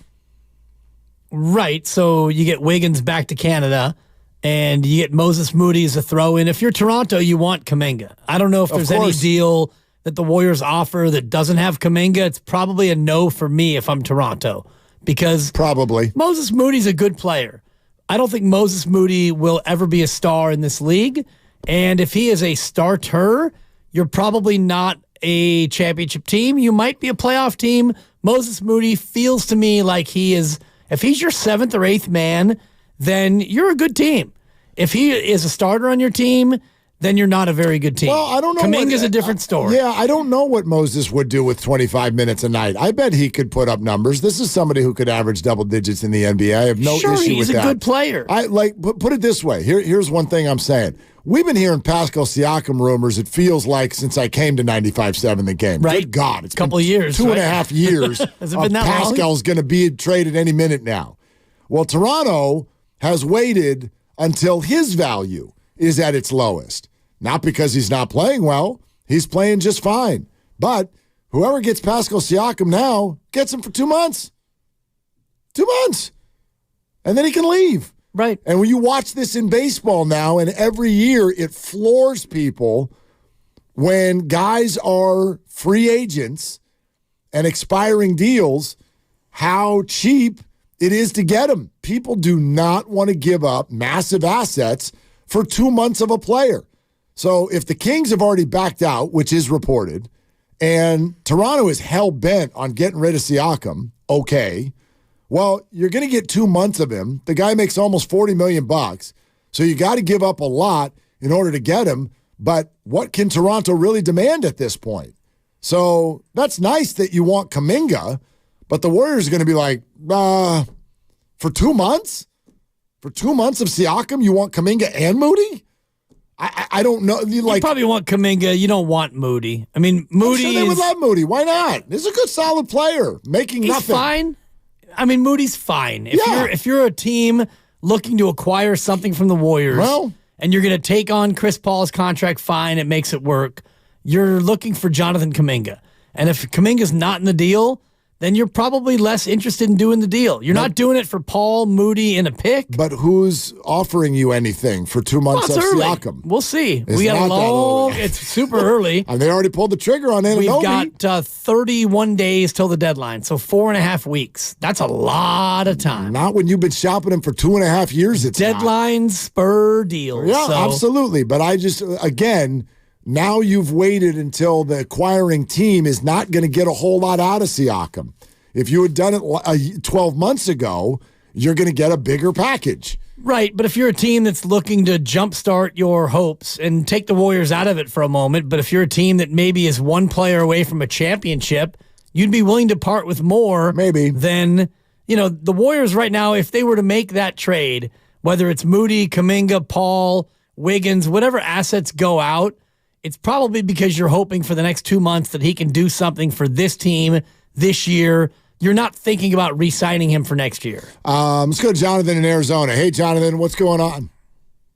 Hey, how you doing? First-time caller in. Oh, thanks. As as a recent listener on YouTube and everything, I think if we're going to trade anybody, I would say my target would be, and I don't know how realistic it would be, but instead of like thinking about Toronto, what about Mikal Bridges out there on the Nets? You know, like two-way player, could fit right within the system, cerebral player, has a nice three-point shot. Defense would be able to help out Draymond, because I think one of the biggest things, and yes, it would consist of trading Kuminga and Wiggins. It's not that I don't have faith in Wiggins or faith in Kuminga. It's just the fact that, like, that's our best asset to trade. And, like, that's just the reality of it. If Kerr's not going to play him and, you know, he's going to be inconsistent because he doesn't know what to do, well, I mean, why not look at, you know, Mikal Bridges? Mikal Bridges is also potentially a Klay Thompson replacement. I love Klay. I love everybody. I love what they brought to the Dubs. But, like, I mean, you got guys out there who can play within that Steve Kerr system. Yeah, so again, for me, Jonathan, the flaw in the logic is, once again, when you say he could be a Klay Thompson replacement. I don't think the Warriors are trying to replace Klay Thompson. I think the Warriors are more where I am. And to a degree, I'm following their lead. I don't think they have any interest in any of the big three playing anywhere else anytime soon. Bridges is a nice player. Not playing real well this year. Averaging 21 a game. I do love, I do love the idea of more defense. I do love the idea of more defense. The Warriors obviously need that. And with Draymond unavailable and GP2 hurt, you can see it. 133 points for Toronto is absurd. Yeah. That's absurd. And it would give you the sort of wing athleticism that you're looking for. And, you know, the caller mentioning Steve Kerr unwilling to play Jonathan Kuminga, and that's an interesting part of it. So it's been inconsistent minutes for Jonathan Kuminga for whatever reason. He's been in, he's been out, he's been in crunch time, he hasn't been. Wiggins has been mostly bad this year, so you got to do something at the wing if you really want to maximize the Steph Curry window this year. We're sponsored by Safeway, and we've referred to it a bunch. If you've been listening to 95.7 The Game all day, you've heard some of it. But you definitely, I would argue, probably have not heard all of it. I don't even know if we've heard all of it. Beautiful podcast, or an important one, from Draymond Green for sure, where he covers all the topics. Whether you want to buy it or not is up to you. But we'll take you on a journey through a lot of what he said and take your phone calls. Coming up next on Willard and Dibs. Shop Safeway this week and pick up Sumo Citrus, an incredibly sweet, easy-to-peel, nutritious mandarin. Available for a limited time. Plus USDA Choice Boneless Beef Chuck Roast for just $4.99.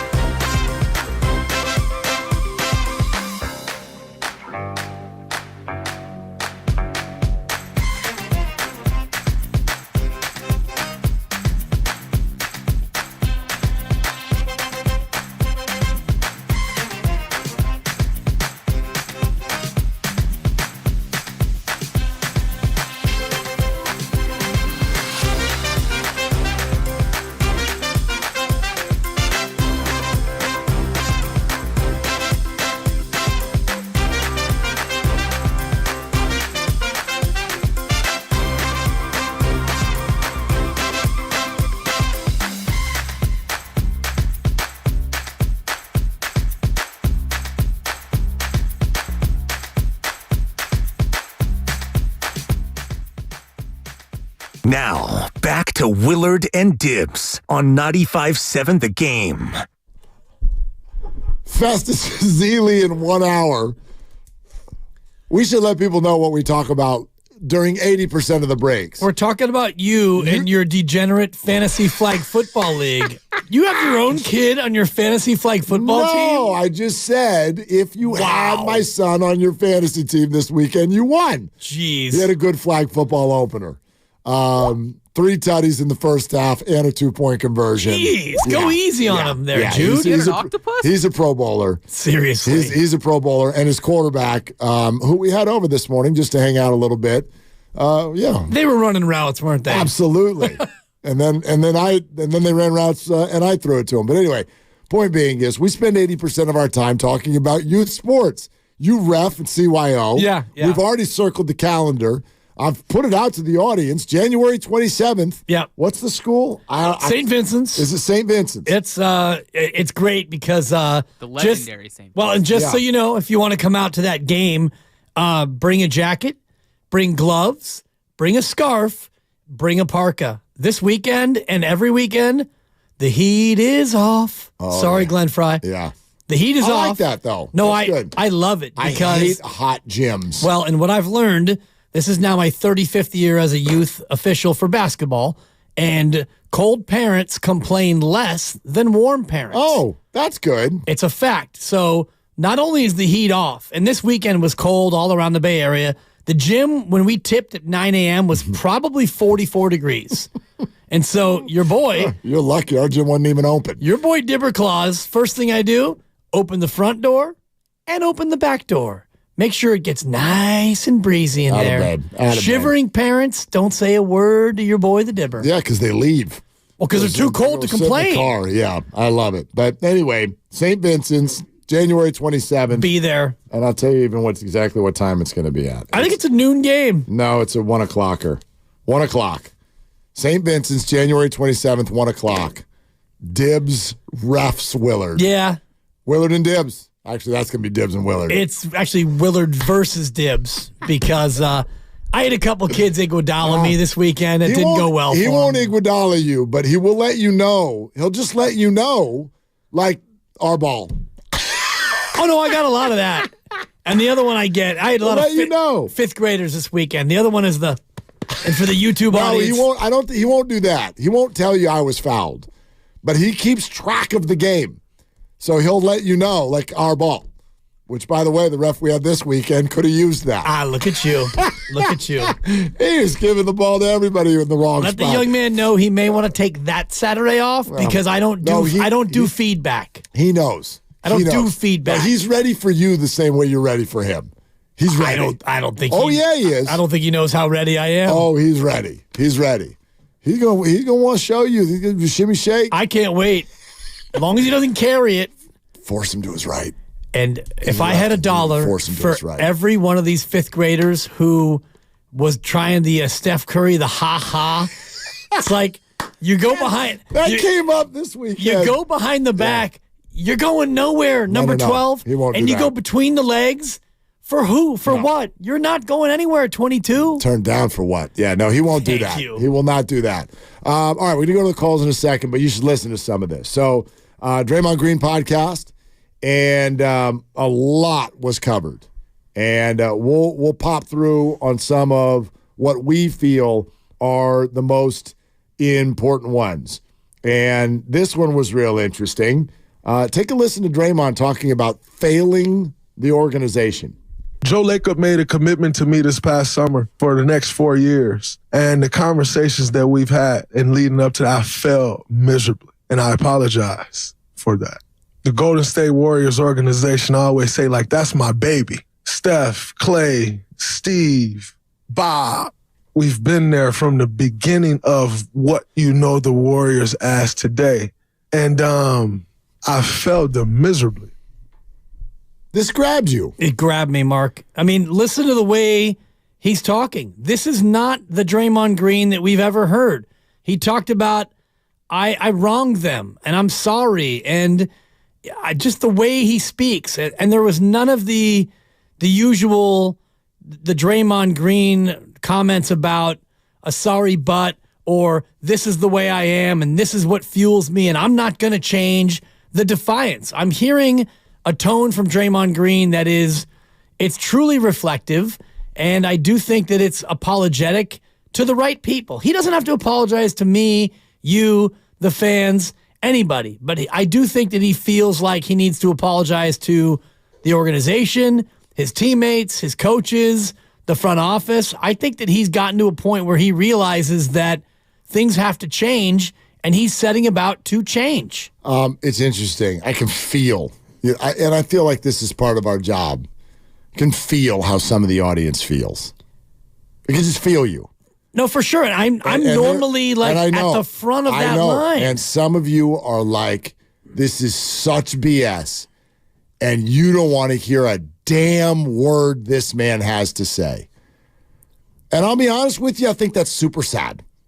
I'm not even telling you you're wrong. You can listen to whoever you want. You can think he is full of bleep. But I think it's really sad. And this is what Steve Kerr was probably talking about when he spoke to Draymond, about finishing his career the right way.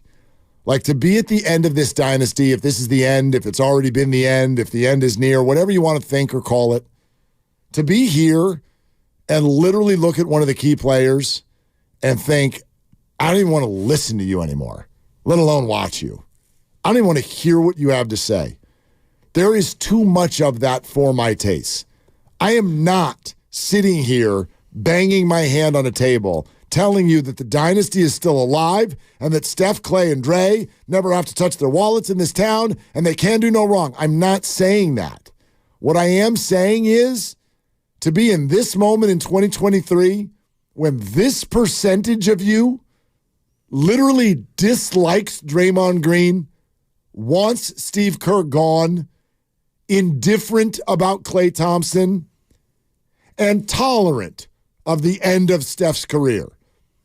The fact that that's the vibe for some of you, I think it's a damn tragedy. Well, you can all fan the way you want to fan. Sure. And you're able to feel how you want to feel. Yeah. And I'll just take the first piece of that, which is Draymond Green. And I've been on the record for really the entirety of his career saying that his theatrics, his histrionics, his behavior in many ways, his defiance, it turns my stomach and it makes me not want to be a fan of him, and it makes it harder for me to be a fan of the team. So I went into today listening to the podcast, and I'm only halfway through, and I'm not imagining that the second half turns where he does a heel turn in his own pod. I would imagine the second half is much like the first, but Lucas shared it, our producer, shared the podcast link with me, and I don't listen to his podcast because I don't generally like his tone or his commentary, and all the things he says, it just reaffirms what I feel about Draymond in general. But this one hit differently to me, and I had my mind open, and I try to have an open mind with all this. I'm not going to just automatically discount a guy. If he's really going to be, turning over a new leaf and be contrite and apologetic and all the rest of it, I'm open to it because that's how I want to live my life. If you can't have forgiveness exist in your mind and in your heart, and I don't know Draymond, and Draymond doesn't know me, and he doesn't give a crap about me, I'm sure, and I don't really care about him as a person. I don't know the man. I want him to be a good Warrior, and I want him to play well, and I want the team to win. And that's about the extent of it. And so for him to maybe go about enacting change in his own life, I think that will help him be a better player. It'll help them be a better team. So to that extent, I'm here for it. And I'm open to the idea that maybe he has it in him to change. And so hearing the words, normally I'm with Team BS, like, listen to this guy. But this one hit a little different, Mark. Well, and I'm stunned to hear myself say it because you know me. I'm stunned to hear you say it. You know me, Mark. Yep. I'm down for cynicism. I love sarcasm, and I'm not one to always be here for the let's give him another chance modality. But this one today hit differently for me. Maybe I'm getting soft in my old age, Mark. Yeah, look at you in 2024. I'm blaming you. You're softening me up a little bit. You're welcome. Thanks. You're welcome. Yeah. Thanks. Took a while. Years. Thanks. There's more for you to hear from Draymond Green. He addressed Kevin Durant, who said that this was not the Draymond that he knows, and Draymond needs help. We'll let you hear that here in just a sec, but we do want to mix in some calls. Hey, Kirk in Los Altos. What's up, Kirk? You're on Willard and Dibs. Kirk, are you there? Yeah. Yeah, Kirk. You know what I hear? I hear Willard and Dibs. Yeah, it sounded good. Yeah. So I know Kirk's listening to us. Appreciate it. Almost too intently. Yeah. Okay. How do I put him back on hold? Let's put Kirk back on hold so we can go to Suzette. There you go. Thank you. Nope. Still on. Come on, Lucas. There you go. Atta babe. Suzette in Pittsburgh. Hi, Suzette. What are you doing? Hi. I'm going to try to be quick because a lot of stuff you guys touched on. I'm a CYO director in Pittsburgh, so I felt all that you guys were talking about. Then I just want to say about the Draymond thing really quick since you guys opened that can. I have a son with mental health issues, and he's 22, and I'm hoping that he turns a corner. I'm never going to think that he can't change as long as he's trying. So if Draymond's trying, I'll try with Draymond. If Draymond's not trying and taking responsibility, I can't go with him. But the trade stuff, this is what I don't get about Warrior fans. We're so unrealistic. Why are you trading young pieces away to get something back that's not going to put you over the hump to get the chip? Because that's the only reason you do it at this point, to dump salaries or to get the chip around your three stars that are still there. You're not getting a Durant. You're not getting a Tatum. You're not getting a Joel Embiid.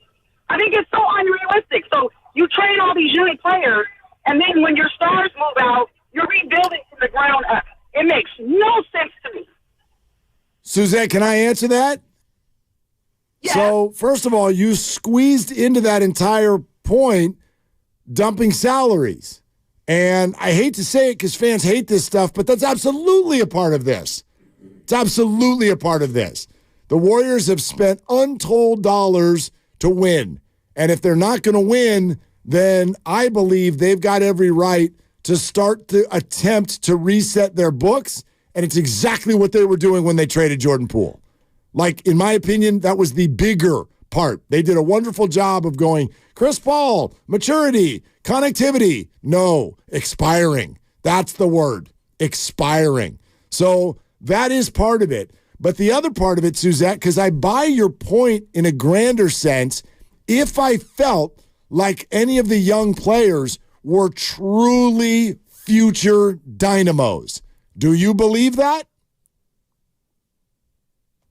No, I don't believe that. Well, then you don't have to worry about it. You don't have, then they're, quite frankly, I don't want to call them worthless. That sounds awful. But do you get what I'm saying? Like, it's not that big a deal then to trade a young player 3 years before he becomes a key piece if you don't ever think he's really going to become a key piece. But what are you getting back? What is the purpose?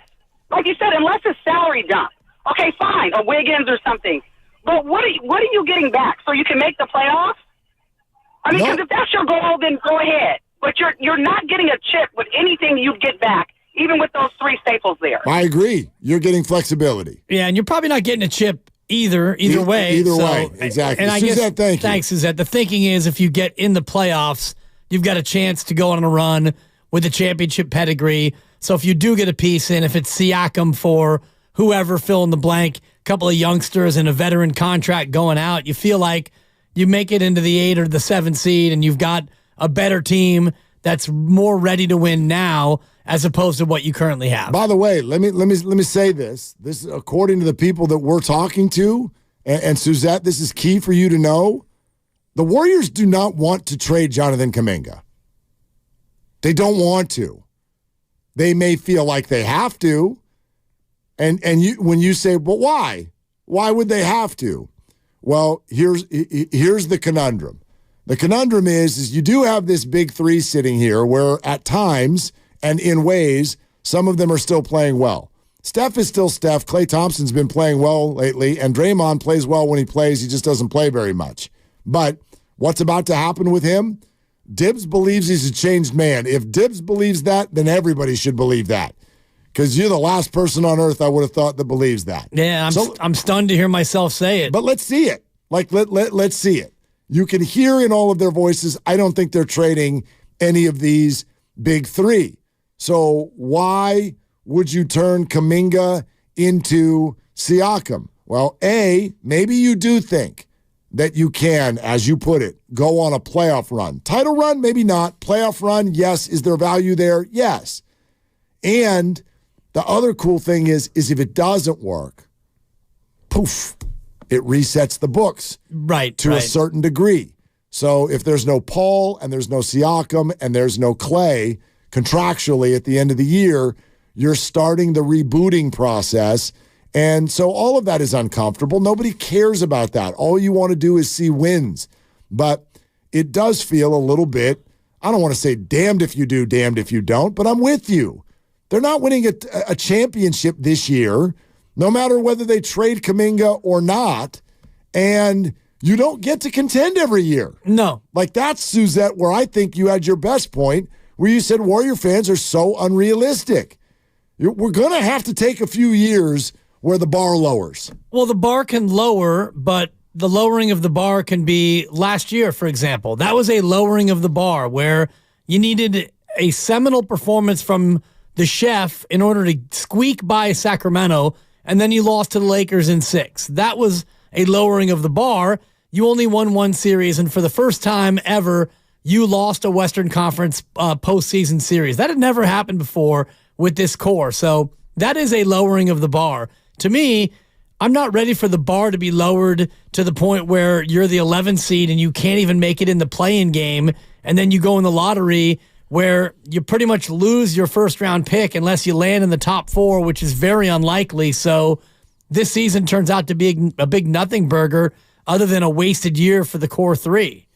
888-957-9570. Here's what Draymond said about Kevin Durant. Durant said he needs help. Draymond needs help. Here's Draymond's response. He's acknowledging essentially what I want the world to know about me. And then he spoke about help. And I'm like, how he going to say I need help? And when I went back through it with another lens, I was like, maybe you shouldn't hear help so negatively.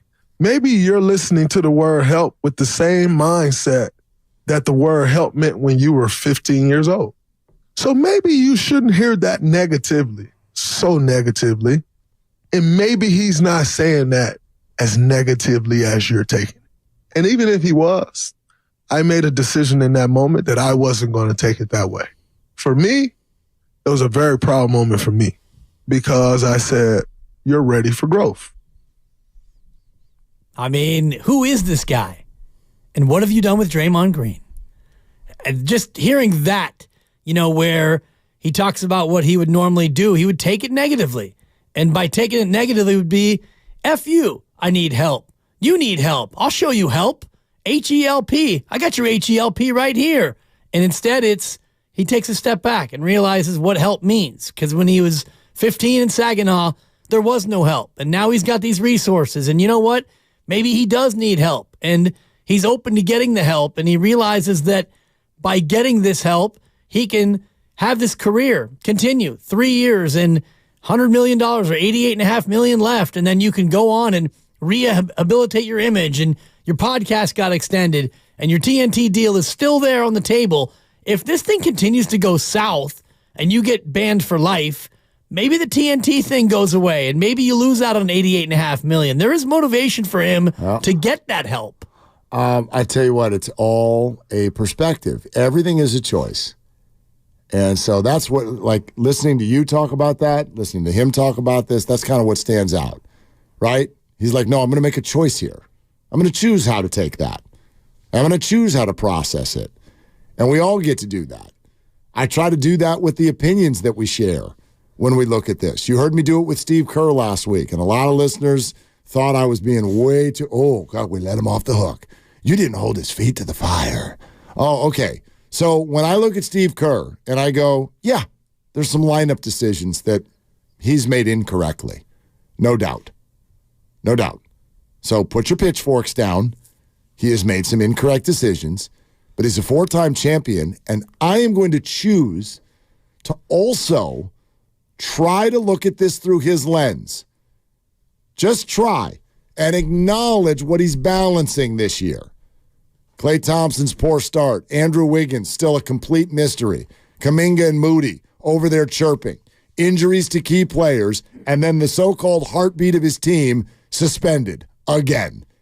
And we act like, oh, just make the right choice every time, Steve, you idiot. Why aren't you putting the right people in the game? Why aren't you knowing who's about to make a shot and who's about to miss?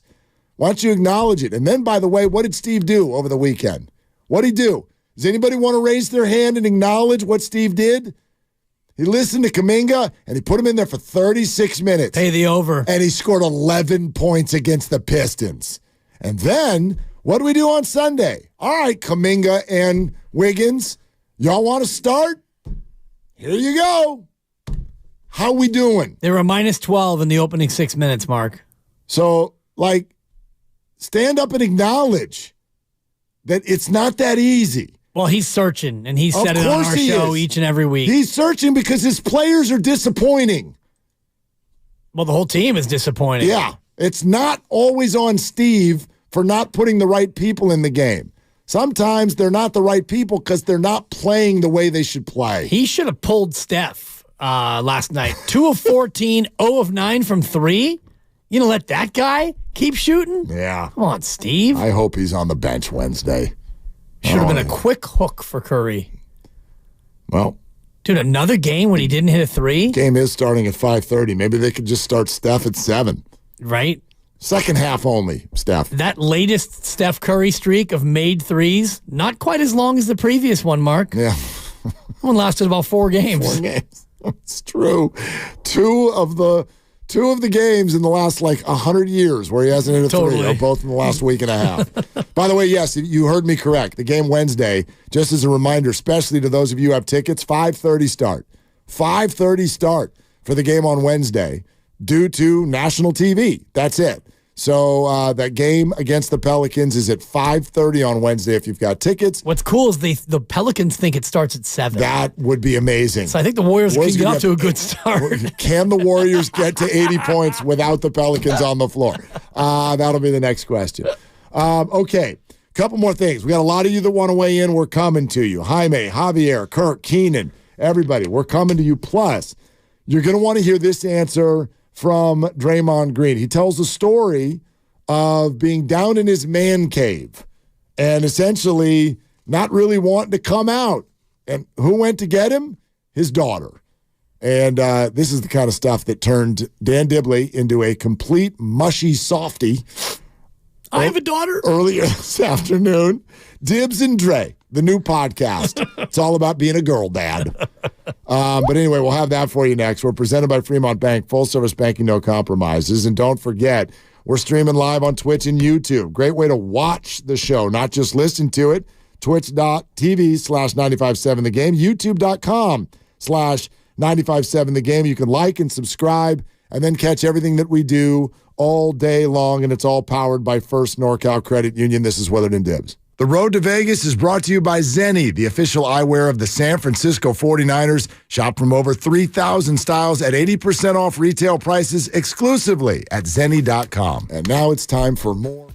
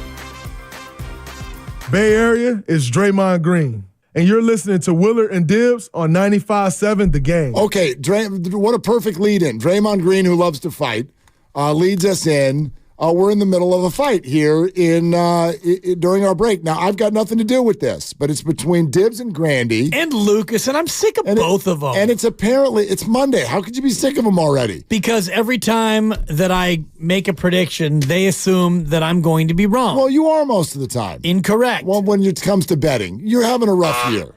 First of all, I'm undefeated in 2024. Undefeated. I'm sorry, what did you pick? What did you pick on this? How many bets are you talking about? Yeah, how many here? bets have you made? I'm undefeated. Okay, I'm yet to face a defeat. Are you also fully defeated? Yeah, you're 0-0. What'd you pick? If I haven't lost a bet, I am undefeated. Correct. Did you get any? Did you get any right? I'm not here. I'm gonna go Steve Kerr. What? I'm gonna leave that between me and Draymond. Did we lose you? I'm gonna leave that. I'm gonna keep that personal.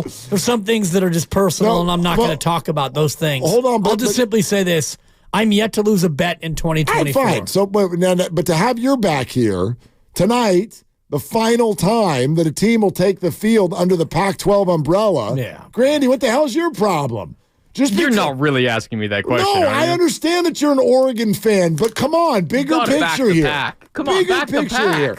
Thank you. What's the bigger picture? The conference doesn't exist. You are going to root for former Stanford what's your deal guy, Jim Harbaugh? Absolutely, in a heartbeat. Over the Huskies? Washington ruined my season. They beat us twice. Yeah, what the Huskies? You went to Cal Poly. You don't get it, Mark. You're damn right. You're damn right. Yeah, my conference is still together. So listen, what conference? I don't even know. I think it's the Big West. It's the APAC or something. I don't even know. In football, they're actually independent in football. The NEAC. Yeah. Well, although we're in a division that actually has had a playoff for 16 teams for a number of years, we figured it out a long time ago.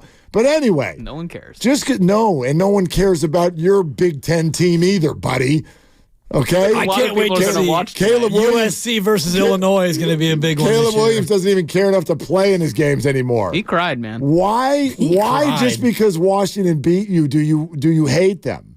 Just because they beat Washington is Oregon's biggest rival. I can't possibly root for my team's biggest rival. Oregon State is not their. We don't care about Oregon State. Like the game has a name. I'm not supposed to use it anymore. Not anymore. Yeah, no, I know. What do we call it now? Civil War. Oregon fans don't care about Oregon State. Oregon State fans care about Oregon. Oh, it's one of those things. Mm-hmm. Oh. They did that one of these overlay things. Like I think Jimmy Shapiro sent it out of like every state and who they want to win the college football playoff when there were 4 teams still in it. Yeah, and the entire West Coast was Washington, except for the state of Oregon. They were going for Texas. I get that. Actually, the entire Texas. the West Coast does not care. Well, tonight we care, and that's the beauty of this. No, I'm glad they're in it, but I've been down this road of rooting for the Pac-12 teams too many times, so I bet the under. I get it. That's my pick tonight. I'm not rooting for Washington. I'm just simply telling you that you take Washington in the 6. Wait, thanks, Dibbs. I appreciate that. You're not betting it, though, right? Lock it up. I'm not betting anymore, Lucas. Okay. We're good. I no longer bet. Wonderful. I just give out up picks. to 6? Up to 6. Yeah. It is? And actually, if you got any cojones, you bet it on the money line because Washington is going to win this game. Harbaugh's a choke artist. Well, that's what I'm doing, Dibbs. I'm doing the emotional hedge. Washington money line. So no matter the result, I've got no emotions involved in this. I got it at 5. It's at 5.5 right now, as far as where I'm looking. Okay, it's at 5.5. What's the money line price? It's got to be plus 225. 185.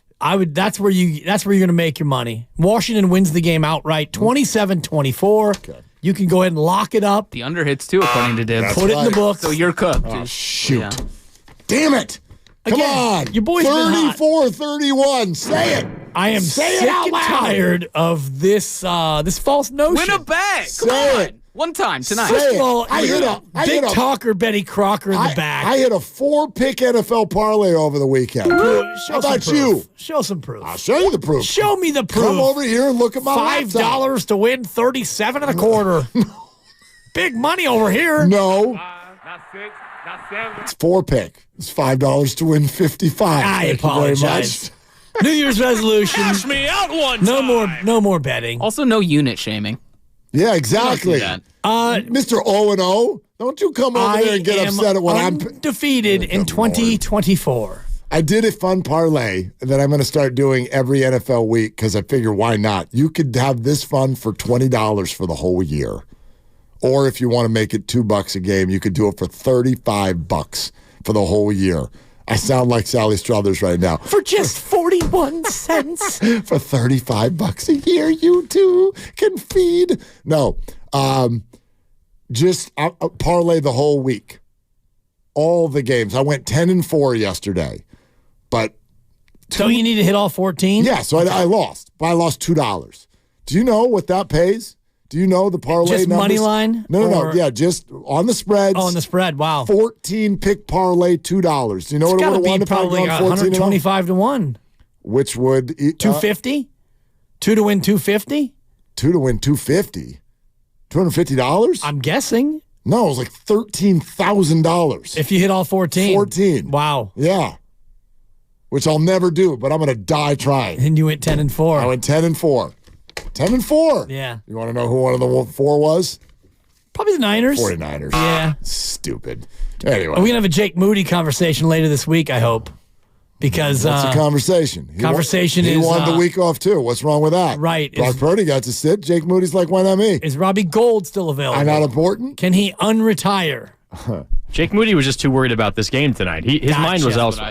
That's right. That's right. It's not what you said. It's Grandy's take. Jake Moody. He'll be celebrating hard tonight, though. Yeah. Tell you what. We're gonna Not according to Dibs. Let's go. Let's go. All right. Draymond Green says that he's been listening to Dan Dibley for 4 weeks. So oftentimes in what we do, you try your hardest to block out the noise, try your best to not log on to this thing or not go on to that thing, not go watch this TV station, because at times it can be very, very, very overbearing on top of what's already a very stressful life and a very stressful job.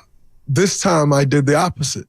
I dove all the way into all of it. So everything that everyone has said, I mean, it's impossible to hear everything because there's so much. But I've heard a great deal of what everyone has said. And normally I'd want to say, F you, or watch me show you, or I'm going to take that, I'm going to bottle all of it up, and I'm going to use it to make sure I can throw it back in your face. If I'm honest, that fuel has driven me so far. And being able to bottle those things up has driven me to who you know today. The reason you know the name Draymond Green, I wouldn't say in large part because there's a lot that go into it, but a part of that is that fuel of grabbing all of those things and saying, now watch what I do to you with the fuel that you've given me. And this time was different for me. I watched him and I listened. Okay. He listened. And in what I find to be one of the greatest upsets of all time, Dan Dibley believed him. Yeah, I believed him. I'm not saying that you're wrong. I'm just surprised that you do. I'm also surprised that I do. And I can only be as authentic as possible on this show. And it's what you and I agreed we would be when we started this 2.5 years ago. And I was surprised myself. And I kept waiting as I listened to it. And I've listened to about half the pod so far. I kept waiting for the other shoe to drop. And even in that quote that you just played right there, that to me is the biggest takeaway for me as far as why I believe him, because he's honest with what he normally would do, which is F you. I'm using this as fuel, and I'm going to go back out there, and I'm going to double down. I'm going to get a tech, and then I'm going to get 2 techs, and I'm going to commit a flagrant, and if you don't call it, I'm going to commit a double flagrant. I'm going to commit a flagrant 1, a 2, not 5, not 6, not 7. I'm Draymond Green. This is how I play. And what I've heard him say in this podcast is an acknowledgement of all of those things, but it's also an awareness of him needing to change and him being ready to make that change. And I know the proof is in the pudding, and we won't know about the pudding until he comes back, probably not till Friday, I would guess. I think that he accompanies the team on the road trip, and maybe he makes his re-emergence on Friday, right, against Chicago. And once we see him back on the court, that's when we can all start to fully believe or still not believe that he's going to make a change. Monster Monday brought to you by First 5 California. To learn 4 things you can do to overcome toxic stress, go to first5california.com. Festus Ezeli is going to join us in 15 minutes. Festus was a Draymond teammate, as all of you know, so we'll get his perspective. I very much look forward to that. That's coming up in just about 15 minutes. Also, you're listening to 95.7 The Game, KGMZ FM and HD1 San Francisco. Always live on the free Odyssey app, Twitch and YouTube, powered by First NorCal Credit Union, the smart choice for low auto loan rates and super simple online application process. So we promised you the story then, once he had been listening to Dibs for 3 weeks, that he was all depressed because he's like, that guy Dan Dibley doesn't like me. Then he went to his man cave because that's where you go when you're depressed. And then when you're a girl dad, your daughter comes and gets you out of there. I'll say we're at December 14th. I sat in my man cave for 2 days and just sat there. My kids didn't know I was home. The only person really knew I was home was my wife. And my daughter, my 3-year-old, she FaceTimed me and she said, "Daddy, you in the man cave?" And I said, "I am." And she just dropped the phone and came running back there and pulled me out into the yard, and we played. And I'm not sure how much longer I would have sat back there, but I know it wouldn't have been the 14th. And it was special because I was just sitting back there in the dark, listening to what everyone had to say. And although I didn't stop listening that day, I realized that I had to move forward that day.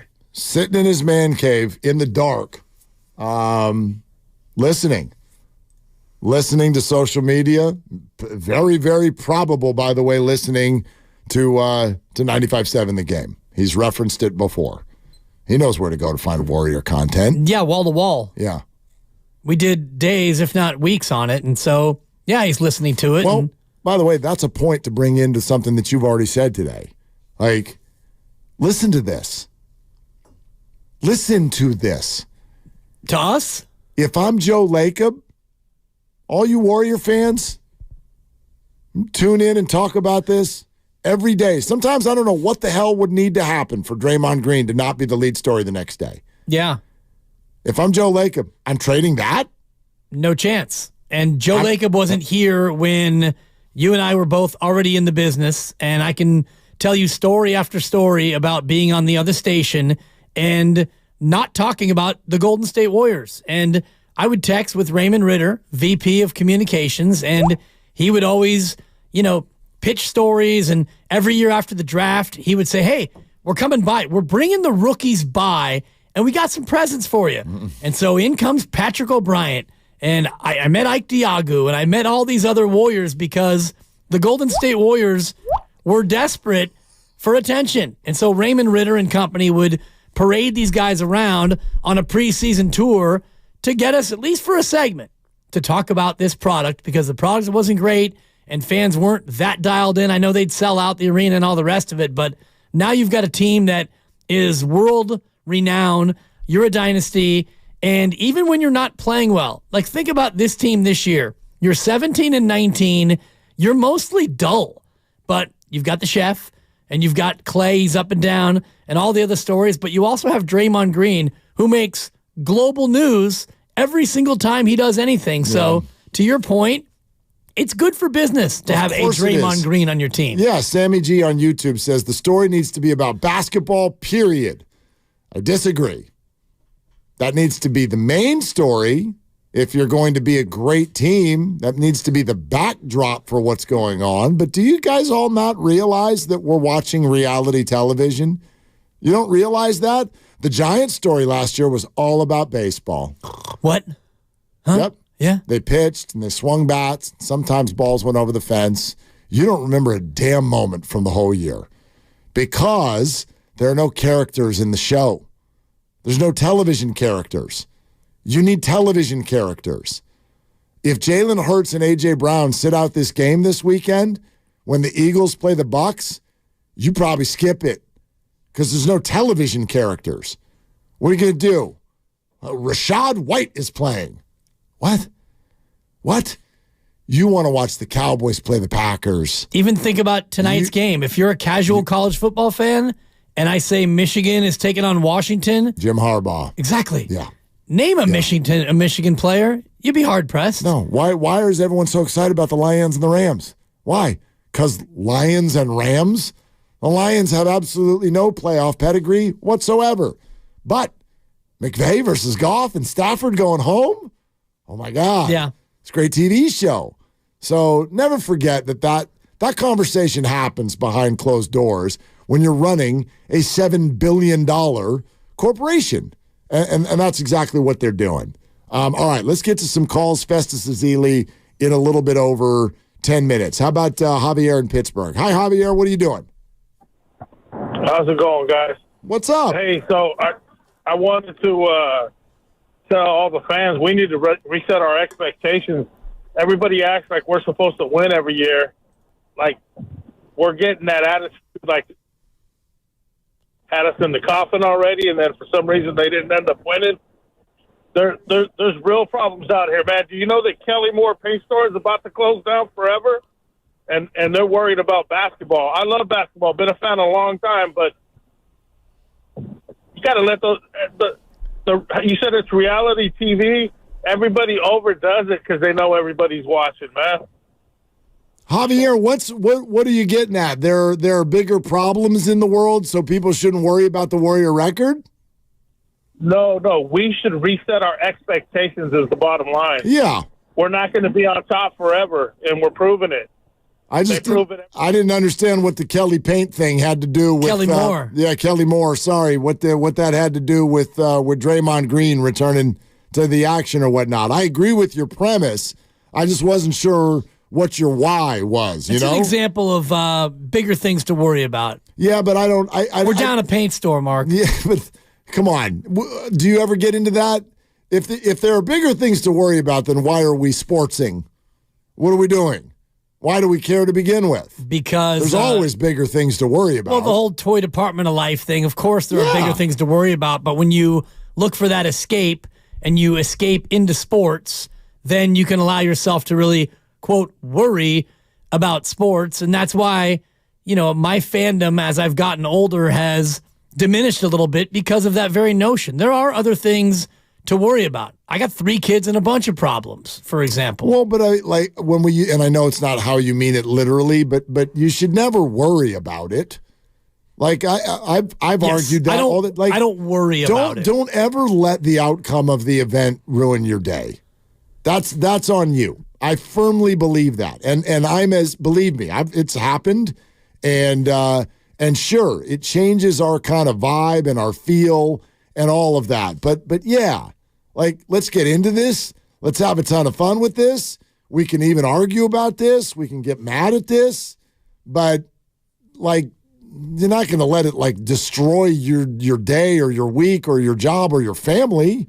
I don't know. I mean, you shouldn't. I hope not. No, and I mean, that's where you get into the gambling side of it. And if you're going to gamble and if you're betting money that you probably shouldn't bet, then it can ruin your life. Or if you're a 49ers season ticket holder, for example, and you're banking on 2 home games worth of tickets that maybe you can sell, and you only get 1 home game because they spit the bit in the divisional round, well, that can be a real world issue. But in general, what you're talking about is exactly where I sit as a fan.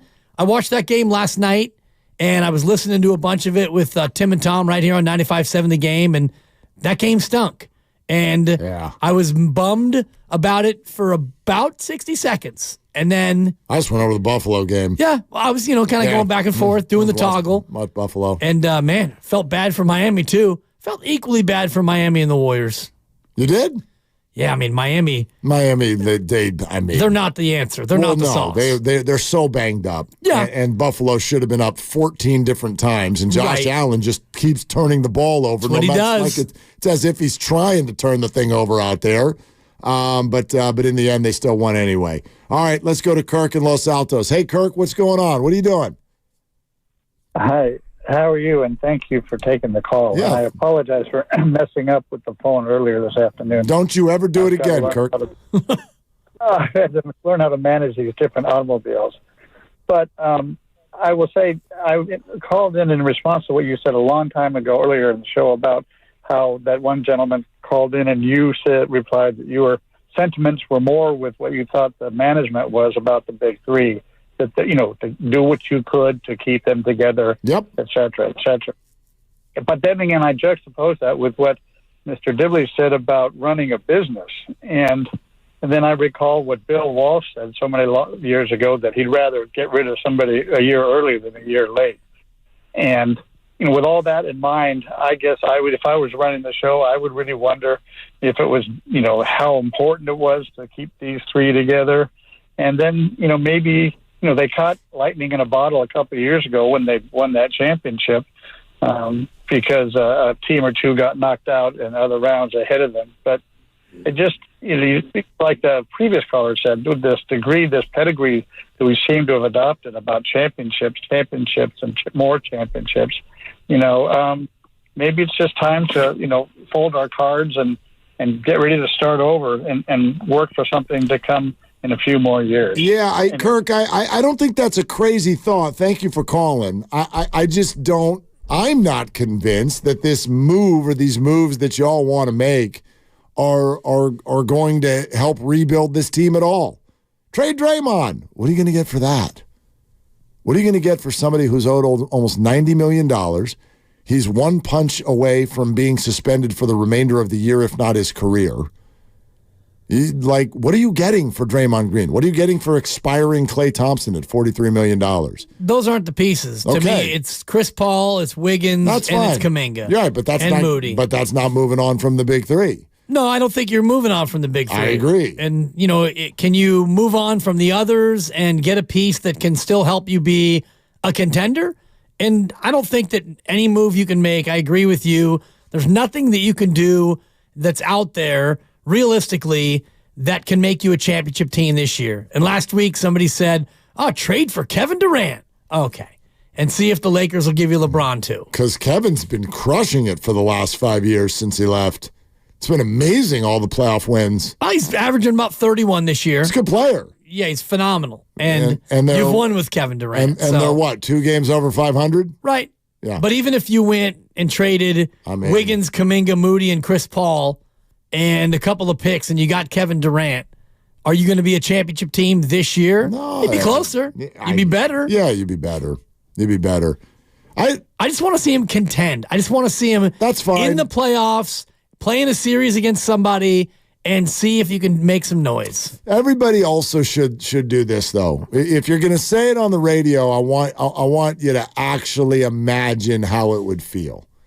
You've got tickets to a Warrior game, the first Warrior game, after one of the big three got traded.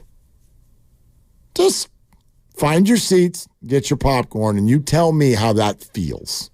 Depends on which of the big three, honestly. If it's Draymond, it hurts less than if it's Klay. And if it's Steph that's gone, well, then I'm selling the tickets. Yeah. I mean, honestly. I agree. I have no interest. If they trade Draymond in the next 4 weeks and 3 days, it would be a blow. It'd be the end of an era. But as a Warrior fan, you could move on. I'd be bothered. I'd be bothered. If they traded Steph, you'd be gutted. Totally. If they traded Klay, you'd be bothered more. Totally. I agree with your ranking. Yeah. But to all three of them is going to be a no from me, dog. So Festus Ezeli is going to join us here in just a moment. And then we'll get to more of your calls on Willard and Dibs. That's enough for me, Doug. Hey, it's Willard for Safeway. Safeway proudly serving our community.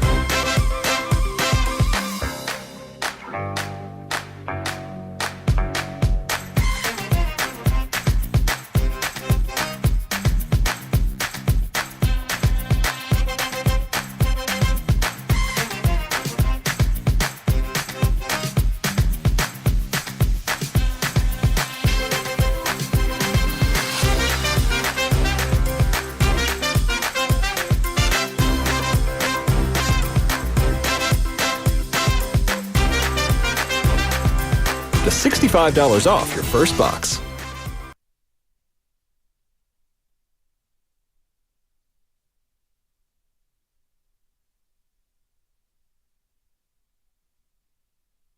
I gotta give a shout out to Willard and Dibs. Now, back to Willard and Dibs on 95.7 The Game. That's right. Listen. Yeah, Festus. It all traces back to that. We were doing fine, right? Things were trending just fine. Yeah. We were doing great. We were having a great show. But the stratospheric rise to being the largest radio show in America. Doesn't happen overnight. It started when Festus Ezeli said, I want to give a shout out to Willard and Dibs. And the rest is history, Festus. Thank you, Festus. That's it.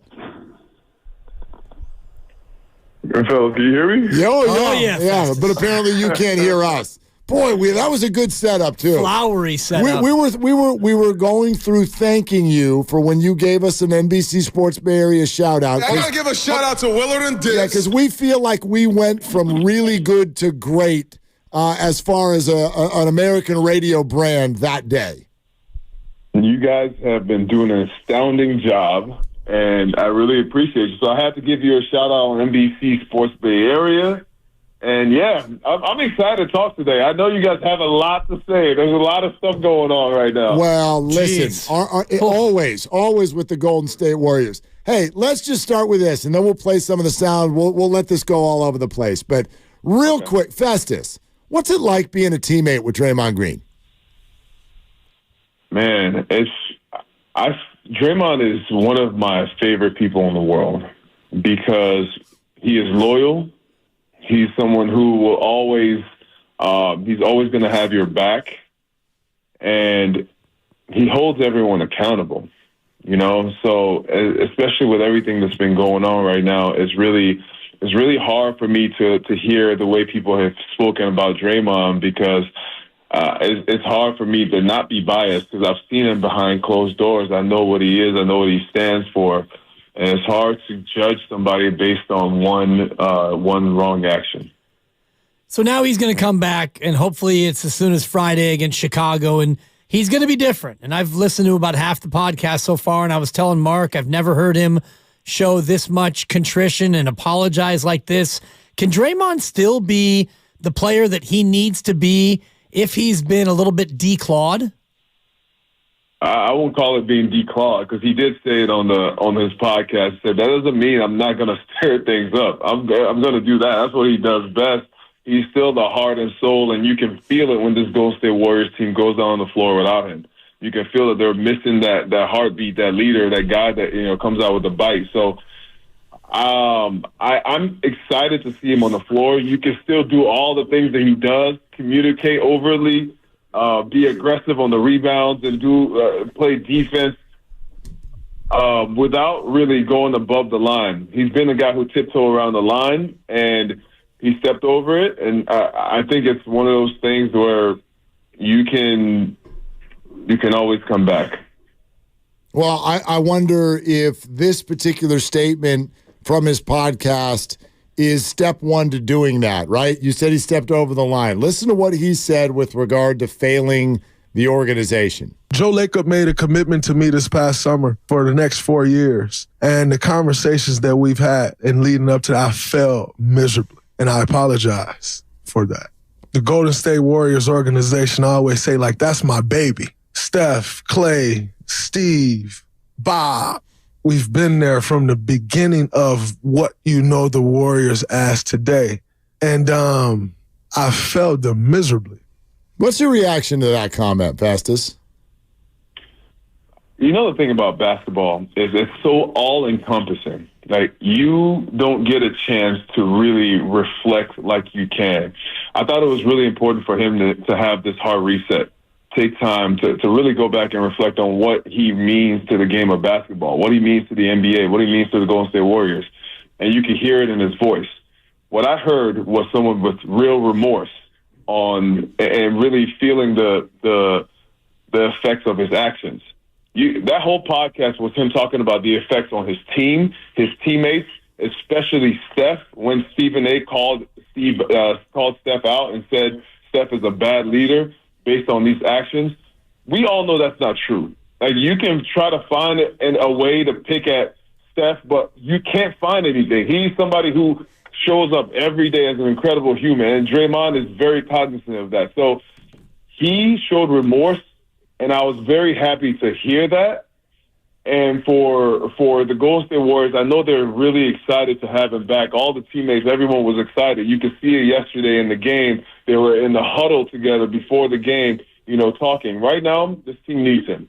And to hear that he took some time to reflect, I'm sure everyone's really happy about that. Specifically, Festus, what has the team missed the most in terms of on the basketball court, the things that Draymond will bring that they've been so lacking?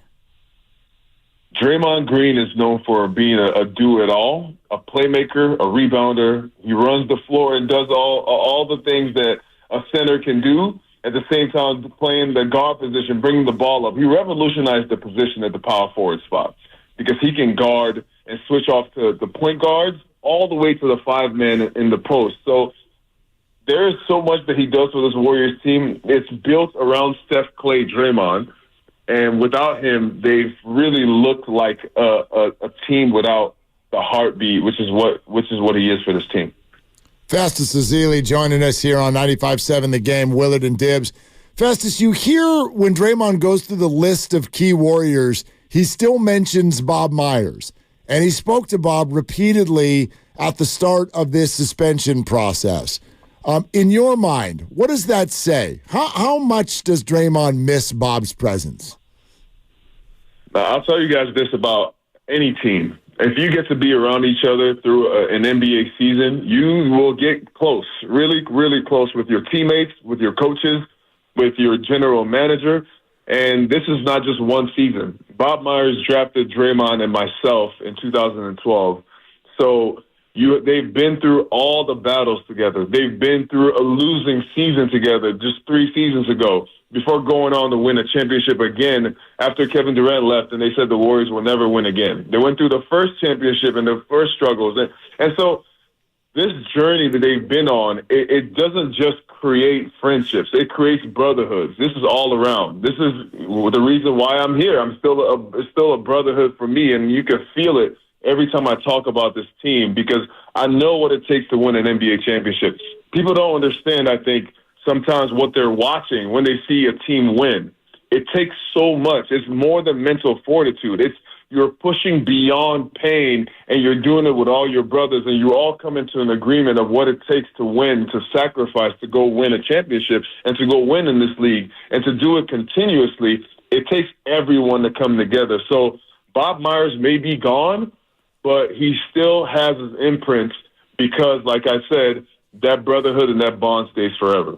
How much does Draymond's return both help and hurt Kuminga and TJD in terms of the leadership as a gain and the playing time maybe as a loss? How much does Draymond's return hurt TJD? Was that your question? Hurt and help because it's going to cut into their minutes, but also it should provide some sort of mentorship, shouldn't it? Well, 2 things. One of them is right now Draymond Green's presence is really needed. It's because Chris Paul just got injured.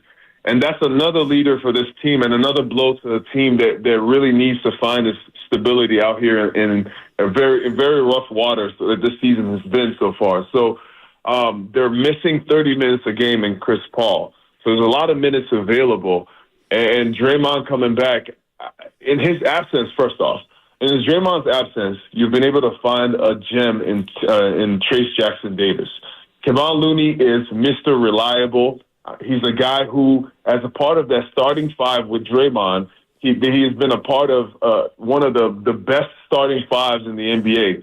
So I'm sure having a season like this without Draymond and with all the ups and downs, I'm sure he misses Draymond. They've had a lot of success together.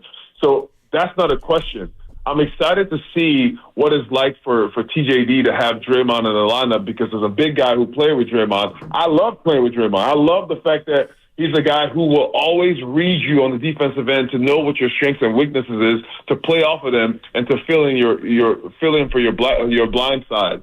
I love the fact that he's a guy that throws lobs to the bigs and whenever the defense commits. So I'm excited for the new dimension of this Golden State Warriors to be unlocked when he comes back because during this season, too, over the course of this season so far, they have not had a stable lineup that they can go to every game. So maybe with the return of Draymond, hopefully soon with the return of GP2 and Chris Paul, this team can start to find some stability.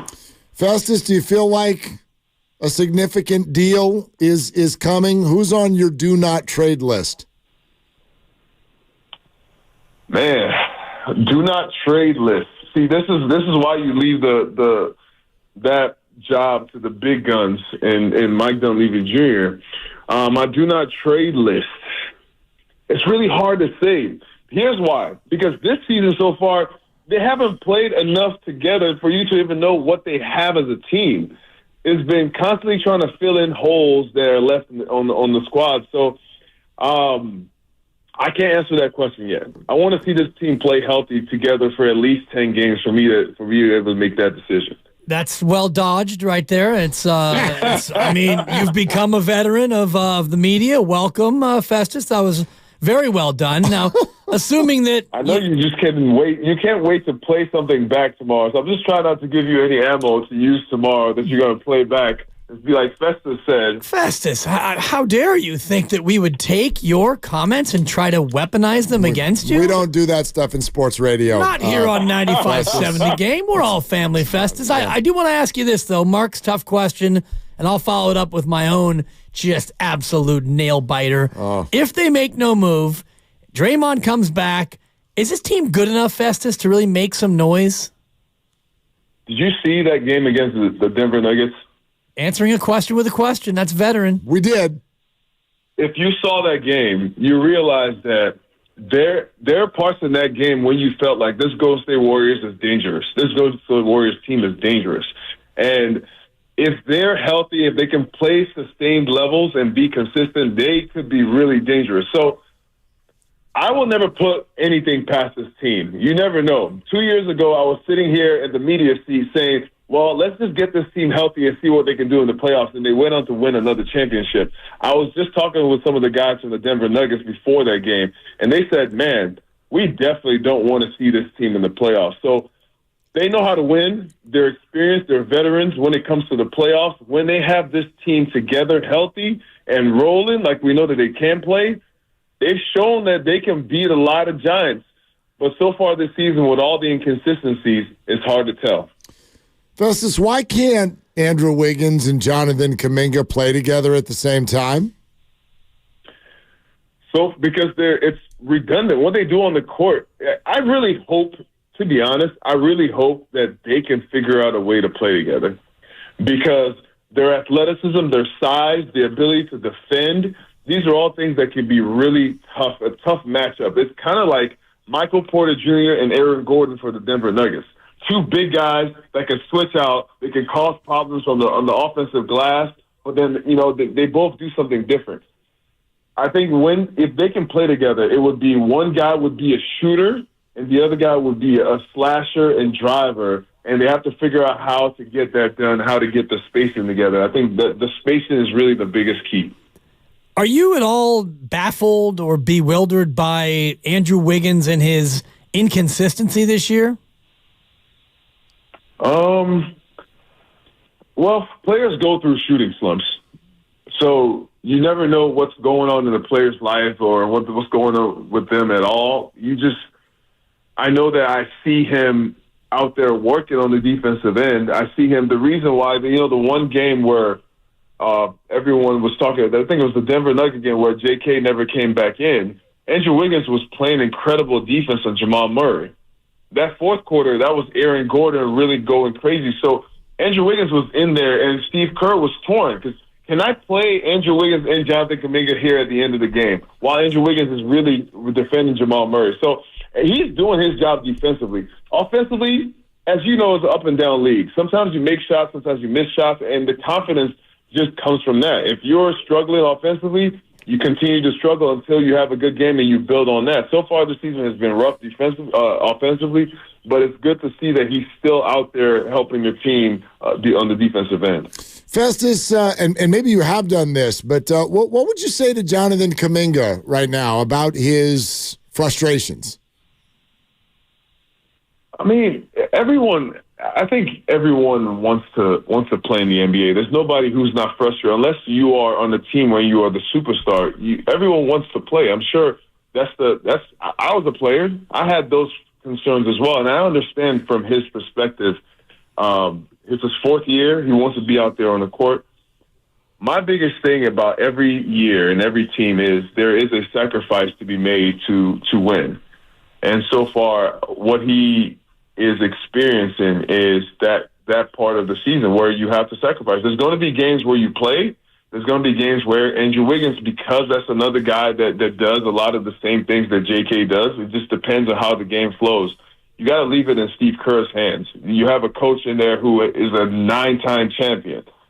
So you got to give him some benefit of the doubt. Let him be the guy that decides the game. What you can do is you can control your controllables. Control the things you can do. Your work ethic, what you do when you get in the game, and make yourself indispensable where they can't play without me on the court.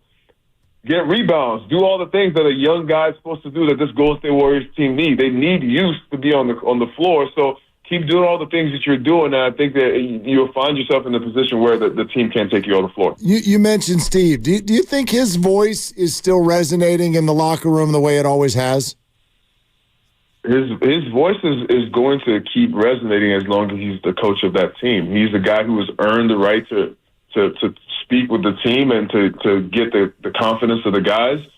It's just right now, everything is amplified because this team has gone through some losses. But I said this at the start of the year. This is going to be Steve Kerr's hardest job because this year is going to be Steve Kerr's hardest year because it is rare that you have a team that has a dynasty trying to incorporate young guys and new guys to prolong the dynasty for as long as it has gone. So it's going to take sacrifice from everybody on the team to right the ship, but it's possible. I just want the fans to recognize that what they're watching is unprecedented. There's not really anybody in the NBA who's trying to do what the Warriors are doing. And the fact that the ship is rocky, all it takes is a few games to go the right way for things to click and the Warriors to have the confidence that they need to be back. It's just you got to be patient as things come and come together. Great to have you, my friend. Always. Thanks so much for doing it. I appreciate you guys for sure. Okay, there it is. Festus Ezeli. Yeah. Draymond Green's one of his favorite people on the planet. Stay tuned for the next shout-out on the next game, which will be Friday at Chicago. Wednesday's a national game. I don't think that they're doing their thing. Wednesday at 5:30. 5:30, early start. ABC, too. Yeah. And I still am waiting for answers as to why a Wednesday 5:30. I looked this up last week. Oh, do we have answers? Yeah, because of the writers' strike, there's no fall, I guess this would be spring programming for ABC. So every Wednesday on ABC, they've had a nationally televised game at 5:30. So this is something in response to the lack of material that they've got. You already got one thing. Strike. Yeah, you're paying for the NBA. Might as well put it on ABC. Yeah. There you have it. There you have it. They've got 5 games remaining on ABC, all 5:30. But the subsequent ones are 3 Saturdays and a Sunday. So this is their only midweek 5:30 tip out here. Why not Wednesday? Yeah, I mean, it makes sense in terms of what Lucas is saying. Thank you for the research, Yeah, Lucas. just real quick, I wonder in sports, when are we going to see these leagues kind of take over even more of the available market? In other words, how about this? Did you enjoy NFL on Saturday night? Sure. I heard a lot of people. I don't know why it hit the way it hit the last 2 Saturdays. The Dallas-Detroit game, which obviously had Great a game, crazy finish. Yep. And then this last week it was Houston and the Colts. A lot of people are like, why are we not just doing this?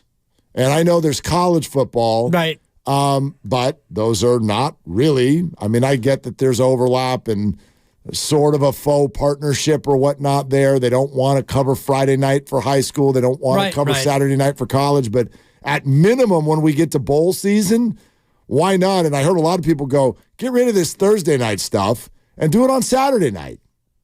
Well, they're not getting rid of Thursday. They're not because it's too successful. Yeah. I mean, they might add to that package. They might add it to, make it Let's go. An additional night. I'm trying to find the tweet. Here it is from our show thread from last week.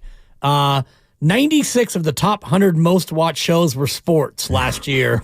93 were NFL games. NFL games. 3 college football. The others were Thanksgiving Day Parade, State of the Union, Academy Awards, and Next Level Chef, which followed the Super Bowl. The Super Bowl, exactly. So 93 of 100 were from the NFL. And thank you to, I think it was you who shared this. Yeah. Well, and it's also, by the way, I'd argue it's 94. Next Level Chef is on that list because the Super Bowl had just happened. No doubt. And everyone was drunk and didn't change the channel. So if they went Thursday, and there was thoughts about going Thursday, Friday, Saturday, Sunday, and Monday, heck, you could do an NFL game every single day of the week, and you still would have 93 of the top 100 rated shows because we eat it up. Now, the NBA, they're dealing with a little bit more of a nuanced audience to where we've had to tell people, and we will all the way up until Wednesday, it's a 5:30 tip at Chase Center. So if you're going out there, get there early, and if you're a 95.7 The Game faithful listener, you're going to have Mark and I all the way up until 5 o'clock. We'll take you. Yeah, we'll take you all the way up to Warriors Live for sure. But you're right. I would, if I were you, I'd call the boss tonight because the boss wants a little lead up to this information. Sure. You're going to need to leave early. No doubt. If you want to make that game. Yeah. If you have a regular job, which no one has anymore. But if you're one of those crazy people that's working 9 to 5. Yeah. If it's a hybrid, go ahead and make Wednesday your work from home day. Exactly. And if it's a regular job, you want to leave about 3:30. Make sure you can make your way down there to Chase Center and get all of the pregame festivities. Game's a little bit too urgent for my tastes, to be honest with you. They're all urgent. Yeah. And we talk to Steve. We talk to Steve every week, and I think we'll have him tomorrow or Thursday, one of the two. Yeah, whichever he wants. On a non-game day. But we talked to him a few weeks ago, and he was talking about how this stretch of home games was very important. They wanted to make hay. They wanted to stock some wins before they go out on the road, and they didn't do it.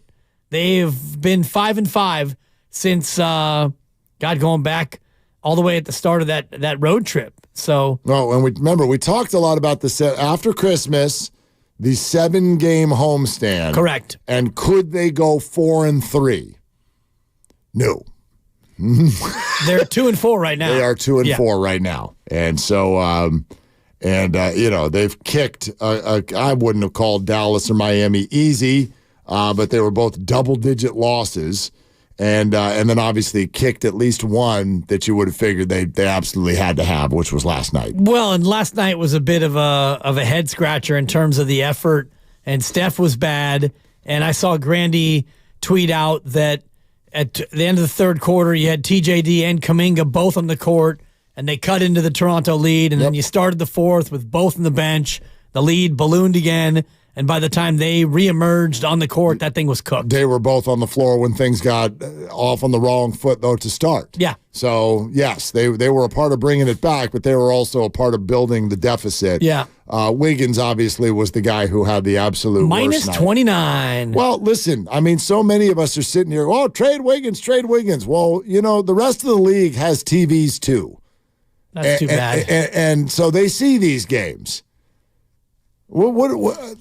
Again, this to me, your number one conundrum, for those of you who are waiting for a deal, and I do think there'll be one, is you want to trade Wiggins and the league wants you to trade Kuminga.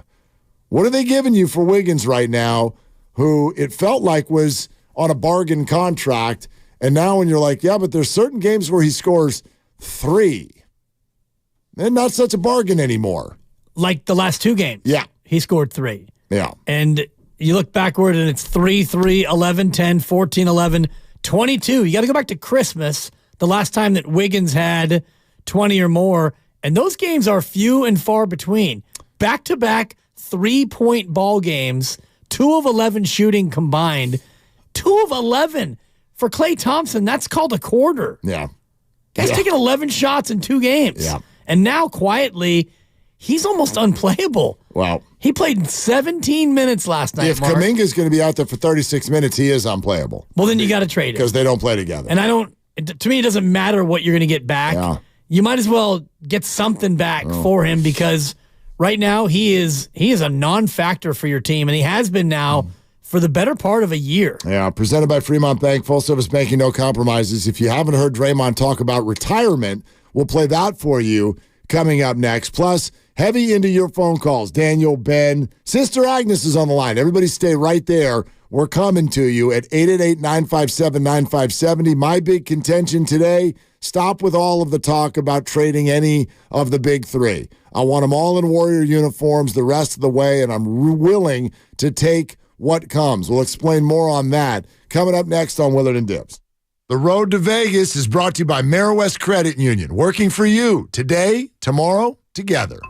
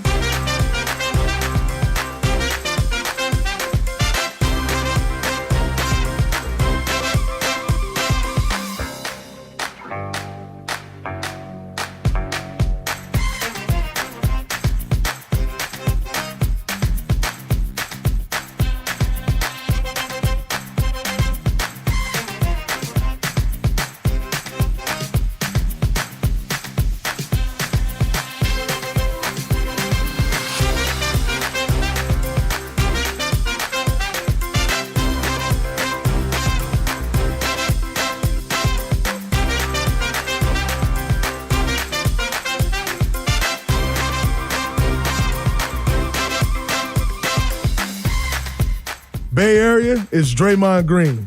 And you're listening to Willard and Dibbs on 95.7 The Game. Yes, you are, and so's he apparently. Sat in a dark room with a headset on and listened to everything that everybody had to say. That's the paraphrasing of what he said on his podcast, Draymond Green Show, where he just signed an extension, by the way. Yeah, we're building toward a return. We're building toward the trade deadline, and just about everything has to be on the table for a team that's 2 games under 500. But for me, the more I listen to all of this, and when I say this, I mean him, I mean you, I mean all of our callers, I mean all of the other shows here on 95.7 The Game, the more I think about also listening to them talk post-game, the less I think it makes sense that anybody is involving the future of the big three in these conversations, whether it be about trade or even moving on from them. They've got expiring deal for Clay, trade Draymond, play the young people. Someone called in Steiny and Good today and sort of said in a serious tone what I brought up tongue-in-cheek was to say, if you're really going to go young, why would you keep Steph Curry? There are some of you out there who are like, yeah, like trade Steph Curry. I think all of it is kind of silly, to be honest, because the bottom line for me is we just have to get used to the fact that you don't get to contend every year. Trading those guys is not going to bring you some sort of a return that suddenly means you're a contender right now anyway. Teams need to spend time together to become good. So even if I was beyond pessimistic about the idea of Steph, Clay, and Dre winning another title, I would argue your best move right now is play those guys out, let the story finish in Warrior garb as it should, take what comes. If there are some bad years, you could get some draft capital out of it. And quite frankly, you really don't have anything else on this roster right now that is some sort of like for sure future star anyway. So I don't know. To me, it's to what end? To what end? You're moving off of those guys to what end? Well, for this year, you don't really have much in terms of maneuvers you can make with the big three. There's a lot around them that you can do, and I think that's where you have to start at this trade deadline, and you have to explore what you can do to make this team better while also gaining some financial flexibility for the future. And I think they'll do that. Now, if it involves trading Jonathan Kuminga or Moses Moody, it's because you've lost faith in those guys as future pieces. And I don't know if they have, but certainly their actions will dictate either way as we head to the break as far as how they feel. The Chris Paul one is interesting because he is expiring and you get him off the books no matter what, but might you be able to flip him into something at the deadline if you want to package Moody with him, or dare I say Kuminga, which many fans don't want them to do, and I don't think that they will do. They don't want to do it either. So if you're not trading the big three and you don't want to trade Kuminga, now you're left with Wiggins and Looney and Moody, and you're basically looking at pieces that aren't going to attract a lot coming back in your direction. So at that point, what is the point of making a deal? That's probably what they are thinking, to be honest. The point would be to have a better fit. That would be the point. It feels like Moses Moody doesn't fit because he doesn't end up on the court. And it feels like Andrew Wiggins doesn't fit because the team likes Jonathan Kuminga. He's becoming more and more interesting every week, and they can't play together. We just asked Festus about it. He said they're too redundant. They said they do the exact same thing. And neither one of them can shoot is the problem. Well, yeah. It's a fact. I mean, in terms of the three ball, right? Which, they both can attack the basket. Andrew has just kind of decided that he doesn't want to or can't for some reason. I mean, two field goals made in the last 2 games for Andrew Wiggins and 36 minutes of total playing time out of a possible 96. And this is a guy who is, if you look at his career, he is as consistent as it comes in terms of shots made, shots attempted, minutes played. It's so bankable. And then now you're in a spot where he doesn't shoot and he's not even playing. I just don't get it. I'm never going to get it. If this is the way it ends, I'm never going to understand what exactly happened to Andrew Wiggins.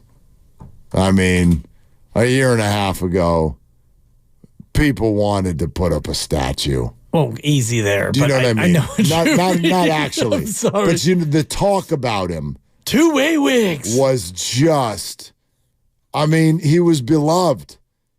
And they don't win that title without him. He was minted. And 20 months go by and people are just like, you want to toss him out the back. And I get it. I get it. Look, the last time, trade deadline last year, the Warriors are willing to do a deal that's bad PR.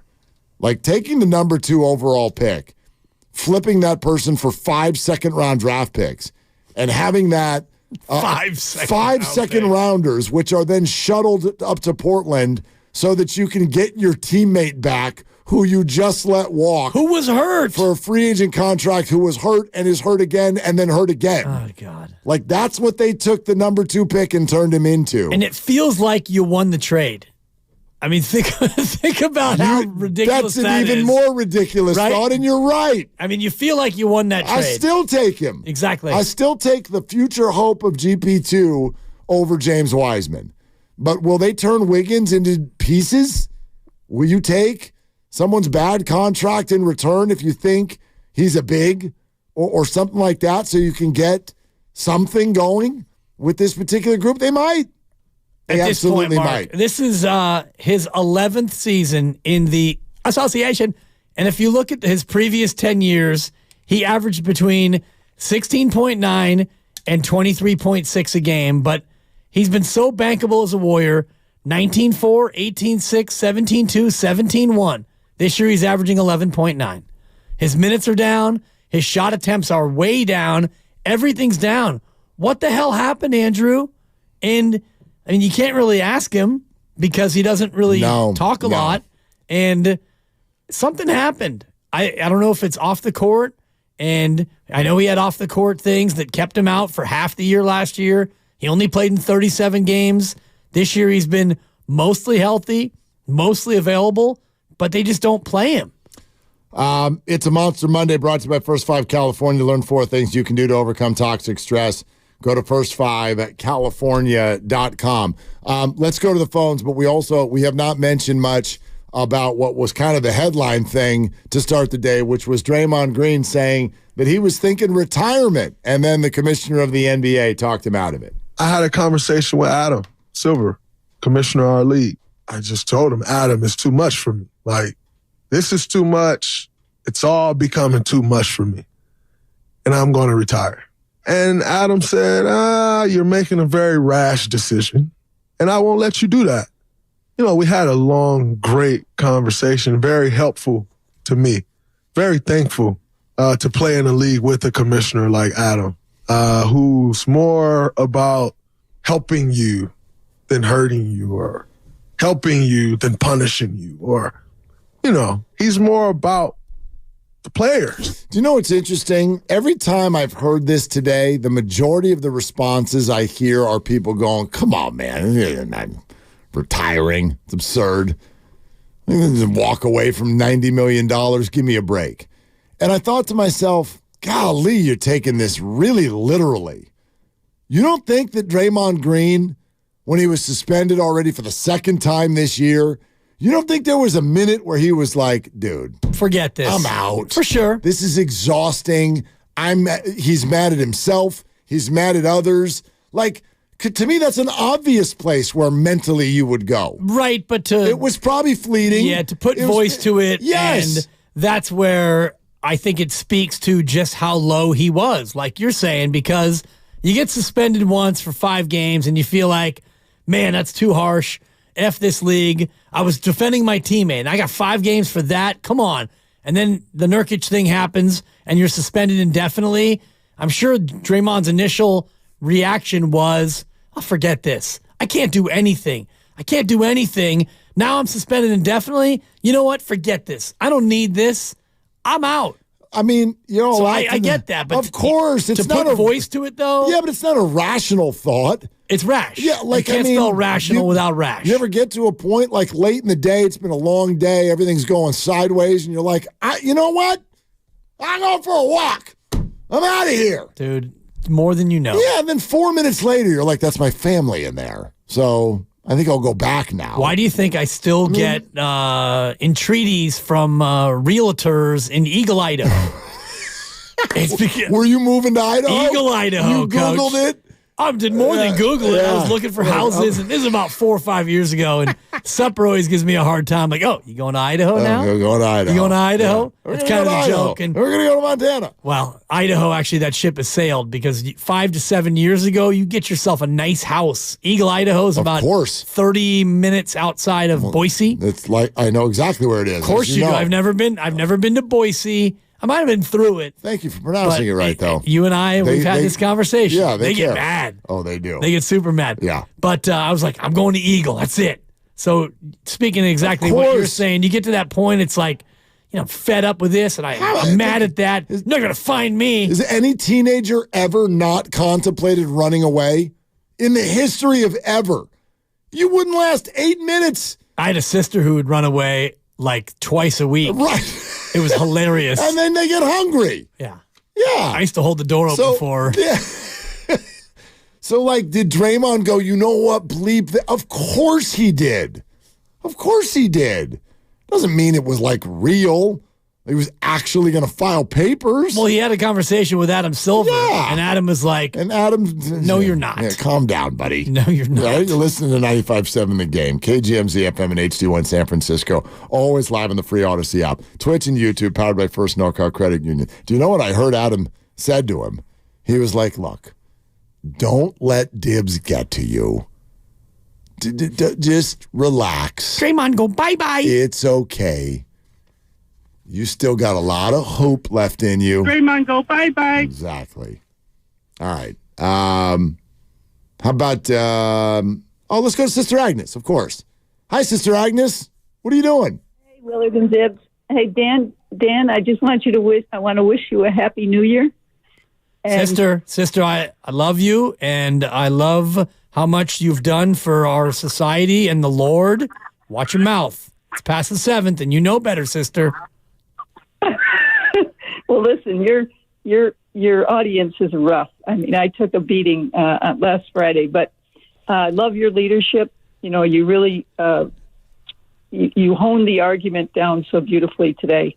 But this is what I just want to say about Draymond. I think that the sincerity that I heard, I listened to the whole thing when I got home from school, and what I heard was, whether you go to Nehemiah or you go to Galatians, wherever you go, there's a blessing. He said, for those who have faith, this is a blessing in disguise. And that, to me, told me a lot because, young kids today, they use the F word constantly. They use foul language. And he used a couple foul language in there, but he was really sincere about looking at himself. And, you can't change unless you want to change. And it was really evident that he wants to change, and he sees this as a great turning point in his life. So, let's hope that that's the case. And I agree with you, fellas. Never touch the big three, but the others, we'll see what happens. Like Festus says, we'll just see what happens. They're fun to watch. They're always fun to watch. Everyone agrees they're fun to watch, and you start meddling with that big three, and you're not going to have fun to watch. Sister Agnes, I agree. Yeah, I agree with you completely. Thank you so much. I think that this is sort of where I'm at on that, because for all the reasons we've stated today, and it's not just loyalty, it's the fact that it would be a bad move. It's just a bad business idea to move one of these guys for tiny little parts, which is what you would get right now. The Steph thing is different, and who cares? That's just absurd. So you're not moving Steph Curry. Draymond Green, 4 years, $100 million, suspensions. You're not getting something for Draymond Green. You're not moving Klay Thompson. I could be totally wrong. I would be shocked if any of that happens. But it's just a bad business move. Now, everything else is on the table, but if I'm a Warrior fan, and I am, this is what I would hope for at the trade deadline. I'd love to see something that could improve the team. continuity, maybe size, a heady player. I'd love to see something improve the team without trading Kuminga. That might not be possible. And so is a Kuminga deal on the table? It has to. You have to listen. Yeah. It has to be on the table. My first hope would be, can you tweak this team in a positive direction without dealing Kuminga? That's choice A. Yeah, I like that. If that's not possible, then that might be choice B. Well, for me, choice A is seeing what you can get for Chris Paul in an expiring Chris Paul deal, even if it costs you Moses Moody or if it costs you Andrew Wiggins. I would, if I'm looking at assets with which I would part, I would go Paul, Wiggins, and Moody would be the big three. Kuminga would be a really tough one, but I would like to see them trade Moses Moody. Give Moses Moody a chance to go be an NBA player, because right now he's getting jacked around for whatever reason. He's not rotational on a regular basis, and I think the fans let you know the other night how they feel about Moses Moody and his playing time. The standing O of sorts that he got when he came into that game late, I think it was Friday night, that one struck me. That was a little bit of a wow moment. And it's not just a Twitter creation that Moses is kind of getting the short end of the stick. It's a reality. Fans in the building felt that way. So I'd like him to free Moses. And I appreciate Sister Agnes citing Galatians. I'm going to cite Moses. I like Moses Moody. I do too. The ovation was interesting. I think it was more a statement against Steve Kerr's rotational practices so far this year. And I get it. I'm just going to continue to say, you got to stop acting like his job is easy. There's too many people who've got all this hindsight action that y'all have about the shoulda, coulda, woulda. You should have known who was going to be hot from three and who wasn't. He's clearly made some mistakes. Kuminga the other night, Moody a few weeks ago, and he's admitted those. The Moody one, he said it with his words. The Kuminga one, he said it with his actions. The very next night, Kuminga had a game-high minutes. Now, I'll tell you, though, what I don't love that he seems to be, the organization is reacting to either the fans or the frustrations of these young players.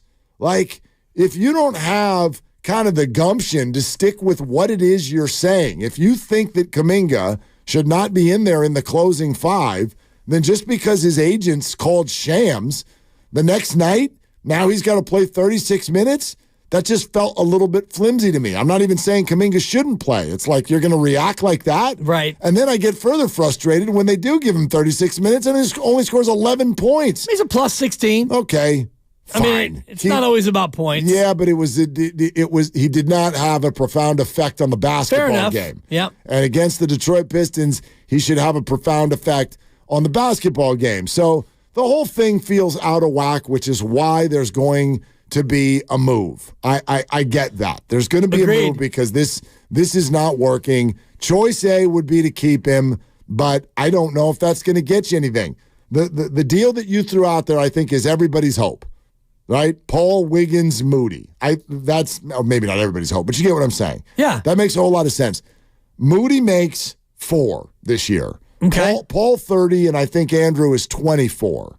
Yeah, I'm looking at it right here. 24-3, and he's got 2 and a player option remaining. So 3 years. But the number that you're looking at as far as the return is $58 million. What is it you're going to get back that's making $58 million, or approximate to that, at least 53, 52? What is it you're going to get back for those 3 players? Because that's not a huge haul for whoever's getting them. Right. You're getting an expiring deal, a struggling, highly paid player under contract, and Moses, a nice young player with potential. What are you giving up that's worth $52 million or north for that? Well, you're probably getting somebody else's expiring, or you're getting one of these, disgruntled, high-priced guys. I don't know what Russell Westbrook's situation is or what he's commanding, but, you're probably getting somebody who is ready to be cast off from his team, or somebody who's on an expiring deal who's not working out with their current situation. Yeah. Yeah. Let's keep going here. Ben and Byron. Hey, Ben, what's going on? You're on with Willard and Dibs. Nothing much. Thank you, guys. I was just curious, how many active players have podcasts, especially one, is a legitimate podcast. He's not just going on a show here and there. He's talking a couple days after a game. I think he'd have a podcast talking about refs and talking about what's going on. Like, could that have a big effect? It could, yeah. You're saying that the podcast is a bad thing for the team? Is that the point? Yeah, that's what I'm kind of getting at, especially when he's like saying people's names, talking about refs, and even talking about coaches. I mean, I can't answer your question as far as a number, but my quick response is a lot. Now, I don't know how many players have one that's as successful as his. You think the Clippers care about Podcast P? Paul George's nickname is Podcast P. CJ McCollum has had a podcast with Jordan Schultz for years. No way. Yeah, so you're talking about players who are like not even A-level. Like, I would respond to Ben. I'd respond to you by saying, who doesn't have a podcast? Who doesn't? Steph. Well, and Draymond hasn't podcast. Yeah, he hasn't done a pod in months. So it's not like he's doing it on the regular. It's been a pretty irregular situation for Draymond Green. So it's not like he's out there every single night. And I think Draymond did a good job of reading the room of late where, dude, you're suspended indefinitely. I don't think that he was suspended from doing his podcast, but it was not a good time for him to be out there doing what he normally does. So I think Draymond's done a good job of reading the room when it comes to the pod. Yeah, I'm sure that was, I don't even know if that was written down, but if I'm the NBA and we're going to be like, okay, you're suspended and you need to do counseling and you need to figure out what's going on, probably like, how about no podcasts? Yeah. During that time would probably be a good idea. You were asking about people who are players who are making that much money. The only guy making 50 plus is Steph. And I'll go down the list of names. That's the only player in the NBA? As far as average annual this year. Like, really? On the books, yeah. Okay. KD's making 47.6. And then you go to Jokic, LeBron, Embiid, Bradley Beal, Paul George, Kawhi, Giannis, Dame. Are you seeing the pattern here? These are all really good players whose teams probably want to keep them. Jimmy Butler, well, obviously, Clay. But this could be. It doesn't have to be one player, right? So let's say it was Pascal. Okay, we're not there yet. I was getting to Fred Van Vliet first at $40 million. Van Vliet might be a guy who could be dealt at 40. Trae Young's making 40.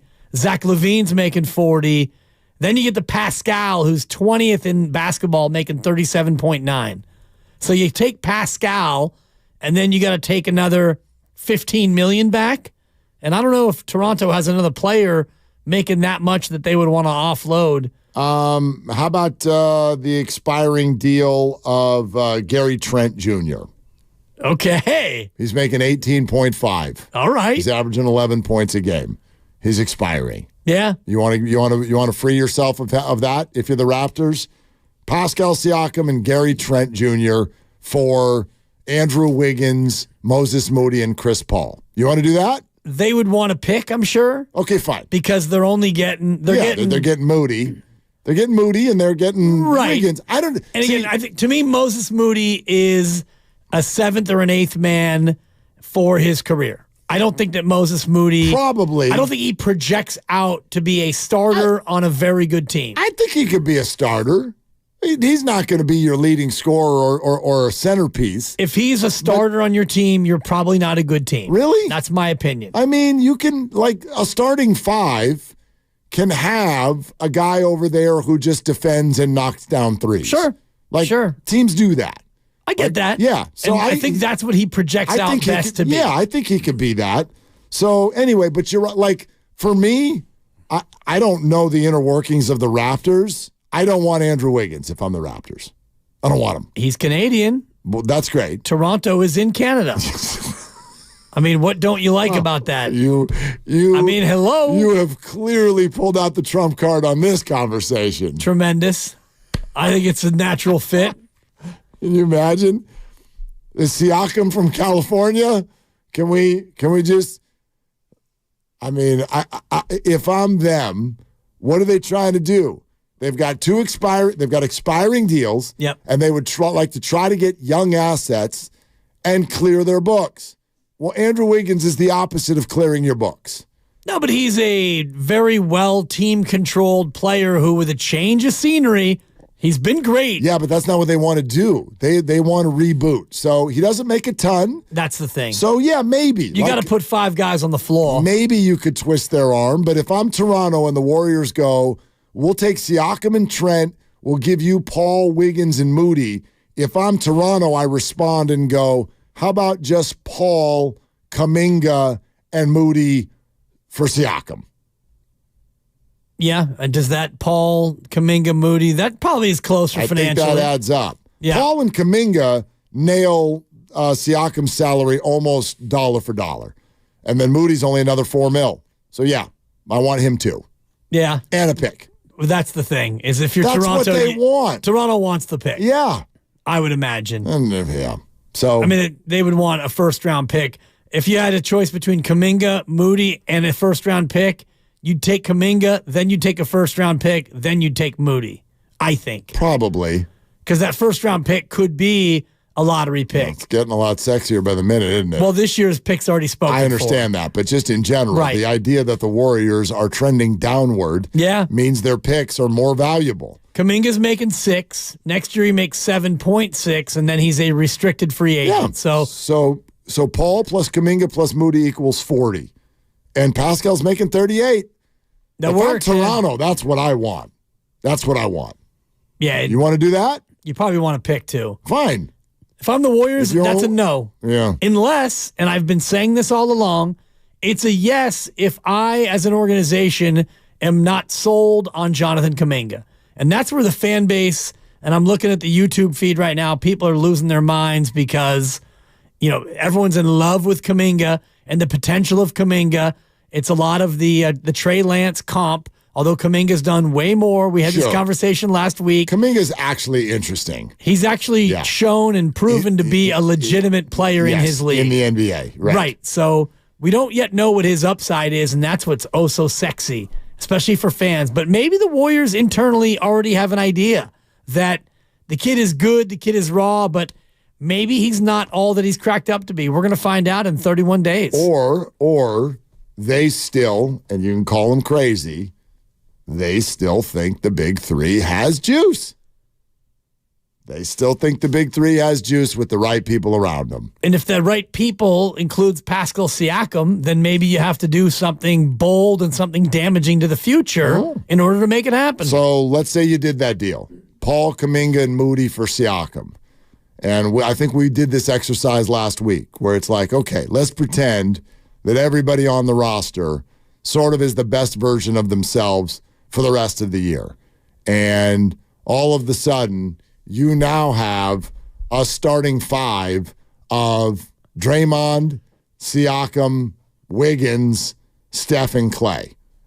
And those guys all play like Draymond comes back and he plays the role. And your bench is GP2, Pods, TJD, and Looney, essentially. Mm-hmm. There's your 9-man rotation. With maybe a dash of Quinones on the side. Yeah. As needed. And Guy Santos, don't ever forget Guy. I think you're better.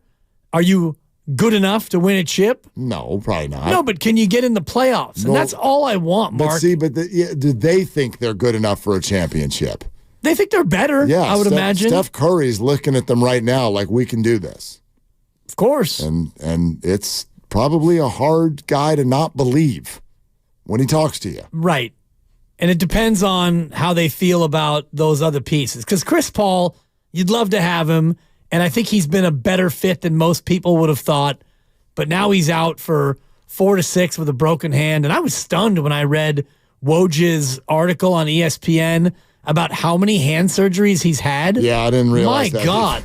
I think it's 9 total surgeries, 5 on the left and 4 on the right. And I thought I had been cut on a lot. Oh, by the way, I knew we were leaving out a name. Saric. my fault. Would also be on the bench. Okay. Yeah. Which, I mean, he's been an incredible bench piece, I think, for the Warriors this year. All right, let's keep going on the phones. How about Daniel in Indiana? Hi, Daniel. What are you doing? Hey, guys. Good talking to you again. Appreciate it. Yeah, so just real quick, just a couple of different things.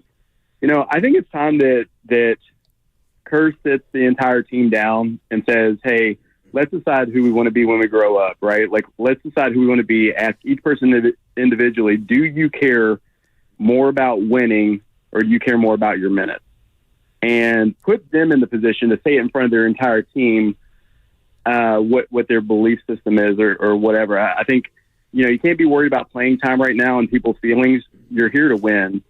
And, I know you guys aren't going to agree with me necessarily because I do believe that you can have a good mix of veterans and the rookies and get, pretty deep into the playoffs. I think right now we have to win. And I think when Dre comes back, the starting lineup is going to be Trace, Kuminga, Clay, Dre, and Steph. And I think they should be getting 30 to 35 minutes apiece, not worrying about, conserving them.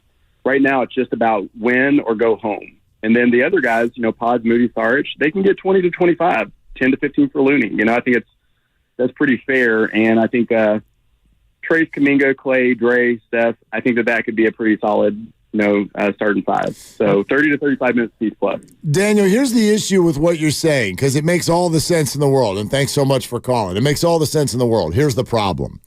The problem is that when people sit in the room with their boss, they don't tell them the truth. So I would love to see that conversation. What matters to you more, winning or your minutes? Is anybody going to say... In front of the whole team. In front of the whole team, my minutes. No one's going to say that. Well, deep down, you know the answer already. Correct. Jonathan Kuminga is staring down the potential of a $100 million contract if he plays and plays well. If he comes out and says, you know what, coach, I don't need the minutes. I don't need to actually play at all. As long as we win, I'm happy at the end of the bench. And when this year is up and you offer me a 4-year extension for $20 million and I could have gotten $100 million if I went out and balled, won't matter to me. Yeah, that's the thing. I'm fine with it. That's the thing. The way that the NBA and many sports leagues, but especially the NBA, the way that thing is structured is when that rookie deal is starting to tick and you're coming down to the end. Like, it is not a coincidence that Kuminga and Moody are starting to chirp, whether in front of the scenes or behind them, at the same time. Their options have both been exercised, and both of them are looking right now at the fact that they've got a year and a half to make themselves millions upon millions of dollars. And every single minute they play is money. And you're going to ask them to be a good teammate. Draymond will be back soon. And I know Steph and Clay are getting older, but just listen to them. They have a nickname. And so big things. We see big things for you guys as role players beneath this massive brand.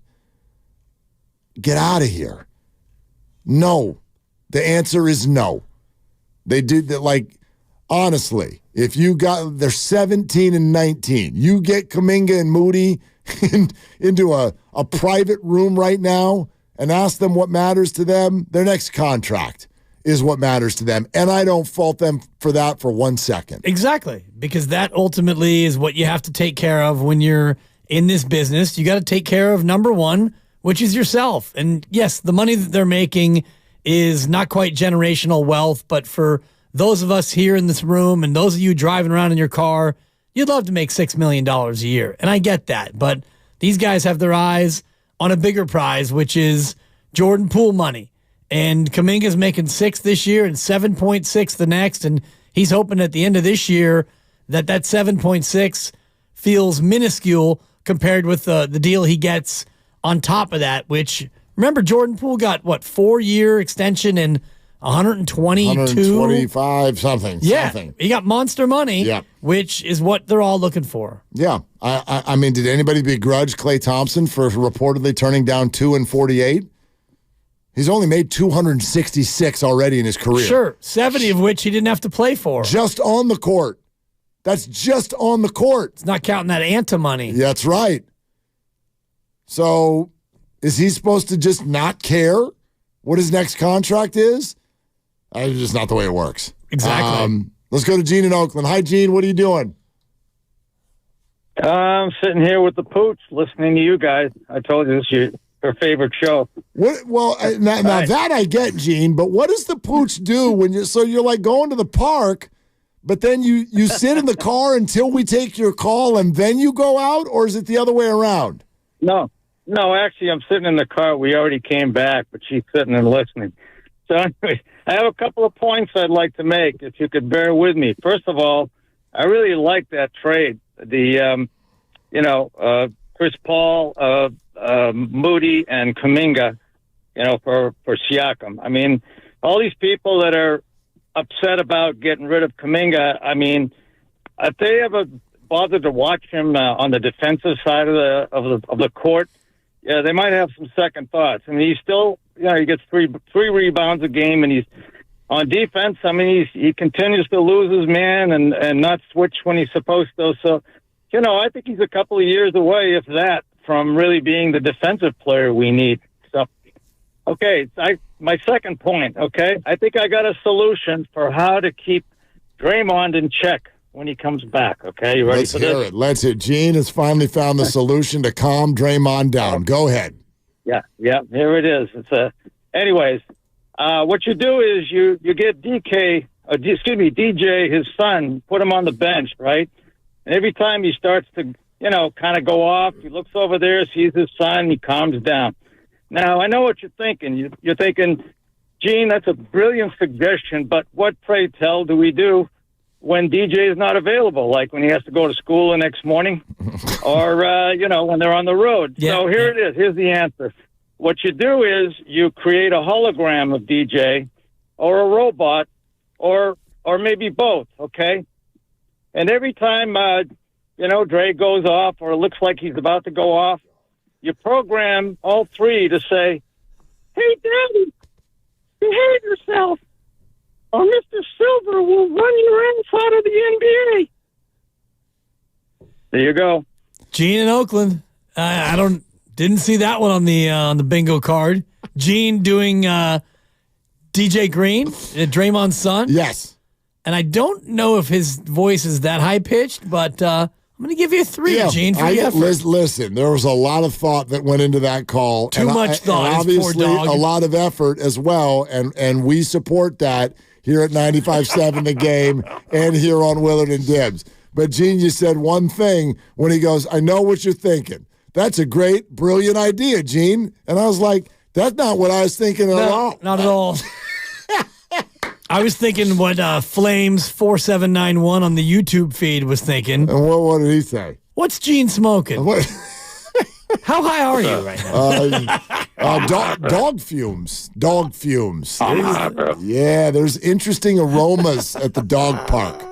Interesting aromas at the dog park. Yeah, thank you, Gene. Listen, cardboard cutout would work just fine. Well, I would argue this, and I know everybody's got their tongue firmly planted in their cheek here, but there's nothing that the Warriors need to do for Draymond Green. They've done it all. Now you could argue that they've not done enough in terms of like punishment and accountability. I understand that whole story, but. Boys to men, we've reached the end of the road. And this is what I was telling you 3 weeks ago. I didn't know Draymond was going to come out and sound like this and get Dan Dibley on his side. I didn't know that was going to happen. Stunning. But the point has always been the same. Draymond Green is now down to 2 options. Figure it out or don't play. That's it. There used to be all kinds of wiggle room and middle ground. Hell, you could punch a teammate and show up for opening night. So there was all kinds of space to maneuver. But he arrived quickly, a little bit over a year later, at a spot where he was completely out of options. So I don't want to be the cynical one here, but the cynical side of the podcast would be that. He's saying what he absolutely has to say. There are no choices anymore. Well, he doesn't have to say anything. No, he didn't have to say it, but this Right. is a verbal version of who he has to go become. And if he doesn't, all good, bro. No more basketball. Well, the NBA would send you home. He can still be the same player. He just has to dial back the one part that's gotten away from him, which is the flagrant foul and the choking of opponents, the punching of teammates, the flail slapping of Yusuf Nurkic.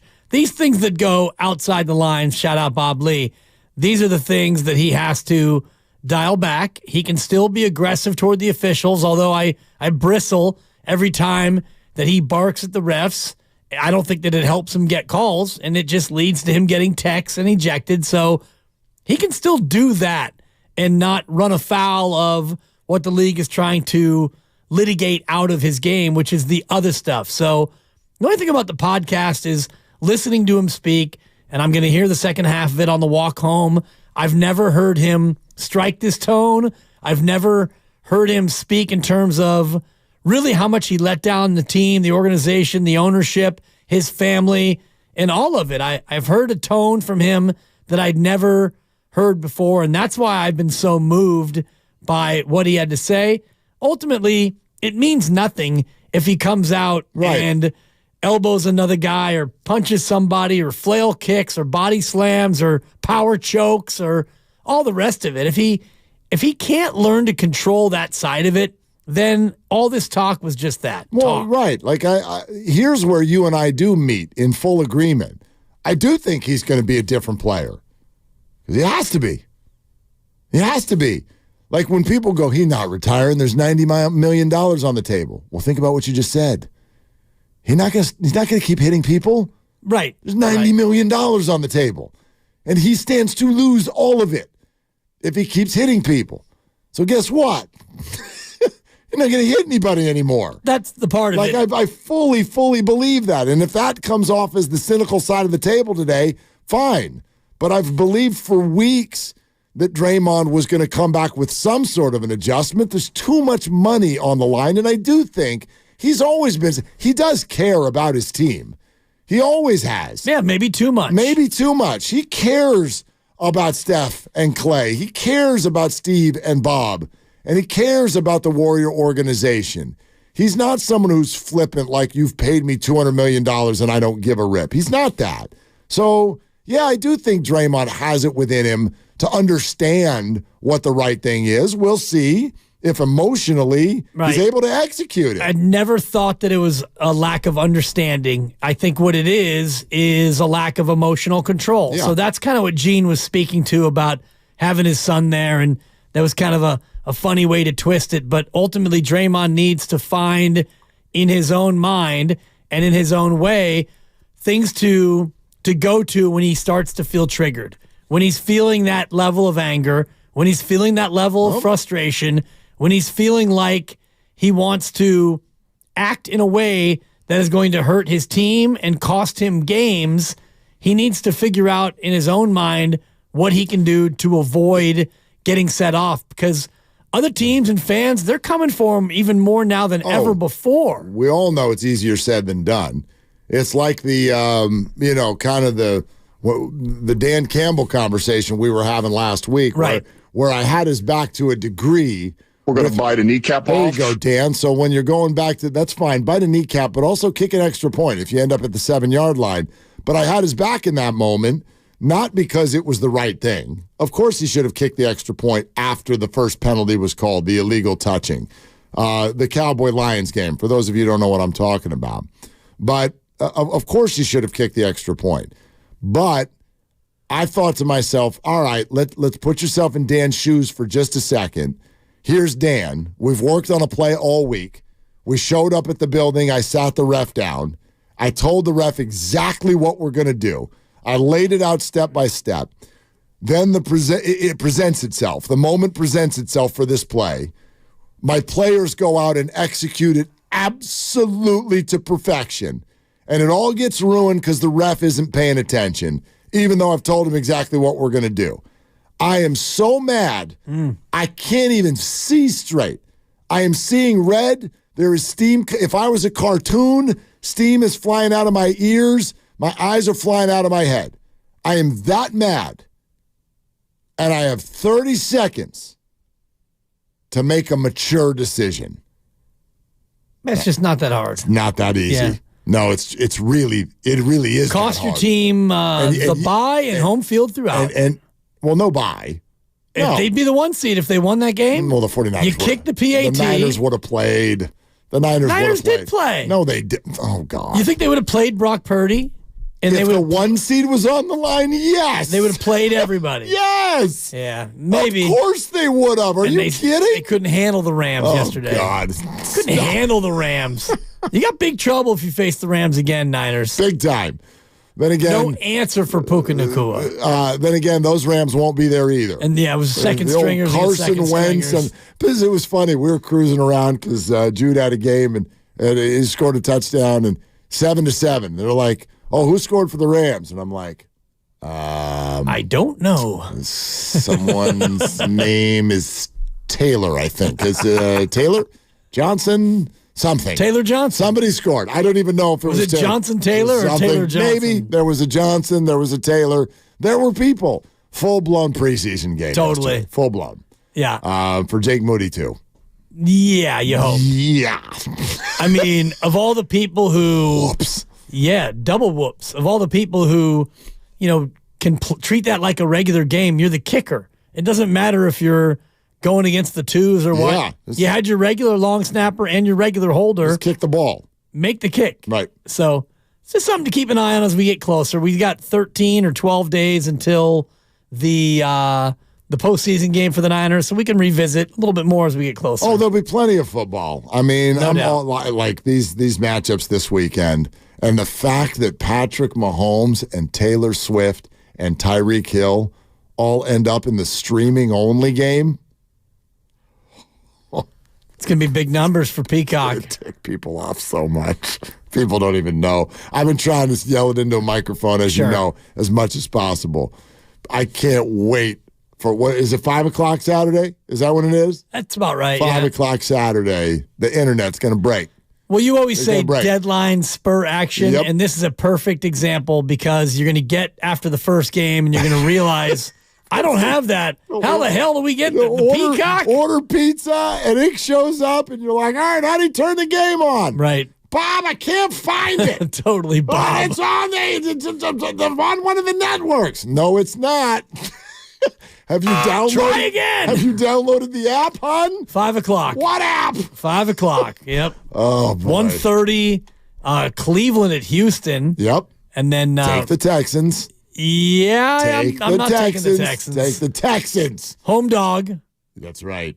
You give me one of them dogs. And a home dog. Yeah, two home dogs. Yeah, I mean, take that. 2 home dogs this both. weekend. Take them both. Yeah, Philadelphia is the one that I'd be more likely to bet against, just because. Man, that team is a mess. They were down 27-0. Dude, they're terrible. To the Giants. They're terrible. A.J. Brown's got a knee injury. Jalen Hurts' finger is going the wrong way. Yeah. They're out there. But the bottom line is this. Everyone's talking about, the offense can't move the ball, this, that, or the other. And quietly, and I tried to tell everybody this during Niner Week, that defense has been terrible all year long. Yeah. Washington would have signed Sam Howell to an extension by now if he only played Philadelphia, because they score 34 points every time they play Philadelphia, because pretty much everybody scores 34 points when you play Philadelphia. Their defense is secondary and their linebackers. Absolutely a sieve. It's a struggle. And Baker Mayfield with Godwin and Evans running around out there, they're going to cover them? Okay. Yeah, if Jalen's healthy, that'll be a fun game. It'll be a high scoring, be a bit of a shootout on Monday night. But if they're healthy, he gets an extra day to get the finger right. We'll see. Yeah, I mean, that offense has been totally out of sync. But again, I just don't think that's their issue. I think the game of the weekend, they don't stop it. LA at Detroit is a fun one, but for sure, Jordan Love and Green Bay at Dallas. It's going to be fun. It's going to be really fun. That's the Sunday nighter? That's the middle game on Sunday. The night game is LA at Detroit. Okay. Which, gosh, those two games. You look at the prices, the tickets as low as prices, $157, $78, $163, $105, $117, $411. Your cheapest ticket for Ford Field is $4.11. Good Lord. Good Hungry Lord. for a playoff game? Yeah, just a little bit. Just a little bit. And then the breakfast with the Bills that morning as well. Yeah, Steelers and Bills is 10 a.m. on Sunday. We're going to break a table? Yeah. We're out there breaking tables early on that one. Mike Tomlin's in the playoffs again. What the hell? I mean, Coach of the Year? Question mark? No, Stefanski's going to probably get it. And D'Amico will come in second. Tomlin does it again. Yeah. With Rudolph, Trubisky, and Pickett. And that's one less quarterback than Stefanski did it with. True. And yet, I mean, Houston had two, right? Well, sort of. They had to fill in for CJ for 2 or 3 weeks. Yeah. But still, if you look at the playoffs, there's a lot of quarterbacks that have started games. Mm-hmm. I think we are well over 50 again this year. Oh, I'm sure. Including pay the over on the Niners. I know, that shouldn't have You're counted. welcome. I've been hot. I'm hot. You're on fire, as advertised earlier on this show. It's a Monster Monday, and it's brought to you by First 5 California. To learn 4 things you can do to overcome toxic stress, go to first5california.com. Plenty of time still for your phone calls. Warriors, Niners, beyond. Willard and Dibbs. The Road to Vegas is brought to you by Zenni, the official eyewear of the San Francisco 49ers. Shop from over 3,000 styles at 80% off retail prices exclusively at Zenni.com. No, the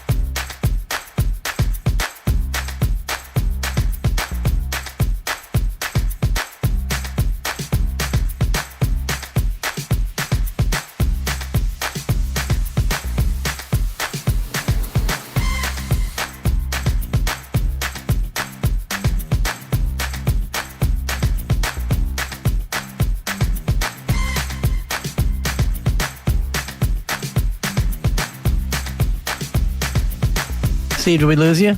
Yeah, I'm sorry. I'm here. Hey, Dub Nation, it's Steve Kerr, and you're listening to Willard and Dibbs on 95.7 The Game. Not only did we not lose Steve, we've got Steve. We got Steve. As you know, we got Steve. It's always a non-game day where Steve will come on the show, and I thought it would probably be tomorrow because they're going to be in a plane on Thursday.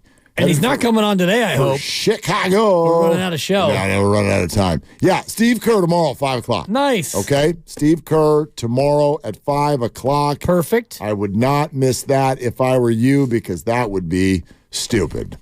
Looking forward to it. Yeah. And, I'm sure he won't reveal too much about his heart-to-heart with Draymond Green, but we'll get his thoughts on Draymond coming back. And of course. Exactly, when he thinks that Draymond will be cleared to play and back on the floor, which you look forward to that. We got to have Peter King on tomorrow, too, right? On a Tuesday. Good Lord. What a show. Peter King. Yeah. I believe Draymond's probably going to talk to the media tomorrow, so he'll have to answer some questions. We don't even need to fresh Draymond? We don't even need to come in. Fresh Draymond, and then we'll have Steve Kerr to react to whatever Draymond says. Fresh Draymond. We got Steve Kerr. We got Peter King. We got to have a Pandia or a Feely in there as well. Am I right? Am I right? Yeah. Not quite. Lucas? Why do you look at other question. When people say what's going to be on the show, why do you look at other people? Well, I was hoping Granny was going to give a ding. Oh, okay. Okay. So we do have Doc Pandia or no? We do. All right. Yeah. 4 o'clock. You going to book Clear to anyone play. else or you just going to leave it at that? Tomorrow? Yeah. Book. Who else are you thinking? I don't know. Draymond, maybe? We could, yeah. Be great. That'd be good. Didn't we already ask for Bob Myers? We have Moody and Kuminga together. We'll talk Commanders with Bob Myers. We do yoga. First question, which of you is madder right now? Fair. Who's more ticked off? You guys want Siakam's agent? You can't get him. Oh, yeah, I can. You won't. I have. I said you won't. I said you can't and you won't. I will, but it'll be after the trade. It'll probably be on your weekend show, your quaint little Kyle Rudolph experience. We don't do guests on that show. We don't do guests No on guests, that no show. callers? No. What's that like? Yeah. We just... It's kind of like this show. Splat out! Totally. Yeah, Lucas. You're going to eat that one. I'm going to eat it. No guess sounds fun. You guys want to try it? I'm going to eat it. Yeah. I mean, I don't know. we done lived it. 5 more minutes left, and I'll tell you. But anyway, so yeah, that's a hell of a show tomorrow. Yeah, it's a Good monster Lord. show. That's a hell of a show. And give me a chance to read Peter King's Football Morning in America. Yeah. Which is always fun. And we can get one last go-round on the MVP discussion, which, it's got to be Lamar, right? Nothing really crazy happened in Week 18 to change anybody's opinion. Although I wouldn't be stunned now if McCaffrey didn't finish higher than Brock Purdy, even though he probably shouldn't. Oh, in the MVP race? Am I right? And I said a long time ago that I thought that they would split the vote, and it feels more and more now like outsiders outside this market, and I know of one voter in the market, but those voters from outside the market might look at Christian McCaffrey as a more viable candidate. Maybe. I don't really have a feel anymore for how much damage Christmas night did. It took the award from him for sure, but how far down? I don't know. Maybe Christian finishes in second. Yeah. It's top 5 voting, you vote your 1 through 5. Yeah. I think with the Bills winning the 2 seed, probably at the end, even though he turned the ball over 3 times, I think there are people who will sort of be like, oh, Josh Allen deserves to be in my top 5. I think he'll be in there. I think Mahomes is totally like off the board. Tyreek Hill had a meek finish to the whole process. So, man, who else could be in your top 5? Lamar, Purdy, McCaffrey, Allen. Dak. Yeah, there you go. There's your top 5 in some sort of an order. Yeah. I would guess. Dak, number 2 in quarterback rating, number 2 in QBR, and I think he wound up number 2 in yards a number 3 in yards. Yeah. Jared Goff, hang in there, big guy. There were brighter days ahead. Yeah. I mean, if you just look at it, it's funny. Like we kind of actually had this conversation last night with regard to the whole Allen, Mahomes, Burrow thing. Those are the 3 quarterbacks that usually get named when you're going, okay, who's elite? Well, this is Mahomes, Allen, and Burrow. And I don't disagree. They're all fantastic. But interesting years, right? Yeah. Like Burrow was hurt, then came back, felt like we got about a minute or two of him at his highest level. Against the Niners. And then he was hurt again. Josh Allen has been a turnover machine this year. Yep. Even though he's still obviously a star and effective. And Mahomes is engineering a squad that for some reason can't get to 20 points. And so if you go, now again, just a stat, but if you go by quarterback rating, these guys are way down the list. 14, 16, and 18 is the answer. Right. Mahomes, and then Allen, and then Burrow. Yeah. So if you look up at the top, I mean, to me, if you landed on planet Earth and you're like, who are the best quarterbacks, and you only got to watch this year, the top 5 this year is totally easy, and it's clear as day. Yeah. It's Lamar Jackson, Brock Purdy, Dak Prescott, Tua, and C.J. Stroud. Yeah. Those are your 5. Without a doubt. And, those guys played almost every game. Lamar sat the one because he could. CJ missed a couple in the protocol, but CJ Stroud led a doormat of an organization to a 9-6 record, and while doing it was 5th basically in the league in rating. He's 6th, but if you take out Kirk Cousins, who only played 8 games, he moves up to 5th, and he was spectacular without a doubt. Yeah. Interesting, though. I mean, that rating, you do, I guess, in the end, sort of take it with a grain of salt. You mentioned Jared Goff. He had a very nice year. You know who's tucked in essentially for people who played the majority of the year? He's tucked into the number 6 spot right behind C.J. Stroud. Russell Wilson. Yeah. Who the Broncos, had to almost embarrass in order to get him out of there. He was not bad this year. 26 touchdowns, 8 picks, and a rating of 98. He was not bad. No, and they had to do that for future contractual reasons, and I wonder if they wind up getting fined when the NFLPA's grievance is heard in the offseason, because that was what's wrong with sports in terms of the way that played out, where they just didn't want to play him to avoid him getting hurt so that they didn't have to contractually have him on the books for next year. It's kind of an awkward situation. No doubt. All that said, too, with all of Josh Allen's interceptions, he also only had 29 touchdown passes. I say only, that was 5th in the league, but Brock Purdy with his 31 was 3rd. Are you looking at it, or can we do game show music? I'm looking right at it. Too bad. Yeah. I was going to ask you if you could name the 2 quarterbacks with more touchdown passes than Brock Purdy. I would have had the one, but I would not have had the other, Dak which Prescott, is why it would have been fun, And then Jordan Love.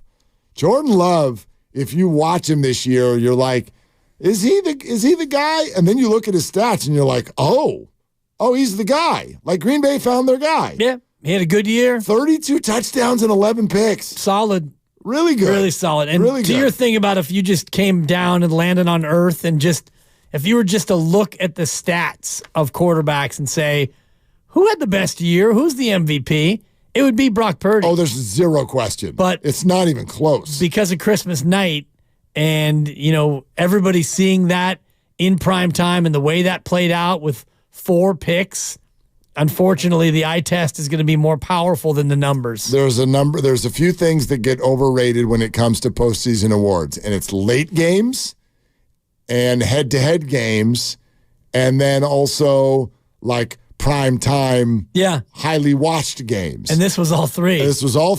And it killed Brock. But if you really were looking at 17 games, there is no doubt who had the best season. Yeah. It was Brock Purdy. Yeah, if you throw in Lamar's rushing stats, which were not as big as they've been in the past, and his overall record, the Niners record, their record, etc., you could make a case, but it would be a lot closer. And I do think that McCaffrey is going to wind up in second place and Brock will be third. It'll be interesting. Or, I mean, Dak's going to be in there as well. Dak's going to be in there as well. Yeah, they're definitely all deserving of being top 5, that's for sure.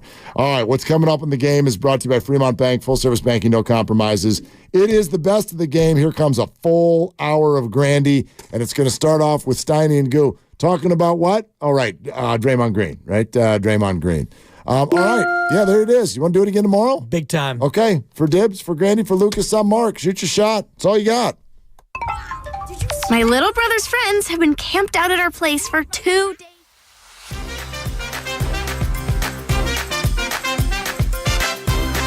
Full of screens at once, with like basically no interruptions.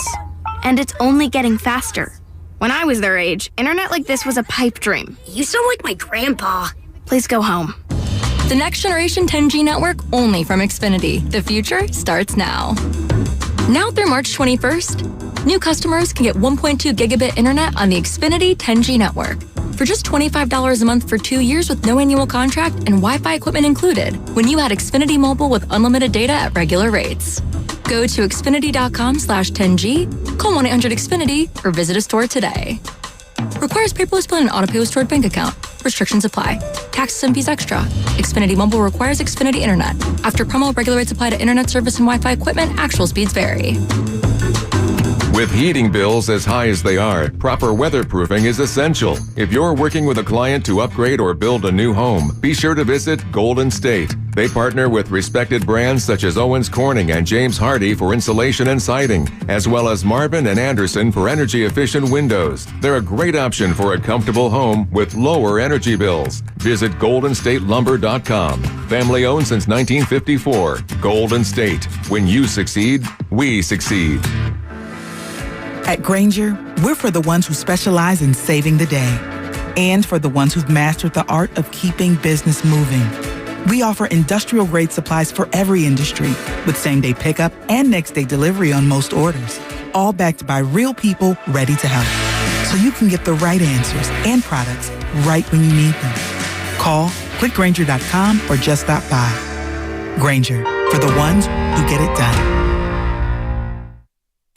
Pizza's here. Oh, great. I'd love some, but I'm worried about my stomach issues. If you're worried about having diarrhea, gas, bloating, stomach pain, or loose, oily stools, it may not just be stomach issues. It could be a condition called exocrine pancreatic insufficiency, or EPI. With EPI, the pancreas doesn't release enough enzymes to break down food, but EPI is manageable. Use the symptom checker on identifyepi.com and talk to your doctor. That's identifyepi.com. Sponsored by AbbVie.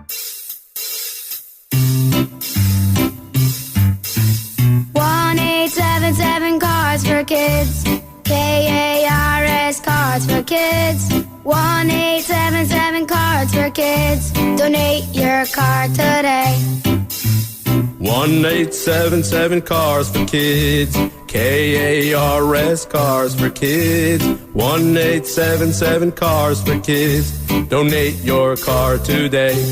Donate your car today at carsforkids.org.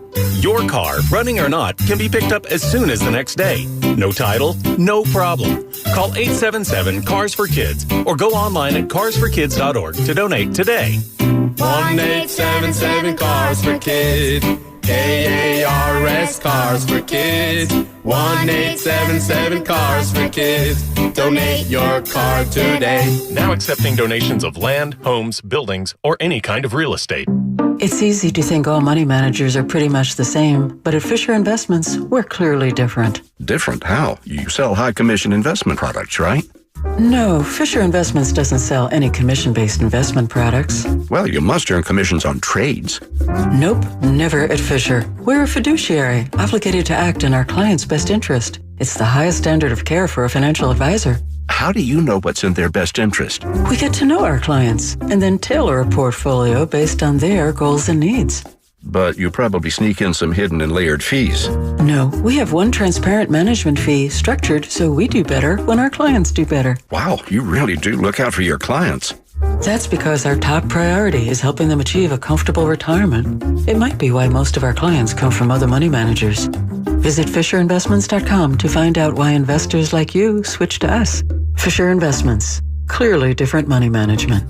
Investments and securities involve the risk of loss. For too long, I've waited around on medical appointments for me and my family. But now that Prime offers 24/7 virtual care through One Medical, I decide when our visit starts. It seems we're not so different, them and I. Mom, I think it's supposed to be they and I. I think you're supposed to be resting while I text with the doctor right now. Smart little minion. Your care team on call. A new add-on from Prime. Did you know that feeling sluggish or weighed down could be a sign that your digestive system isn't working at its best? Taking Metamucil every day can help. Metamucil fiber powders help promote your daily digestive health using a plant-based fiber called psyllium. The gelling action of this special fiber traps and removes waste so you can feel lighter and more energetic. Metamucil, promoting digestive health for a better you. Learn more at metamucil.com. These statements have not been evaluated by the Food and Drug Administration. These products are not intended to diagnose, treat, cure, or prevent any disease. If that sound gives you nightmares, there's a cheap and easy way to avoid engines not firing. Stable, America's #1 fuel stabilizer, ensures quick and easy starts after storage. Stable's proprietary formula keeps fuel fresh for 2 years, outperforming competitors. Pour Stable in your gas can or directly into the tank of your car, truck, hybrid, boat, ATV, motorcycle, or lawnmower to prevent fuel-related engine problems that cost time and money. When you store, start with Stable. You're listening to 95.7 The Game, KGMZ FM and HD1 San Francisco. Always live on the free Odyssey app, Twitch, and YouTube. Powered by First NorCal Credit Union. Welcome to the best of the game. We're highlighting the best interviews, topics, and sounds of the day. Hey, everybody. On 95.7 The Game.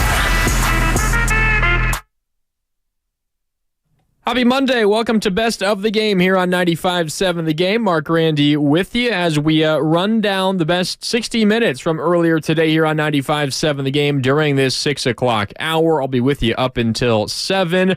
Of course, today a very heavy day with the Golden State Warriors after another frustrating loss.